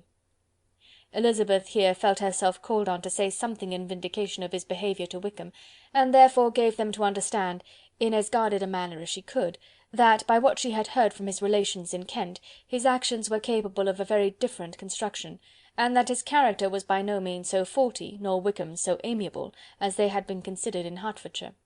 In confirmation of this, she related the particulars of all the pecuniary transactions in which they had been connected, without actually naming her authority, but stating it to be such as might be relied on. Mrs. Gardiner was surprised and concerned, but as they were now approaching the scene of her former pleasures, every idea gave way to the charm of recollection, and she was too much engaged in pointing out to her husband all the interesting spots in its environs to think of anything else. Fatigued as she had been by the morning's walk, they had no sooner dined than she set off again in quest of her former acquaintance, and the evening was spent in the satisfactions of an intercourse renewed after many years' discontinuance. The occurrences of the day were too full of interest to leave Elizabeth much attention for any of these new friends, and she could do nothing but think, and think with wonder, of Mr. Darcy's civility, and above all, of his wishing her to be acquainted with his sister. Chapter 43. Chapter 44 of Pride and Prejudice by Jane Austen. Elizabeth had settled it that Mr. Darcy would bring his sister to visit her the very day after her reaching Pemberley, and was consequently resolved not to be out of sight of the inn the whole of that morning. But her conclusion was false, for on the very morning after their arrival at Lambton these visitors came. They had been walking about the place with some of their new friends, and were just returning to the inn to dress themselves for dining with the same family, when the sound of a carriage drew them to a window, and they saw a gentleman and a lady in a curricle driving up the street. Elizabeth, immediately recognizing the livery, guessed what it meant, and imparted no small degree of her surprise to her relations by acquainting them with the honour which she expected. Her uncle and aunt were all amazement, and the embarrassment of her manner as she spoke, joined to the circumstance itself and many of the circumstances of the preceding day, opened to them a new idea on the business. Nothing had ever suggested it before, but they felt that there was no other way of accounting for such attentions from such a quarter than by supposing a partiality for their niece. While these newly born notions were passing in their heads, the perturbation of Elizabeth's feelings was at every moment increasing. She was quite amazed at her own discomposure, but amongst other causes of disquiet, she dreaded lest the partiality of the brother should have said too much in her favour, and more than commonly anxious to please, she naturally suspected that every power of pleasing would fail her. She retreated from the window, fearful of being seen, and as she walked up and down the room, endeavouring to compose herself, saw such looks of inquiring surprise in her uncle and aunt as made everything worse. Miss Darcy and her brother appeared, and this formidable introduction took place. With astonishment did Elizabeth see that her new acquaintance was at least as much embarrassed as herself. Since her being at Lambton, she had heard that Miss Darcy was exceedingly proud, but the observation of a very few minutes convinced her that she was only exceedingly shy. She found it difficult to obtain even a word from her beyond a monosyllable. Miss Darcy was tall, and on a larger scale than Elizabeth, and, though little more than 16, her figure was formed, and her appearance womanly and graceful. She was less handsome than her brother, but there was sense and good humour in her face, and her manners were perfectly unassuming and gentle. Elizabeth, who had expected to find in her as acute and unembarrassed an observer as ever Mr. Darcy had been, was much relieved by discerning such different feelings. They had not been long together before Mr. Darcy told her that Bingley was also coming to wait on her, and she had barely time to express her satisfaction and prepare for such a visitor, when Bingley's quick step was heard on the stairs, and in a moment he entered the room. All Elizabeth's anger against him had been long done away, but had she still felt any, it could hardly have stood its ground against the unaffected cordiality with which he expressed himself on seeing her again. He inquired in a friendly though general way after her family, and looked and spoke with the same good-humoured ease that he had ever done. To Mr. and Mrs. Gardiner he was scarcely a less interesting personage than to herself. They had long wished to see him. The whole party before them, indeed, excited a lively attention. The suspicions which had just arisen of Mr. Darcy and their niece directed their observation towards each with an earnest though guarded inquiry, and they soon drew from those inquiries the full conviction that one of them at least knew what it was to love. Of the lady's sensations they remained a little in doubt, but that the gentleman was overflowing with admiration was evident enough. Elizabeth on her side had much to do. She wanted to ascertain the feelings of each of her visitors, she wanted to compose her own, and to make herself agreeable to all, and in the latter object, where she feared most to fail, she was most sure of success, for those to whom she endeavoured to give pleasure were prepossessed in her favour. Bingley was ready, Georgiana was eager, and Darcy determined to be pleased. In seeing Bingley her thoughts naturally flew to her sister, and oh, how ardently did she long to know whether any of his were directed in a like manner. Sometimes she could fancy that he talked less than on former occasions, and once or twice pleased herself with the notion that, as he looked at her, he was trying to trace a resemblance. But though this might be imaginary, she could not be deceived as to his behaviour to Miss Darcy, who had been set up as a rival to Jane. No look appeared on either side that spoke particular regard. Nothing occurred between them that could justify the hopes of his sister. On this point she was soon satisfied, and 2 or 3 little circumstances occurred ere they parted, which, in her anxious interpretation, denoted a recollection of Jane not untinctured by tenderness, and a wish of saying more that might lead to the mention of her, had he dared. He observed to her, at a moment when the others were talking together, and in a tone which had something of real regret, that it was a very long time since he had had the pleasure of seeing her, and before she could reply, he added, "It is above 8 months. We have not met since the 26th of November, when we were all dancing together at Netherfield." Elizabeth was pleased to find his memory so exact, and he afterwards took occasion to ask her, when unattended to by any of the rest, whether all her sisters were at Longbourn. There was not much in the question, nor in the preceding remark, but there was a look and a manner which gave them meaning. It was not often that she could turn her eyes on Mr. Darcy himself, but whenever she did catch a glimpse, she saw an expression of general complaisance, and in all that he said she heard an accent so removed from hauteur or disdain of his companions, as convinced her that the improvement of manners which she had yesterday witnessed, however temporary its existence might prove, had at least outlived 1 day. When she saw him thus seeking the acquaintance and courting the good opinion of people with whom any intercourse a few months ago would have been a disgrace, when she saw him thus civil, not only to herself, but to the very relations whom he had openly disdained, and recollected their last lively scene in Hunsford Parsonage, the difference, the change was so great, and struck so forcibly on her mind, that she could hardly restrain her astonishment from being visible. Never, even in the company of his dear friends at Netherfield, or his dignified relations at Rosings, had she seen him so desirous to please, so free from self-consequence or unbending reserve, as now, when no importance could result from the success of his endeavours, and when even the acquaintance of those to whom his attentions were addressed would draw down the ridicule and censure of the ladies both of Netherfield and Rosings. Their visitors stayed with them above half an hour, and when they arose to depart, Mr. Darcy called on his sister to join him in expressing their wish of seeing Mr. and Mrs. Gardiner and Miss Bennet to dinner at Pemberley before they left the country. Miss Darcy, though with a diffidence which marked her little in the habit of giving invitations, readily obeyed. Mrs. Gardiner looked at her niece, desirous of knowing how she, whom the invitation most concerned, felt disposed as to its acceptance, but Elizabeth had turned away her head. Presuming, however, that this studied avoidance spoke rather a momentary embarrassment than any dislike of the proposal, and seeing in her husband, who was fond of society, a perfect willingness to accept it, she ventured to engage for her attendance, and the day after the next was fixed on. Bingley expressed great pleasure in the certainty of seeing Elizabeth again, having still a great deal to say to her, and many inquiries to make after all their Hertfordshire friends. Elizabeth, construing all this into a wish of hearing her speak of her sister, was pleased, and on this account, as well as some others, found herself, when their visitors left them, capable of considering the last half-hour with some satisfaction, though while it was passing, the enjoyment of it had been little. Eager to be alone, and fearful of inquiries or hints from her uncle and aunt, she stayed with them only long enough to hear their favourable opinion of Bingley, and then hurried away to dress. But she had no reason to fear Mr. and Mrs. Gardiner's curiosity. It was not their wish to force her communication. It was evident that she was much better acquainted with Mr. Darcy than they had before any idea of. It was evident that he was very much in love with her. They saw much to interest, but nothing to justify inquiry. Of Mr. Darcy it was now a matter of anxiety to think well, and as far as their acquaintance reached, there was no fault to find. They could not be untouched by his politeness, and had they drawn his character from their own feelings and his servant's report, without any reference to any other account, the circle in Hertfordshire, to which he was known, would not have recognised it for Mr. Darcy.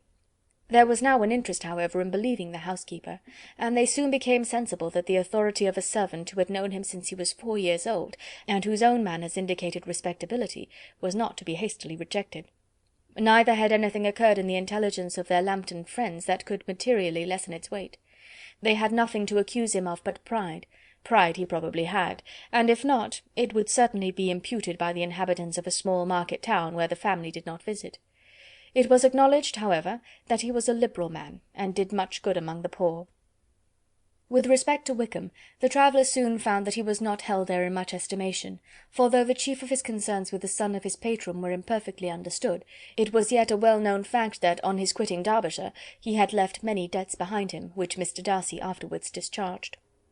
As for Elizabeth, her thoughts were at Pemberley this evening more than the last, and the evening, though as it passed it seemed long, was not long enough to determine her feelings towards one in that mansion, and she lay awake 2 whole hours endeavouring to make them out. She certainly did not hate him. No, hatred had vanished long ago, and she had almost as long been ashamed of ever feeling a dislike against him that could so be called. The respect created by the conviction of his valuable qualities, though at first unwillingly admitted, had for some time ceased to be repugnant to her feeling, and it was now heightened into somewhat of a friendlier nature by the testimony so highly in his favour, and bringing forward his disposition in so amiable a light, which yesterday had produced. But above all, above respect and esteem, there was a motive within her of good-will which could not be overlooked. It was gratitude. Gratitude not merely for having once loved her, but for loving her still well enough to forgive all the petulance and acrimony of her manner in rejecting him, and all the unjust accusations accompanying her rejection. He who, she had been persuaded, would avoid her as his greatest enemy, seemed on this accidental meeting most eager to preserve the acquaintance, and without any indelicate display of regard, or any peculiarity of manner, where their 2 selves only were concerned, was soliciting the good opinion of her friends, and bent on making her known to his sister. Such a change in a man of so much pride excited not only astonishment but gratitude, for to love, ardent love, it must be attributed, and as such its impression on her was of a sort to be encouraged as by no means unpleasing, though it could not be exactly defined. She respected, she esteemed, she was grateful to him, she felt a real interest in his welfare, and she only wanted to know how far she wished that welfare to depend upon herself, and how far it would be for the happiness of both that she should employ the power, which her fancy told her she still possessed, of bringing on the renewal of his addresses. It had been settled in the evening between the aunt and the niece, that such a striking civility as Miss Darcy's in coming to see them on the very day of her arrival at Pemberley, for she had reached it only to a late breakfast, ought to be imitated, though it could not be qualified, by some exertion of politeness on their side, and consequently that it would be highly expedient to wait on her at Pemberley the following morning. They were therefore to go. Elizabeth was pleased, though when she asked herself the reason, she had very little to say in reply. Mr. Gardiner left them soon after breakfast. The fishing scheme had been renewed the day before, and a positive engagement made of his meeting some of the gentlemen at Pemberley before noon. Chapter 44. Chapter 45 of Pride and Prejudice, by Jane Austen. Convinced as Elizabeth now was that Miss Bingley's dislike of her had originated in jealousy, she could not help feeling how unwelcome her appearance at Pemberley must be to her, and was curious to know with how much civility on that lady's side the acquaintance would now be renewed. On reaching the house, they were shown through the hall into the saloon, whose northern aspect rendered it delightful for summer. Its windows opening to the ground admitted a most refreshing view of the high woody hills behind the house, and of the beautiful oaks and Spanish chestnuts which were scattered over the intermediate lawn. In this house they were received by Miss Darcy, who was sitting there with Mrs. Hurst and Miss Bingley, and the lady with whom she lived in London. Georgiana's reception of them was very civil, but attended with all the embarrassment which, though proceeding from shyness and the fear of doing wrong, would easily give to those who felt themselves inferior the belief of her being proud and reserved. Mrs. Gardiner and her niece, however, did her justice, and pitied her. By Mrs. Hurst and Miss Bingley they were noticed only by a curtsy, and on their being seated a pause, awkward as such pauses must always be, succeeded for a few moments. It was first broken by Mrs. Annesley, a genteel, agreeable-looking woman, whose endeavour to introduce some kind of discourse proved her to be more truly well-bred than either of the others, and between her and Mrs. Gardiner, with occasional help from Elizabeth, the conversation was carried on. Miss Darcy looked as if she wished for courage enough to join in it, and sometimes did venture a short sentence when there was least danger of its being heard. Elizabeth soon saw that she was herself closely watched by Miss Bingley, and that she could not speak a word, especially to Miss Darcy, without calling her attention. This observation would not have prevented her from trying to talk to the latter, had they not been seated at an inconvenient distance, but she was not sorry to be spared the necessity of saying much. Her own thoughts were employing her. She expected every moment that some of the gentlemen would enter the room. She wished, she feared, that the master of the house might be amongst them, and whether she wished or feared it most, she could scarcely determine.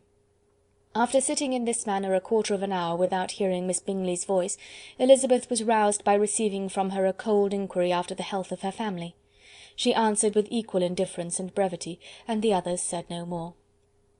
The next variation which their visit afforded was produced by the entrance of servants with cold meat, cake, and a variety of all the finest fruits in season, but this did not take place till after many a significant look and smile from Mrs. Annesley to Miss Darcy had been given, to remind her of her post. There was now employment for the whole party, for though they could not all talk, they could all eat, and the beautiful pyramids of grapes, nectarines, and peaches soon collected them around the table. While thus engaged, Elizabeth had a fair opportunity of deciding whether she most feared or wished for the appearance of Mr. Darcy, by the feelings which prevailed on his entering the room, and then, though but a moment before she had believed her wishes to predominate, she began to regret that he came. He had been some time with Mr. Gardiner, who, with 2 or 3 other gentlemen from the house, was engaged by the river, and had left him only on learning that the ladies of the family intended a visit to Georgiana that morning. No sooner did he appear than Elizabeth wisely resolved to be perfectly easy and unembarrassed, a resolution the more necessary to be made, but perhaps not the more easily kept, because she saw that the suspicions of the whole party were awakened against them, and that there was scarcely an eye which did not watch his behaviour when he first came into the room. In no countenance was attentive curiosity so strongly marked as in Miss Bingley's, in spite of the smiles which overspread her face whenever she spoke to one of its objects; for jealousy had not yet made her desperate, and her attentions to Mr. Darcy were by no means over. Miss Darcy, on her brother's entrance, exerted herself much more to talk, and Elizabeth saw that he was anxious for his sister and herself to get acquainted, and forwarded as much as possible every attempt at conversation on either side. Miss Bingley saw all this likewise, and in the imprudence of anger took the first opportunity of saying, with sneering civility, "Pray, Miss Eliza, are not the shire militia removed from Meryton? They must be a great loss to your family." In Darcy's presence she dared not mention Wickham's name, but Elizabeth instantly comprehended that he was uppermost in her thoughts, and the various recollections connected with him gave her a moment's distress, but exerting herself vigorously to repel the ill-natured attack, she presently answered the question in a tolerably detached tone.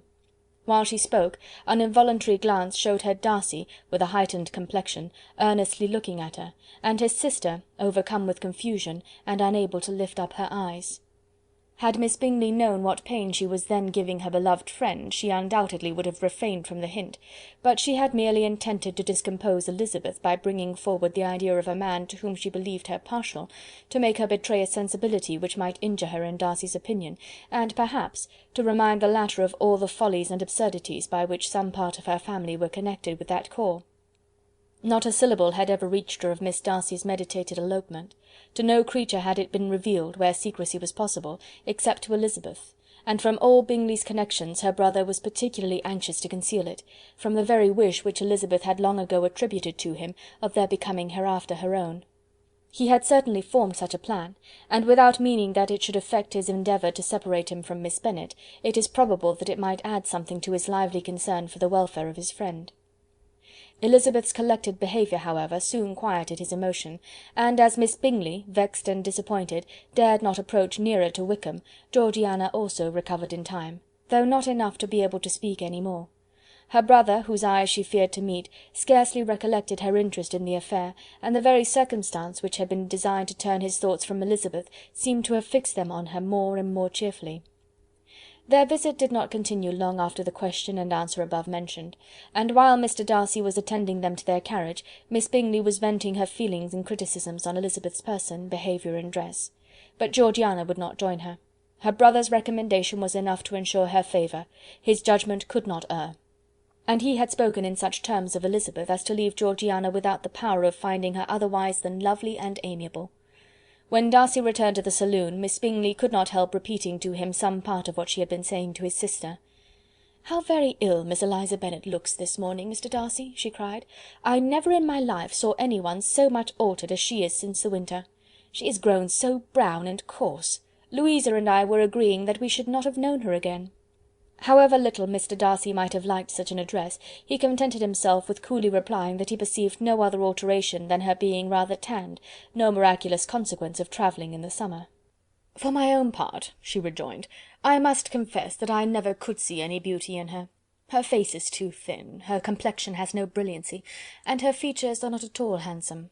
Her nose wants character, there is nothing marked in its lines. Her teeth are tolerable, but not out of the common way, and as for her eyes, which have sometimes been called so fine, I could never see anything extraordinary in them. They have a sharp, shrewish look, which I do not like at all, and in her air altogether there is a self-sufficiency without fashion, which is intolerable."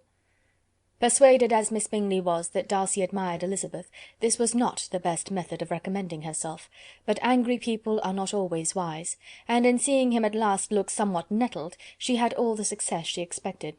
He was resolutely silent, however, and from a determination of making him speak, she continued. "I remember, when we first knew her in Hertfordshire, how amazed we all were to find that she was a reputed beauty, and I particularly recollect your saying one night, after they had been dining at Netherfield, 'She a beauty! I would as soon call her mother a wit.' But afterwards she seemed to improve on you, and I believe you thought her rather pretty at one time." "Yes," replied Darcy, who could contain himself no longer, "but that was only when I first saw her, for it is many months since I have considered her as one of the handsomest women of my acquaintance." He then went away, and Miss Bingley was left to all the satisfaction of having forced him to say what gave no one any pain but herself. Mrs. Gardiner and Elizabeth talked of all that had occurred during their visit, as they returned, except what had particularly interested them both. The look and behaviour of everybody they had seen were discussed, except of the person who had mostly engaged their attention. They talked of his sister, his friends, his house, his fruit, of everything but himself. Yet Elizabeth was longing to know what Mrs. Gardiner thought of him, and Mrs. Gardiner would have been highly gratified by her niece's beginning the subject. Chapter 45. Chapter 46 of Pride and Prejudice by Jane Austen.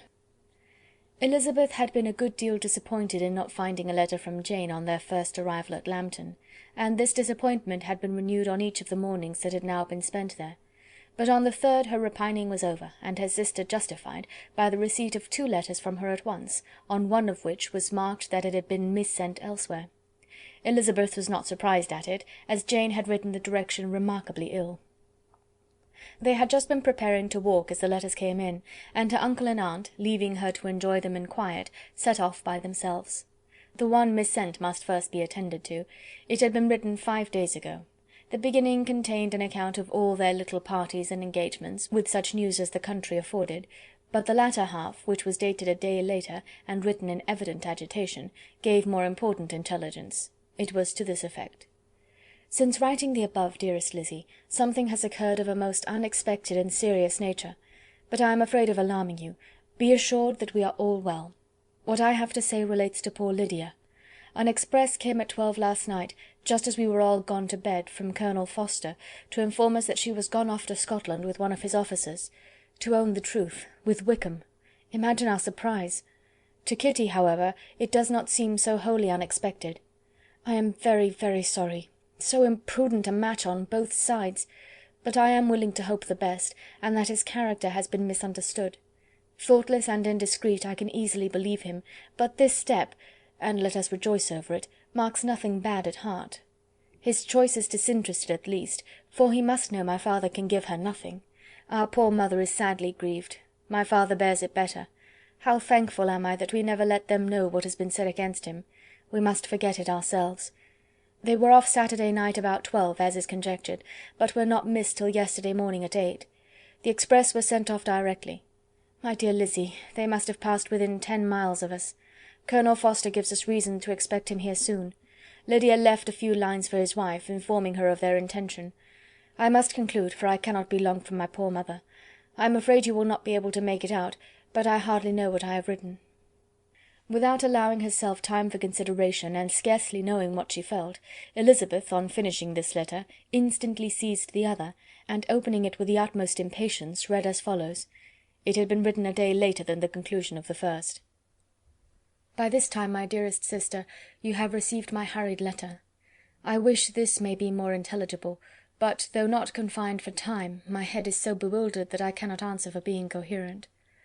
Dearest Lizzy, I hardly know what I would write, but I have bad news for you, and it cannot be delayed.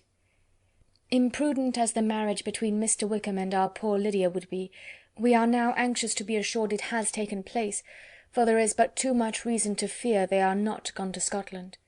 Colonel Forster came yesterday, having left Brighton the day before, not many hours after the express.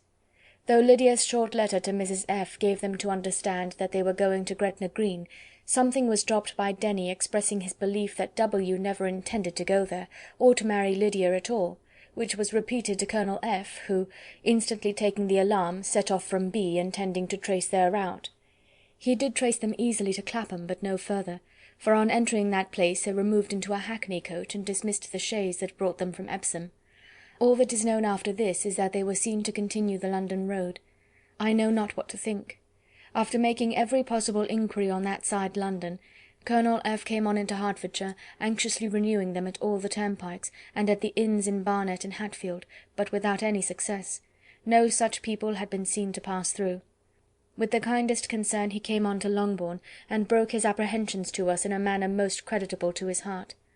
I am sincerely grieved for him and Mrs. F., but no one can throw any blame on them. Our distress, my dear Lizzy, is very great. My father and mother believe the worst, but I cannot think so ill of him. Many circumstances might make it more eligible for them to be married privately in town than to pursue their first plan, and even if he could form such a design against a young woman of Lydia's connections, which is not likely, can I suppose her so lost to everything? Impossible. I grieve to find, however, that Colonel F. is not disposed to depend upon their marriage. He shook his head when I expressed my hopes, and said he feared W. was not a man to be trusted. My poor mother is really ill, and keeps her room. Could she exert herself, it would be better, but this is not to be expected. And as to my father, I never in my life saw him so affected. Poor Kitty has anger for having concealed their attachment, but as it was a matter of confidence, one cannot wonder. I am truly glad, dearest Lizzy, that you have been spared something of these distressing scenes. But now, as the first shock is over, shall I own that I long for your return? I am not so selfish, however, as to press for it, if inconvenient. Adieu. I take up my pen again to do what I have just told you I would not, but circumstances are such that I cannot help earnestly begging you all to come here as soon as possible. I know my dear uncle and aunt so well that I am not afraid of requesting it, though I have still something more to ask of the former. My father is going to London with Colonel Forster instantly, to try to discover her. What he means to do I am sure I know not, but his excessive distress will not allow him to pursue any measure in the best and safest way, and Colonel Forster is obliged to be at Brighton again to-morrow evening. In such an exigence my uncle's advice and assistance would be everything in the world. He will immediately comprehend what I must feel, and I rely upon his goodness. "Oh, where is my uncle?" cried Elizabeth, darting from her seat as she finished the letter, in eagerness to follow him without losing a moment of the time so precious. But as she reached the door it was opened by a servant, and Mr. Darcy appeared. Her pale face and impetuous manner made him start, and before he could recover himself to speak, she, in whose mind every idea was superseded by Lydia's situation, hastily exclaimed, "I beg your pardon, but I must leave you. I must find Mr. Gardiner this moment, on business that cannot be delayed. I have not an instant to lose." "Good God, what is the matter?" cried he, with more feeling than politeness. Then, recollecting himself, "I will not detain you a minute, but let me, or let the servant, go after Mr. and Mrs. Gardiner. You are not well enough. You cannot go yourself." Elizabeth hesitated, but her knees trembled under her, and she felt how little would be gained by her attempting to pursue them. Calling back the servant, therefore, she commissioned him, though in so breathless an accent as made her almost unintelligible, to fetch his master and mistress home instantly. On his quitting the room she sat down, unable to support herself, and looking so miserably ill that it was impossible for Darcy to leave her, or to refrain from saying, in a tone of gentleness and commiseration, "Let me call your maid. Is there nothing you could take to give you present relief? A glass of wine. Shall I get you one? You are very ill." "No, I thank you," she replied, endeavouring to recover herself. "There is nothing the matter with me. I am quite well. I am only distressed by some dreadful news which I have just received from Longbourn." She burst into tears as she alluded to it, and for a few minutes could not speak another word. Darcy, in wretched suspense, could only say something indistinctly of his concern, and observe her in compassionate silence. At length she spoke again. "I have just had a letter from Jane with such dreadful news. It cannot be concealed from anyone. My younger sister has left all her friends, has eloped, has thrown herself into the power of Mr. Wickham. They are gone off together from Brighton. You know him too well to doubt the rest. She has no money, no connections, nothing that can tempt him to... She is lost for ever." Darcy was fixed in astonishment. "When I consider," she added in a yet more agitated voice, "that I might have prevented it, I who knew what he was. Had I but explained some part of it only, some part of what I learned, to my own family, had his character been known, this could not have happened. But it is all too late now." "I am grieved indeed," cried Darcy. "Grieved, shocked. But is it certain, absolutely certain?" "Oh, yes. They left Brighton together on Sunday night, and were traced almost to London, but not beyond. They are certainly not gone to Scotland." "And what has been done, what has been attempted to recover her?" "My father is gone to London, and Jane has ridden to beg my uncle's immediate assistance, and we shall be off, I hope, in half an hour. But nothing can be done. I know very well that nothing can be done. How is such a man to be worked on? How are they even to be discovered? I have not the smallest hope. It is every way horrible." Darcy shook his head in silent acquiescence. "When my eyes were opened to his real character, oh, had I known what I ought, what I dared to do! But I knew not, I was afraid of doing too much. Wretched, wretched mistake!" Darcy made no answer. He seemed scarcely to hear her, and was walking up and down the room in earnest meditation, his brow contracted, his air gloomy. Elizabeth soon observed, and instantly understood it. Her power was sinking. Everything must sink under such a proof of family weakness, such an assurance of the deepest disgrace. She could neither wonder nor condemn, but the belief of his self-conquest brought nothing consolatory to her bosom, afforded no palliation of her distress. It was, on the contrary, exactly calculated to make her understand her own wishes, and never had she so honestly felt that she could have loved him as now, when all love must be vain. But self, though it would intrude, could not engross her.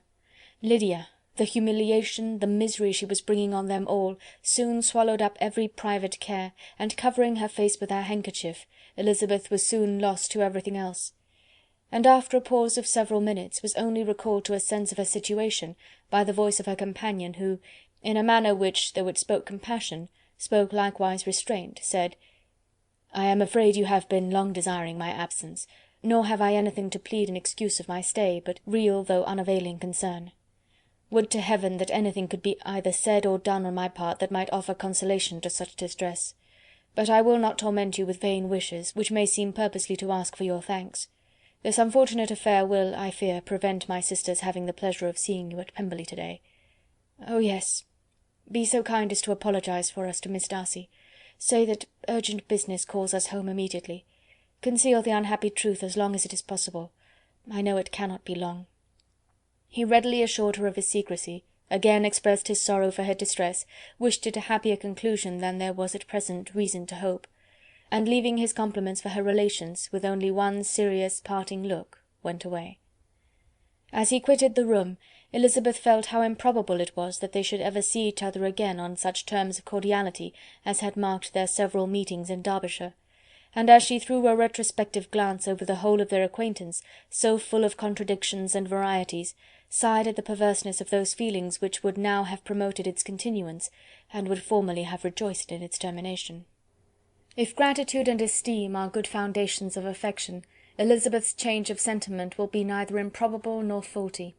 But if otherwise, if regard springing from such sources is unreasonable or unnatural in comparison of what is so often described as arising on a first interview with its object, and even before 2 words have been exchanged, nothing can be said in her defence, except that she had given somewhat of a trial to the latter method in her partiality for Wickham, and that its ill success might, perhaps, authorize her to seek the other less interesting mode of attachment. Be that as it may, she saw him go with regret, and in this early example of what Lydia's infamy must produce, found additional anguish as she reflected on that wretched business. Never, since reading Jane's second letter, had she entertained a hope of Wickham's meaning to marry her. No one but Jane, she thought, could flatter herself with such an expectation. Surprise was the least of her feelings on this development. While the contents of the first letter remained in her mind, she was all surprise, all astonishment that Wickham should marry a girl whom it was impossible he could marry for money, and how Lydia could ever have attached him had appeared incomprehensible. But now it was all too natural. For such an attachment as this she might have sufficient charms, and though she did not suppose Lydia to be deliberately engaging in an elopement without the intention of marriage, she had no difficulty in believing that neither her virtue nor her understanding would preserve her from falling an easy prey. She had never perceived, while the regiment was in Hertfordshire, that Lydia had any partiality for him, but she was convinced that Lydia wanted only encouragement to attach herself to anybody. Sometimes one officer, sometimes another, had been her favourite, as their attentions raised them in her opinion. Her affections had continually been fluctuating, but never without an object. The mischief of neglect and mistaken indulgence towards such a girl, oh, how acutely did she now feel it! She was wild to be at home, to hear, to see, to be upon the spot to share with Jane in the cares that must now fall wholly upon her in a family so deranged. A father absent, a mother incapable of exertion and requiring constant attendance, and though almost persuaded that nothing could be done for Lydia, her uncle's interference seemed of the utmost importance, and till he entered the room her impatience was severe. Mr. and Mrs. Gardiner had hurried back in alarm, supposing by the servant's account that their niece was suddenly taken ill, but satisfying them instantly on that head, she eagerly communicated the cause of their summons, reading the 2 letters aloud, and dwelling on the postscript of the last with trembling energy. Though Lydia had never been a favourite with them, Mr. and Mrs. Gardiner could not be but deeply afflicted. Not Lydia only, but all were concerned in it, and after the first exclamations of surprise and horror, Mr. Gardiner promised every assistance in his power. Elizabeth, though expecting no less, thanked him with tears of gratitude, and all 3 being actuated by one spirit, everything relating to their journey was speedily settled. They were to be off as soon as possible. "But what is to be done about Pemberley?" cried Mrs. Gardiner. "John told us Mr. Darcy was here when you sent for us. Was it so?" "Yes, and I told him we should not be able to keep our engagement. That is all settled." "What is all settled?" repeated the other as she ran into her room to prepare. "And are they upon such terms as for her to disclose the real truth? Oh, that I knew how it was!" But wishes were vain, or at least could only serve to amuse her in the hurry and confusion of the following hour. Had Elizabeth been at leisure to be idle, she would have remained certain that all employment was impossible to one so wretched as herself. But she had her share of busyness as well as her aunt, and amongst the rest there were notes to be written to all their friends at Lambton, with false excuses for their sudden departure. An hour, however, saw the whole completed, and Mr. Gardiner meanwhile having settled his account at the inn, nothing remained to be done but to go, and Elizabeth, after all the misery of the morning, found herself, in a shorter space of time than she could have supposed, seated in the carriage and on the road to Longbourn. Chapter 46. Chapter 47 of Pride and Prejudice, by Jane Austen. "I have been thinking it over again, Elizabeth," said her uncle, as they drove from the town, "and really, upon serious consideration, I am much more inclined than I was to judge as your eldest sister does on the matter. It appears to me so very unlikely that any young man should form such a design against a girl who is by no means unprotected or friendless, and who was actually staying in his colonel's family, that I am strongly inclined to hope the best. Could he expect that her friends would not step forward? Could he expect to be noticed again by the regiment, after such an affront to Colonel Forster? His temptation is not adequate to the risk." "Do you really think so?" cried Elizabeth, brightening up for a moment. "Upon my word," said Mrs. Gardiner, "I begin to be of your uncle's opinion. It is really too great a violation of decency, honour, and interest for him to be guilty of. I cannot think so very ill of Wickham. Can you yourself, Lizzy, so wholly give him up as to believe him capable of it?" "Not, perhaps, of neglecting his own interest, but of every other neglect I can believe him capable, if indeed it should be so. But I dare not hope it. Why should they not go on to Scotland, if that had been the case?" "In the first place," replied Mr. Gardiner, "there is no absolute proof that they are not gone to Scotland." "Oh, but their removing from the chaise into a hackney coach is such a presumption! And besides, No traces of them were to be found on the Barnet Road. Well then, supposing them to be in London. They may be there, though for the purpose of concealment, for no more exceptional purpose. It is not likely that money should be very abundant on either side, and it might strike them that they could be more economically, though less expeditiously married in London than in Scotland. But why all this secrecy? Why any fear of detection? Why must their marriage be private? Oh no, no, this is not likely. His most particular friend, you see by Jane's account, was persuaded of his never intending to marry her. Wickham will never marry a woman without some money. He cannot afford it. And what claims has Lydia, what attraction has she beyond youth, health, and good humour, that could make him, for her sake, forego every chance of benefiting himself by marrying well? As to what restraint the apprehensions of disgrace in the corps might throw on a dishonourable elopement with her, I am not able to judge, for I know nothing of the effects that such a step might produce. But as to your other objection, I am afraid it will hardly hold good. Lydia has no brothers to step forward, and he might imagine from my father's behaviour, from his indolence and the little attention he has ever seemed to give to what was going forward in his family, that he would do as little, and think as little about it, as any father could do in such a matter. But can you think that Lydia is so lost to everything but love of him as to consent to live with him on any terms other than marriage? It does seem, and it is most shocking indeed, replied Elizabeth, with tears in her eyes, that a sister's sense of decency and virtue in such a point should admit of doubt. But really I know not what to say. Perhaps I am not doing her justice, but she is very young. She has never been taught to think on serious subjects, and for the last half year, nay, for a 12-month, she has been given up to nothing but amusement and vanity. She has been allowed to dispose of her time in the most idle and frivolous manner, and to adopt any opinions that came in her way. Since the Shire were first quartered in Meryton, nothing but love, flirtation, and officers have been in her head.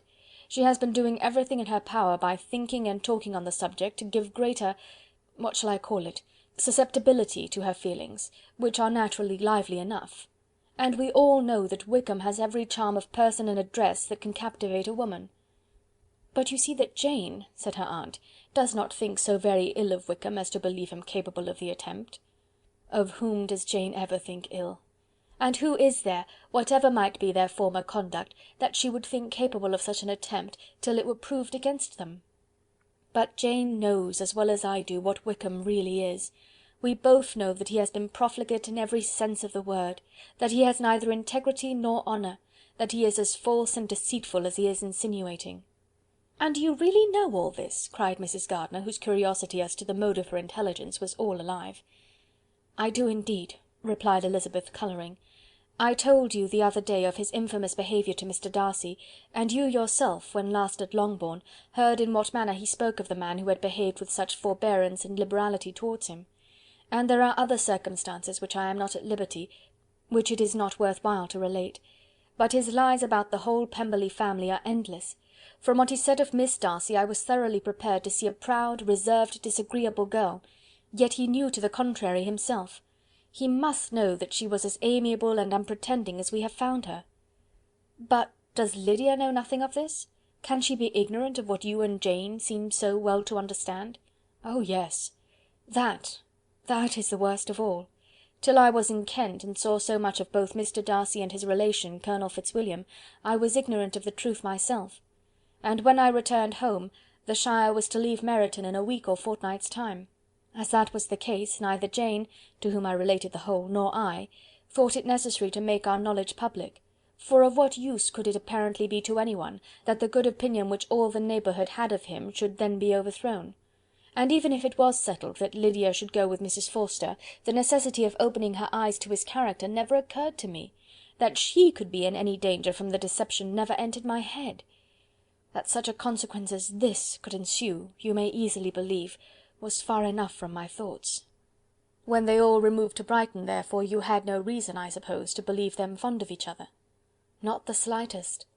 I can remember no symptom of affection on either side, and had anything of the kind been perceptible, you must be aware that ours is not a family on which it could be thrown away.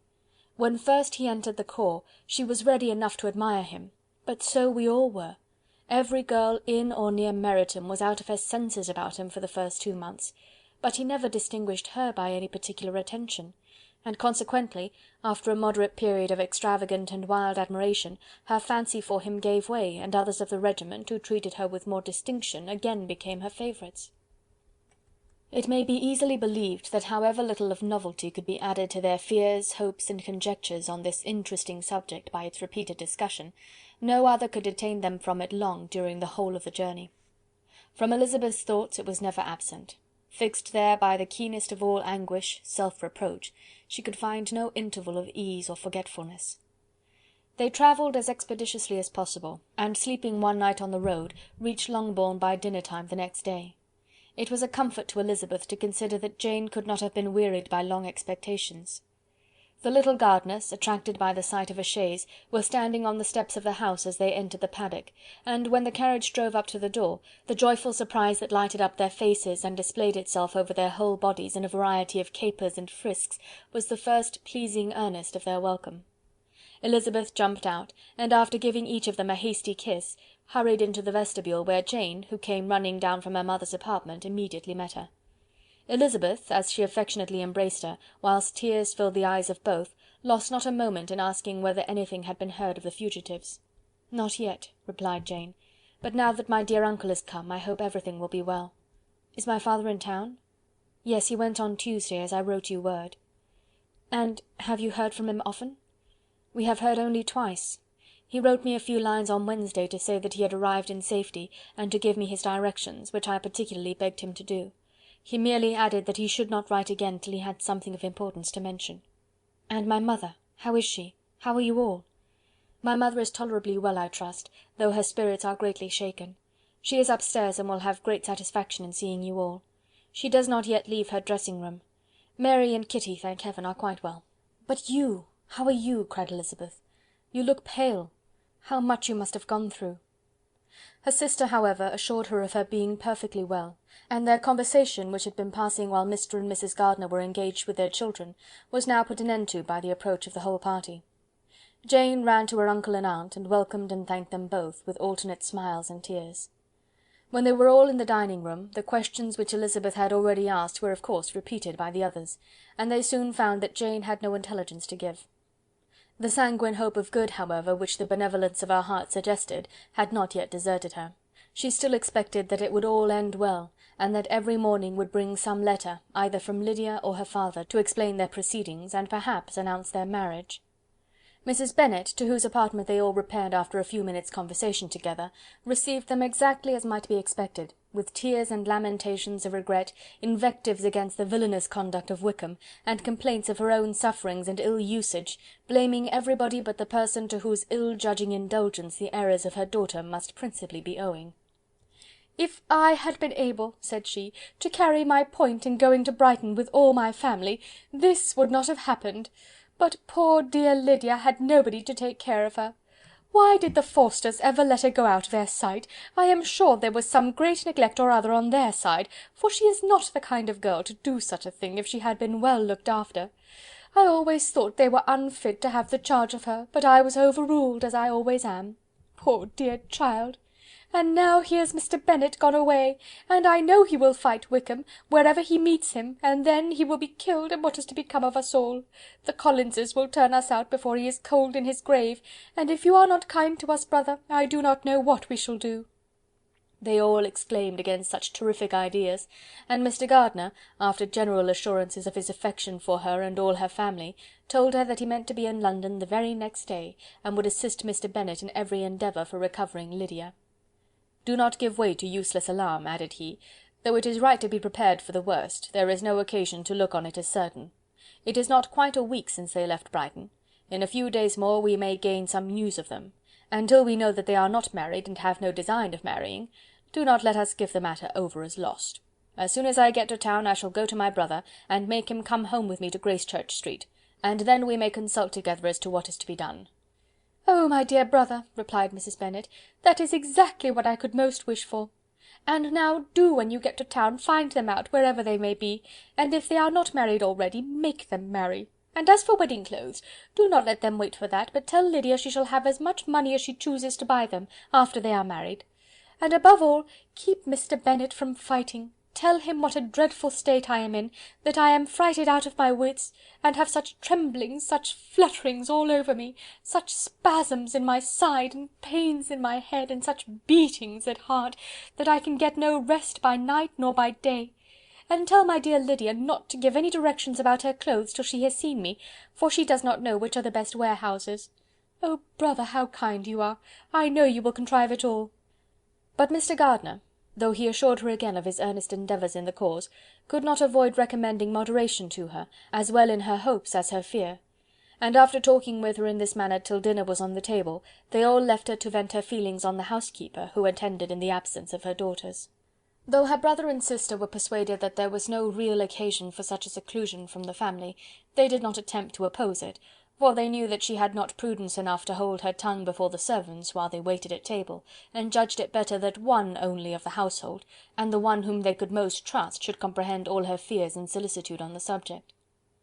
In the dining-room they were soon joined by Mary and Kitty, who had been too busily engaged in their separate apartments to make their appearance before.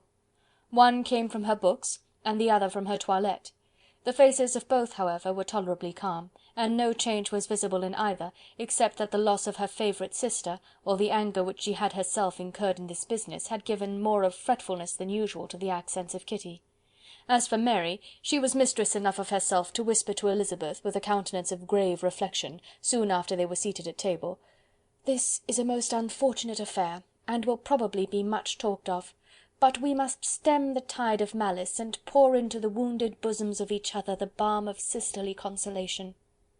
Then, perceiving in Elizabeth no inclination of replying, she added, "Unhappy as the event must be for Lydia, we may draw from it this useful lesson, that loss of virtue in a female is irretrievable, that one false step involves her in endless ruin, that her reputation is no less brittle than it is beautiful, and that she cannot be too much guarded in her behaviour towards the undeserving of the other sex." Elizabeth lifted up her eyes in amazement, but was too much oppressed to make any reply. Mary, however, continued to console herself with such kind of moral extractions from the evil before them. In the afternoon the two elder Miss Bennets were able to be for half an hour by themselves, and Elizabeth instantly availed herself of the opportunity of making any inquiries which Jane was equally eager to satisfy. After joining in general lamentations over the dreadful sequel of this event, which Elizabeth considered as all but certain, and Miss Bennet could not assert to be wholly impossible, the former continued the subject by saying, "But tell me all and everything about it which I have not already heard. Give me further particulars. What did Colonel Forster say? Had they no apprehension of anything before the elopement took place? They must have seen them together for ever." Colonel Forster did own that he had often suspected some partiality, especially on Lydia's side, but nothing to give him any alarm. I am so grieved for him. His behaviour was attentive and kind to the utmost. He was coming to us in order to assure us of his concern before he had any idea of their not being gone to Scotland. When that apprehension first got abroad, it hastened his journey. And was Denny convinced that Wickham would not marry? Did he know of their intending to go off? Had Colonel Forster seen Denny himself? Yes. But when questioned by him, Denny denied knowing anything of their plans, and would not give his real opinion about it. He did not repeat his persuasion of their not marrying, and from that, I am inclined to hope, he might have been misunderstood before. And till Colonel Forster came himself, not one of you entertained a doubt, I suppose, of their really being married? How was it possible that such an idea should enter our brains? I felt a little uneasy, a little fearful of my sister's happiness with him in marriage, because I knew that his conduct had not always been quite right. My father and mother knew nothing of that. They only felt how imprudent a match it must be. Kitty then owned, with a very natural triumph on knowing more than the rest of us, that in Lydia's last letter she had prepared her for such a step. She had known, it seems, of their being in love with each other many weeks. But not before they went to Brighton. No, I believe not. And did Colonel Forster appear to think well of Wickham himself? Does he know his real character? I must confess that he did not speak so well of Wickham as he formerly did. He believed him to be imprudent and extravagant, and since this sad affair has taken place, it is said that he left Meryton greatly in debt, but I hope this may be false. Oh, Jane! Had we been less secret, had we told what we knew of him, this could not have happened.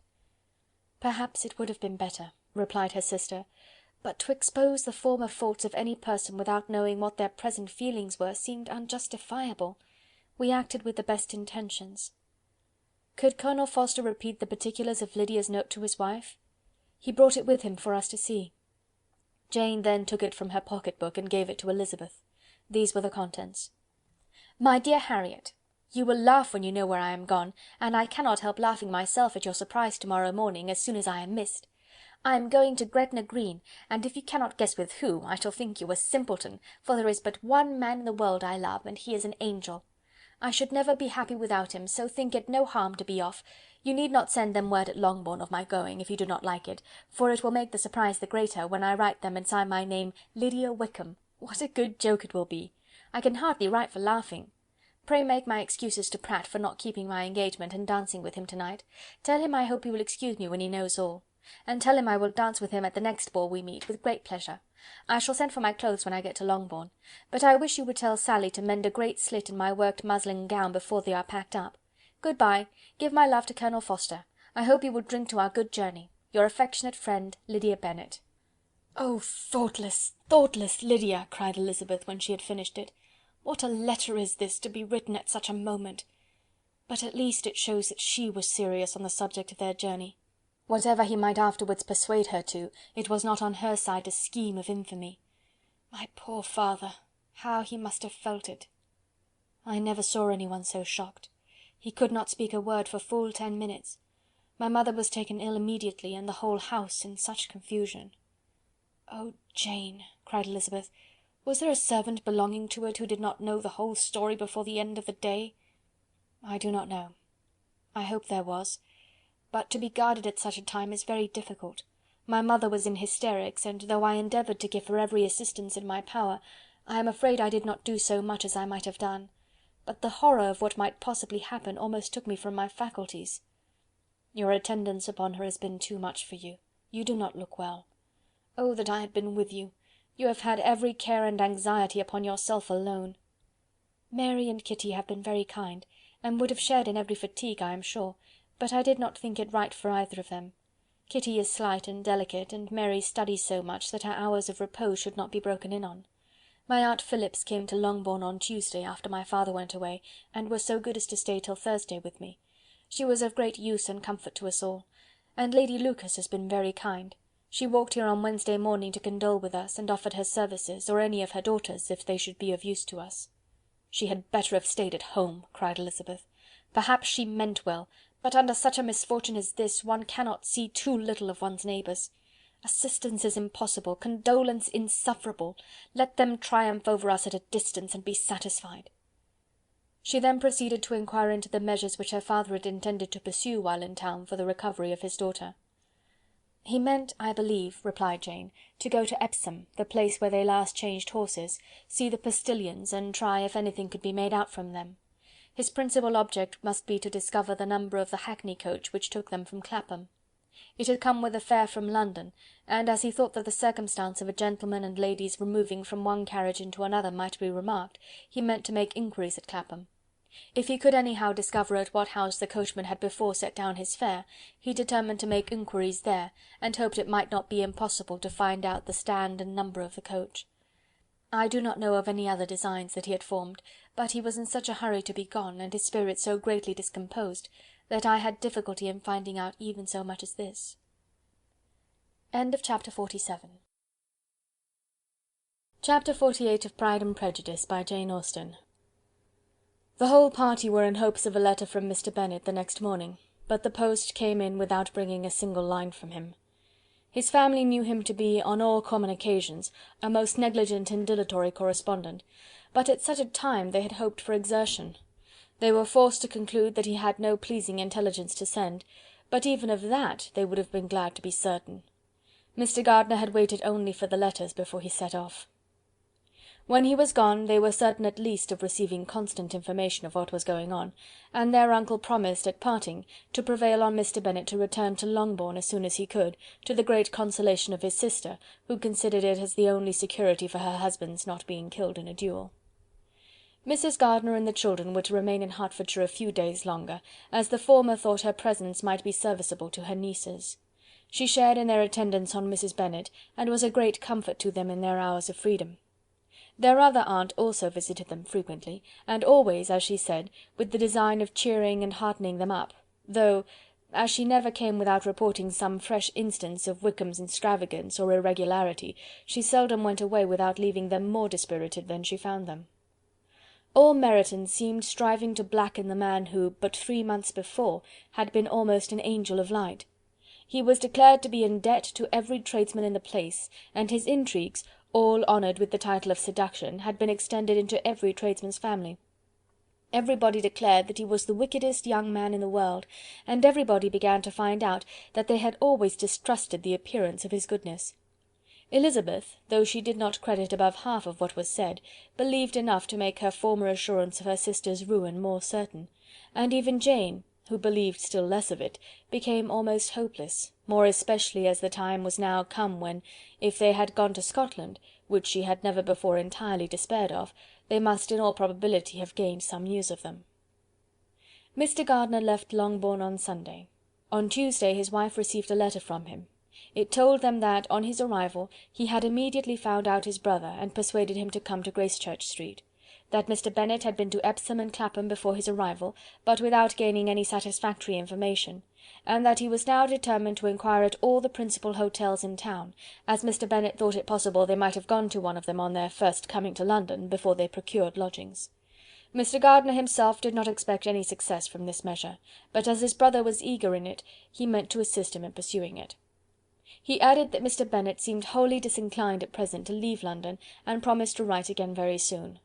There was also a postscript to this effect: "I have written to Colonel Forster to desire him to find out, if possible, from some of the young man's intimates in the regiment, whether Wickham has any relations or connections who would be likely to know in what part of town he has now concealed himself. If there were any one that one could apply to with a probability of gaining such a clue as that, it might be of essential consequence. At present we have nothing to guide us. Colonel Forster will, I dare say, do everything in his power to satisfy us on this head. But on second thoughts, perhaps Lizzy could tell us what relations he has now living, better than any other person." Elizabeth was at no loss to understand from whence this deference to her authority proceeded, but it was not in her power to give any information of so satisfactory a nature as the compliment deserved. She had never heard of his having had any relations, except a father and mother, both of whom had been dead many years. It was possible, however, that some of his companions in the shire might be able to give more information, and though she was not very sanguine in expecting it, the application was a something to look forward to. Every day at Longbourn was now a day of anxiety, but the most anxious part of each was when the post was expected. The arrival of letters was the grand object of every morning's impatience. Through letters, whatever of good or bad was to be told would be communicated, and every succeeding day was expected to bring some news of importance. But before they heard again from Mr. Gardiner, a letter arrived for their father from a different quarter, from Mr. Collins, which, as Jane had received directions to open all that came for him in his absence, she accordingly read, and Elizabeth, who knew what curiosities his letters always were, looked over her and read it likewise. It was as follows: "My dear Sir, I feel myself called upon, by our relationship and my situation in life, to condole with you on the grievous affliction you are now suffering under, of which we were yesterday informed by a letter from Hertfordshire. Be assured, my dear sir, that Mrs. Collins and myself sincerely sympathise with you and all your respectable family in your present distress, which must be of the bitterest kind, because proceeding from a cause which no time can remove. No arguments shall be wanting on my part that can alleviate so severe a misfortune, or that may comfort you under a circumstance that must be of all others the most afflicting to a parent's mind. The death of your daughter would have been a blessing in comparison to this, and it is the more to be lamented, because there is reason to suppose, as my dear Charlotte informs me, that this licentiousness of behaviour in your daughter has proceeded from a faulty degree of indulgence, though at the same time, for the consolation of yourself and Mrs. Bennet, I am inclined to think that her own disposition must be naturally bad, or she could not be guilty of such an enormity at so early an age. Howsoever that may be, you are grievously to be pitied, in which opinion I am not only joined by Mrs. Collins, but likewise by Lady Catherine and her daughter, to whom I have related the affair. They agree with me in apprehending that this false step in one daughter will be injurious to the fortunes of all the others. For who, as Lady Catherine herself condescendingly says, will connect themselves with such a family? And this consideration leads me moreover to reflect, with augmented satisfaction, on a certain event of last November, for had it been otherwise, I must have been involved in all your sorrow and disgrace. Let me then advise you, dear sir, to console yourself as much as possible, to throw off your unworthy child from your affection for ever, and leave her to reap the fruits of her own heinous offence. I am, dear sir, etc., etc. Mr. Gardiner did not write again till he had received an answer from Colonel Forster, and then he had nothing of a pleasant nature to send. It was not known that Wickham had a single relationship with whom he kept up any connection, and it was certain that he had no near one living. His former acquaintances had been numerous, but since he had been in the militia it did not appear that he was on terms of particular friendship with any of them. There was no one, therefore, who could be pointed out as likely to give any news of him, and in the wretched state of his own finances there was a very powerful motive for secrecy, in addition to his fear of discovery by Lydia's relations, for it had just transpired that he had left gaming debts behind him to a very considerable amount. Colonel Forster believed that more than £1,000 would be necessary to clear his expenses at Brighton. He owed a good deal in town, but his debts of honour were still more formidable. Mr. Gardiner did not attempt to conceal these particulars from the Longbourn family. Jane heard them with horror. "A gamester!" she cried. "This is wholly unexpected. I had not an idea of it." Mr. Gardiner added in his letter that they might expect to see their father at home on the following day, which was Saturday. Rendered spiritless by the ill success of all their endeavours, he had yielded to his brother-in-law's entreaty that he would return to his family, and leave it to him to do whatever occasion might suggest to be advisable for continuing their pursuit. When Mrs. Bennet was told of this, she did not express so much satisfaction as her children expected, considering what her anxiety for his life had been before. "What! Is he coming home, and without poor Lydia?" she cried. "Sure he will not leave London before he has found them. Who is to fight Wickham and make him marry her if he comes away?" As Mrs. Gardiner began to wish to be at home, it was settled that she and the children should go to London at the same time that Mr. Bennet came from it. The coach therefore took them the first stage of their journey, and brought its master back to Longbourn. Mrs. Gardiner went away in all the perplexity about Elizabeth and her Derbyshire friend that had attended her from that part of the world. His name had never been voluntarily mentioned before them by her niece, and the kind of half expectation which Mrs. Gardiner had formed, of their being followed by a letter from him, had ended in nothing. Elizabeth had received none since her return that could come from Pemberley. The present unhappy state of the family rendered any other excuse for the lowness of her spirits unnecessary.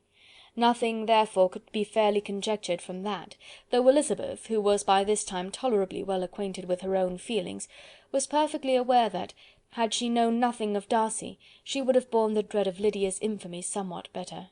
It would have spared her, she thought, one sleepless night out of two. When Mr. Bennet arrived, he had all the appearance of his usual philosophic composure. He said as little as he had ever been in the habit of saying, made no mention of the business that had taken him away, and it was some time before his daughters had courage to speak of it.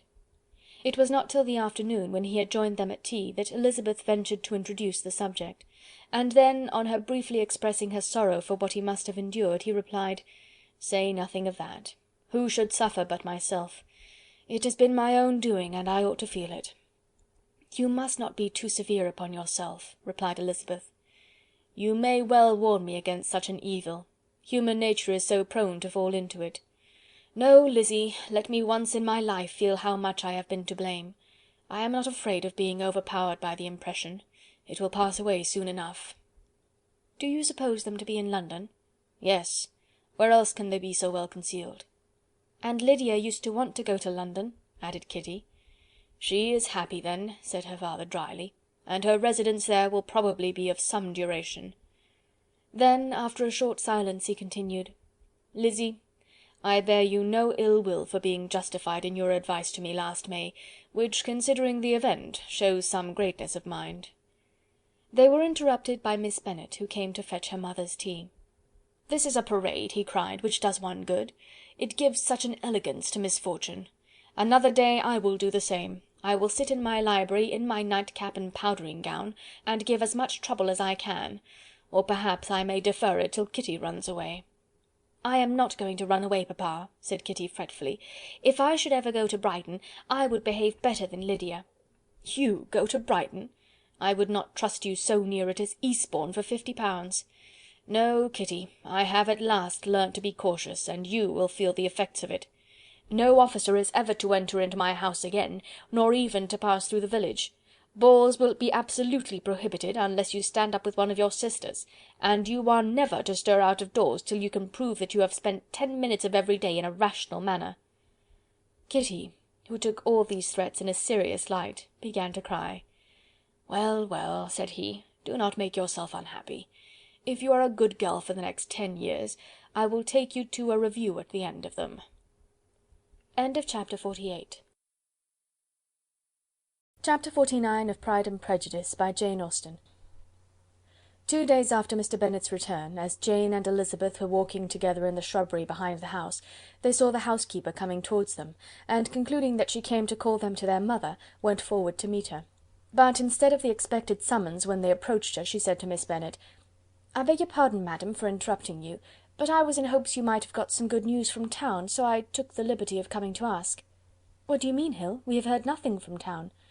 "Dear madam," cried Mrs. Hill, in great astonishment, "don't you know there is an express come for master from Mr. Gardiner? He has been here this half hour, and master has had a letter." Away ran the girls, too eager to get in to have time for speech. They ran through the vestibule into the breakfast room, from thence to the library. Their father was in neither, and they were on the point of seeking him upstairs with their mother, when they were met by the butler, who said: "If you are looking for my master, ma'am, he is walking towards the little copse." Upon this information, they instantly passed through the hall once more, and ran across the lawn after their father, who was deliberately pursuing his way towards a small wood on one side of the paddock. Jane, who was not so light nor so much in the habit of running as Elizabeth, soon lagged behind, while her sister, panting for breath, came up with him, and eagerly cried out: "Oh, papa, what news? What news? Have you heard from my uncle?" "Yes, I have had a letter from him by express." "Well, and what news does it bring, good or bad?" "What is there of good to be expected?" said he, taking the letter from his pocket. "But perhaps you would like to read it." Elizabeth impatiently caught it from his hand. Jane now came up. "Read it aloud," said their father, "for I hardly know myself what it is about." Gracechurch Street, Monday, August 2nd. My dear brother, at last I am able to send you some tidings of my niece, and as such, upon the whole, I hope it will give you satisfaction. Soon after you left me on Saturday, I was fortunate enough to find out in what part of London they were. The particulars I will reserve till we meet. It is enough to know they are discovered. I have seen them both. "Then it is as I always hoped," cried Jane. "They are married." Elizabeth read on. "I have seen them both. They are not married, nor can I find there was any intention of being so, but if you are willing to perform the engagements which I have ventured to make on your side, I hope it will not be long before they are. All that is required of you is to assure your daughter by settlement her equal share of the £5000 secured among your children after the decease of yourself and my sister, and moreover to enter into an engagement of allowing her, during your life, £100 per annum. These are conditions which, considering everything, I had no hesitation in complying with, as far as I thought myself privileged for you. I shall send this by express, that no time may be lost in bringing me your answer. You will easily comprehend from these particulars that Mr. Wickham's circumstances are not so hopeless as they are generally believed to be. The world has been deceived in that respect, and I am happy to say there will be some little money, even when all his debts are discharged, to settle on my niece, in addition to her own fortune. If, as I conclude will be the case, you send me full powers to act in your name throughout the whole of this business, I will immediately give directions to Haggerston for preparing a proper settlement. There will not be the smallest occasion for your coming to town again, therefore stay quiet at Longbourn, and depend on my diligence and care. Send back your answer as fast as you can, and be careful to write explicitly. We have judged it best that my niece should be married from this house, of which I hope you will approve. She comes to us to-day. I shall write again as soon as anything more is determined on. Yours, etc., Edward Gardiner. "Is it possible?" cried Elizabeth, when she had finished. "Can it be possible that he will marry her?" "Wickham is not so undeserving, then, as we thought him," said her sister. "My dear father, I congratulate you." "And have you answered the letter?" cried Elizabeth. "No, but it must be done soon." Most earnestly did she then entreat him to lose no more time before he wrote. "Oh, my dear father," she cried, "come back and write immediately. Consider how important every moment is in such a case." "Let me write for you," said Jane, "if you dislike the trouble yourself." "I dislike it very much," he replied, "but it must be done." And so saying, he turned back with them, and walked towards the house. "And may I ask," said Elizabeth, "but the terms, I suppose, must be complied with?" "Complied with? I am only ashamed of his asking so little." "And they must marry. Yet he is such a man!" "Yes, yes, they must marry. There is nothing else to be done. But there are two things that I want very much to know. One is, how much money your uncle has laid down to bring it about, and the other, how am I ever to pay him?" "Money? My uncle?" cried Jane. "What do you mean, sir?" "I mean that no man in his senses would marry Lydia on so slight a temptation as 100 a year during my life, and 50 after I am gone." "That is very true," said Elizabeth, "though it had not occurred to me before. His debts to be discharged, and something still to remain! Oh, it must be my uncle's doings. Generous, good man, I am afraid he has distressed himself. A small sum could not do all this." "No," said her father. "Wickham's a fool if he takes her with a farthing less than 10,000 pounds. I should be sorry to think so ill of him in the very beginning of our relationship." 10,000 pounds! Heaven forbid! How is half such a sum to be repaid? Mr. Bennet made no answer, and each of them, deep in thought, continued silent till they reached the house.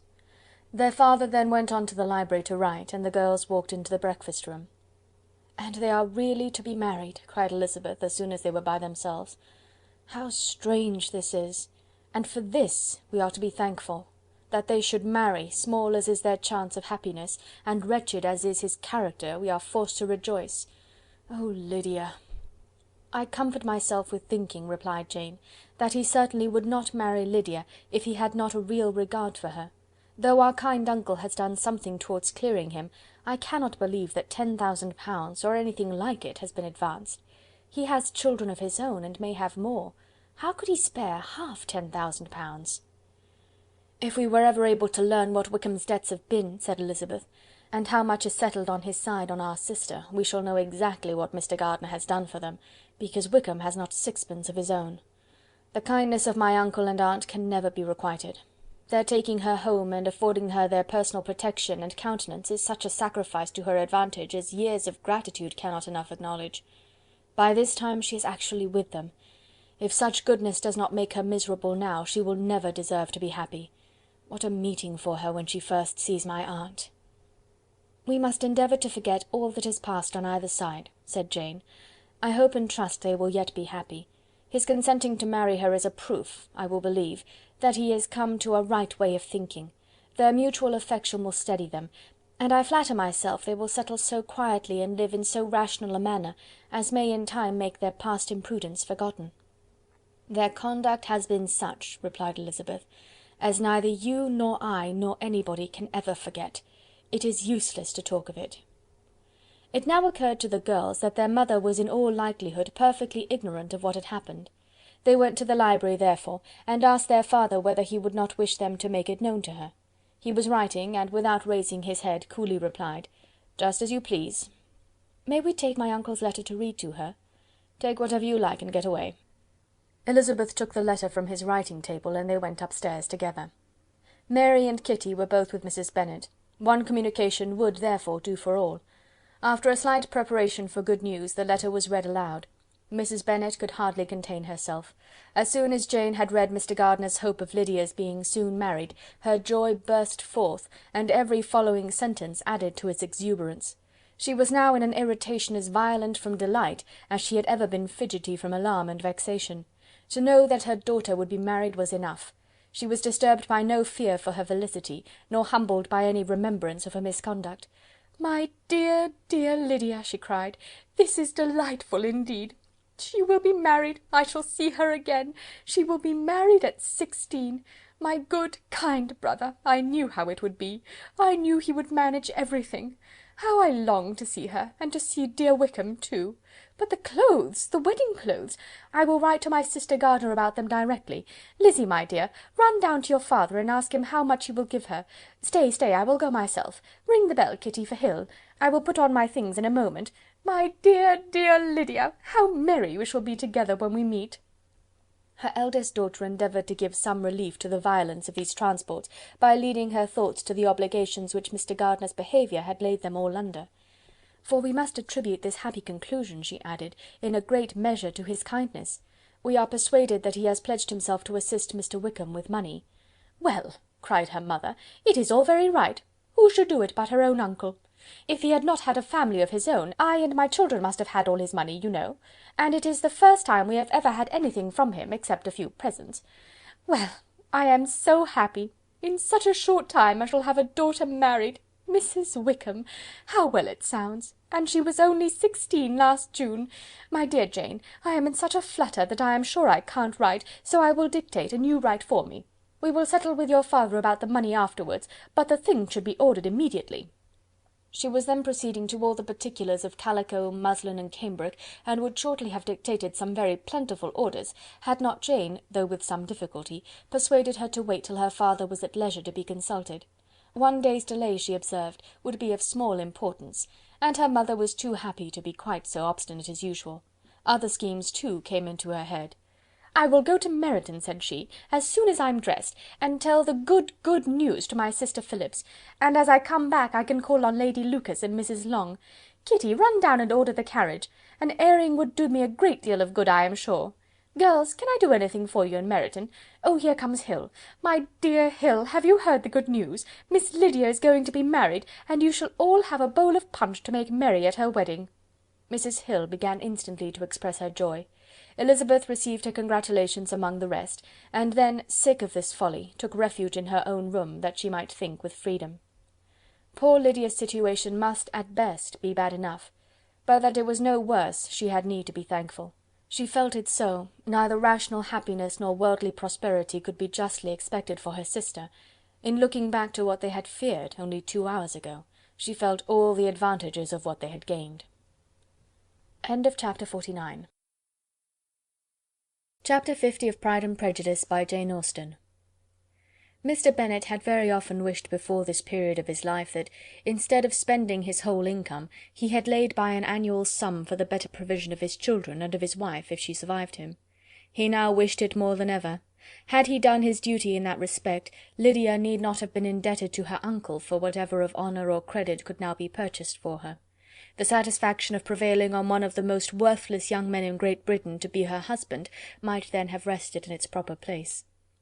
He was seriously concerned that a cause of so little advantage to anyone should be forwarded at the sole expense of his brother-in-law, and he was determined, if possible, to find out the extent of his assistance and to discharge the obligation as soon as he could.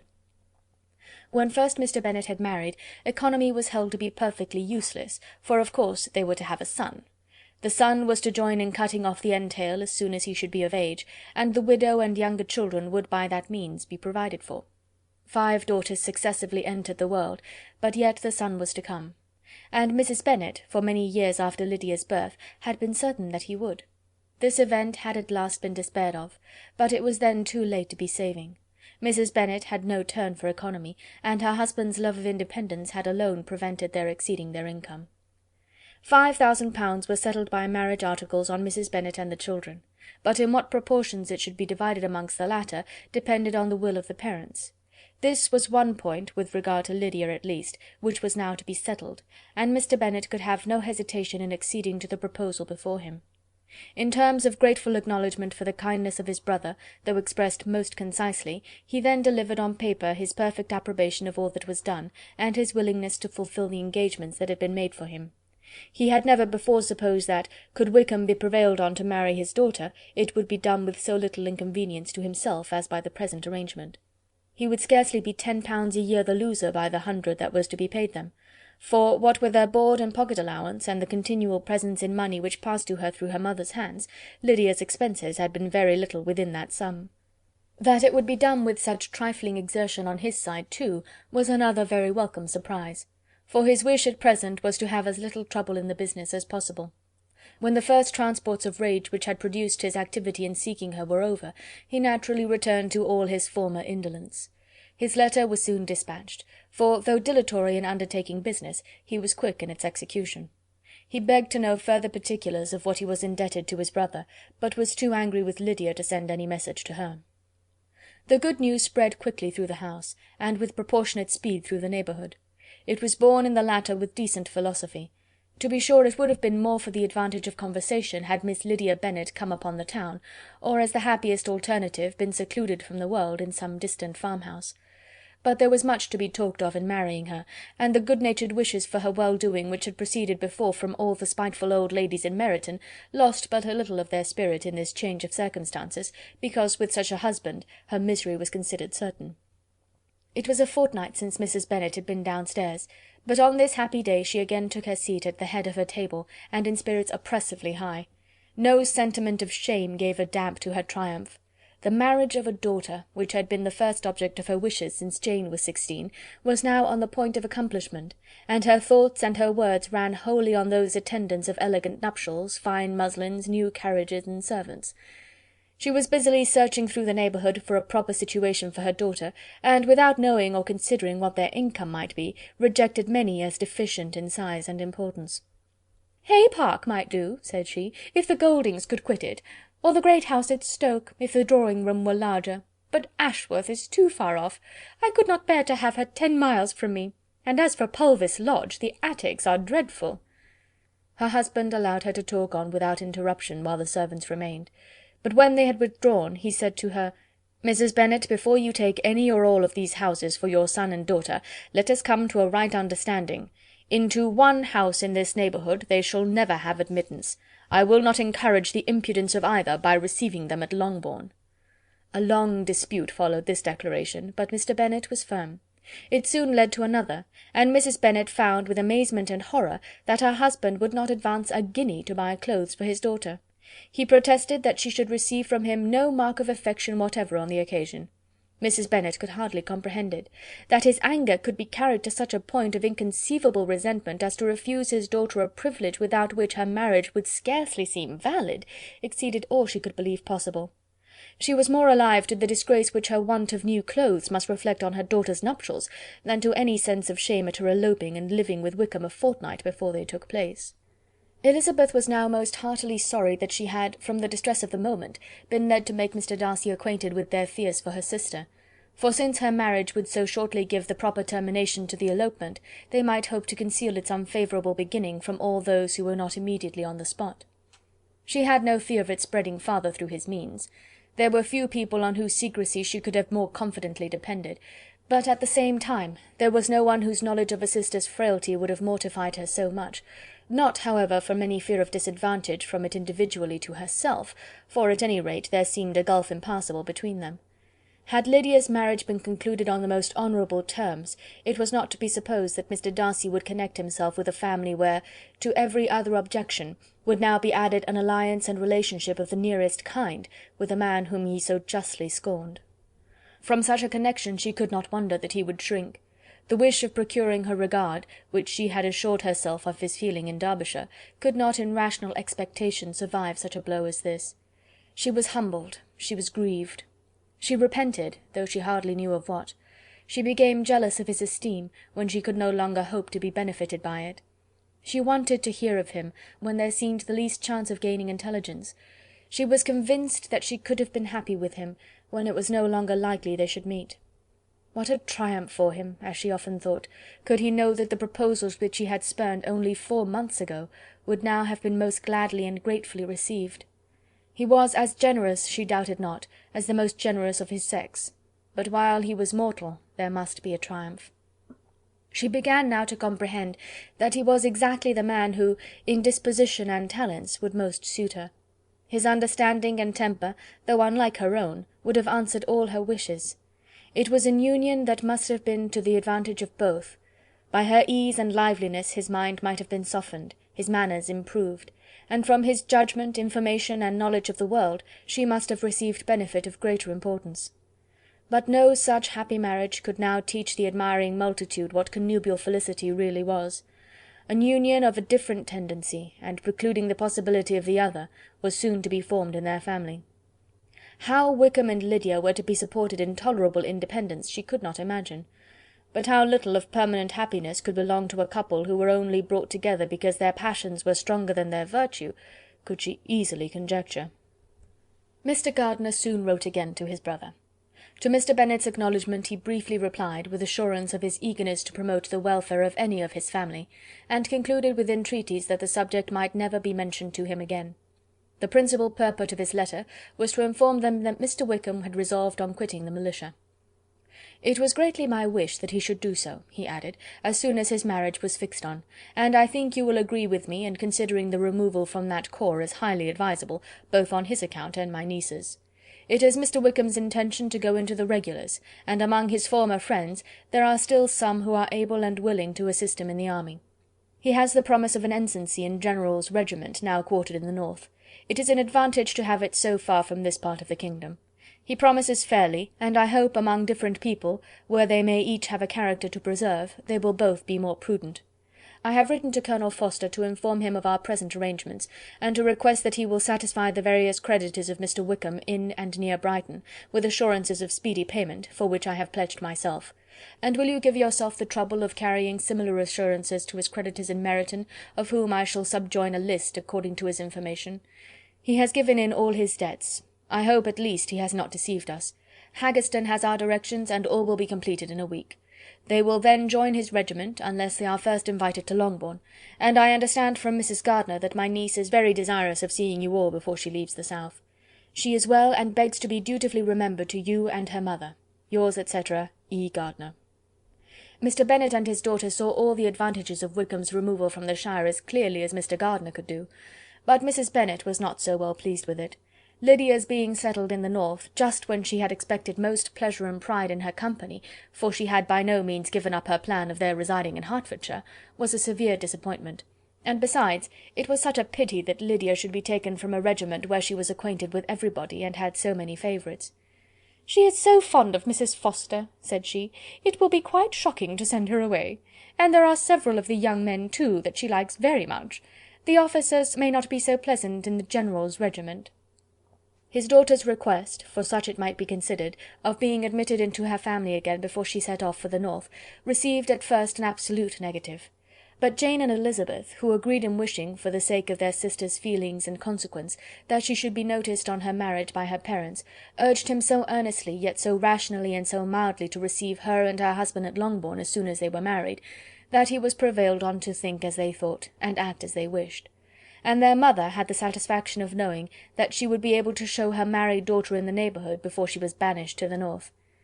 When Mr. Bennet wrote again to his brother, therefore, he sent his permission for them to come, and it was settled that as soon as the ceremony was over they should proceed to Longbourn. Elizabeth was surprised, however, that Wickham should consent to such a scheme, and had she consulted only her own inclination, any meeting with him would have been the last object of her wishes. End of Chapter 50. Chapter 51 of Pride and Prejudice by Jane Austen. Their sister's wedding day arrived, and Jane and Elizabeth felt for her probably more than she felt for herself. The carriage was sent to meet them, and they were to return in it by dinner time. Their arrival was dreaded by the elder Miss Bennets, and Jane more especially, who gave Lydia the feelings which would have attended herself, had she been the culprit, and was wretched in the thought of what her sister must endure. They came. The family were assembled in the breakfast-room to receive them. Smiles decked the face of Mrs. Bennet as the carriage drove up to the door. Her husband looked impenetrably grave, her daughters alarmed, anxious, uneasy. Lydia's voice was heard in the vestibule. The door was thrown open, and she ran into the room. Her mother stepped forwards, embraced her and welcomed her with rapture, gave her hand with an affectionate smile to Wickham, who followed his lady, and wished them joy with an alacrity which showed no doubt of their happiness. Their reception from Mr. Bennet, to whom they then turned, was not quite so cordial. His countenance rather gained in austerity, and he scarcely opened his lips. The easy assurance of the young couple, indeed, was enough to provoke him. Elizabeth was disgusted, and even Miss Bennet was shocked. Lydia was Lydia still, untamed, unabashed, wild, noisy, and fearless. She turned from sister to sister, demanding their congratulations, and when at length they all sat down, looked eagerly round the room, took notice of some little alteration in it, and observed with a laugh that it was a great while since she had been there. Wickham was not at all more distressed than herself, but his manners were always so pleasing, that had his character and his marriage been exactly what they ought, his smiles and his easy address, while he claimed their relationship, would have delighted them all. Elizabeth had not before believed him quite equal to such assurance, but she sat down, resolving within herself to draw no limits in future to the impudence of an impudent man. She blushed, and Jane blushed, but the cheeks of the two who caused their confusion suffered no variation of colour. There was no want of discourse. The bride and her mother could neither of them talk fast enough, and Wickham, who happened to sit near Elizabeth, began inquiring after his acquaintance in that neighbourhood, with a good-humoured ease which she felt very unable to equal in her replies. They seemed each of them to have the happiest memories in the world. Nothing of the past was recollected with pain, and Lydia led voluntarily to subjects which her sisters would not have alluded to for the world. "Only think of its being 3 months," she cried, "since I went away! It seems but a fortnight, I declare, and yet there have been things enough happened in the time. Good gracious! When I went away I am sure I had no more idea of being married till I came back again, though I thought it would be very good fun if I was." Her father lifted up his eyes. Jane was distressed. Elizabeth looked expressively at Lydia, but she, who never heard nor saw anything of which she chose to be insensible, gaily continued, "Oh, mamma! Do the people hereabouts know I am married to-day?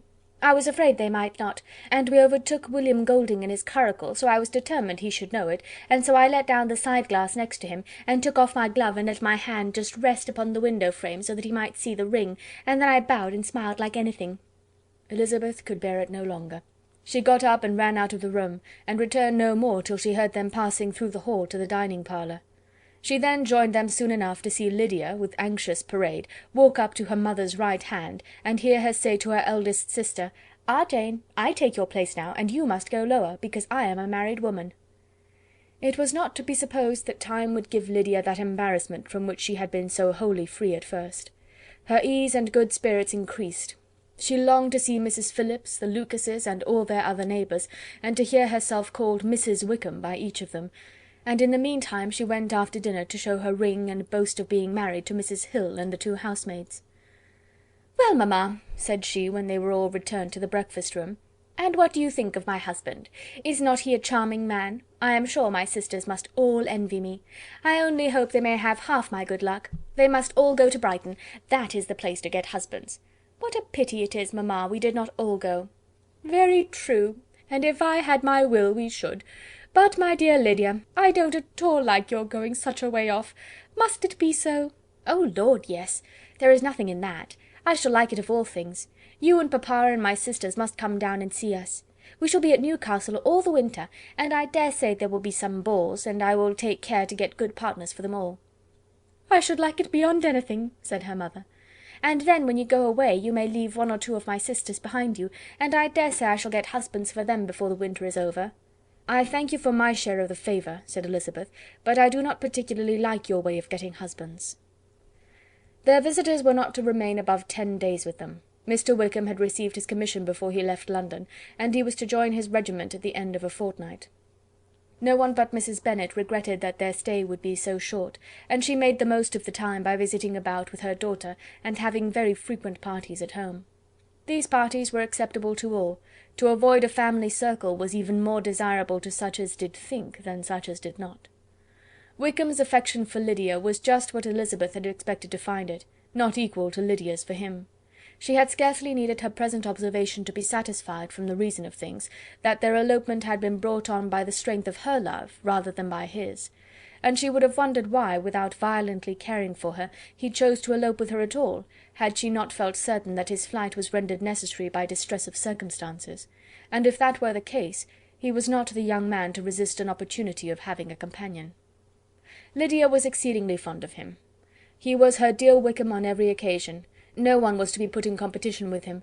He did everything best in the world, and she was sure he would kill more birds on the 1st of September than anybody else in the country. One morning, soon after their arrival, as she was sitting with her 2 elder sisters, she said to Elizabeth, "Lizzy, I never gave you an account of my wedding, I believe.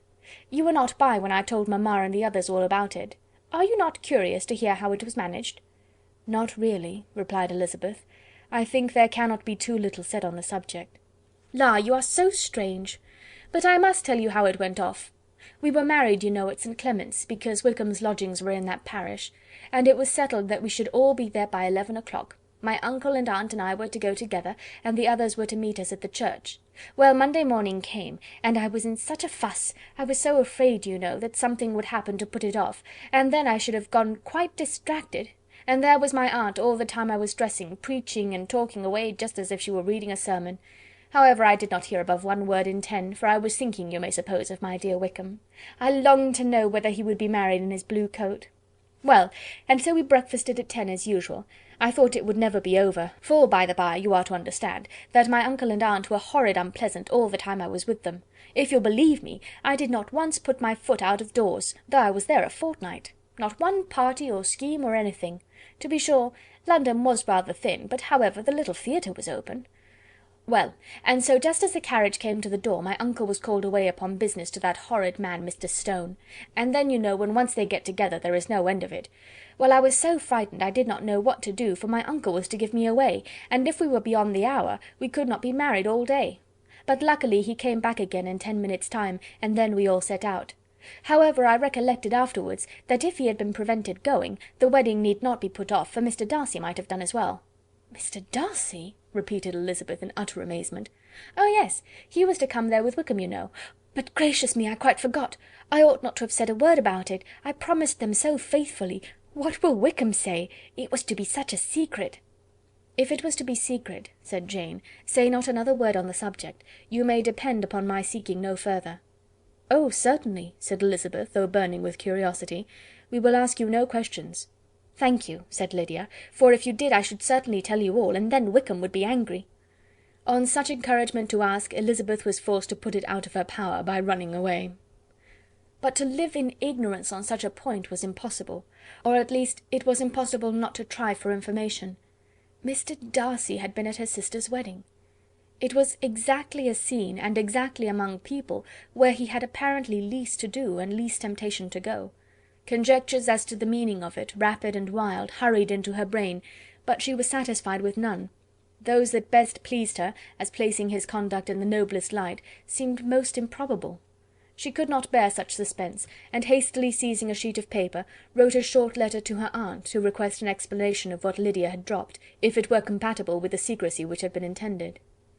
"You may readily comprehend," she added, "what my curiosity must be to know how a person unconnected with any of us, and, comparatively speaking, a stranger to our family, should have been amongst you at such a time. Pray write instantly, and let me understand it, unless it is, for very cogent reasons, to remain in the secrecy which Lydia seems to think necessary, and then I must endeavour to be satisfied with ignorance. Not that I shall, though," she added to herself, as she finished the letter. "And, my dear aunt, if you do not tell me in an honourable manner, I shall certainly be reduced to tricks and stratagems to find it out." Jane's delicate sense of honour would not allow her to speak to Elizabeth privately of what Lydia had let fall. Elizabeth was glad of it. Till it appeared whether her inquiries would receive any satisfaction, she had rather be without a confidant. Chapter 51. Chapter 52 of Pride and Prejudice, by Jane Austen. Elizabeth had the satisfaction of receiving an answer to her letter as soon as she possibly could. She was no sooner in possession of it than, hurrying into the little copse where she was least likely to be interrupted, she sat down on one of the benches and prepared to be happy, for the length of the letter convinced her that it did not contain a denial. Gracechurch Street, September 6th.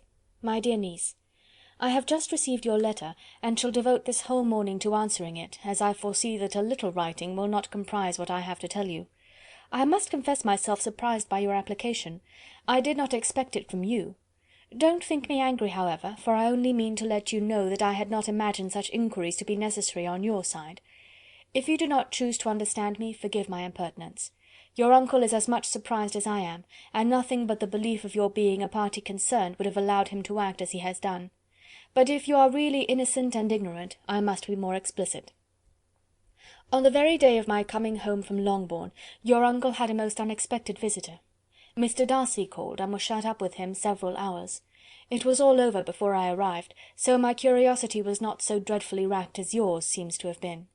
He came to tell Mr. Gardiner that he had found out where your sister and Mr. Wickham were, and that he had seen and talked with them both, Wickham repeatedly, Lydia once. From what I can collect, he left Derbyshire only one day after ourselves, and came to town with the resolution of hunting for them. The motive professed was his conviction of its being owing to himself that Wickham's worthlessness had not been so well known as to make it impossible for any young woman of character to love or confide in him. He generously imputed the whole of his mistaken pride, and confessed that he had before thought it beneath him to lay his private actions open to the world. His character was to speak for itself. He called it therefore his duty to step forward and endeavour to remedy an evil which had been brought on by himself. If he had another motive, I am sure it would never disgrace him. He had been some days in town before he was able to discover them, but he had something to direct his search, which was more than we had, and the consciousness of this was another reason for his resolving to follow us. There is a lady, it seems, a Mrs. Young, who was some time ago governess to Miss Darcy, and was dismissed from her charge on some cause of disapprobation, though he did not say what. She then took a large house in Edward Street, and has since maintained herself by letting lodgings. This Mrs. Young was, he knew, intimately acquainted with Wickham, and he went to her for intelligence of him as soon as he got to town. But it was 2 or 3 days before he could get from her what he wanted. She would not betray her trust, I suppose, without bribery and corruption, for she really did know where her friend was to be found.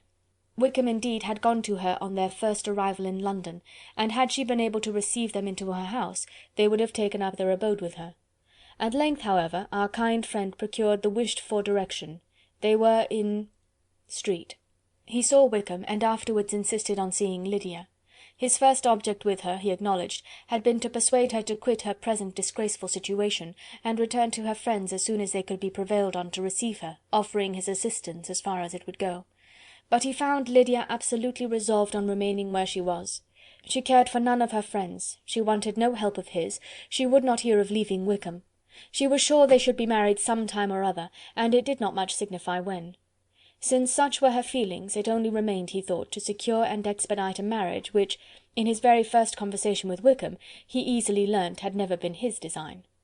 He confessed himself obliged to leave the regiment on account of some debts of honour, which were very pressing, and scrupled not to lay all the ill consequences of Lydia's flight on her own folly alone. He meant to resign his commission immediately, and as to his future situation, he could conjecture very little about it. He must go somewhere, but he did not know where, and he knew he should have nothing to live on. Mr. Darcy asked him why he had not married your sister at once. Though Mr. Bennet was not imagined to be very rich, he would have been able to do something for him, and his situation must have benefited by marriage. But he found, in reply to this question, that Wickham still cherished the hope of more effectually making his fortune by marriage in some other country. Under such circumstances, however, he was not likely to be proof against the temptation of immediate relief. They met several times, for there was much to be discussed. Wickham, of course, wanted more than he could get, but at length was reduced to be reasonable. Everything being settled between them, Mr. Darcy's next step was to make your uncle acquainted with it, and he first called in Gracechurch Street the evening before I came home. But Mr. Gardiner could not be seen, and Mr. Darcy found, on further inquiry, that your father was still with him, but would quit town the next morning. He did not judge your father to be a person whom he could so properly consult as your uncle, and therefore readily postponed seeing him till after the departure of the former. He did not leave his name, and till the next day it was only known that a gentleman had called on business. On Saturday he came again.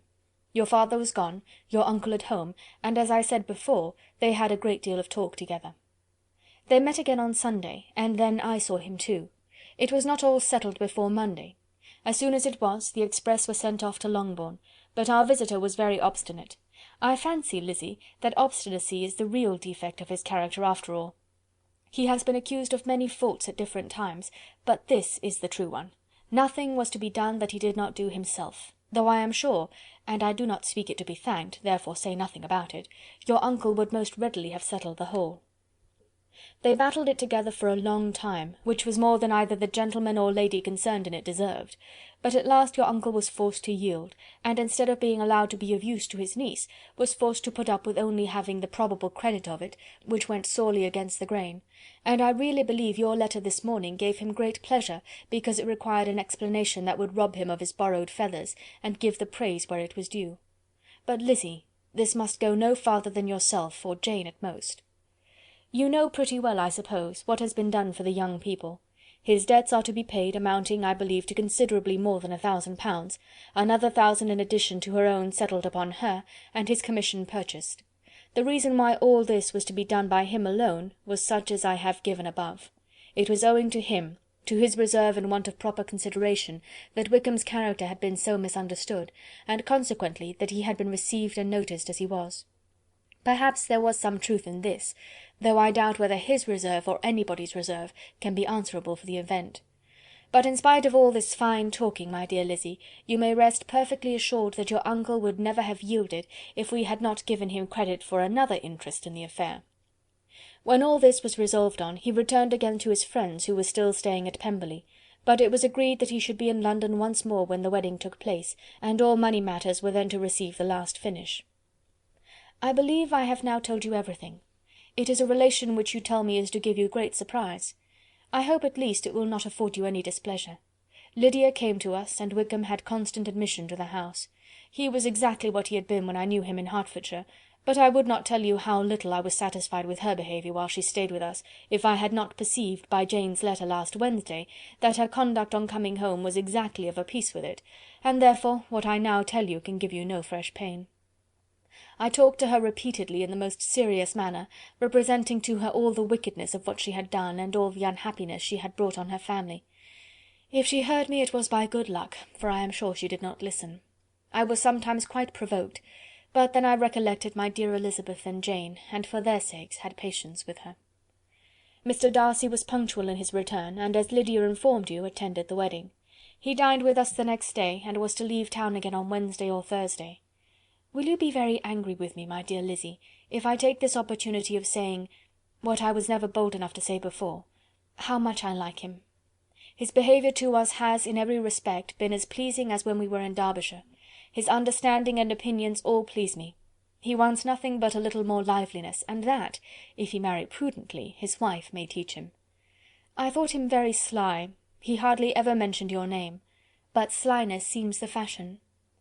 Pray forgive me if I have been very presuming, or at least do not punish me so far as to exclude me from P. I shall never be quite happy till I have been all round the park. A low phaeton, with a nice little pair of ponies, would be the very thing. But I must write no more. The children have been wanting me this half-hour. Yours very sincerely, M. Gardiner. The contents of this letter threw Elizabeth into a flutter of spirits, in which it was difficult to determine whether pleasure or pain bore the greatest share. The vague and unsettled suspicions which uncertainty had produced of what Mr. Darcy might have been doing to forward her sister's match, which she had feared to encourage as an exertion of goodness too great to be probable, and at the same time dreaded to be just from the pain of obligation, were proved beyond their greatest extent to be true.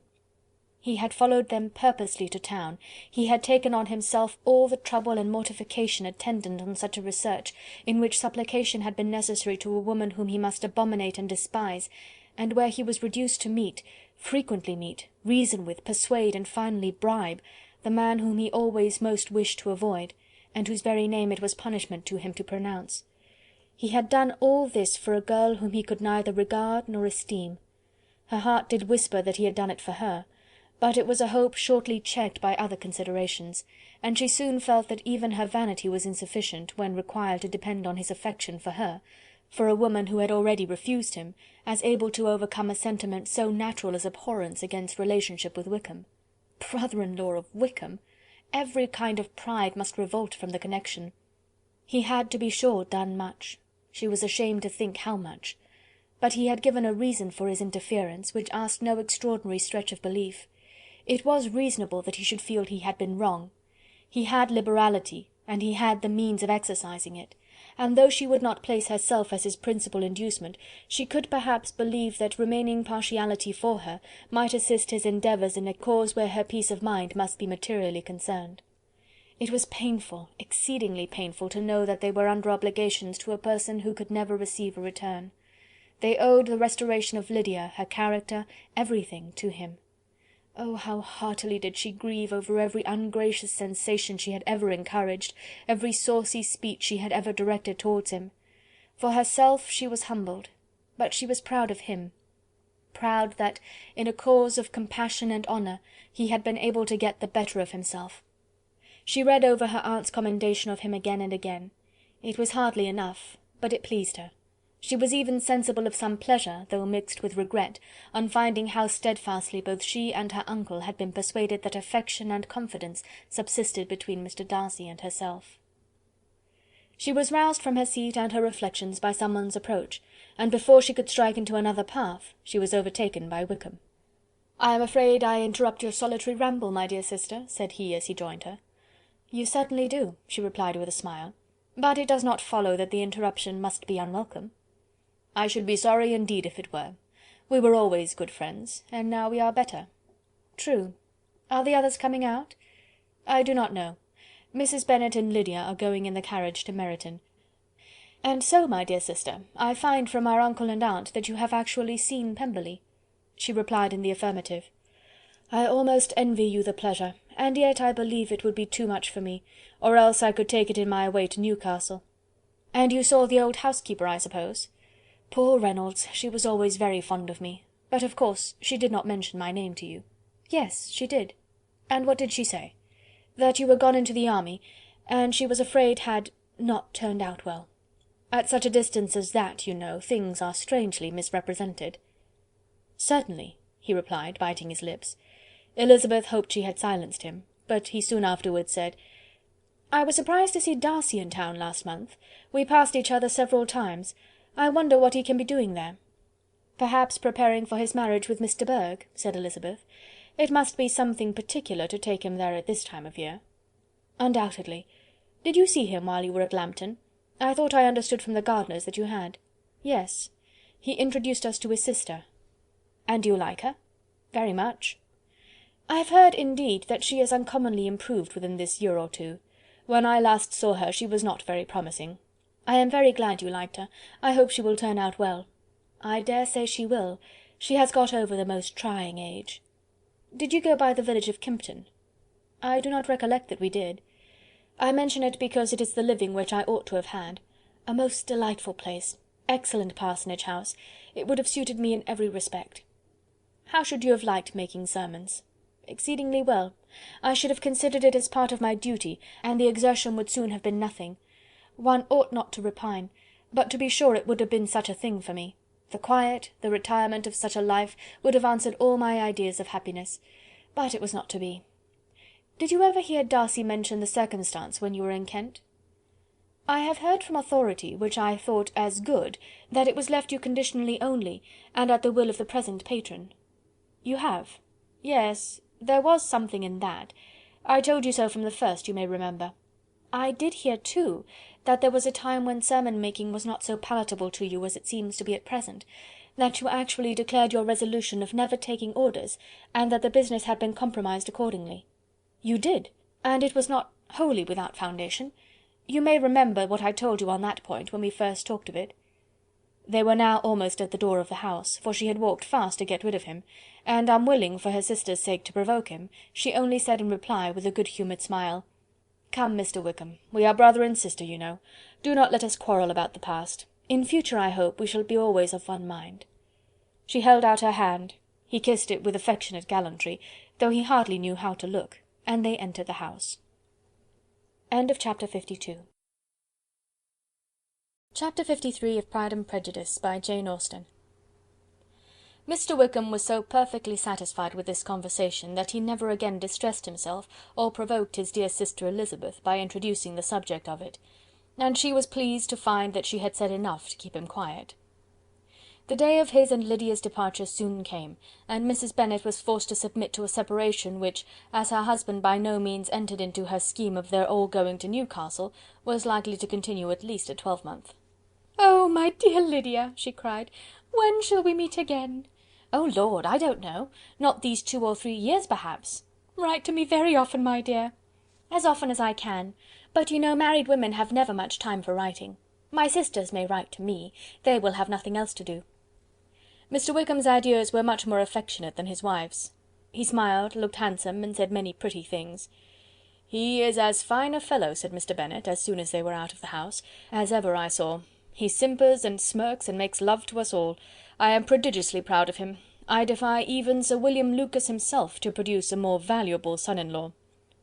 The loss of her daughter made Mrs. Bennet very dull for several days. "I often think," said she, "that there is nothing so bad as parting with one's friends. One seems so forlorn without them." "This is the consequence, you see, madam, of marrying a daughter," said Elizabeth. "It must make you better satisfied that your other four are single." "It is no such thing. Lydia does not leave me because she is married, but only because our husband's regiment happens to be so far off. If that had been nearer, she would not have gone so soon." But the spiritless condition which this event threw her into was shortly relieved, and her mind opened again to the agitation of hope, by an article of news which then began to be in circulation. The housekeeper at Netherfield had received orders to prepare for the arrival of her master, who was coming down in a day or two, to shoot there for several weeks. Mrs. Bennet was quite in the fidgets. She looked at Jane, and smiled and shook her head by turns. "Well, well, and so Mr. Bingley is coming down, sister?" for Mrs. Phillips first brought her the news. "Well, so much the better. Not that I care about it, though. He is nothing to us, you know, and I am sure I never want to see him again. But, however, he is very welcome to come to Netherfield if he likes it, and who knows what may happen? But that is nothing to us. You know, sister, we agreed long ago never to mention a word about it. And so, is it quite certain he is coming?" "You may depend on it," replied the other, "for Mrs. Nicholls was in Meryton last night. I saw her passing by, and went out myself on purpose to know the truth of it, and she told me that it was certain true. He comes down on Thursday at the latest, very likely on Wednesday. She was going to the butcher's, she told me, on purpose to order in some meat on Wednesday, and she has got 3 couple of ducks, just fit to be killed." Miss Bennet had not been able to hear of his coming without changing colour. It was many months since she had mentioned his name to Elizabeth, but now, as soon as they were alone together, she said, "I saw you look at me to-day, Lizzy, when my aunt told us of the present report, and I know I appeared distressed, but don't imagine it was from any silly cause. I was only confused for the moment, because I felt I should be looked at. I do assure you that the news does not affect me either with pleasure or pain. I am glad of one thing, that he comes alone, because we shall see less of him. Not that I am afraid of myself, but I dread other people's remarks." Elizabeth did not know what to make of it. Had she not seen him in Derbyshire, she might have supposed him capable of coming there with no other view than what was acknowledged, but she still thought him partial to Jane, and she wavered as to the greater probability of his coming there with his friend's permission, or being bold enough to come without it. "Yet it is hard," she sometimes thought, "that this poor man cannot come to a house which he has legally hired, without raising all this speculation. I will leave him to himself." In spite of what her sister declared, and really believed to be her feelings in the expectation of his arrival, Elizabeth could easily perceive that her spirits were affected by it. They were more disturbed, more unequal, than she had often seen them. The subject which had been so warmly canvassed between their parents about a twelvemonth ago, was now brought forward again. "As soon as ever Mr. Bingley comes, my dear," said Mrs. Bennet, "you will wait on him, of course." "No, no.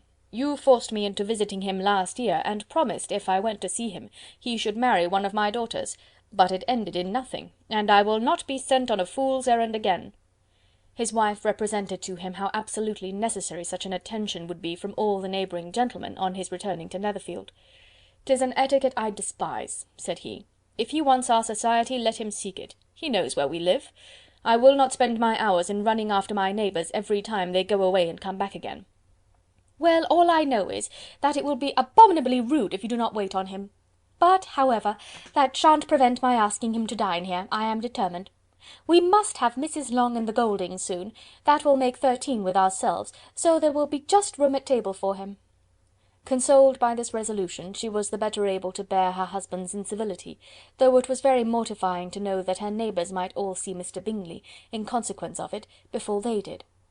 As the day of his arrival drew near, "I begin to be sorry that he comes at all," said Jane to her sister. "It would be nothing. I could see him with perfect indifference, but I can hardly bear to hear it thus perpetually talked of. My mother means well, but she does not know, no one can know, how much I suffer from what she says. Happy shall I be when his stay at Netherfield is over." "I wish I could say anything to comfort you," replied Elizabeth, "but it is wholly out of my power. You must feel it, and the usual satisfaction of preaching patience to a sufferer is denied me, because you have always so much." Mr. Bingley arrived. Mrs. Bennet, through the assistance of servants, contrived to have the earliest tidings of it, that the period of anxiety and fretfulness on her side might be as long as it could. She counted the days that must intervene before their invitation could be sent, hopeless of seeing him before. But on the third morning after his arrival in Hertfordshire, she saw him from her dressing-room window enter the paddock and ride towards the house. Her daughters were eagerly called to partake of her joy. Jane resolutely kept her place at the table, but Elizabeth, to satisfy her mother, went to the window. She looked, she saw Mr. Darcy with him, and sat down again by his sister. "There is a gentleman with him, mamma," said Kitty. "Who can it be?" "Some acquaintance or other, my dear, I suppose. I am sure I do not know." "La!" replied Kitty, "it looks just like that man that used to be with him before, Mr. what's his name, that tall, proud man." "Good gracious! Mr. Darcy, and so it does, I vow. Well, any friend of Mr. Bingley's will always be welcome here, to be sure, but else I must say that I hate the very sight of him." Jane looked at Elizabeth with surprise and concern. She knew but little of their meeting in Derbyshire, and therefore felt for the awkwardness which must attend her sister in seeing him almost for the first time after receiving his explanatory letter. Both sisters were uncomfortable enough. Each felt for the other, and of course for themselves. And their mother talked on of her dislike of Mr. Darcy, and her resolution to be civil to him only as Mr. Bingley's friend, without being heard by either of them. But Elizabeth had sources of uneasiness which could not be suspected by Jane, to whom she had never yet had courage to show Mrs. Gardiner's letter, or to relate her own change of sentiment towards him. To Jane he could be only a man whose proposal she had refused, and whose merit she had undervalued, but to her own more extensive information, he was the person to whom the whole family were indebted for the first of benefits, and whom she regarded herself with an interest, if not quite so tender, at least as reasonable and just as what Jane felt for Bingley. Her astonishment at his coming to Netherfield, to Longbourn, and voluntarily seeking her again, was almost equal to what she had known on first witnessing his altered behaviour in Derbyshire. The colour which had been driven from her face returned for half a minute with an additional glow, and a smile of delight added lustre to her eyes, as she thought for that space of time that his affection and wishes must still be unshaken. But she would not be secure. "Let me first see how he behaves," said she. "It will then be early enough for expectation." She sat intently at work, striving to be composed, and without daring to lift up her eyes, till anxious curiosity carried them to the face of her sister as the servant was approaching the door.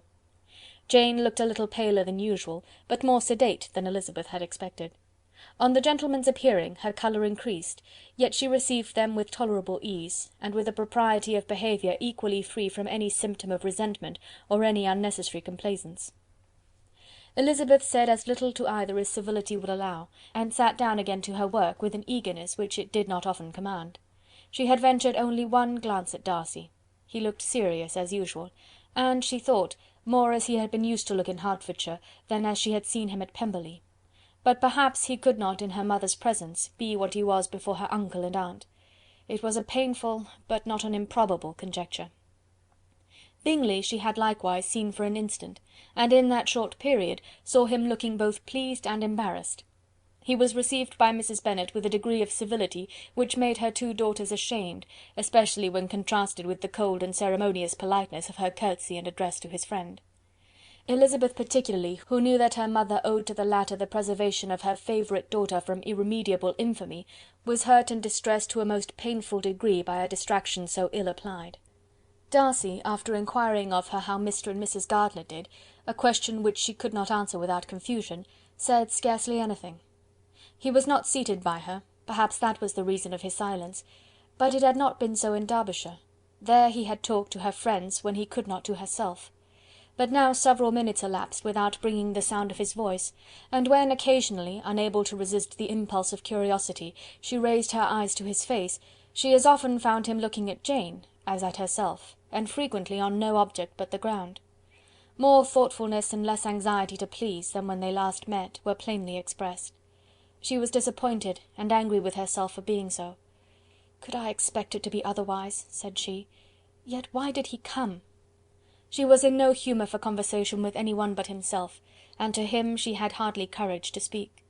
She inquired after his sister, but could do no more. "It is a long time, Mr. Bingley, since you went away," said Mrs. Bennet. He readily agreed to it. "I began to be afraid you would never come back. People did say you meant to quit the place entirely at Michaelmas, but, however, I hope it is not true. A great many changes have happened in the neighbourhood since you went away. Miss Lucas is married and settled, and one of my own daughters. I suppose you have heard of it. Indeed, you must have seen it in the papers. It was in the Times and the Courier, I know, though it was not put in as it ought to be. It was only said, 'Lately George Wickham, Esquire, to Miss Lydia Bennet,' without there being a syllable said of her father or the place where she lived, or anything. It was my brother Gardiner's drawing up too, and I wonder how he came to make such an awkward business of it. Did you see it?" Bingley replied that he did, and made his congratulations. Elizabeth dared not lift up her eyes. How Mr. Darcy looked, therefore, she could not tell. "It is a delightful thing, to be sure, to have a daughter well married," continued her mother, "but at the same time, Mr. Bingley, it is very hard to have her taken such away from me. They are gone down to Newcastle, a place quite northward it seems, and there they are to stay I do not know how long. His regiment is there, for I suppose you have heard of his leaving the shire, and of his being gone into the regulars. Thank heaven he has some friends, though perhaps not so many as he deserves." Elizabeth, who knew this to be levelled at Mr. Darcy, was in such a misery of shame that she could hardly keep her seat. It drew from her, however, the exertion of speaking, which nothing else had so effectually done before, and she asked Bingley whether he meant to make any stay in the country at present. A few weeks, he believed. "When you have killed all your own birds, Mr. Bingley," said her mother, "I beg you will come here and shoot as many as you please on Mr. Bennet's manor. I am sure he will be vastly happy to oblige you, and will save all the best of the coveys for you." Elizabeth's misery increased, at such unnecessary, such officious attention. Were the same fair prospect to arise at present as had flattered them a year ago, everything, she was persuaded, would be hastening to the same vexatious conclusion.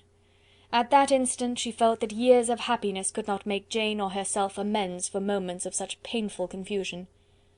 "The first wish of my heart," said she to herself, "is never more to be in company with either of them. Their society can afford no pleasure that will atone for such wretchedness as this. Let me never see either one or the other again."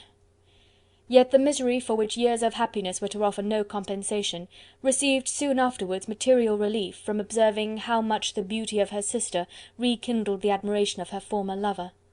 When first he came in, he had spoken to her but little, but every 5 minutes seemed to be giving her more of his attention. He found her as handsome as she had been last year, as good-natured and as unaffected, though not quite so chatty. Jane was anxious that no difference should be perceived in her at all, and was really persuaded that she talked as much as ever; but her mind was so busily engaged that she did not always know when she was silent. When the gentlemen rose to go away, Mrs. Bennet was mindful of her intended civility, and they were invited and engaged to dine at Longbourn in a few days' time. "You are quite a visit in my debt, Mr. Bingley," she added, "for when you went to town last winter, you promised to take a family dinner with us as soon as you returned. I have not forgot, you see, and I assure you, I was very much disappointed that you did not come back and keep your engagement." Bingley looked a little silly at this reflection, and said something of his concern at having been prevented by business. They then went away. Mrs. Bennet had been strongly inclined to ask them to stay and dine there that day, but, though she always kept a very good table, she did not think anything less than 2 courses could be good enough for a man on whom she had such anxious designs, or satisfy the appetite and pride of one who had 10,000 a year. Chapter 53. Chapter 54 of Pride and Prejudice, by Jane Austen. As soon as they were gone, Elizabeth walked out to recover her spirits, or in other words, to dwell without interruption on those subjects that must deaden them more. Mr. Darcy's behaviour astonished and vexed her. "Why, if he came only to be silent, grave, and indifferent," said she, "did he come at all?" She could settle it in no way that gave her pleasure. "He could be still amiable, still pleasing to my uncle and aunt when he was in town, and why not to me? If he fears me, why come hither? If he no longer cares for me, why silent? Teasing, teasing man! I will think no more about him." Her resolution was for a short time involuntarily kept by the approach of her sister, who joined her with a cheerful look, which showed her better satisfied with their visitors than Elizabeth. "Now," said she, "that this first meeting is over, I feel perfectly easy. I know my own strength, and I shall never be embarrassed again by his coming. I am glad he dines here on Tuesday. It will then be publicly seen that, on both sides, we meet only as common and indifferent acquaintance." "Yes, very indifferent indeed," said Elizabeth laughingly. "Oh, Jane, take care." "My dear Lizzy, you cannot think me so weak as to be in danger now." "I think you are in very great danger of making him as much in love with you as ever." They did not see the gentlemen again till Tuesday, and Mrs. Bennet in the meanwhile was giving way to all the happy schemes which the good humour and common politeness of Bingley, in half an hour's visit, had revived. On Tuesday there was a large party assembled at Longbourn, and the two who were most anxiously expected, to the credit of their punctuality as sportsmen, were in very good time. When they repaired to the dining-room, Elizabeth eagerly watched to see whether Bingley would take the place which, in all their former parties, had belonged to him, by her sister. Her prudent mother, occupied by the same ideas, forbore to invite him to sit by herself. On entering the room he seemed to hesitate, but Jane happened to look round, and happened to smile. It was decided. He placed himself by her. Elizabeth, with a triumphant sensation, looked towards his friend. He bore it with noble indifference, and she would have imagined that Bingley had received his sanction to be happy, had she not seen his eyes likewise turn towards Mr. Darcy, with an expression of half-laughing alarm. His behaviour to her sister was such, during dinner-time, as showed an admiration of her, which, though more guarded than formerly, persuaded Elizabeth that if left wholly to himself, Jane's happiness and his own would be speedily secured. Though she dared not depend upon the consequence, she yet received pleasure from observing his behaviour. It gave her all the animation that her spirits could boast, for she was in no cheerful humour. Mr. Darcy was almost as far from her as the table could divide them. He was on one side of her mother. She knew how little such a situation would give pleasure to either, or to make either appear to advantage. She was not near enough to hear any of their discourse, but she could see how seldom they spoke to each other, and how formal and cold was their manner whenever they did. Her mother's ungraciousness made the sense of what they owed him more painful to Elizabeth's mind, and she would at times have given anything to be privileged to tell him that his kindness was neither unknown nor unfelt by the whole of the family. She was in hopes that the evening would afford some opportunity of bringing them together, that the whole of the visit would not pass away without enabling them to enter into something more of conversation than the mere ceremonious salutation attending his entrance. Anxious and uneasy, the period which passed in the drawing-room before the gentlemen came was wearisome and dull to a degree that almost made her uncivil. She looked forward to their entrance as the point on which all her chance of pleasure for the evening must depend. "If he does not come to me then," said she, "I shall give him up for ever." The gentleman came, and she thought he looked as if he would have answered her hopes, but alas! the ladies had crowded round the table, where Miss Bennet was making tea, and Elizabeth pouring out the coffee, in so close a confederacy that there was not a single vacancy near her which would admit of a chair. And on the gentleman's approaching, one of the girls moved closer to her than ever, and said in a whisper, "The men shan't come and part us, I am determined. We want none of them, do we?" Darcy had walked away to another part of the room. She followed him with her eyes, envied everyone to whom he spoke, had scarcely patience enough to help anybody to coffee, and then was enraged against herself for being so silly. A man who has once been refused! How could I ever be foolish enough to expect a renewal of his love? Is there one among the sex who would not protest against such a weakness as a second proposal to the same woman? There is no indignity so abhorrent to their feelings. She was a little revived, however, by his bringing back his coffee-cup himself, and she seized the opportunity of saying, "Is your sister at Pemberley still?" "Yes, she will remain there till Christmas." "And quite alone? Have all her friends left her?" "Mrs. Annesley is with her. The others have gone on to Scarborough these 3 weeks." She could think of nothing more to say, but if he wished to converse with her, he might have better success. He stood by her, however, for some minutes in silence, and at last, on the young lady's whispering to Elizabeth again, he walked away. When the tea-things were removed and the card-tables placed, the ladies all rose, and Elizabeth was then hoping to be soon joined by him, when all her views were overthrown by seeing him fall a victim to her mother's rapacity for whist-players, and in a few moments after seated with the rest of the party. She now lost every expectation of pleasure. They were confined for the evening at different tables, and she had nothing to hope but that his eyes were so often turned towards her side of the room as to make him play as unsuccessfully as herself. Mrs. Bennet had designed to keep the 2 Netherfield gentlemen to supper, but their carriage was unluckily ordered before any of the others, and she had no opportunity of detaining them.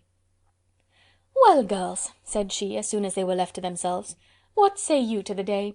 I think everything has passed off uncommonly well, I assure you. The dinner was as well dressed as any I ever saw. The venison was roasted to a turn, and everybody said they never saw so fat a haunch. The soup was 50 times better than what we had at the Lucases last week, and even Mr. Darcy acknowledged that the partridges were remarkably well done, and I suppose he has 2 or 3 French cooks at least. And, my dear Jane, I never saw you look in greater beauty. Mrs. Long said so too, for I asked her whether you did not. And what do you think she said besides? Ah, Mrs. Bennet, we shall have her at Netherfield at last. She did indeed. I do think Mrs. Long is as good a creature as ever lived, and her nieces are very pretty behaved girls, and not at all handsome. I like them prodigiously." Mrs. Bennet, in short, was in very great spirits. She had seen enough of Bingley's behaviour to Jane to be convinced that she would get him at last, and her expectations of advantage to her family, when in a happy humour, were so far beyond reason, that she was quite disappointed in not seeing him there again the next day to make his proposals. "It has been a very agreeable day," said Miss Bennet to Elizabeth. "The party seemed so well selected, so suitable one with the other. I hope we may often meet again." Elizabeth smiled. "Lizzy, you must not do so. You must not suspect me. It mortifies me. I assure you that I have now learnt to enjoy his conversation as an agreeable and sensible young man, without having a wish beyond it. I am perfectly satisfied, from what his manners now are, that he never had any design of engaging my affection. It is only that he is blessed with greater sweetness of address, and a stronger desire of generally pleasing, than any other man." "You are very cruel," said her sister. "You will not let me smile, and are provoking me to it every moment." "How hard it is in some cases to be believed!" "And how impossible in others." "But why should you wish to persuade me that I feel more than I acknowledge?" "That is a question which I hardly know how to answer. We all love to instruct, though we can teach only what is not worth knowing. Forgive me, and if you persist in indifference, do not make me your confidante." Chapter 54. Chapter 55 of Pride and Prejudice, by Jane Austen. A few days after this visit Mr. Bingley called again, and alone. His friend had left him that morning for London, but was to return home in 10 days' time. He sat with them above an hour, and was in remarkably good spirits. Mrs. Bennet invited him to dine with them, but, with many expressions of concern, he confessed himself engaged elsewhere. "Next time you call," said she, "I hope we shall be more lucky." He should be particularly happy at any time, etc., etc., and if she would give him leave, would take an early opportunity of waiting on them. "Can you come to-morrow?" Yes, he had no engagement at all for to-morrow, and her invitation was accepted with alacrity. He came, and in such very good time, that the ladies were none of them dressed. In ran Mrs. Bennet to her daughter's room, in her dressing gown, and with her hair half finished, crying out, "My dear Jane, make haste and hurry down. He is come, Mr. Bingley is come, he is indeed. Make haste, make haste. Here, Sarah, come to Miss Bennet this moment, and help her on with her gown. Never mind Miss Lizzie's hair." "We will be down as soon as we can," said Jane, "but I dare say Kitty is forwarder than either of us, for she went upstairs half an hour ago." "Oh, hang Kitty! What has she to do with it? Come, be quick, be quick. Where is your sash, my dear?" But when her mother was gone, Jane would not be prevailed on to go down without one of her sisters. The same anxiety to get them by themselves was visible again in the evening. After tea Mr. Bennet retired to the library, as was his custom, and Mary went upstairs to her instrument. 2 obstacles of the 5 being thus removed, Mrs. Bennet sat looking and winking at Elizabeth and Catherine for a considerable time, without making any impression on them. Elizabeth would not observe her, and when at last Kitty did, she very innocently said, "What is the matter, mamma? What do you keep winking at me for? What am I to do?" "Nothing, child, nothing. I did not wink at you." She then sat still 5 minutes longer, but unable to waste such a precious occasion, she suddenly got up, and saying to Kitty, "Come here, my love, I want to speak to you," took her out of the room. Jane instantly gave a look at Elizabeth which spoke her distress at such premeditation, and her entreaty that she would not give in to it. In a few minutes Mrs. Bennet half opened the door and called out, "Lizzie, my dear, I want to speak with you." Elizabeth was forced to go. "We may as well leave them by themselves, you know," said her mother as soon as she was in the hall. "Kitty and I are going upstairs to sit in my dressing room." Elizabeth made no attempt to reason with her mother, but remained quietly in the hall till she and Kitty were out of sight, then returned into the drawing-room. Mrs. Bennet's schemes for this day were ineffectual. Bingley was everything that was charming, except the professed lover of her daughter. His ease and cheerfulness rendered him a most agreeable addition to their evening party, and he bore with the ill-judged officiousness of the mother, and heard all her silly remarks with a forbearance and command of countenance particularly grateful to the daughter. He scarcely needed an invitation to stay to supper, and before he went away an engagement was formed, chiefly through his own and Mrs. Bennet's means, for his coming next morning to shoot with her husband. After this day, Jane said no more of her indifference. Not a word passed between the sisters concerning Bingley, but Elizabeth went to bed in the happy belief that all must speedily be concluded, unless Mr. Darcy returned within the stated time. Seriously, however, she felt tolerably persuaded that all this must have taken place with that gentleman's concurrence. Bingley was punctual to his appointment, and he and Mr. Bennet spent the morning together, as had been agreed on. The latter was much more agreeable than his companion expected. There was nothing of presumption or folly in Bingley that could provoke his ridicule or disgust him into silence, and he was more communicative and less eccentric than the other had ever seen him. Bingley, of course, returned with him to dinner, and in the evening Mrs. Bennet's invention was again at work to get everybody away from him and her daughter. Elizabeth, who had a letter to write, went into the breakfast-room for that purpose soon after tea, for as the others were all going to sit down to cards, she could not be wanted to counteract her mother's schemes.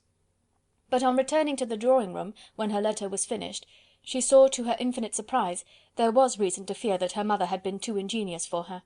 On opening the door, she perceived her sister and Bingley standing together over the hearth, as if engaged in earnest conversation, and had this led to no suspicion, the faces of both, as they hastily turned round and moved away from each other, would have told it all.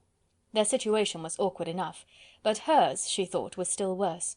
Not a syllable was uttered by either, and Elizabeth was on the point of going away again, when Bingley, who as well as the other had sat down, suddenly rose, and whispering a few words to her sister, ran out of the room.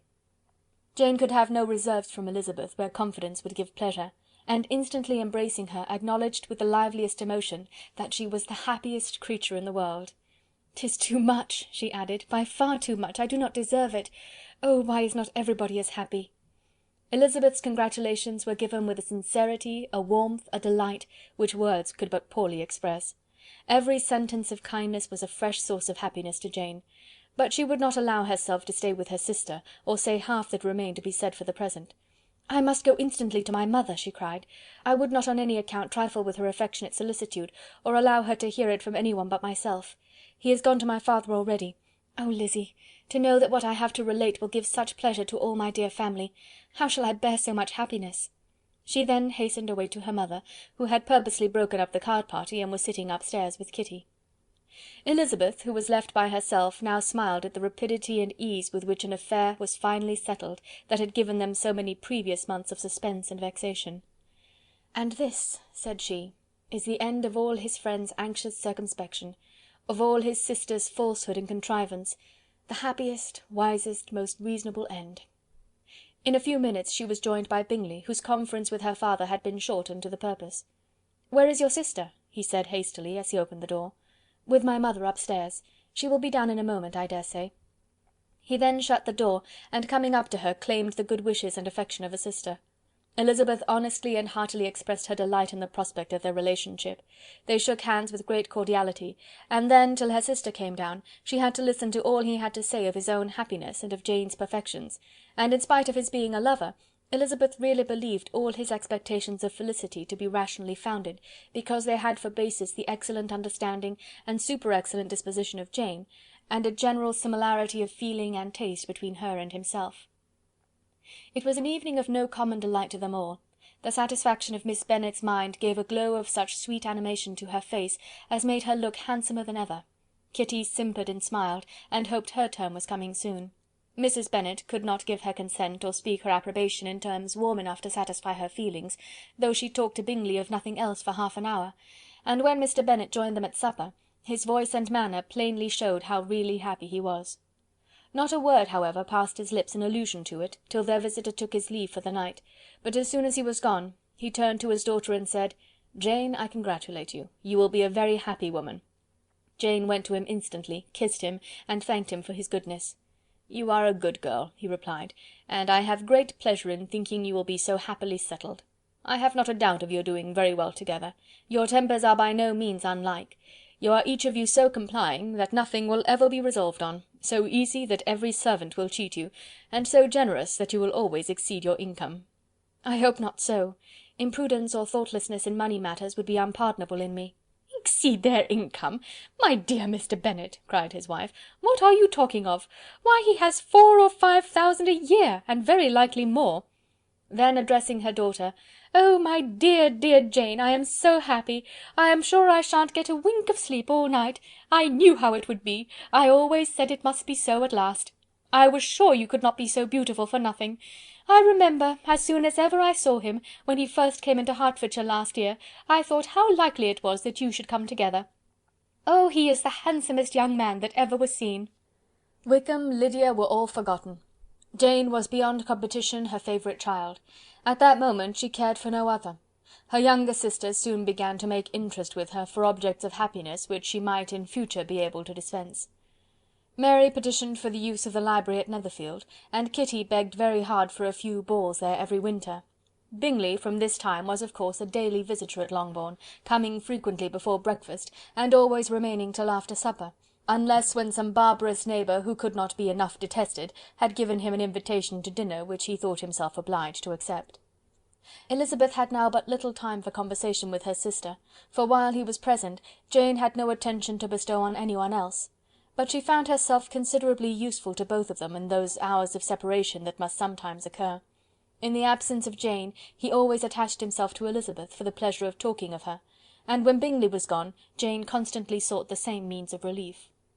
"He has made me so happy," said she one evening, "by telling me that he was totally ignorant of my being in town last spring. I had not believed it possible." "I suspected as much," replied Elizabeth. "But how did he account for it?" "It must have been his sister's doing. They were certainly no friends to his acquaintance with me, which I cannot wonder at, since he might have chosen so much more advantageously in many respects. But when they see, as I trust they will, that their brother is happy with me, they will learn to be contented, and we shall be on good terms again, though we can never be what we once were to each other." "That is the most unforgiving speech," said Elizabeth, "that I ever heard you utter. Good girl! It would vex me indeed to see you again the dupe of Miss Bingley's pretended regard." "Would you believe it, Lizzy, that when he went to town last November he really loved me, and nothing but a persuasion of my being indifferent would have prevented his coming down again?" "He made a little mistake, to be sure, but it is to the credit of his modesty." This naturally introduced a panegyric from Jane on his diffidence, and the little value he put on his own good qualities. Elizabeth was pleased to find that he had not betrayed the interference of his friend, for though Jane had the most generous and forgiving heart in the world, she knew it was a circumstance which must prejudice her against him. "I am certainly the most fortunate creature that ever existed," cried Jane. "Oh, Lizzy, why am I thus singled from my family and blessed above them all? If I could but see you as happy! If there were but such another man for you! If you were to give me 40 such men, I never could be so happy as you. Till I have your disposition, your goodness, I never can have your happiness. No, no, let me shift for myself, and perhaps, if I have very good luck, I may meet with another Mr. Collins in time." The situation of affairs in the Longbourn family could not long be a secret. Mrs. Bennet was privileged to whisper it to Mrs. Phillips, and she ventured, without any permission, to do the same by all her neighbours in Meryton. The Bennets were speedily pronounced to be the luckiest family in the world, though only a few weeks before, when Lydia had first run away, they had been generally proved to be marked out for misfortune. Chapter 55. Chapter 56 of Pride and Prejudice, by Jane Austen. One morning, about a week after Bingley's engagement with Jane had been formed, as he and the females of the family were sitting together in the dining-room, their attention was suddenly drawn to the window by the sound of a carriage, and they perceived a chaise and four driving up the lawn. It was too early in the morning for visitors, and besides the equipage did not answer to that of any of their neighbours. The horses were post, and neither the carriage nor the livery of the servant who preceded it were familiar to them. As it was certain, however, that somebody was coming, Bingley instantly prevailed on Miss Bennet to avoid the confinement of such an intrusion, and walk away with him into the shrubbery. They both set off, and the conjectures of the remaining three continued, though with little satisfaction, till the door was thrown open, and their visitor entered. It was Lady Catherine de Bourgh. They were, of course, all intending to be surprised, but their astonishment was beyond their expectation, and on the part of Mrs. Bennet and Kitty, though she was perfectly unknown to them, even inferior to what Elizabeth felt. She entered the room with an air more than usually ungracious, made no other reply to Elizabeth's salutation than a slight inclination of the head, and sat down without saying a word. Elizabeth had mentioned her name to her mother on her ladyship's entrance, though no request of introduction had been made. Mrs. Bennet, all amazement, though flattered by having a guest of such high importance, received her with the utmost politeness. After sitting for a moment in silence, she said very stiffly to Elizabeth, "I hope you are well, Miss Bennet. That lady, I suppose, is your mother?" Elizabeth replied very concisely that she was. "And that, I suppose, is one of your sisters?" "Yes, madam," said Mrs. Bennet, delighted to speak to a Lady Catherine. She is my youngest girl but one. My youngest of all is lately married, and my eldest is somewhere about the grounds walking with a young man who, I believe, will soon become a part of the family." "You have a very small park here," returned Lady Catherine after a short silence. "It is nothing in comparison of Rosings, my lady, I dare say, but I assure you it is much larger than Sir William Lucas's." "This must be a most inconvenient sitting room for the evening, in summer. The windows are full west." Mrs. Bennet assured her that they never sat there after dinner, and then added, "May I take the liberty of asking your ladyship whether you left Mr. and Mrs. Collins well?" "Yes, very well. I saw them the night before last." Elizabeth now expected that she would produce a letter for her from Charlotte, as it seemed the only probable motive for her calling, but no letter appeared, and she was completely puzzled. Mrs. Bennet, with great civility, begged her ladyship to take some refreshment, but Lady Catherine very resolutely, and not very politely, declined eating anything, and then, rising up, said to Elizabeth, "Miss Bennet, there seemed to be a prettyish kind of a little wilderness on one side of your lawn. I should be glad to take a turn in it, if you will favour me with your company." "Go, my dear," cried her mother, "and show her ladyship about the different walks. I think she will be pleased with the Hermitage." Elizabeth obeyed, and running into her own room for her parasol, attended her noble guest downstairs. As they passed through the hall, Lady Catherine opened the doors into the dining parlour and drawing room, and pronouncing them, after a short survey, to be decent-looking rooms, walked on.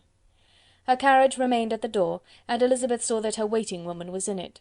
They proceeded in silence along the gravel walk that led to the copse.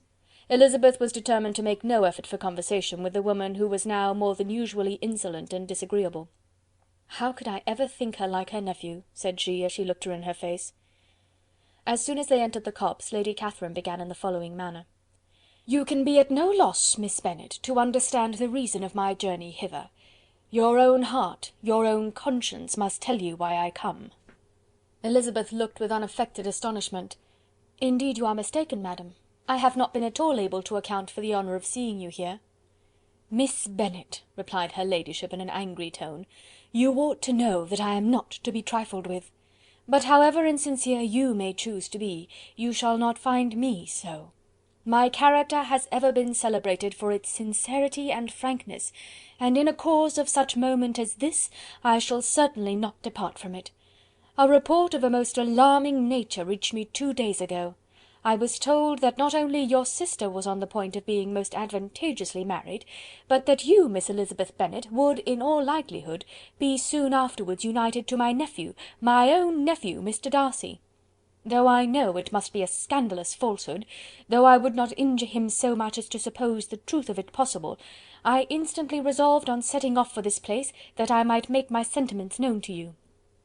"If you believed it impossible to be true," said Elizabeth, colouring with astonishment and disdain, "I wonder you took the trouble of coming so far. What could your ladyship propose by it?" "At once to insist upon having such a report universally contradicted." "Your coming to Longbourn to see me and my family," said Elizabeth coolly, "will be rather a confirmation of it, if indeed such a report is in existence." "If! Do you then pretend to be ignorant of it? Has it not been industriously circulated by yourselves? Do you not know that such a report is spread abroad?" "I never heard that it was." "And can you likewise declare that there is no foundation for it?" "I do not pretend to possess equal frankness with your ladyship. You may ask questions which I shall not choose to answer." "This is not to be borne. Miss Bennet, I insist on being satisfied. Has my nephew made you an offer of marriage?" "Your ladyship has declared it to be impossible." "It ought to be so, it must be so, while he retains the use of his reason. But your arts and allurements may, in a moment of infatuation, have made him forget what he owes to himself and to all his family. You may have drawn him in." "If I have, I shall be the last person to confess it." "Miss Bennet, do you know who I am? I have not been accustomed to such language as this. I am almost the nearest relation he has in the world, and am entitled to know all his dearest concerns." "But you are not entitled to know mine, nor will such behaviour as this ever induce me to be explicit." "Let me be rightly understood. This match, to which you have the presumption to aspire, can never take place. No, never. Mr. Darcy is engaged to my daughter. Now what have you to say?" "Only this, that if he is so, you can have no reason to suppose he will make an offer to me." Lady Catherine hesitated for a moment, and then replied: "The engagement between them is of a peculiar kind. From their infancy they have been intended for each other. It was the favourite wish of his mother as well as of hers. While in their cradles we planned the union, and now, at the moment when the wishes of both sisters would be accomplished in their marriage, to be prevented by a young woman of inferior birth, of no importance in the world, and wholly unallied to the family. Do you pay no regard to the wishes of his friends, to his tacit engagement with Miss de Bourgh? Are you lost to every feeling of propriety and delicacy? Have you not heard me say that from his earliest hours he was destined for his cousin?" "Yes, and I had heard it before, but what is that to me? If there is no other objection to my marrying your nephew, I shall certainly not be kept from it by knowing that his mother and aunt wished him to marry Miss de Bourgh. You both did as much as you could in planning the marriage; its completion depended on others. If Mr. Darcy is neither by honour nor inclination confined to his cousin, why is not he to make another choice? And if I am that choice, why may not I accept him?" "Because honour, decorum, prudence, nay, interest, forbid it. Yes, Miss Bennet, interest. For do not expect to be noticed by his family or friends if you wilfully act against the inclinations of all. You will be censured, slighted, and despised by every one connected with him. Your alliance will be a disgrace. Your name will never even be mentioned by any of us." "These are heavy misfortunes," replied Elizabeth, "but the wife of Mr. Darcy must have such extraordinary sources of happiness necessarily attached to her situation, that she could, upon the whole, have no cause to repine." "Obstinate, headstrong girl! I am ashamed of you. Is this your gratitude for my attentions to you last spring? Is nothing due to me on that score? Let us sit down. You are to understand, Miss Bennet, that I came here with the determined resolution of carrying my purpose, nor will I be dissuaded from it. I have not been used to submit to any person's whims. I have not been in the habit of brooking disappointment. That will make your ladyship's situation at present more pitiable, but it will have no effect on me. I will not be interrupted. Hear me in silence. My daughter and my nephew are formed for each other. They are descended, on the maternal side, from the same noble line, and on the father's, from respectable, honourable, and ancient, though untitled families. Their fortune on both sides is splendid.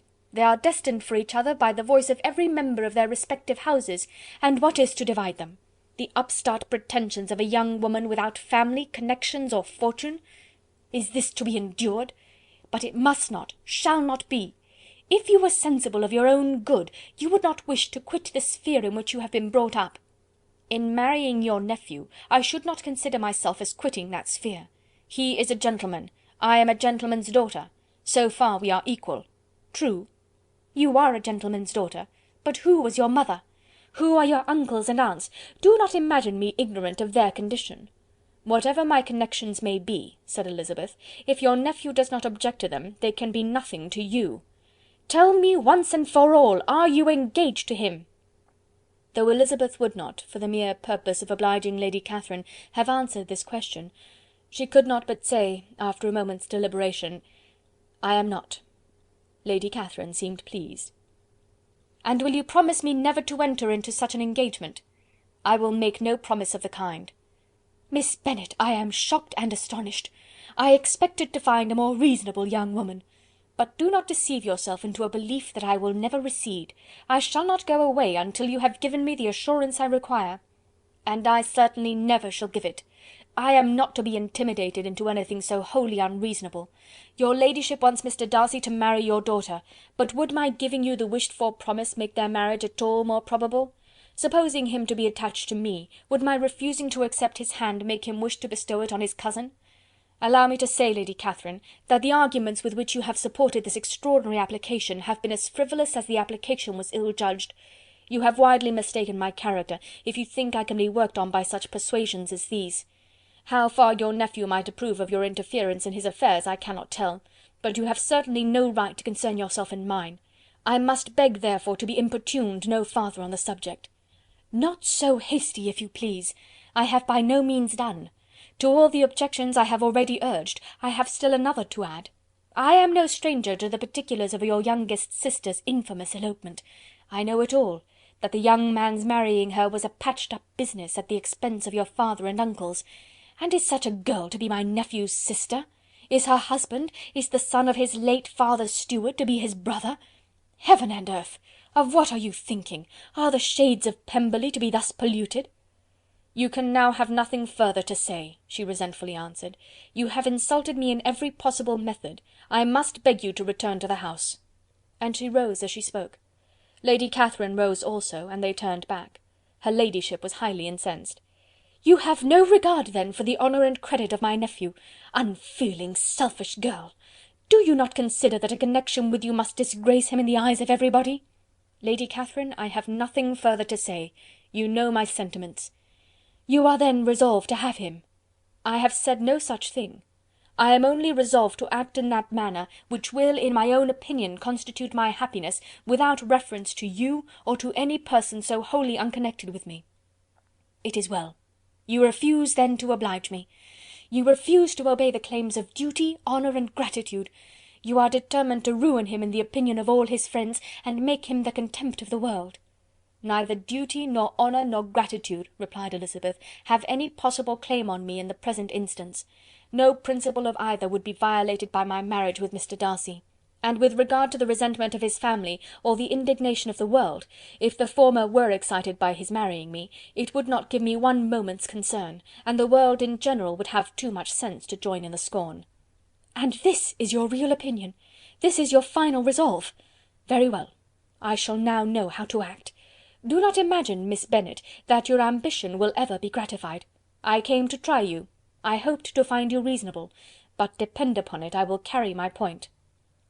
In this manner Lady Catherine talked on, till they were at the door of the carriage, when, turning hastily around, she added, "I take no leave of you, Miss Bennet. I send no compliments to your mother. You deserve no such attention. I am most seriously displeased." Elizabeth made no answer, and without attempting to persuade her ladyship to return into the house, walked quietly into it herself. She heard the carriage drive away as she proceeded upstairs. Her mother impatiently met her at the door of the dressing room, to ask why Lady Catherine would not come in again and rest herself. "She did not choose it," said her daughter. "She would go." "She is a very fine looking woman, and her calling here was prodigiously civil, for she only came, I suppose, to tell us the Collinses were well. She is on her road somewhere, I dare say, and so, passing through Meryton, thought she might as well call on you. I suppose she had nothing particular to say to you, Lizzy?" Elizabeth was forced to give into a little falsehood here, for to acknowledge the substance of their conversation was impossible. Chapter 56. Chapter 57 of Pride and Prejudice, by Jane Austen. The discomposure of spirits which this extraordinary visit threw Elizabeth into could not be easily overcome, nor could she for many hours learn to think of it less than incessantly. Lady Catherine, it appeared, had actually taken the trouble of this journey from Rosings for the sole purpose of breaking off her supposed engagement with Mr. Darcy. It was a rational scheme, to be sure, but from what the report of their engagement could originate, Elizabeth was at a loss to imagine, till she recollected that his being the intimate friend of Bingley, and her being the sister of Jane, was enough, at a time when the expectation of one wedding made everybody eager for another, to supply the idea. She had not herself forgotten to feel that the marriage of her sister must bring them more frequently together, and her neighbours at Lucas Lodge, therefore, for through their communication with the Collinses the report, she concluded, had reached Lady Catherine, had only set that down as almost certain and immediate, which she had looked forward to as possible at some future time. In revolving Lady Catherine's expectations, however, she could not help feeling some uneasiness as to the possible consequence of her persisting in this interference. From what she had said of her resolution to prevent their marriage, it occurred to Elizabeth that she must meditate an application to her nephew, and how he might take a similar representation of the evils attached to a connection with her, she dared not pronounce. She knew not the exact degree of his affection for his aunt, or his dependence on her judgment, but it was natural to suppose that he thought much higher of her ladyship than she could do, and it was certain that, in enumerating the miseries of the marriage with one whose immediate connections were so unequal to his own, his aunt would address him on his weakest side. With his notions of dignity he would probably feel that the arguments, which to Elizabeth had appeared weak and ridiculous, contained much good sense and solid reasoning. If he had been wavering before as to what he should do, which had often seemed likely, the advice and entreaty of so near a relation might settle every doubt, and determine him at once to be as happy as dignity unblemished could make him. In that case he would return no more. Lady Catherine might see him in her way through town, and his engagement to Bingley of coming again to Netherfield must give way. "If, therefore, an excuse for not keeping his promise should come to his friend within a few days," she added, "I shall know how to understand it. I shall then give over every expectation, every wish of his constancy. If he is satisfied with only regretting me, when he might have obtained my affections and hand, I shall soon cease to regret him at all." The surprise of the rest of the family on hearing who their visitor had been was very great, but they obligingly satisfied it with the same kind of supposition which had appeased Mrs. Bennet's curiosity, and Elizabeth was spared from much teasing on the subject. The next morning, as she was going downstairs, she was met by her father, who came out of his library with the letter in his hand. "Lizzy," said he, "I was going to look for you. Come into my room." She followed him thither, and her curiosity to know what he had to tell her was heightened by the supposition of its being in some manner connected with the letter he held. It suddenly struck her that it might be from Lady Catherine, and she anticipated with dismay all the consequent explanations. She followed her father to the fireplace, and they both sat down. He then said: "I have received a letter this morning that has astonished me exceedingly. As it principally concerns yourself, you ought to know its contents. I did not know before that I had 2 daughters on the brink of matrimony. Let me congratulate you on a very important conquest." The colour now rushed into Elizabeth's cheeks in the instantaneous conviction of its being a letter from the nephew instead of the aunt, and she was undetermined whether most to be pleased that he had explained himself at all, or offended that his letter was not rather addressed to herself, when her father continued: "You look conscious. Young ladies have great penetration in such matters as these, but I think I may defy even your sagacity to discover the name of your admirer. This letter is from Mr. Collins." "From Mr. Collins? And what can he have to say?" "Something very much to the purpose, of course. He begins with congratulations on the approaching nuptials of my eldest daughter, of which, it seems, he has been told by some of the good-natured gossiping Lucases. I shall not sport with your impatience by reading what he says on that point. What relates to yourself is as follows: "Having thus offered you the sincere congratulations of Mrs. Collins and myself on this happy event, let me now add a short hint on the subject of another, of which we have been advertised by the same authority. Your daughter Elizabeth, it is presumed, will not long bear the name of Bennet after her eldest sister has resigned it, and the chosen partner of her fate may be reasonably looked up to as one of the most illustrious personages in this land." "Can you possibly guess, Lizzy, who is meant by this?" "This young gentleman is blessed in a peculiar way with everything the heart of mortal can most desire: splendid property, noble kindred, and extensive patronage. Yet in spite of all these temptations, let me warn my cousin Elizabeth, and yourself, of what evils you may incur by a precipitate closure with this gentleman's proposals, which, of course, you will be inclined to take immediate advantage of." "Have you any idea, Lizzy, who this gentleman is? But now it comes out." "My motive for cautioning you is as follows. We have reason to imagine that his aunt, Lady Catherine de Bourgh, does not look on the match with a friendly eye. Mr. Darcy, you see, is the man. Now, Lizzy, I think I have surprised you. Could he or the Lucases have pitched on any man within the circle of our acquaintance, whose name would have given the lie more effectually to what they related? Mr. Darcy, who never looks at any woman but to see a blemish, and who probably never looked at you in his life. It is admirable." Elizabeth tried to join in her father's pleasantry, but could only force one most reluctant smile. Never had his wit been directed in a manner so little agreeable to her. "Are you not diverted?" "Oh, yes! Pray read on." "After mentioning the likelihood of this marriage to her ladyship last night, she immediately, with her usual condescension, expressed what she felt on the occasion. When it became apparent that on the score of some family objections on the part of my cousin, she would never give her consent to what she termed so disgraceful a match, I thought it my duty to give the speediest intelligence of this to my cousin, that she and her noble admirer may be aware of what they are about, and not run hastily into a marriage which has not been properly sanctioned." Mr. Collins moreover adds: "I am truly rejoiced that my cousin Lydia's sad business has been so well hushed up, and am only concerned that their living together before the marriage took place should be so generally known. I must not, however, neglect the duties of my station, nor refrain from declaring my amazement at hearing that you received the young couple into your house as soon as they were married. It was an encouragement of vice, and had I been the rector of Longbourn, I should very strenuously have opposed it. You ought certainly to forgive them as a Christian, but never to admit them in your sight, or allow their names to be mentioned in your hearing. That is his notion of Christian forgiveness. The rest of his letter is only about his dear Charlotte's situation, and his expectation of a young olive branch. But, Lizzy, you look as if you did not enjoy it. You are not going to be missish, I hope, and pretend to be affronted at an idle report. For what do we live but to make sport for our neighbours, and laugh at them in our turn?"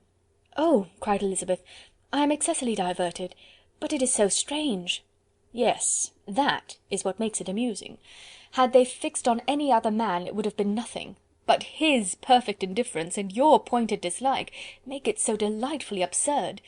Much as I abominate writing, I would not give up Mr. Collins's correspondence for any consideration. Nay, when I read a letter of his, I cannot help giving him the preference even over Wickham, much as I value the impudence and hypocrisy of my son-in-law. And pray, Lizzy, what said Lady Catherine about this report? Did she call to refuse her consent?" To this question his daughter replied only with a laugh, and as it had been asked without the least suspicion, she was not distressed by his repeating it. Elizabeth had never been more at a loss to make her feelings appear what they were not. It was necessary to laugh, when she would rather have cried. Her father had most cruelly mortified her by what he said of Mr. Darcy's indifference, and she could do nothing but wonder at such a want of penetration, or fear that, perhaps, instead of his seeing too little, she might have fancied too much. Chapter 57. Chapter 58 of Pride and Prejudice, by Jane Austen.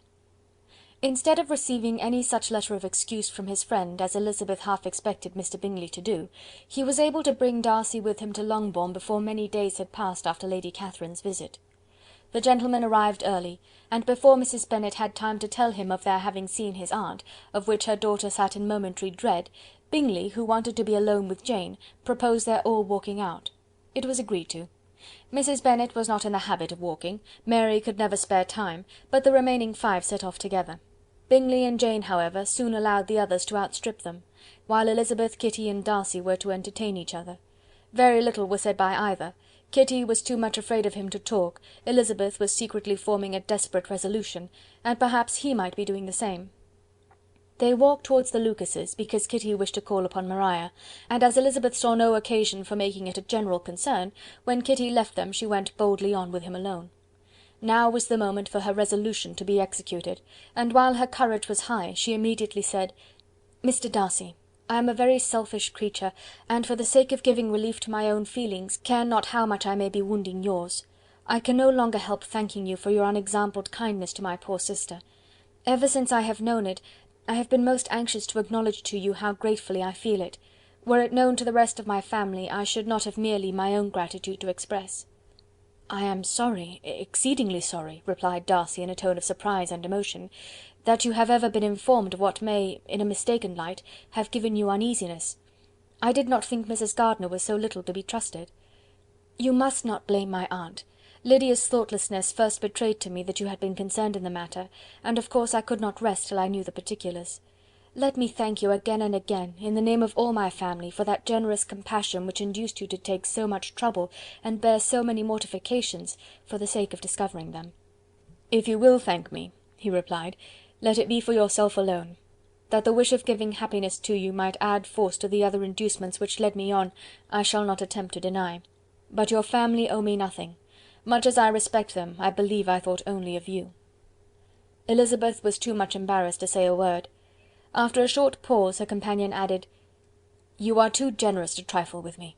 If your feelings are still what they were last April, tell me so at once. My affections and wishes are unchanged, but one word from you will silence me on this subject for ever."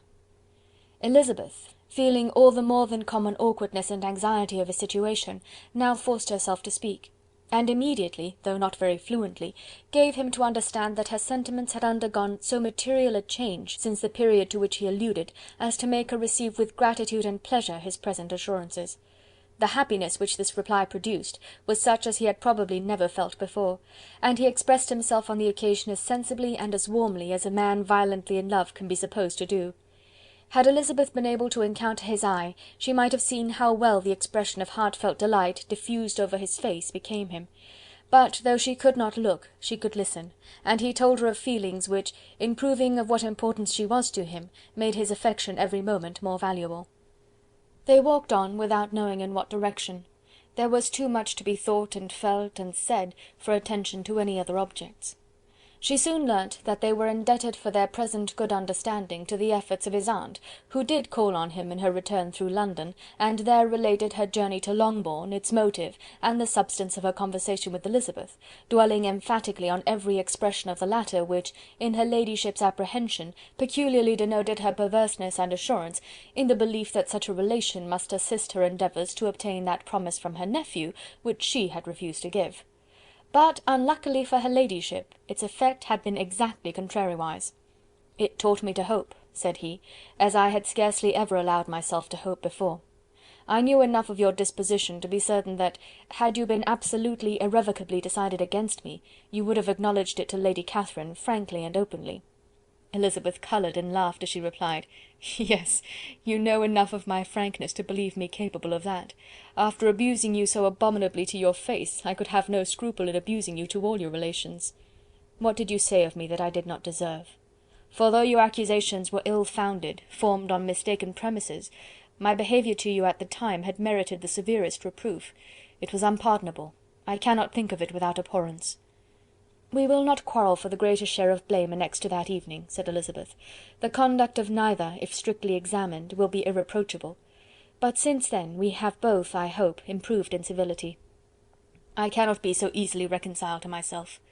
The recollection of what I then said, of my conduct, my manners, my expressions during the whole of it, is now, and has been many months, inexpressibly painful to me. Your reproof, so well applied, I shall never forget. Had you behaved in a more gentlemanlike manner, those were your words. You know not, you can scarcely conceive, how they have tortured me, though it was some time, I confess, before I was reasonable enough to allow their justice. I was certainly very far from expecting them to make so strong an impression. I had not the smallest idea of their being ever felt in such a way." "I can easily believe it.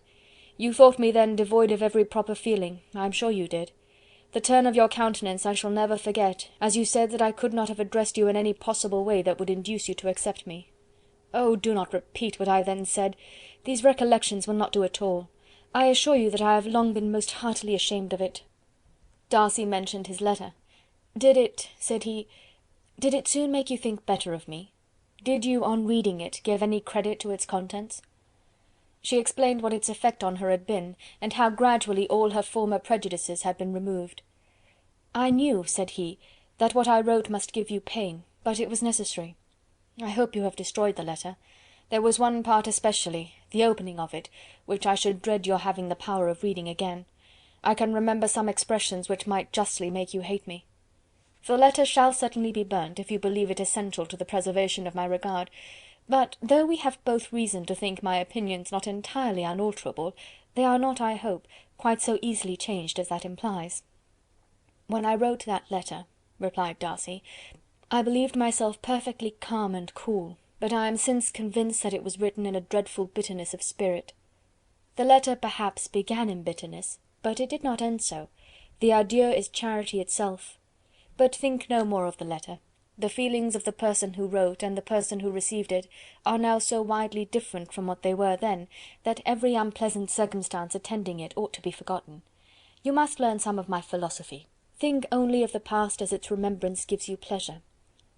"I cannot give you credit for any philosophy of the kind. Your retrospections must be so totally void of reproach, that the contentment arising from them is not of philosophy, but, what is much better, of innocence. But with me it is not so. Painful recollections will intrude which cannot, which ought not to be repelled. I have been a selfish being all my life, in practice though not in principle. As a child I was taught what was right, but I was not taught to correct my temper. I was given good principles, but left to follow them in pride and conceit. Unfortunately an only son, for many years an only child, I was spoilt by my parents, who, though good themselves, my father particularly all that was benevolent and amiable, allowed, encouraged, almost taught me to be selfish and overbearing, to care for none beyond my own family circle, to think meanly of all the rest of the world, to wish at least to think meanly of their sense and worth compared with my own. Such I was from 8 to 28, and such I might still have been but for you, dearest, loveliest Elizabeth. What do I not owe you? You taught me a lesson, hard indeed at first, but most advantageous. By you I was properly humbled. I came to you without a doubt of my reception. You showed me how insufficient were all my pretensions to please a woman worthy of being pleased. Had you then persuaded yourself that I should? Indeed I had. What will you think of my vanity? I believed you to be wishing, expecting my addresses. My manners must have been in fault, but not intentionally, I assure you. I never meant to deceive you, but my spirits might often lead me wrong. How you must have hated me after that evening! Hate you? I was angry perhaps at first, but my anger soon began to take a proper direction. I am almost afraid of asking what you thought of me when we met at Pemberley. You blamed me for coming? No, indeed. I felt nothing but surprise. Your surprise could not be greater than mine in being noticed by you. My conscience told me that I deserved no extraordinary politeness, and I confess that I did not expect to receive more than my due. My object then, replied Darcy, was to show you by every civility in my power that I was not so mean as to resent the past, and I hoped to obtain your forgiveness, to lessen your ill opinion by letting you see that your reproofs had been attended to. How soon any other wishes introduced themselves I can hardly tell, but I believe in about half an hour after I had seen you. He then told her of Georgiana's delight in her acquaintance, and of her disappointment at its sudden interruption, which naturally leading to the cause of that interruption, she soon learnt that his resolution of following her from Derbyshire in quest of her sister had been formed before he quitted the inn, and that his gravity and thoughtfulness there had arisen from no other struggles than what such a purpose must comprehend. She expressed her gratitude again, but it was too painful a subject to each to be dwelt on farther. After walking several miles in a leisurely manner, and too busy to know anything about it, they found at last, on examining their watches, that it was time to be at home. What could become of Mr. Bingley and Jane, was a wonder which introduced the discussion of their affairs. Darcy was delighted with their engagement. His friend had given him the earliest information of it. "I must ask whether you were surprised," said Elizabeth. "Not at all. When I went away I felt that it would soon happen. That is to say, you had given your permission. I guessed as much." And though he exclaimed at the term, she found that it had been pretty much the case. "On the evening before my going to London," said he, "I made a confession to him, which I believe I ought to have made long ago. I told him of all that had occurred to make my former interference in his affairs absurd and impertinent. His surprise was great. He had never had the slightest suspicion. I told him, moreover, that I believed myself mistaken in supposing, as I had done, that your sister was indifferent to him, and as I could easily perceive that his attachment to her was unabated, I felt no doubt of their happiness together." Elizabeth could not help smiling at his easy manner of directing his friend. "Did you speak from your own observation," said she, "when you told him that my sister loved him, or merely from my information last spring?" "From the former. I had narrowly observed her during the 2 visits which I had lately made here, and I was convinced of her affection." "And your assurance of it, I suppose, carried immediate conviction to him?" "It did. Bingley is most unaffectedly modest. His diffidence had prevented his depending on his own judgment in so anxious a case, but his reliance on mine made everything easy.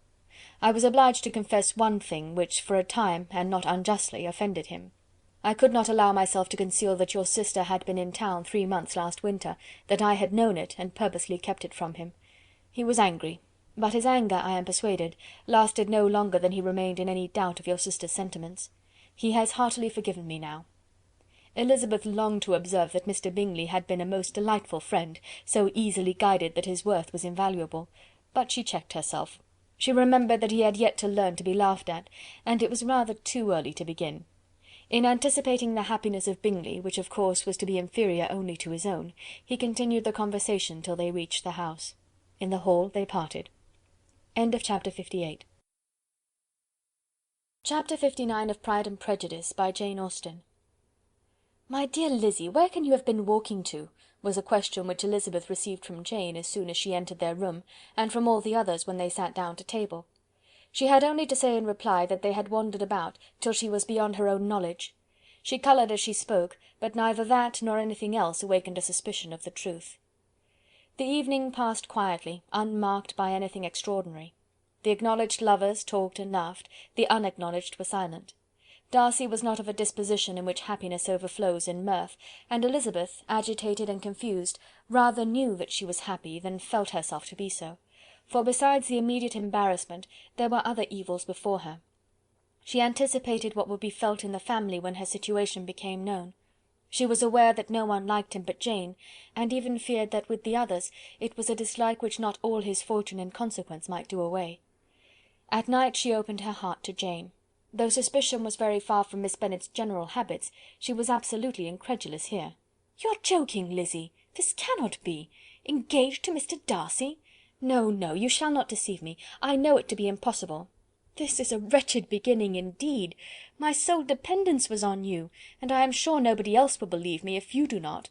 Yet indeed I am in earnest. I speak nothing but the truth. He still loves me, and we are engaged." Jane looked at her doubtingly. "Oh, Lizzy, it cannot be. I know how much you dislike him." "You know nothing of the matter. That is all to be forgot. Perhaps I did not always love him so well as I do now, but in such cases as these a good memory is unpardonable. This is the last time I shall ever remember it myself." Miss Bennet still looked all amazement. Elizabeth again, and more seriously, assured her of its truth. "Good heaven! Can it really be so? Yet now I must believe you," cried Jane. "My dear, dear Lizzy, I do congratulate you, but are you certain? Forgive the question. Are you quite certain that you can be happy with him?" "There can be no doubt of that. It is settled between us already, that we are to be the happiest couple in the world. But are you pleased, Jane? Shall you like to have such a brother?" "Very, very much. Nothing could give either Bingley or myself more delight. But we considered it, we talked of it as impossible. And do you really love him quite well enough? Oh, Lizzy, do anything rather than marry without affection. Are you quite sure that you feel what you ought to do?" "Oh, yes." "You will only think I feel more than I ought to do, when I tell you all." "What do you mean?" "Why, I must confess that I love him better than I do Bingley. I am afraid you will be angry." "My dearest sister, now be serious. I want to talk very seriously. Let me know everything that I am to know, without delay. Will you tell me how long you have loved him?" "It has been coming on so gradually that I hardly know when it began. But I believe I must date it from my first seeing his beautiful grounds at Pemberley." Another entreaty that she would be serious, however, produced the desired effect, and she soon satisfied Jane by her solemn assurances of attachment. When convinced on that article, Miss Bennet had nothing further to wish. "Now I am quite happy," said she, "for you will be as happy as myself. I always had a value for him. Were it for nothing but his love of you, I must always have esteemed him. But now, as Bingley's friend and your husband, there can be only Bingley and yourself more dear to me." "But, Lizzy, you have been very sly, very reserved with me. How little did you tell me of what passed at Pemberley and Lambton! I owe all that I know of it to another, not to you." Elizabeth told her the motives of her secrecy. She had been unwilling to mention Bingley, and the unsettled state of her own feelings had made her equally avoid the name of his friend. But now she would no longer conceal from her his share in Lydia's marriage. All was acknowledged, and half the night spent in conversation. "Good gracious!" cried Mrs. Bennet, as she stood at a window the next morning, "if that disagreeable Mr. Darcy is not coming here again with our dear Bingley! What can he mean by being so tiresome as to always be coming here? I had no notion but he would go a shooting or something or other, and not disturb us with his company. What shall we do with him? Lizzy, you must walk out with him again, that he may not be in Bingley's way." Elizabeth could hardly help laughing at so convenient a proposal, yet was really vexed that her mother should be always giving him such an epithet. As soon as they entered, Bingley looked at her so expressively, and shook hands with such warmth, as left no doubt of his good information, and he soon afterwards said aloud, "Mrs. Bennet, have you no more lanes hereabouts in which Lizzy may lose her way again to-day?" "I advise Mr. Darcy and Lizzy and Kitty," said Mrs. Bennet, "to walk to Oakham Mount this morning. It is a nice long walk, and Mr. Darcy has never seen the view." "It may do very well for the others," replied Mr. Bingley, "but I am sure it will be too much for Kitty. Won't it, Kitty?" Kitty owned that she had rather stay at home. Darcy professed a great curiosity to see the view from the Mount, and Elizabeth silently consented. As she went upstairs to get ready, Mrs. Bennet followed her, saying, "I am quite sorry, Lizzy, that you should be forced to have that disagreeable man all to yourself, but I hope you will not mind it. It is all for Jane's sake, you know. There is no occasion for talking to him, except just now and then, so do not put yourself to inconvenience." During their walk it was resolved that Mr. Bennet's consent should be asked in the course of the evening. Elizabeth reserved to herself the application for her mother's. She could not determine how her mother would take it, sometimes doubting whether all his wealth and grandeur would be enough to overcome her abhorrence of the man. But whether she were violently set against the match, or violently delighted with it, it was certain that her manner would be equally ill adapted to do credit to her sense, and she could no more bear that Mr. Darcy should hear the first raptures of her joy than the first vehemence of her disapprobation. In the evening, soon after Mr. Bennet withdrew to the library, she saw Mr. Darcy rise also and follow him, and her agitation on seeing it was extreme. She did not fear her father's opposition, but he was going to be made unhappy, and that it should be through her means, that she, his favourite child, should be distressing him by her choice, should be filling him with fears and regrets in disposing of her, was a wretched reflection, and she sat in misery till Mr. Darcy appeared again, when, looking at him, she was a little relieved by his smile. In a few minutes he approached the table where she was sitting with Kitty, and while pretending to admire her work, said in a whisper, "Go to your father, he wants you in the library." She was gone directly. Her father was walking about the room, looking grave and anxious. "Lizzy," said he, "what are you doing? Are you out of your senses to be accepting this man? Have you not always hated him?" How earnestly did she then wish that her former opinions had been more reasonable, her expressions more moderate! It would have spared her from explanations and professions which it was exceedingly awkward to give, but they were now necessary, and she assured him, with some confusion, of her attachment to Mr. Darcy. "Or, in other words, you are determined to have him. He is rich, to be sure, and you may have more fine clothes and fine carriages than Jane, but will they make you happy?" "Have you any other objection," said Elizabeth, "than your belief in my indifference?" "None at all. We all know him to be a proud, unpleasant sort of man, but this would be nothing if you really liked him." I do like him," she replied, with tears in her eyes. "I love him. Indeed, he has no improper pride. He is perfectly amiable. You do not know what he really is. Then pray do not pain me by speaking of him in such terms." "Lizzy," said her father, "I have given him my consent. He is the kind of man indeed to whom I should never dare refuse anything which he condescended to ask. I now give it to you, if you are resolved on having him. But let me advise you to think better of it. I know your disposition, Lizzy. I know that you could be neither happy nor respectable unless you truly esteemed your husband, unless you looked up to him as a superior. Your lively talents would place you in the greatest danger in an unequal marriage. You could scarcely escape discredit and misery. My child, let me not have the grief of seeing you unable to respect your partner in life. You know not what you are about." Elizabeth, still more affected, was earnest and solemn in her reply, and at length, by repeated assurances that Mr. Darcy was really the object of her choice, by explaining the gradual change which her estimation of him had undergone, relating her absolute certainty that his affection was not the work of a day, but had stood the test of many months' suspense, and enumerating with energy all his good qualities, she did conquer her father's incredulity, and reconcile him to the match. "Well, my dear," said he, when she ceased speaking, "I have no more to say. If this be the case, he deserves you. I could not have parted with you, my Lizzy, to any one less worthy." To complete the favourable impression, she then told what Mr. Darcy had voluntarily done for Lydia.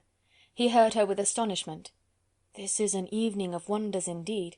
And so Darcy did everything, made up the match, gave the money, paid the fellow's debts, and got him his commission. So much the better.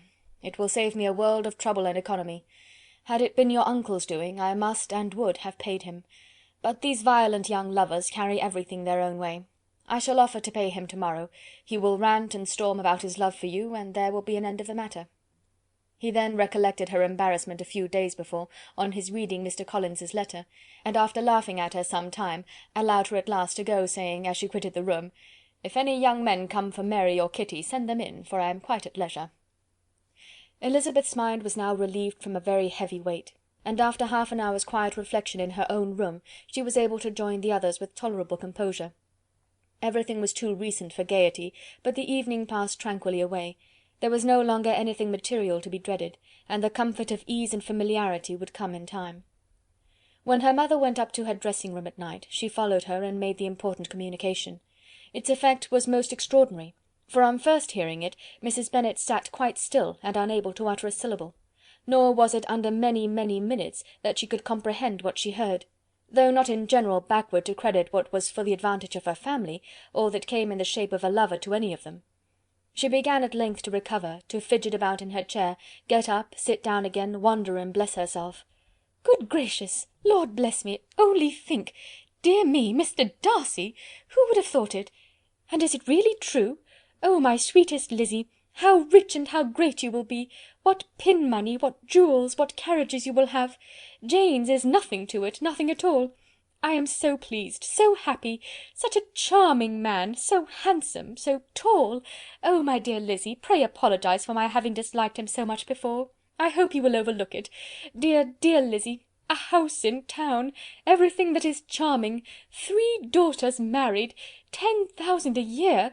Oh Lord, what will become of me? I shall go distracted." This was enough to prove that her approbation need not be doubted, and Elizabeth, rejoicing that such an effusion was heard only by herself, soon went away. But before she had been 3 minutes in her own room, her mother followed her. "My dearest child," she cried, "I can think of nothing else. 10,000 a year, and very likely more. 'Tis as good as a lord. And a special licence. You must and shall be married by a special licence.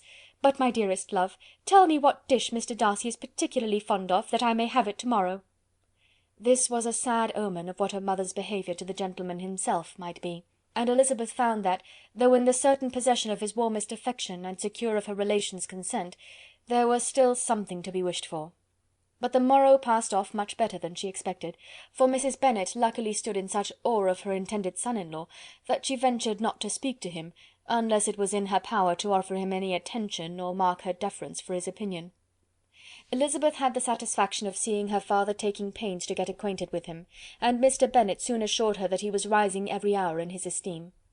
"I admire all my 3 sons-in-law highly," said he. "Wickham, perhaps, is my favourite, but I think I shall like your husband quite as well as Jane's." Chapter 59. Chapter 60 of Pride and Prejudice, by Jane Austen. Elizabeth's spirits soon rising to playfulness again, she wanted Mr. Darcy to account for his ever having fallen in love with her. "How could you begin?" said she. "I can comprehend your going on charmingly, when once you had made a beginning, but what could set you off in the first place?" "I cannot fix the hour, or the spot, or the look, or the words, which laid the foundation. It is too long ago. I was in the middle of it before I knew that I had begun. My beauty you had early withstood, and as for my manners, my behaviour to you was at least always bordering on the uncivil, and I never spoke to you without rather wishing to give you pain than not. Now be sincere. Did you admire me for my impertinence?" "For the liveliness of your mind, I did." "You may as well call it impertinence at once. It was very little less. The fact is that you were sick of civility, of deference, of officious attention. You were disgusted with the women who were always speaking, and looking, and thinking for your approbation alone.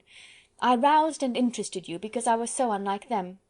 Had you not been really amiable, you would have hated me for it, but in spite of the pains you took to disguise yourself, your feelings were always noble and just, and in your heart you thoroughly despised the persons who so assiduously courted you. There, I have saved you the trouble of accounting for it, and really, all things considered, I begin to think it perfectly reasonable. To be sure, you knew no actual good of me, but nobody thinks of that when they fall in love." "Was there no good in your affectionate behaviour to Jane while she was ill at Netherfield?" "Dearest Jane! Who could have done less for her? But make a virtue of it by all means. My good qualities are under your protection, and you are to exaggerate them as much as possible, and in return it belongs to me to find occasions for teasing and quarrelling with you as often as may be. And I shall begin directly by asking you what made you so unwilling to come to the point at last? What made you so shy of me when you first called, and afterwards dined here? Why, especially when you called, did you look as if you did not care about me?" "Because you were grave and silent, and gave me no encouragement." "But I was embarrassed." "And so was I." "You might have talked to me more when you came to dinner." "A man who had felt less might." "How unlucky that you should have a reasonable answer to give, and that I should be so reasonable as to admit it. But I wonder how long you would have gone on, if you had been left to yourself. I wonder when you would have spoken, if I had not asked you. My resolution of thanking you for your kindness to Lydia had certainly great effect. Too much, I am afraid, For what becomes of the moral if our comfort springs from a breach of promise?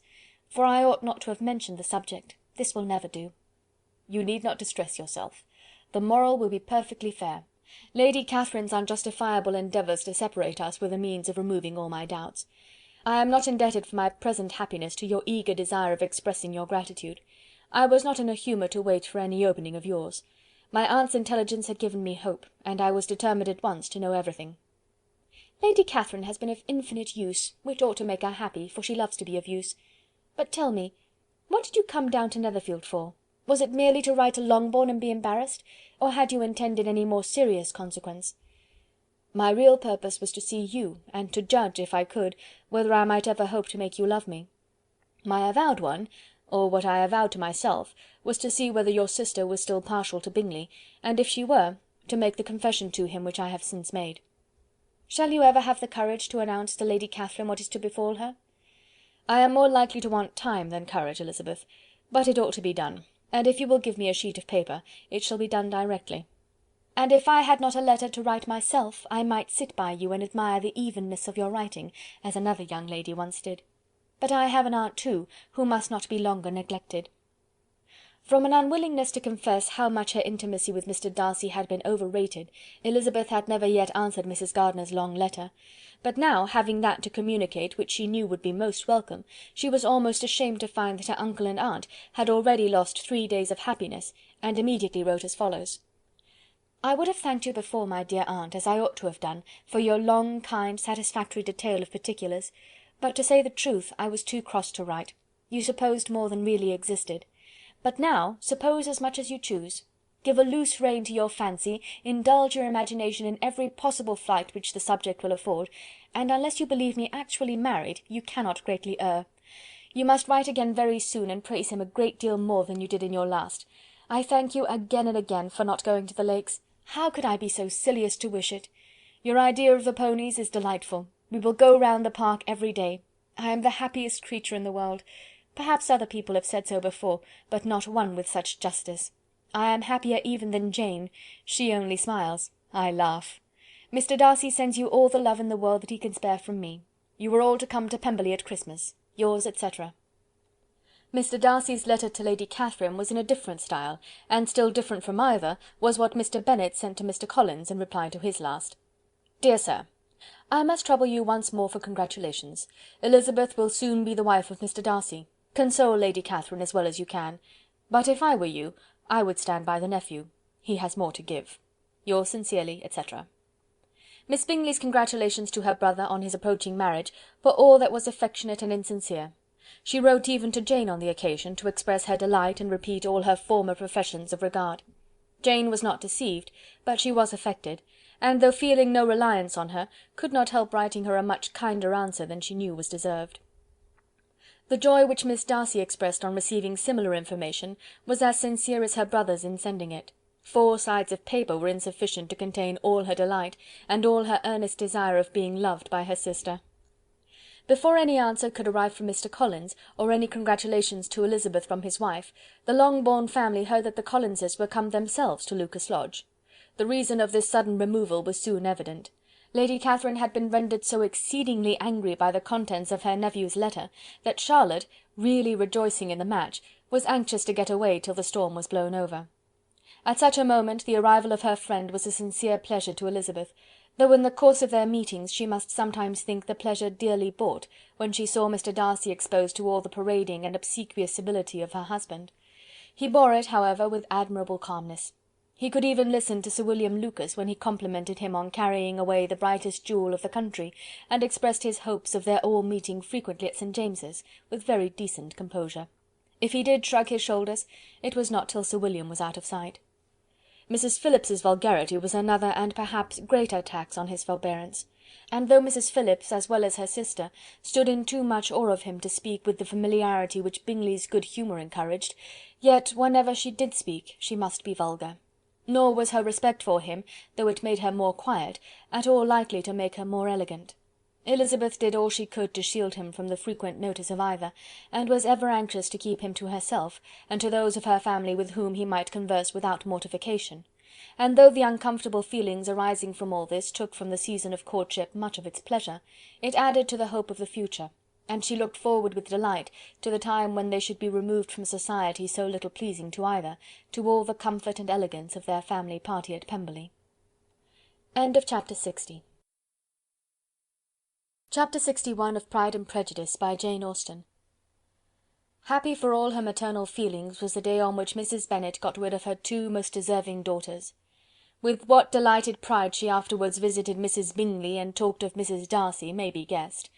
I wish I could say, for the sake of her family, that the accomplishment of her earnest desire in the establishment of so many of her children produced so happy an effect as to make her a sensible, amiable, well-informed woman for the rest of her life, though perhaps it was lucky for her husband, who might not have relished domestic felicity in so unusual a form, that she was still occasionally nervous and invariably silly.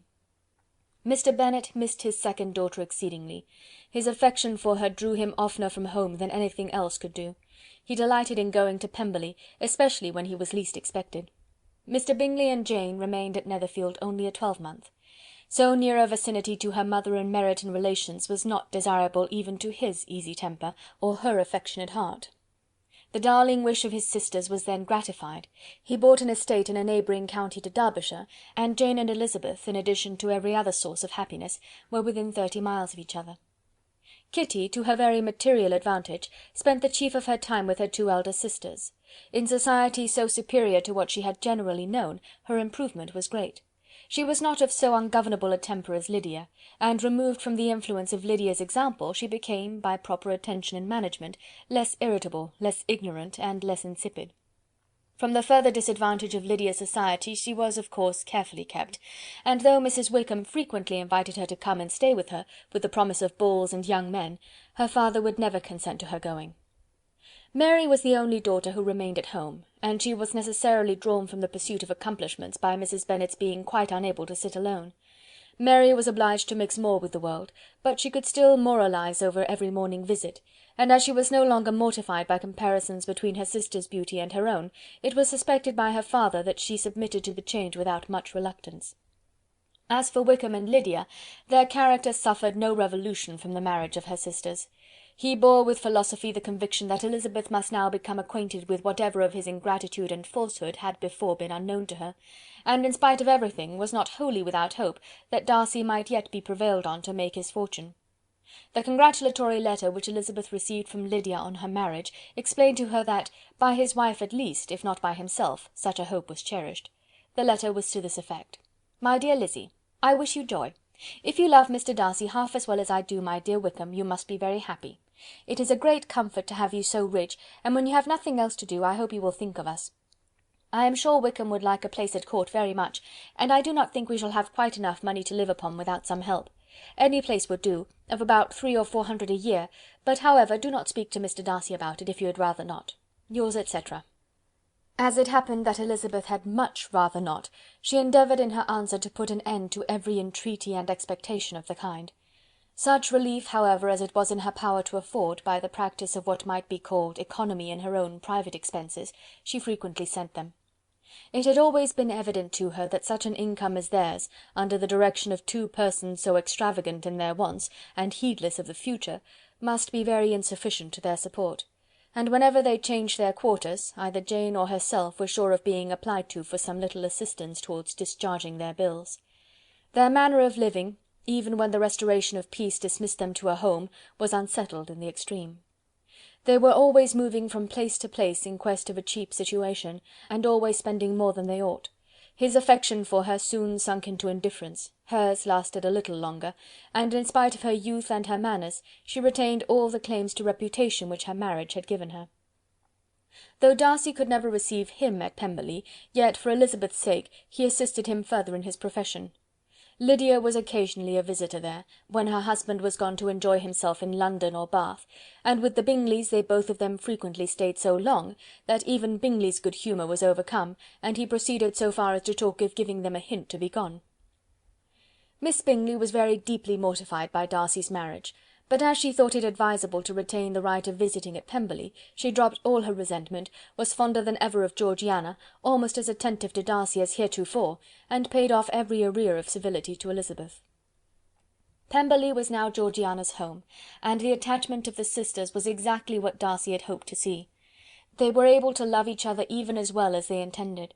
Georgiana had the highest opinion in the world of Elizabeth, though at first she often listened with an astonishment bordering on alarm at her lively, sportive manner of talking to her brother. He, who had always inspired in herself a respect which almost overcame her affection, she now saw the object of open pleasantry. Her mind received knowledge which had never before fallen in her way. By Elizabeth's instructions she began to comprehend that a woman may take liberties with her husband, which a brother will not always allow in a sister more than 10 years younger than himself. Lady Catherine was extremely indignant on the marriage of her nephew, and as she gave way to all the genuine frankness of her character in her reply to the letter which announced its arrangement, she sent him language so very abusive, especially of Elizabeth, that for some time all intercourse was at an end. But at length, by Elizabeth's persuasion, he was prevailed on to overlook the offence, and seek a reconciliation; and after a little further resistance on the part of his aunt, her resentment gave way, either to her affection for him, or her curiosity to see how his wife conducted herself, and she condescended to wait on them at Pemberley, in spite of that pollution which its woods had received, not merely from the presence of such a mistress, but the visits of her uncle and aunt from the city. With the Gardiners they were always on the most intimate terms. Darcy, as well as Elizabeth, really loved them, and they were both ever sensible of the warmest gratitude towards the persons who, by bringing her into Derbyshire, had been the means of uniting them. End of Chapter 61. End of Pride and Prejudice by Jane Austen.